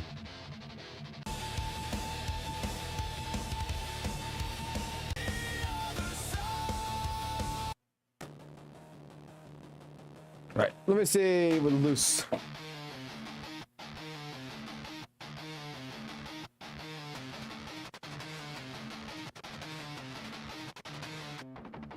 Oh, I didn't see Reed leaving. I'm sorry, my bad. I was here making music.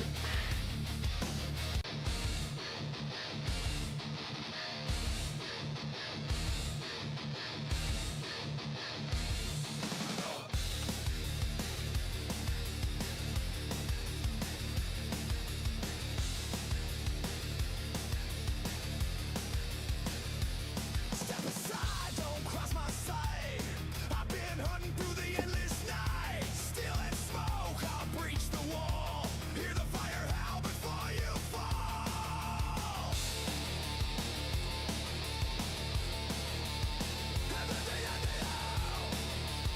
This is more what I'm trying to get into. Every step the ground will shake. I've got debts that I will make. No shadows deep enough to hide. I'll find you on the other side. Burn the mist. I'll cut right through. Let's try to get into hard rock.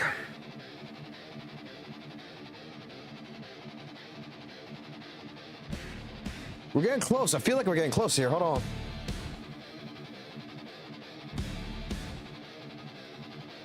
I just need a base.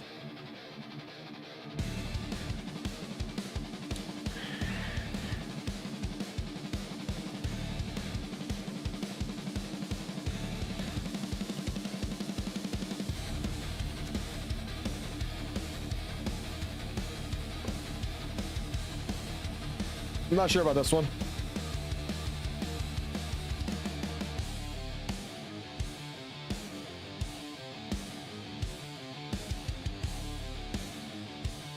Too long.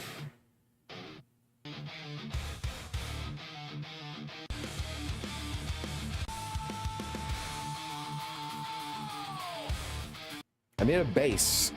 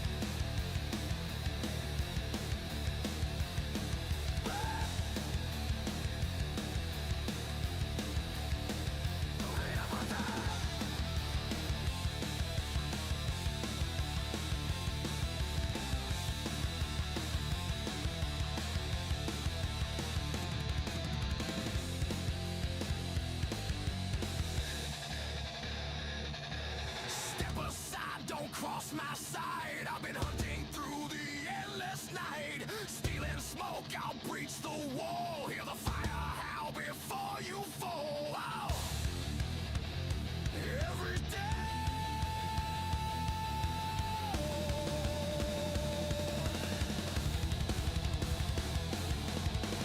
Every step the ground will shake. I've got dents that I will make. No shadows deep enough to hide. I'll find you on the other side. And we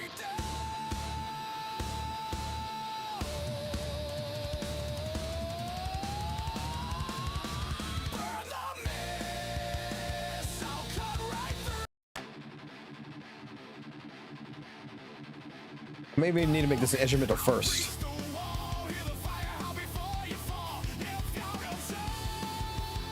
Let's do that.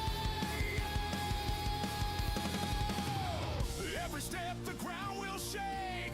I've got dents. Let's make the instrumental first. Fuck this shit. This is what the problem's at. I'm not doing what I've been doing originally. Make the instrumental, get the instrumental good, then put the fucking vocals in. Because the vocals are doing their own fucking thing right now, and it's not fucking going with the rhyme.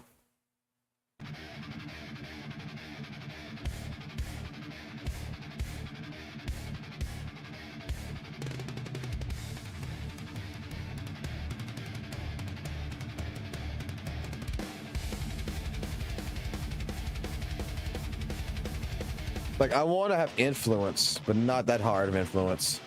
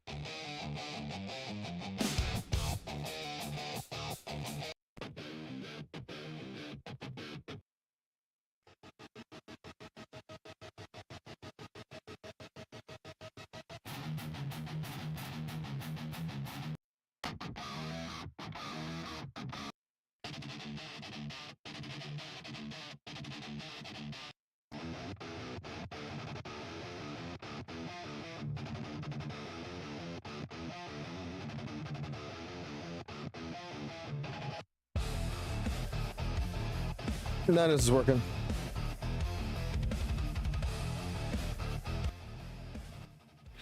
Like I said, this shit happens all the fucking time. It's being a woman right now.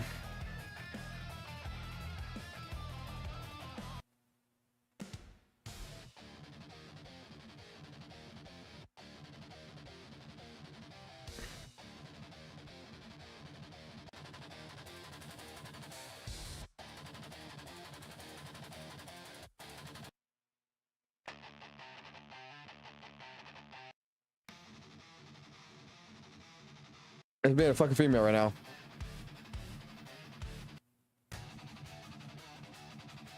And when it turns into a woman, I say, I stop. I'm not touching it. It is fucking almost 6. It's 5 fucking 30 in the fucking morning. Fucking St. Tona's fucking drama with that shit took longer than what I expected. I was expecting to be done with it like a fucking hour. No, that shit fucking took the entire fucking stream pretty much because of all the fucking different fucking roadblocks that we had to go through. Oh, Siri, you still there? You haven't heard yet. I'll end the stream with this song for you. When the song ends, I end. Once I find it. Where the fuck is it? Oh, it's right here. You ready? Here it is.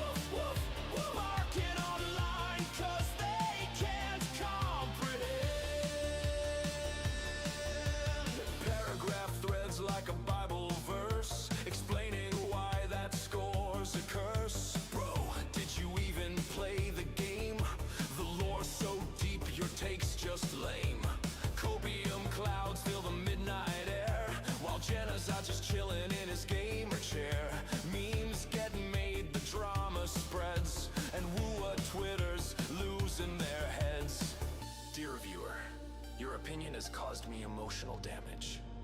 I will now write 16 paragraphs explaining why you're wrong, while completely proving you were right the whole time. 7 out of 10!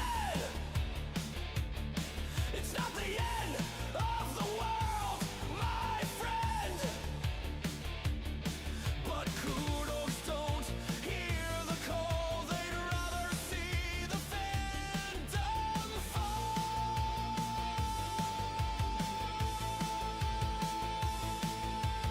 7 out of 10! Woof, woof, woof, woof! Corral dogs crashing out again! Woof, woof, woof, woof! 7 out of 10! Woof, woof, woof, woof! Barking online 'cause they can't comprehend. And thus, history was made. One score to rule them all. One score to find them. One score to make the Kurodos lose their damn minds.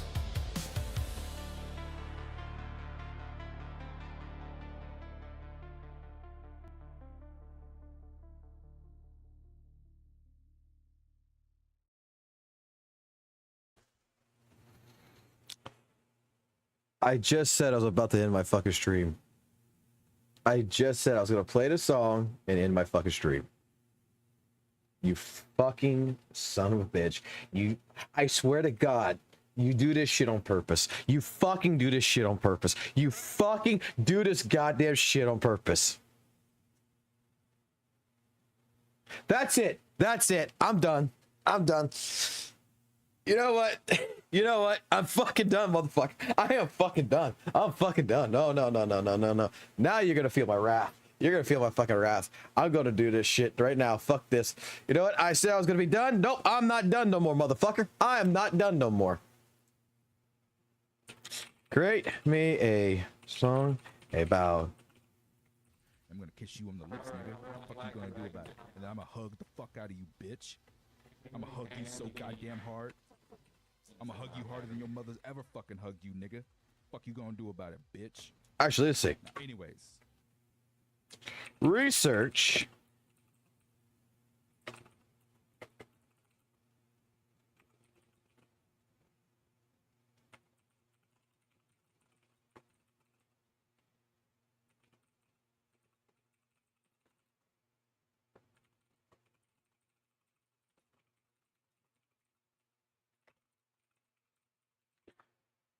Oh, I'm done. I'm fucking done. I'm fucking done. ChatGPT, tell me everything I need to know about the milkman. Let's go.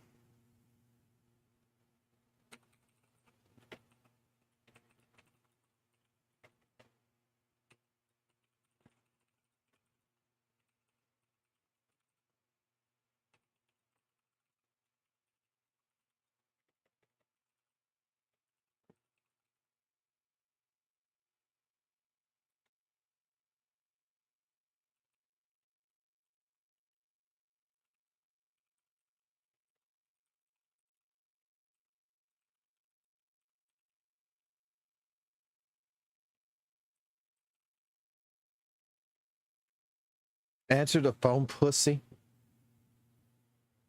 Oh God, oh God. I don't know why you want to fuck me and answer the phone so goddamn much, you son of a bitch. Go ahead, say fuck you. I know. Go ahead, say fuck you.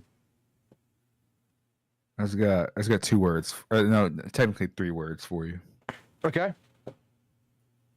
Milk rate, bitch. Mother. Oh my God.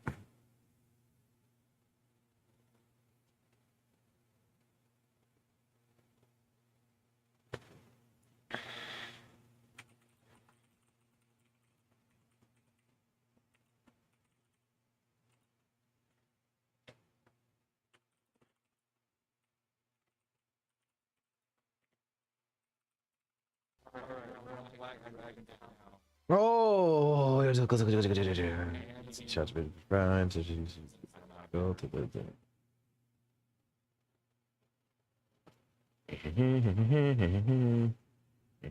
I don't know how the fuck this is gonna turn out. I didn't even read the fucking lyrics. I don't give a fuck about the lyrics.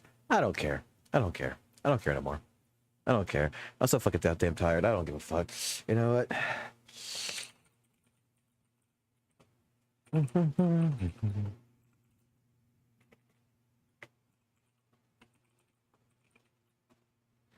80s style rock.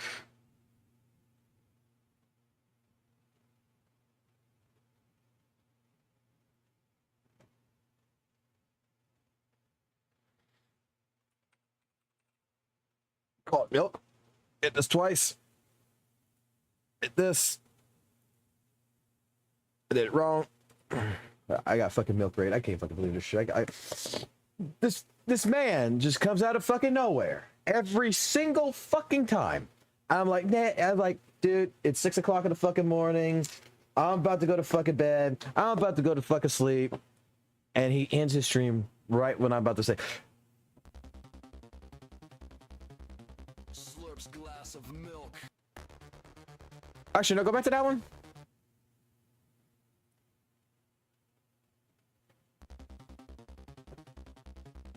Slurps glass of milk. Fuck you, Chris. This is your fault, Chris. It's patch day. The waifus are stocked. The pity's primed. Time to milk 'em dry.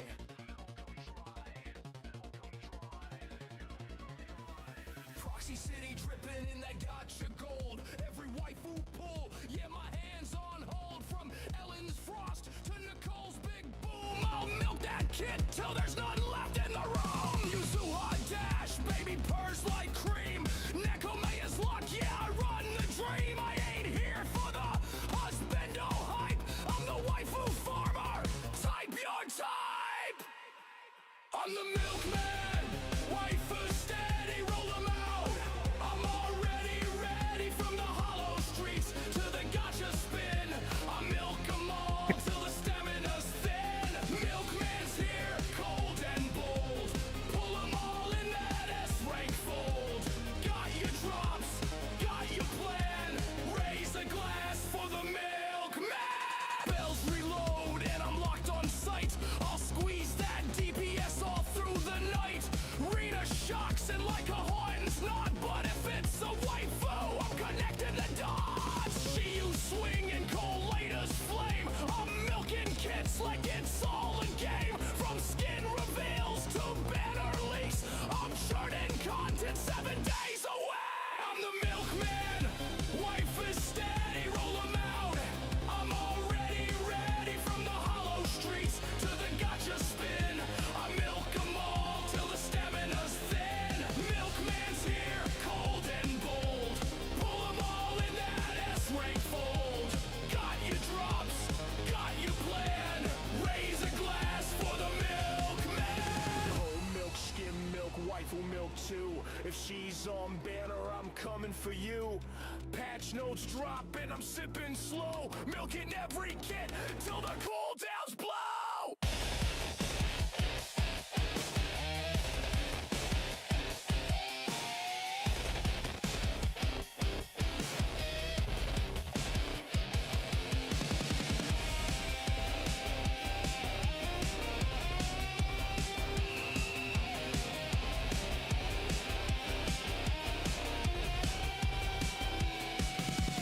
Milkman's here, keep it frosty. Waifu build so clean, they think it's costly. From hollow hunts to my late night crew, I milk the waifus, yeah, that's what I do. So when you see that glass in the overlay cam, know the builds are blessed. That's the milkman!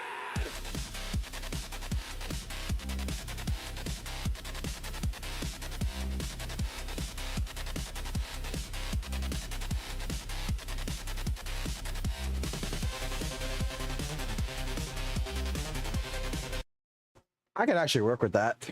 I can actually work with that and actually make that fucking better. This is how I get my frustration out. This is how I get my frustrations out.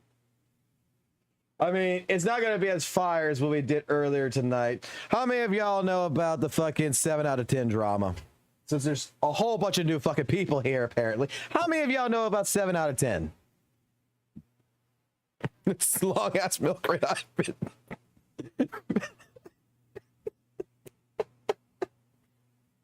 Oh, my fucking God. I'm actually going to... I am unaware. What's the 7 out of 10? No idea. Okay, well, good. Y'all don't need to know the drama then. You don't need to know the drama. Basically, it's a Weather and Waves fucking thing where one content creator called Genocide gave a 7 out of 10, and pretty much all the Weather and Wave community is more upset with him because he's confused over everything, but it became a meme right now in the Weather and Waves community about 7 out of 10 that he's so focused on it. Pretty much, you want the lore? Here. Here, I get you the fucking lore. Hold on. It's not going to take long to get the lore. There's not even a long video for this either.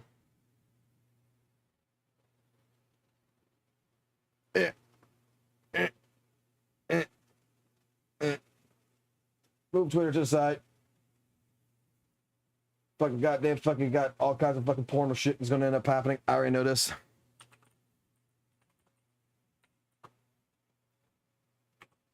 Because that's what fucking Twitter is. You don't have lists no more. Media. Let me find it. Let's see.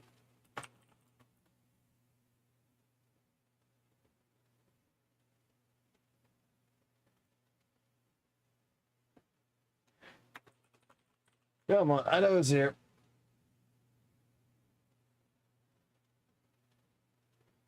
There's your lore. I talked about it. It was just me talking on stream, basically. You liked it? Yeah, I thought it was good. Yeah. But that's not good enough, right? Sure. I had to dick suck the game, say it's incredible, and if you say anything negative about that story at all, they say you didn't understand it. Of course. That's what they say. Because you didn't understand every single minute point of the entire story. You don't understand anything about it, is what they do. That's how they defend it. Oh, trust me, You got the same thing. Yeah, I literally said I couldn't pay attention to certain parts, and that I was doing a sponsor and I was short for time, and I did apologize. It's the beginning part of this. You'll get it. It was just me talking on stream, basically. You liked it? Yeah, I thought it was good. Yeah. But that's not good enough, right? Sure. I had to dick suck the game, say it's incredible, and if you say anything negative about that story at all, they say you didn't understand it. Of course. That's what they say. Because you didn't understand every single minute point of the entire story. You don't understand anything about it, is what they do. That's how they defend it. Oh, trust me, You got the same thing. Yeah, I literally said I couldn't pay attention to certain parts, and that I was doing a sponsor and I was short for time, and I did apologize for not giving it. I know. I can't believe this. This is insane. Like, what the fuck do these people want? Just go watch a movie, bro. Just watch a YouTube video. They're like, he was talking the whole time. It's like, yeah, what the fuck do you think I'm here for, bro? What is the point of just saying, oh my god, she didn't say that. No way. Yeah, people would say, like, react harder, then you talk, and they're like, can you shut up? Like, what the fuck do you want, bro? These fans are so stupid. You can't have it both ways, bro. Yeah. Here's the thing. The story was good. It didn't change my life. Sorry. I thought it was solid. And just because I didn't understand every single little minute point, it doesn't mean I didn't understand anything about the story. And I was like, man, Rover's kind of a dickhead. And they're like, he didn't understand anything. It's like, I understand it. It's just Rover's a dick. It doesn't mean they're wrong. It's like, you can't win with these people. It's impossible. They just want to hate because I gave it a number of a 7 instead of a number of a 9. And you know what? If I gave it an 8, they would have been like, that's probably fine. But just because 7 out of 10 to a lot of people means like a C, and that means bad. They just think it's bad, but I thought it was good. All right, you got the lore? You got the lore now? So pretty much, not a big fucking deal. Absolutely not a fucking big deal whatsoever. That the community itself, the WUWA community itself, has made it into a big deal because of the person behind it and everything else. So, this is what was created from that lore.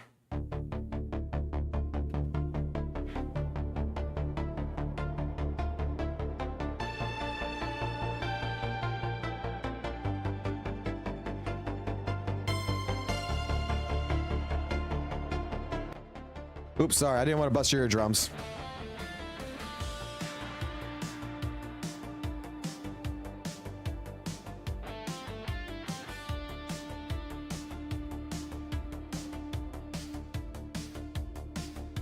Woke up one day, story dropped online. Genocide said, yeah, it's good, but it ain't divine. 7 out of 10, no malice, no hate. But the coup dogs foamed up like he spit on the plate. They grabbed the pitchforks, jumped on the mics. How dare you disrespect our perfect hype? Discords burning, Nexus in flames. All over one guy not playing their game. 7 out of 10. Woof, woof, woof. Kuro dogs crashing out again. Woof, woof, woof, woof. 7 out of 10. Woof, woof, woof, woof. Barking online 'cause they can't comprehend. Paragraph threads like a Bible verse, explaining why that score's a curse. Bro, did you even play the game? The lore so deep, your take's just lame. Copium clouds fill the midnight air, while Genocide just chilling in his gamer chair. Memes get made, the drama spreads, and WUWA Twitters losing their heads. Dear viewer, your opinion has caused me emotional damage. I will now write 16 paragraphs explaining why you're wrong, while completely proving you were right the whole time. 7 out of 10!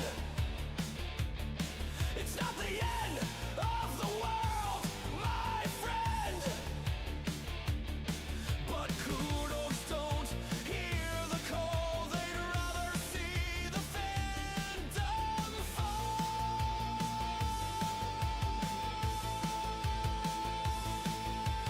7 out of 10! Woof, woof, woof, woof. Kuro dogs crashing out again. Woof, woof, woof, woof.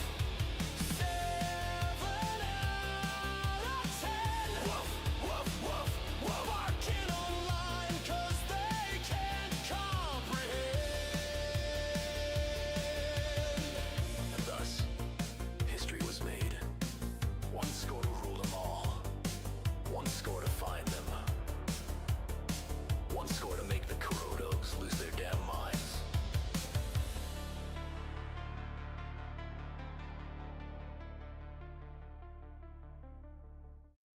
Let me put it this way. Tonight we went through, for the last couple of days we went through, but tonight we went through the fucking rabbit hole of all this shit, and I'll say like this.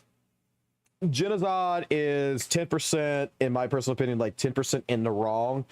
And the rest of all this, in all fucking honesty, and the reason why this is such a big deal, and the reason why it's getting pushed into becoming a big deal, is because one person that we refer to as the heretic jester, if you know who I'm talking about, has practically decided that he wants to hold a grudge for 7 fucking months. He's been holding a grudge, and he is doing everything he can to basically say the person who made a 7 out of 10 statement is a bad person, bad for the space, that everything he's done, he's gotten away with, and he needs to be humbled. And look, I got a fucking almost an hour video about this shit. It's on my channel, but it's hilarious to me. And it's like, I'm trying to find different parts in this to see all sides. And the more I look at it, it's like, okay, yeah, we found tonight a couple of different parts that Genocide did, in my personal opinion, you know, exaggerate the situation, did kind of go overboard. But it's like, for all the amount of hate with the quote unquote new fucking terminology of gacha tribalism and all this other shit, it's like, the dude gave it a 7 out of 10. The dude did pay attention. He was not yapping anything. We watched his fucking entire live stream. The dude was not yapping. He was trying to communicate with his chat as well as get to the story. He was asking questions. He was even doing on purpose that when he did skip something by accident, that he went back and he read the script and went and continued onwards. It's not like the man was just sitting there doing like cracking jokes every 5 seconds, making fun of shit. But we have another stream of another person who is considered a #1 person in the Weather and Waves community when it comes to content creation that was cracking jokes every single time he could.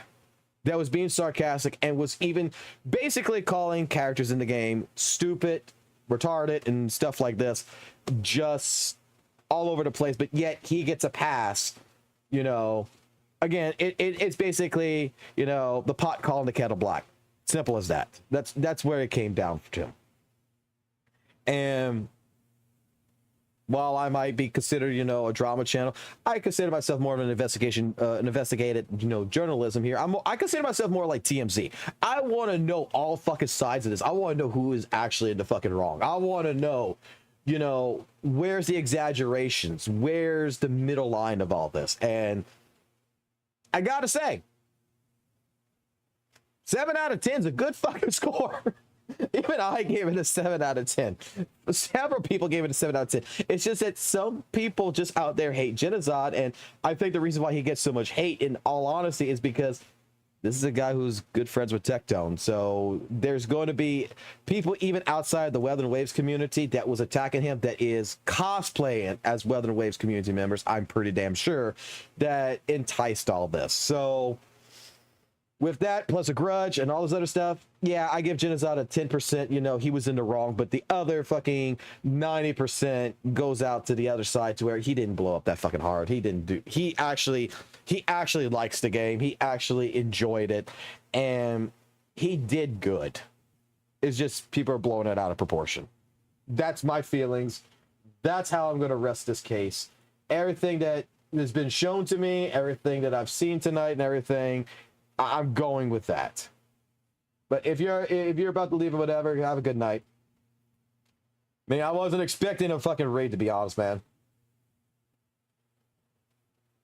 Like, look, I've had criticisms about ZZZ, right? And I've had these conversations with many people in this chat right here, and I got to go start modding all you son of a bitches here, because in this chat, we mod everybody.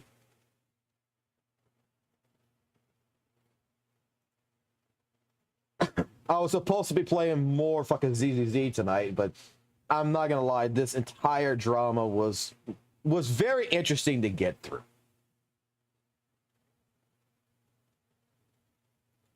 Like, they were very interesting. It's a very interesting topic, because I'm the type of person that I'm getting involved in drama content creation. I'm not gonna lie, but I want to try to handle it more professionally, to be like, look, the story is not always one-sided. We have to look at the other side. So I'd like to be kind of a mediator that's like, you know, while St. Tonus, for example, is bashing the hell out of Genocide, I want to be the voice for Genocide in the sense, since, you know, no one wants to stick up for the man, it seems like. I want to stick up for the man. I want to take a look at his side of the story. And that's what my content's about. I would like to. I haven't had a chance. When I started streaming, I realized he messaged me. I never responded back, and then he came into our stream. But I would like to do that with him. I forgot about Muzzy. I need to see if I can see if Muzzy still wants to do that collab and everything else, because sooner or later, this drama content is going to die down a little bit. I think we're at the end of the road with Genocide. I think we're at it, unless some Kuro dog decides to go ahead and bring it right the fuck back up again. We're done with it, I'm pretty sure. I mean, can we not? I think we can all agree. A 7 out of 10 is a good score. Genocide didn't do as bad as what some fucking people are saying. The grudge that is happening between him and St. Tonus, for example, it's not actually that fucking deep that St. Tonus is actually trying to make it out to be, to which makes me question if the man is paranoid that he's got, you know, It makes me wonder if he's paranoid. I think in all honesty, he just thinks that certain people just don't like him and hate him for no fucking reason. It's like he accuses me of hating him when I don't even know the man, so I can't even hate the man. So it's different things like this that I think that the true mental illness of the paranoia disease, that's what I'm going to call it, the paranoia disease, might end up being on his end. Because straight up, only a paranoid person acts like this. Someone who is very afraid of being judged. Either that or they're afraid of a calculator. You're an investigative channel now. I guess that's what we're going to end up having to call it. But let me put it like this. With ZZZ, right? I have my own complaints about ZZ. I think it needs more permanent content. I think that in the structure of like the tutorials and everything else and how it aligns its information and everything else is not as user-friendly as it should be, like compared to like Weather and Waves. Like that's one big thing that I was going to say is like criticism-wise in ZZZ, I've made these statements, is like the UI, everything else. There's some things in here that, you know, when you're established as a new player, ZZZ is not really new player friendly in terms of getting the information you want. It's new player friendly in terms of combat and everything, but to understand different mechanics and everything else, it's not really that friendly.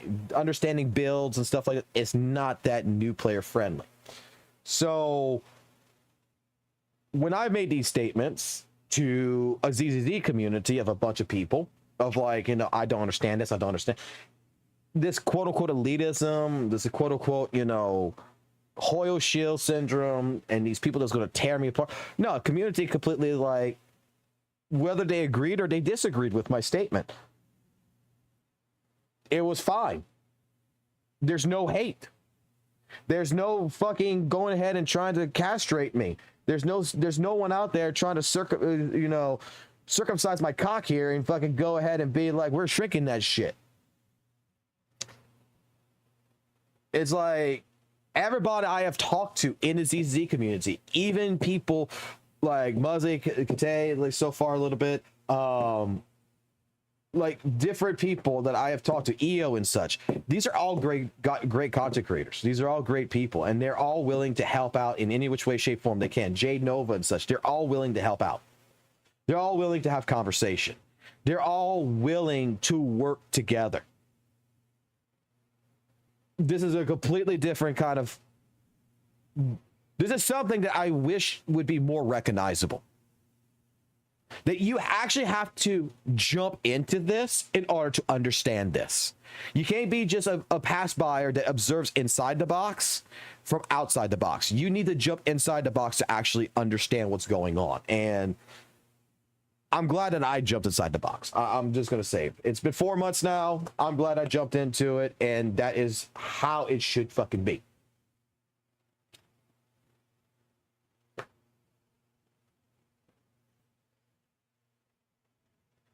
Like, I think that, you know, in terms of what I played back last year with this game, and in terms of what I'm playing now more consistently and such, I'm glad I changed over. Weather and Waves is a game that, like, look, I think Weather and Waves is still a great game, but I think that is what really makes Weather and Waves a bet in terms for new player experience-wise. Let me put it this way. New player experience-wise, Weather and Waves, I think, even compared to Genshin, which it should be compared against, not ZZZ, but since people want to compare it to ZZ, Weather and Waves, the only upper hand that it has, in my personal opinion, to ZZZ and Genshin is new player friendliness. The game, 100% when you started out, it's basically driving you to different areas. Is driving not just a story narrative, but it's driving the player experience, so that way you understand every single aspect of what the game has to offer. And then once you actually have a fundamental complete core design of how to build, like, it throws you straight into doing echoes, it does all this kind of stuff.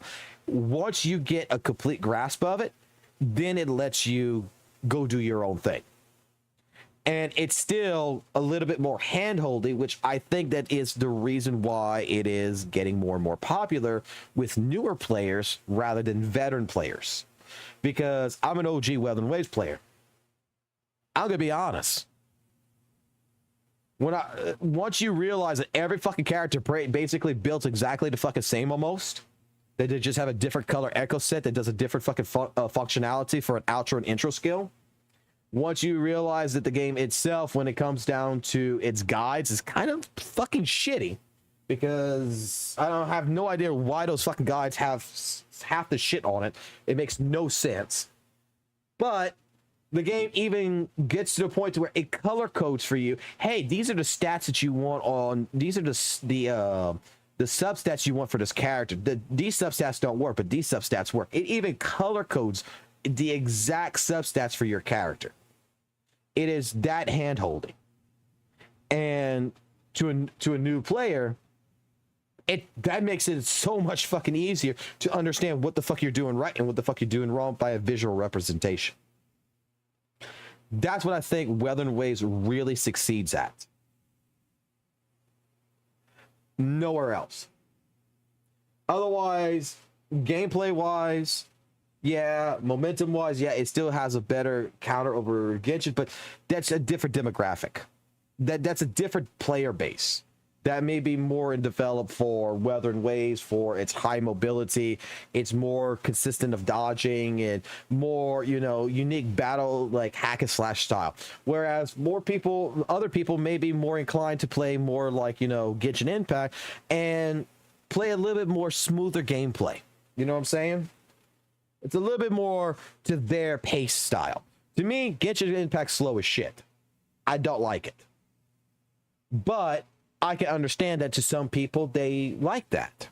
They like that pacing style.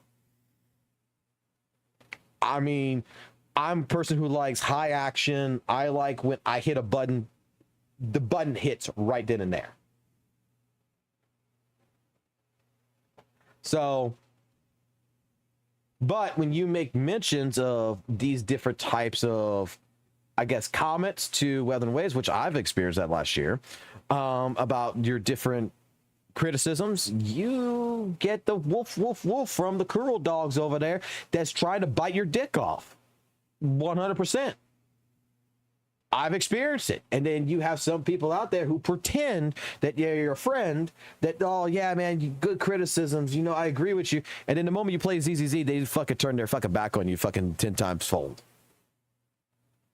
That's happened.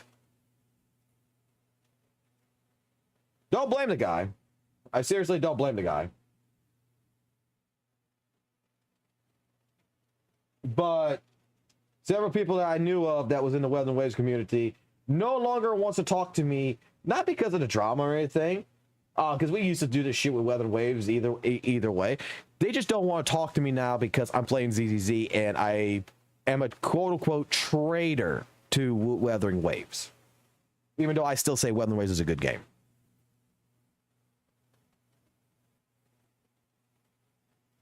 Oh, you gotta love Alice. Look at the titties, man. That's some beautiful fucking titties, right? If you don't like Alice, something wrong with you. That's so stupid. Dude, it's like straight up. I played.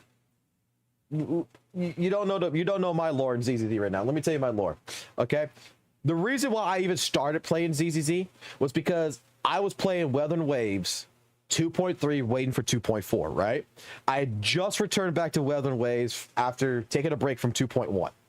Saying 2.0 fucking ruined Weather and Waves for me. I don't like it. I'll come back for Zanny. I play this. I got people in my chat. I'm seeing shit on the internet about miasma mechanic, HP inflation. I'm hearing from the WUWA community that ZZZ is cooked. That ZZZ is a dog shit game right now. And if no one knows, 2.3 had basically filler content. It had nothing going on. The fucking anniversary patch was actually kind of shitty. So I decided, well, fuck it, I'll take 3 days. You know, I got nothing to do. The 2.4 is not going to come out for another 2 weeks or whatever. I'll play fucking ZZ for the next 3 days or so. And I want to get my own opinion about it. I went ahead, I started up. A friend of mine said, hey, don't get on your account, get on my account instead. Take my account over. I don't play ZZ no more. And go ahead and give it a shot. It's an in-game account. So, all right, got into it. First day, no issues, man. None. I'm learning the game. But I even got WUWA players that know me from WUWA to sit in here, just watch me play it and, you know, making their little comments. And I said, well, let's see for ourselves. We'll see how this is going. Went ahead. This is where I met like Chris GM. This is where I met like different people, like Musical, Skull, and stuff like this. I came into the chat and everything. I met a different bunch of people. And you know, the first thought and the first thing that the WUWA community, the people that I talked to and the people who I, you know, was associated with and my viewers is telling me that watch out when the ZZ community comes in, when play ZZ, they're gonna fucking rip your ass off to shreds because you don't know how to play, because I'm not getting fucking 9 stars in fucking Deadly Assault. I'm not getting S ranks in Shiyu defense even on an in-game account. I'm struggling. I'm trying to learn the game. Couple people from the ZZ community come in, they just sit here. They just sit here and they start talking about shit. And they're like, hey, how's it going? Having good conversation, telling them, you know, I'm new to this, talk about Weather and Waves. We're actually having a little bit more conversation about Weather and Waves in ZZZ, and it's just like, well, I haven't tried it, and, you know, but they're not bad-mouthing Weather and Waves or anything. They're just, you know, they never tried it, and they wanted my perspective of Weather and Waves.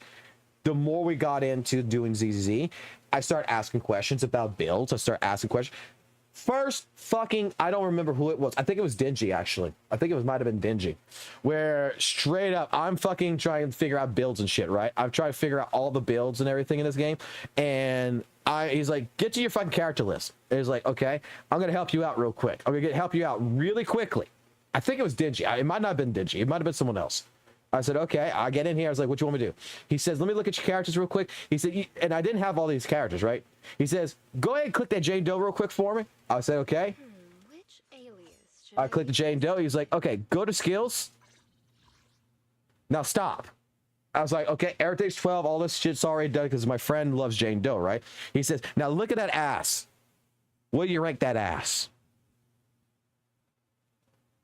I said, well, the ass is pretty nice and everything. And he's like, okay, now press equipment, press skill, press equipment, press skill, press equipment, press skill. Now do it faster, faster, faster, faster. Do it as fast as you can. And I was like, I got the controller out and I'm just doing like this. Right. And he said, okay, you're a natural now.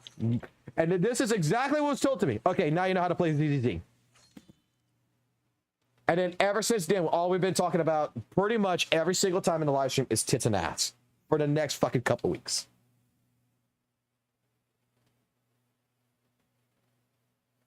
That's how my starting of ZZZ happened in the first couple of days. Then about the 4th or the 5th day is when I started getting my WUWA regulars coming into my chat, calling me a traitor. Telling me that this is not a fighting game. I don't know what the fuck I'm talking about. A fighting game is a PvP game. And it was like, okay, you're right. It's not a fighting game. I misworded it. It's got fighting game mechanics is what I'm saying. Well, no, it's got the same mechanics as a hack and slash. It's like, okay, a hack and slash game and a fighting game technically also with resource management is both similar systems. I understand this. But just because you call it a hack and slash and because I call it a fighting game does not necessarily mean we're both wrong. Well, that friendship fucking ended right then and there because I try correcting, you know, that we're not wrong on the way we're talking about things. It's just that game development is game development. I mean, if you got a resource management in fighting game, you got a resource management hack and slash game. Yeah, you can both. It's just, I am a person who comes from fucking fighting games. I come from the FGC, so it's easier for me to recognize fighting game because I don't play that many hack and slash games. I play more fighting games than hack and slash. But if you're a person that is a hack and slash player and you play a lot of hack and slash games, yeah, you can recognize different things from those games in here. Easily done. We're both not wrong. But that wasn't a good enough answer. Next person that came in from that started calling me a traitor and everything else, basically was trying to explain to me that the HP inflation, that I don't understand HP inflation, that HP inflation is the biggest fucking mechanic, the worst mechanic here in ZZZ and everything else, that ZZZ is going to die, is going to EOS. That's not going to beat out the quote unquote anniversary patch or 2.4 patch, blah, blah, blah. And I was like, well, and this is a little bit of time that I've played the game now, and I was trying to explain to him, is that that's not true. And he's like, what do you mean? I said, well, it's not true, because the fact of the matter is from what I am seeing with the game and from my own personal experience, is that the game gives me different tools, whether it gives me buffs, whether it gives me, whether it gives me buffs, it gives me different, elemental advantages or weaknesses to utilize information from. It's basically giving me all the tools I need to deal with the HP inflation. While if I play fucking an ice agent against a fucking, an enemy that is ice resistant, guess the fuck what? I mean, yeah, HP inflations are going to be a fucking problem, but it's also a problem that I didn't fucking read, that they're giving me tools to say, hey, play a fucking fire agent here and use these fucking buffs to your fucking advantage to get through this shit a little bit easier. Well, I lost that person. Then the third person that I lost, which was a good friend of mine for a long time. He was actually one of my very first Weather and Wave viewers. The reason why I lost him was straight the fuck up. The dude did not like the fact that he can't come into a Discord and talk about WUWA and say that ZZZ is shit compared to fucking WUWA, or Genshin's shit compared to WUWA, and say how WUWA is the best game there is, and not try to start a fucking fight with a bunch of ZZ people who's all jumping him. And they're not even jumping him, they're just correcting him. They're saying, how can you come to that conclusion? And he's taking it as a personal attack. We had a conversation, everything else. He said, fuck it, I'm going to try fucking ZZZ. I said, cool. His analogy is he spent 30 minutes in ZZZ and he said the game is shit. That he learned everything he needs to know about ZZZ in 30 fucking minutes. He made a fucking account, only played for 30 fucking minutes, and walla bing, walla boom, he's got the entire picture of the fucking game. And I fucking corrected him and said, how can you say that? This is how I lost this friendship. How can you fucking say that? Because what you just said there, if you're going to, you want to use that analogy, you're basically telling me that I tell a person go play Weather and Waves for 30 fucking minutes and they'll get a full picture of Weather and Waves? Yeah, they will. We were on live stream. We would play fucking 30 minutes of Weather and Waves, 30 minutes of ZZZ. Guess the fuck what? In Weather and Waves, you only fight 2 fucking enemies. Guess what happens to ZZZ? You only fight 2 fucking enemies. You don't get to disk drive systems. You don't get to fucking echoes. You don't get nowhere. You're not even 2% in the fucking game in the first 30 minutes. He did not like it and correct it.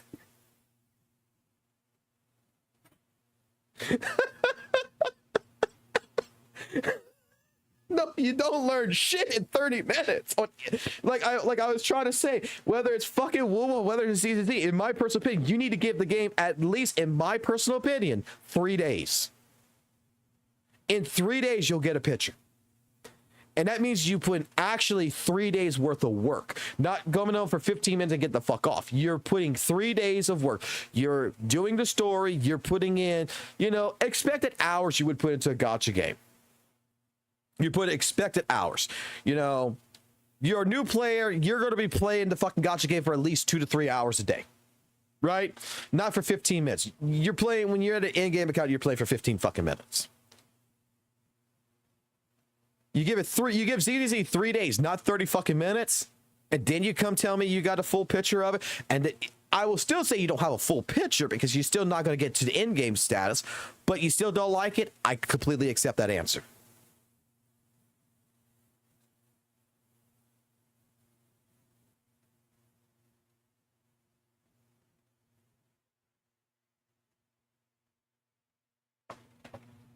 So this is how my journey in ZZZ's community has been. And every single person that's brand new that I meet in this community has proven one fucking fact to me. is that the ZZZ community is more of a unified community. It is more of a community that actually works well together, that actually is very fucking chill, and dare I say, is more logical in their thinking process. That they're not dumb. They're not a bunch of elitists. I have yet to meet a single person in here tell me I am full of shit or whatever that is from the ZZZ section of the community. Everybody I have met has been fucking cool, has been great to talk to. You know, if anything, the only thing that I have seen in ZZZ that might be a little concerning is that there is some people out there that is legitimately thinking that Jane Doe is fucking for real and they really want to fuck her ass. Like, I think there might be some people in the community that might think anime waifus are actually fucking real. But I don't think they are a detriment to the community.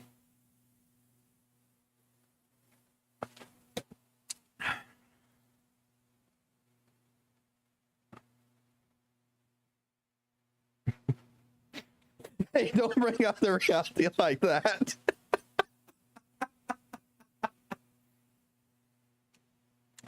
So understand that I am technically a drama content creator, mostly. But I do play the fucking game. Like, I will sit here. I will actually play this game. I mean, what I mean by, like, me playing a game is I will fucking do this. Oh. If you're F2P, don't watch the stream. Are y'all watching? Are y'all watching? Oh, sorry. And then now I'm gonna turn on the chat, and I swear to God, I'm gonna see a bunch of F2P players fucking go fucking psycho.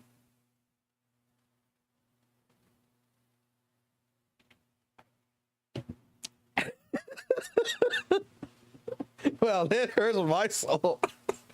That's what I do.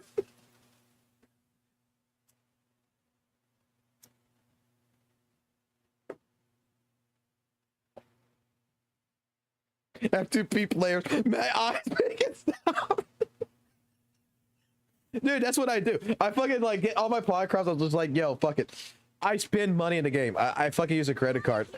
I don't consider it fucking a whale. I mean, look, I got a fucking double Yanagi on a fucking pool, okay? I got 2 fucking Yanagis, which gave me a fucking an M1 Yanagi. But I got Yanagi, I got Alice, plus both their weapons for basically $175. And I just recently put in a fucking extra $50 and I got a second fucking Mindscape for Alice. Which Alice, Yuzuha, and Jane Doe, which is M2, M2, M1, with all signature, with their signature weapons, all at signature weapon 1, R1, have fucking can basically kill the fucking boss, the deadly assault boss in fucking with relative fucking ease. Like, it's not like it was with my best fucking friend Valk, who fucking put fucking almost a fucking grand into his account, and when he put a fucking grand, well, $800 actually into his account, and this happened. He fucking said, "Here's $800. We're going gambling," because he saw fucking he saw Yishan there get fucking hit twice. He saw me get hit twice, and he said, "No, that ain't working. We're gonna gamble." I was like, "I don't want to gamble. We're going to gamble," and he made me gamble. This is the other fucking M6, because when I reached 10,000 subs, I said I was going to cosplay as fucking Jufufu, and we did it. At 15k subscribers, though, I am cosplaying as Saint Tonus. So we're on the road to go ahead and cosplay as Saint Tonus, but that might actually have changed though, because a lot of people were talking about we were making this joke about Donald Trump, so it might be Saint Tonus Donald Trump fucking crossover.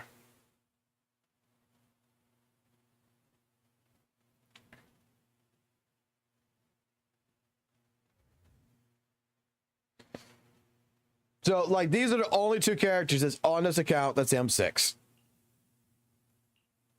M1, M0, M1, M2, M1, M1, M1, M2.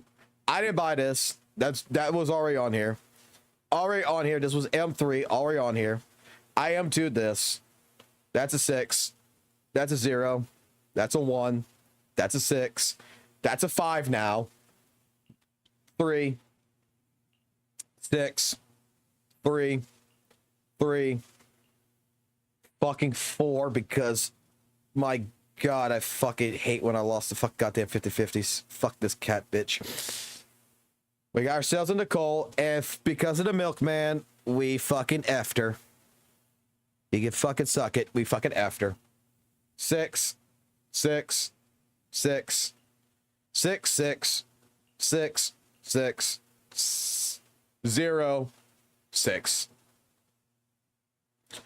And you know what's fucking even funnier is that there's a bunch of people in my Discord that wants to make puppies with this. And I'm like, what the fuck is wrong with that shit? Like, I'm not going to out who you are, but I'm just going to say that I've read a couple of comments about people wanting to make some puppies.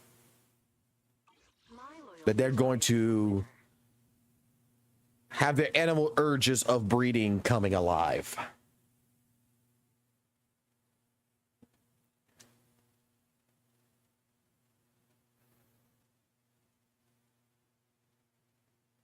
Puppies, kittens, whatever the fuck it is.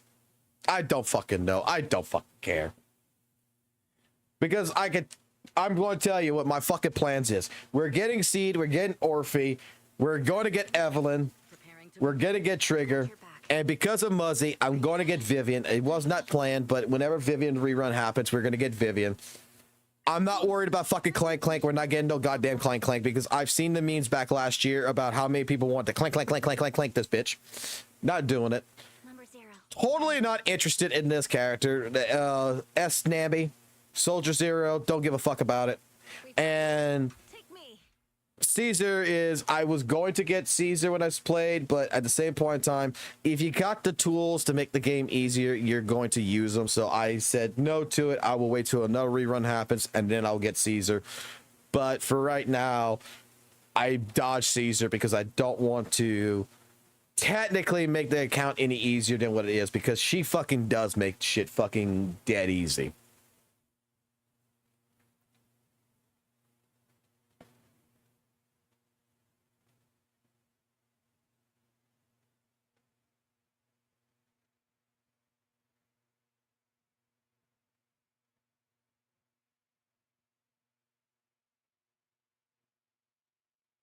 Because I got Caesar actually on my actual main account, and that's a level 45 internet level.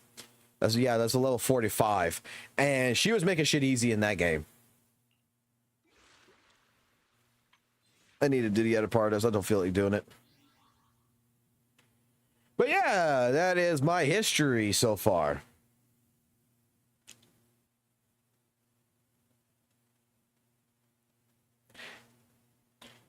Also, I was supposed to do it tonight, but it did not happen tonight. I will make it the first part tomorrow stream. When I come to stream tomorrow, I will make it the first part tomorrow stream. So I apologize. Tonight, the drama shit just got way over fucking bearing. Like, we had people sending me links to all new shit and everything else to go look at Jittazot. So we had to get deeper into the rabbit hole. So on our Discord, just to let everybody know, tomorrow we will be going ahead and with here we have the stream community run reacts. I see that we got some new one, a couple new ones that came in. We're gonna be running through these tomorrow. First fucking segment, because I want to make it into a video. We're gonna run through these here. So if anyone wants to showcase their runs, I want to go ahead, and this is the idea behind this, is kind of like an account review, but without doing an account review. I want to say, like, if someone's having issues, for example, This is one example of it. Let's say you're a person who's playing Deadly Assault, playing Shield Defense, playing Tower. You're having issues, and you don't know if it's your play style. You don't know if it's your build. You don't know what the fuck's going on. What this is for is go ahead, give us your gameplay, give us your build at the same point. Like, go ahead. At the end of the video, I would like for the build to be, but like in the beginning, show us your run, show us everything you're doing. At the end of it, we are going to go ahead, take a look at your build, show us the characters, show us your mindscape, show us your skills levels, show us your base stats, show us your drives, what weapons you're using, stuff like that. And if you're failing, for example, myself plus the community will talk about it and give basically different tips, strategies that everyone can get involved and discuss it and pretty much review the gameplay. If you're more interested in showing off that you're a hot ass motherfucker and you can kick everything's ass with fucking Billy, by all fucking means, give us fucking a goddamn some Billy gameplay basically in here and show us that you are fucking meant for fucking business.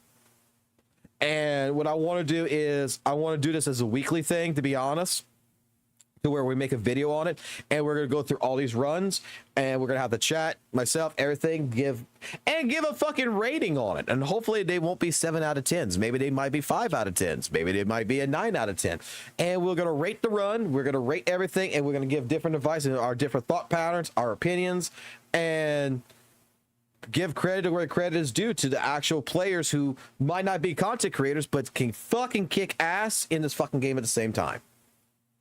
That's what I think would be pretty fucking cool, and that is something I promise.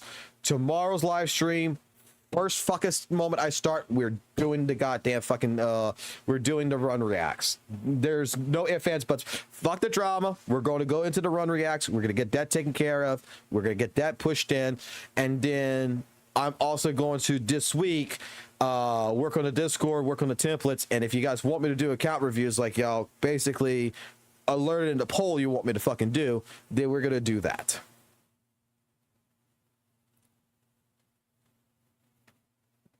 But the idea is like this. Let's just grab the Caesar gameplay from Musical, for example. Okay. Ta-da. We're gonna sit here, enlarge it like this, put a chat right here, right? We're gonna see the build. So we can go ahead, we can review the build real quick. Right?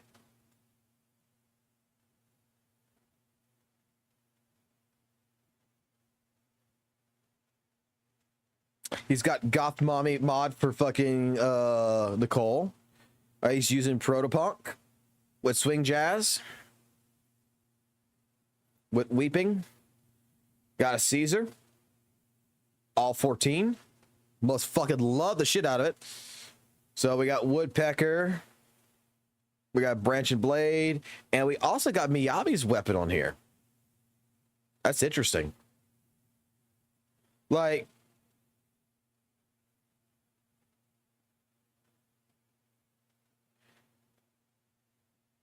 I would assume there would be a better weapon for DPS Caesar, would there not be? Instead of Miyabi's weapon, right? I would assume, because you're just not getting any of this. There's no crit damage, there's nothing involved. I would assume that there should be a better weapon that he can get something, right?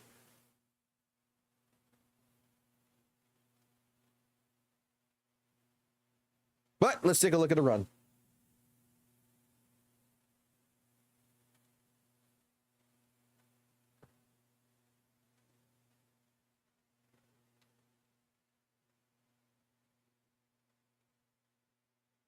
Oh, and how if I fucking turn the volume up, right?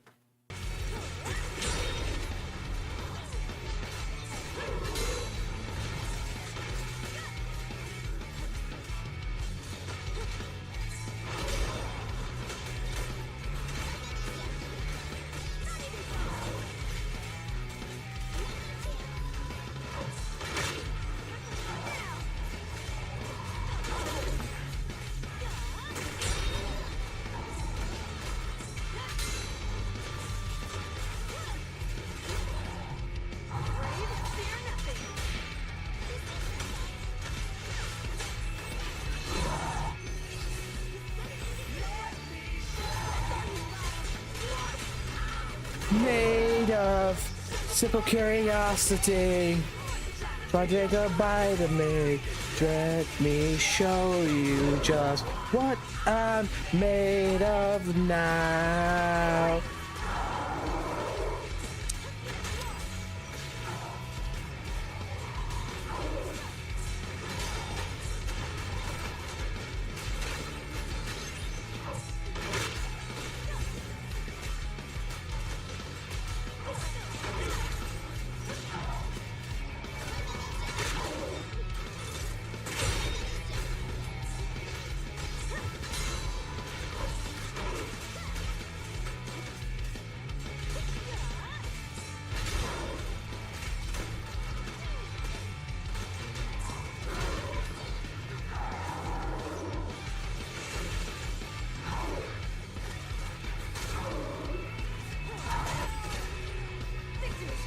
This is a fucking damn good run.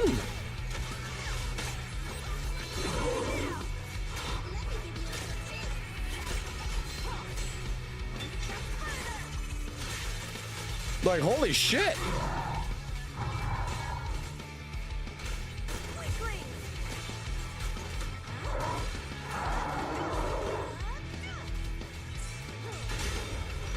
So far, everything I'm seeing looks like it might be on par.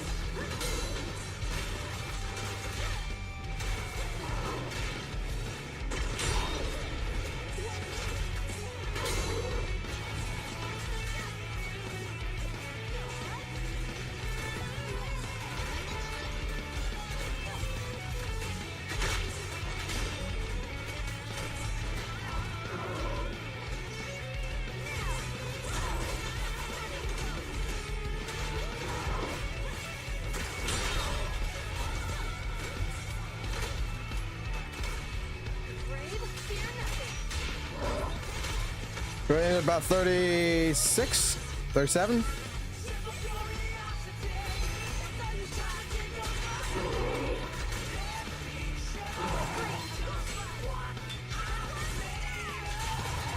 Actually, no, higher than that.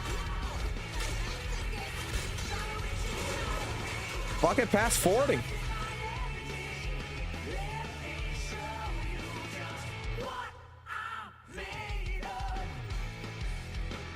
All right. First and foremost, musical. First and foremost, I'm going to tell you something right now. Buddy. Here's your assignment. I've got to give you an assignment now. I'm sorry, buddy. I got to give you an assignment. Give me a second.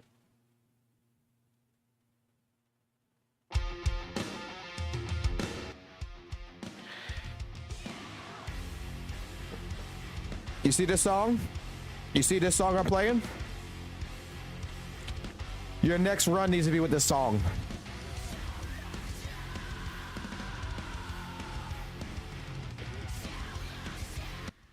Your next run needs to be with this song in particular. Take it easy, man.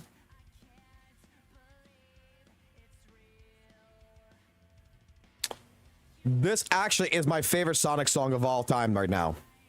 This right here is my favorite is my favorite of them all.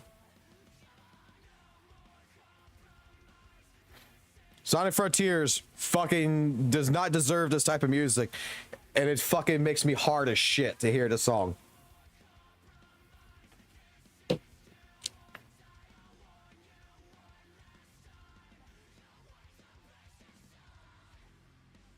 Dun, dun, dun. So yeah, that is a song that you need to use next. But this is the idea. I mean, otherwise, I think it's a solid fucking run. I think it's fucking great. I give that fucking, you know what? I give that a 9.95. I give that a 9.95. The only reason why I'm gonna take that little 5 off of it is because, in all honesty, you did use the song. Okay, you did use the track right here. Sonic Heroes, you did use it. but I would have wanted the fucking full fucking lyric version, not the fucking one where just like simple curiosity and then just goes to instrumental. I wanted the full blown fucking lyrics, man. You don't know, that's my fucking childhood right there, man. That is a fucking great fucking song, and the lyrics need to be in it. You get deducted 5 fucking points because of that fucking reason right fucking there, okay?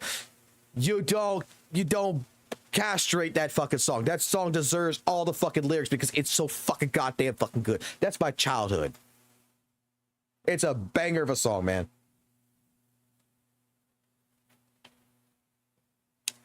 Mwah. But yeah, this is the goal for tomorrow, is to go through these reacts. And I'm going to leave it here because we are going to use it in the video. We're going to give ratings to everything. And like I said, if you got some stuff, hey, look, you want to criticize, you want to show off, join the Discord, post it in here. In particular, in the stream community runs react. That's what this is for. So all community stream runs. I might need to change the name of that to make it a little bit less confusing. That might be too confusing.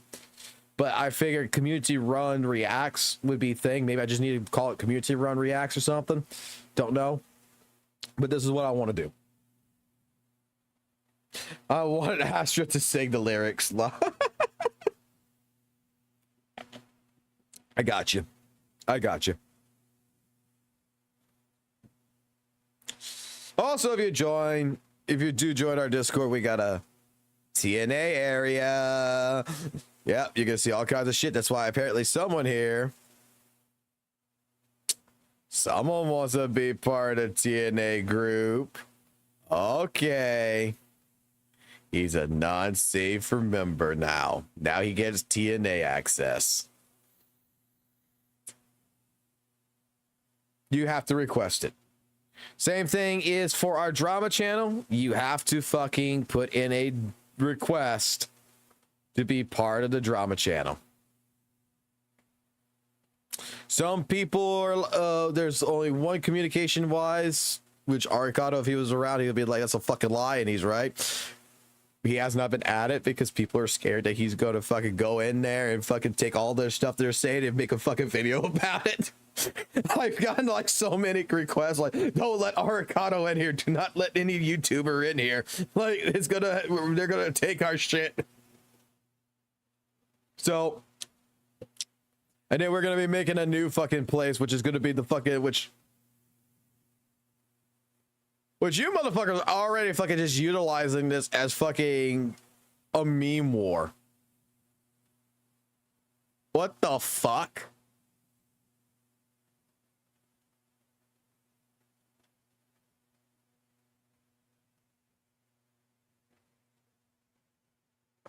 So is this what Fight Club is? It's just people going to be posting fucking GIFs of fucking...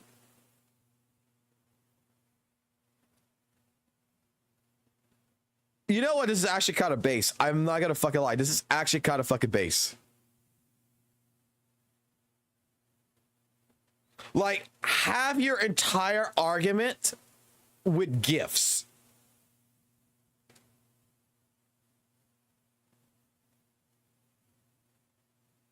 Oh, this works out perfectly well. Okay, he posted it here. I'll take a look at that later. Can I actually can I actually make that like a setting where you can't like type, but you can fucking only react. You can only put like shit in it.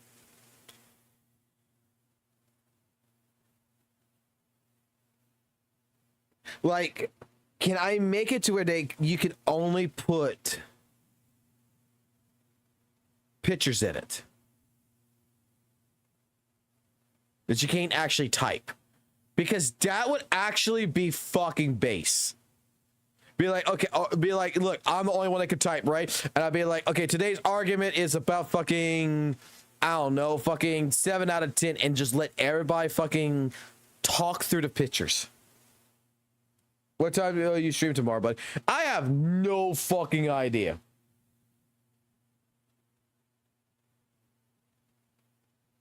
It's going to be sometime after probably 3 p.m.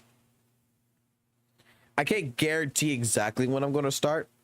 And the reason being for it is I got to go to sleep, and then I'm going to try to aim for like 1 p.m. Central Time Zone because I'm Central. But I don't know, sleep might take over, man. That's the only problem. Like once I'm asleep, it's hard to fucking wake me up. Not even an alarm clock can really wake me up. But I'm gonna try my man. Yeah, I made admins, but like if you're an admin, you're an admin, man. Like such. I don't want to always live stream at midnight. Like today, like the last couple of days has been hard as shit. Like my goal right now, and I was doing it earlier this week, where I start live streaming like at 3 p.m. Like I get home and I start streaming like right at like 3:30, 4 o'clock in the afternoon, and go out to like 9 o'clock. I think that might be the new schedule that I might end up doing. 3 p.m. Eastern. It's Central, but we can try to aim for that. Oh, you're talking about Monday. I thought you were talking about today. You're talking about Monday. Monday is going to have to be 4 p.m. Like right now for me, it is 6 o'clock in the morning. It's 6:42. When I get off of work, it's 3:30. And right now I'm waiting on news this week coming in to see if there's something that's going to end up happening, if I'm going to get if the job that I interviewed for is going to come through or not. It's a different department. It's going, and if I get it, it's going to be like going back home, and that's what I'm hoping for, because I used to work in this department, and I really want to go back doing what I used to do, which is field work. I really want to go back to field. Like, and I'm praying that I get it. Also, don't get used to this bang boo anymore, guys. You watch my stream a whole fucking day? God damn, Coco, what the fuck? Coco, you don't like me. Why the fuck you watch me? Like, I don't understand it. Like, we have so many different disagreements. I don't understand why why you watch me.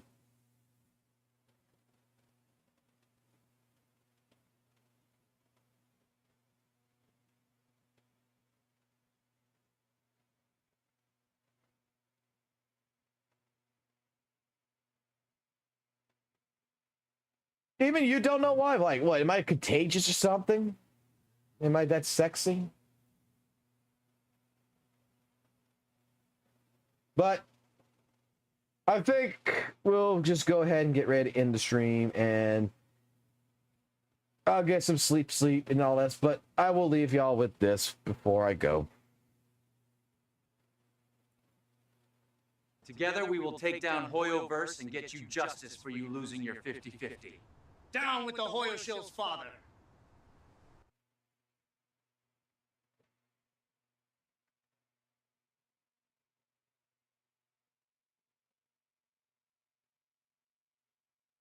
Well, it's 8:30 for you. It's 6:30 for me in the morning. What? Oh, you haven't seen none of this shit, have you? What the fuck? Why the hell do people still like Hoyo games? Why do those Hoyoshills not like Wuthering Waves? It's a beater game.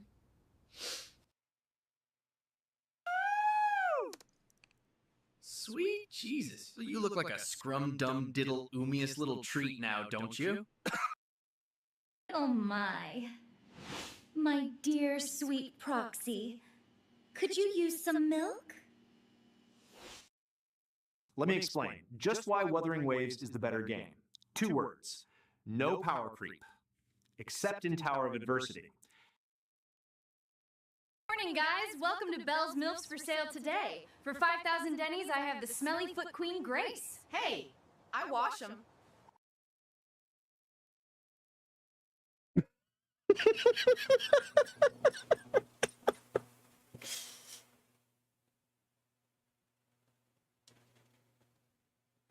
Welcome to the channel where we utilize AI for all kinds of brain rot and shit.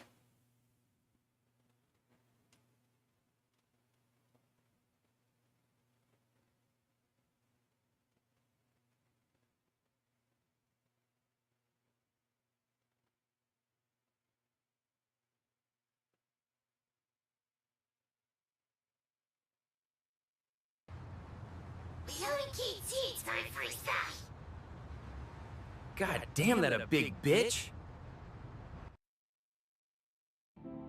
Wow, the developers really went out their way to make sure that both Ellen and Jane are symmetrical.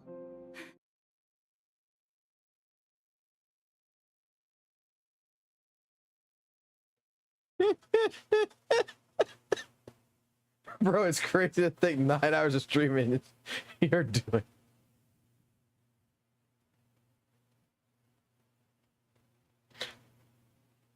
Dude, I used to actually, dude, when it was during COVID sessions and everything, I was live streaming Guilty Gear all the time, playing a fucking fighting game. We would actually stream for like 24 hours straight. Like, I was working at home, live streaming, and because I was only handling like 1 or 2 tickets a day. And then at that point in time, after my work shift was done, I was still fucking live streaming all through the fucking night until the next fucking morning. And then I would stop like almost like at 24 hours, take a fucking nap, fucking go ahead, wake up, log back into my work computer, go back to work, and start the live stream all over again, playing that with Guilty Gear.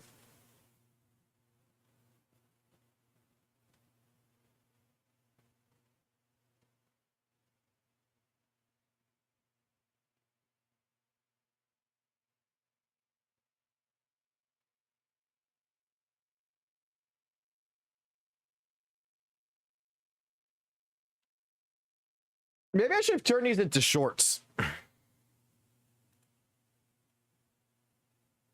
The goal of them, what it is that every time I post a video, I want to have like one of these AI videos in a sense in the front of the video on purpose. So that way when you click the video, you get the AI fucking shit first and then it goes into the video. And it's like, I want that what the fuck moment, that fucking ADHD fucking AI shit to fuck with you very first fucking part. So, I'm calling it. I need to take a nap because there is some stuff I gotta do in town today. I'm just gonna fucking Discord message my wife because she's asleep right now and tell her to wake my ass up at a certain time, and then I'll go do what I gotta do, come back after I'm done with that, chuck down fucking 3 monsters by that time, chuck down fucking goddamn fucking like a fucking 5-hour energy, and then we'll come back, we'll live stream, we'll do the reacts on the runs and all that good shit, and I will go ahead and post some other shit. So I will talk to you guys later. Have a good one. Adios. Keep it classy. Keep it jazzy. Always try to keep it real.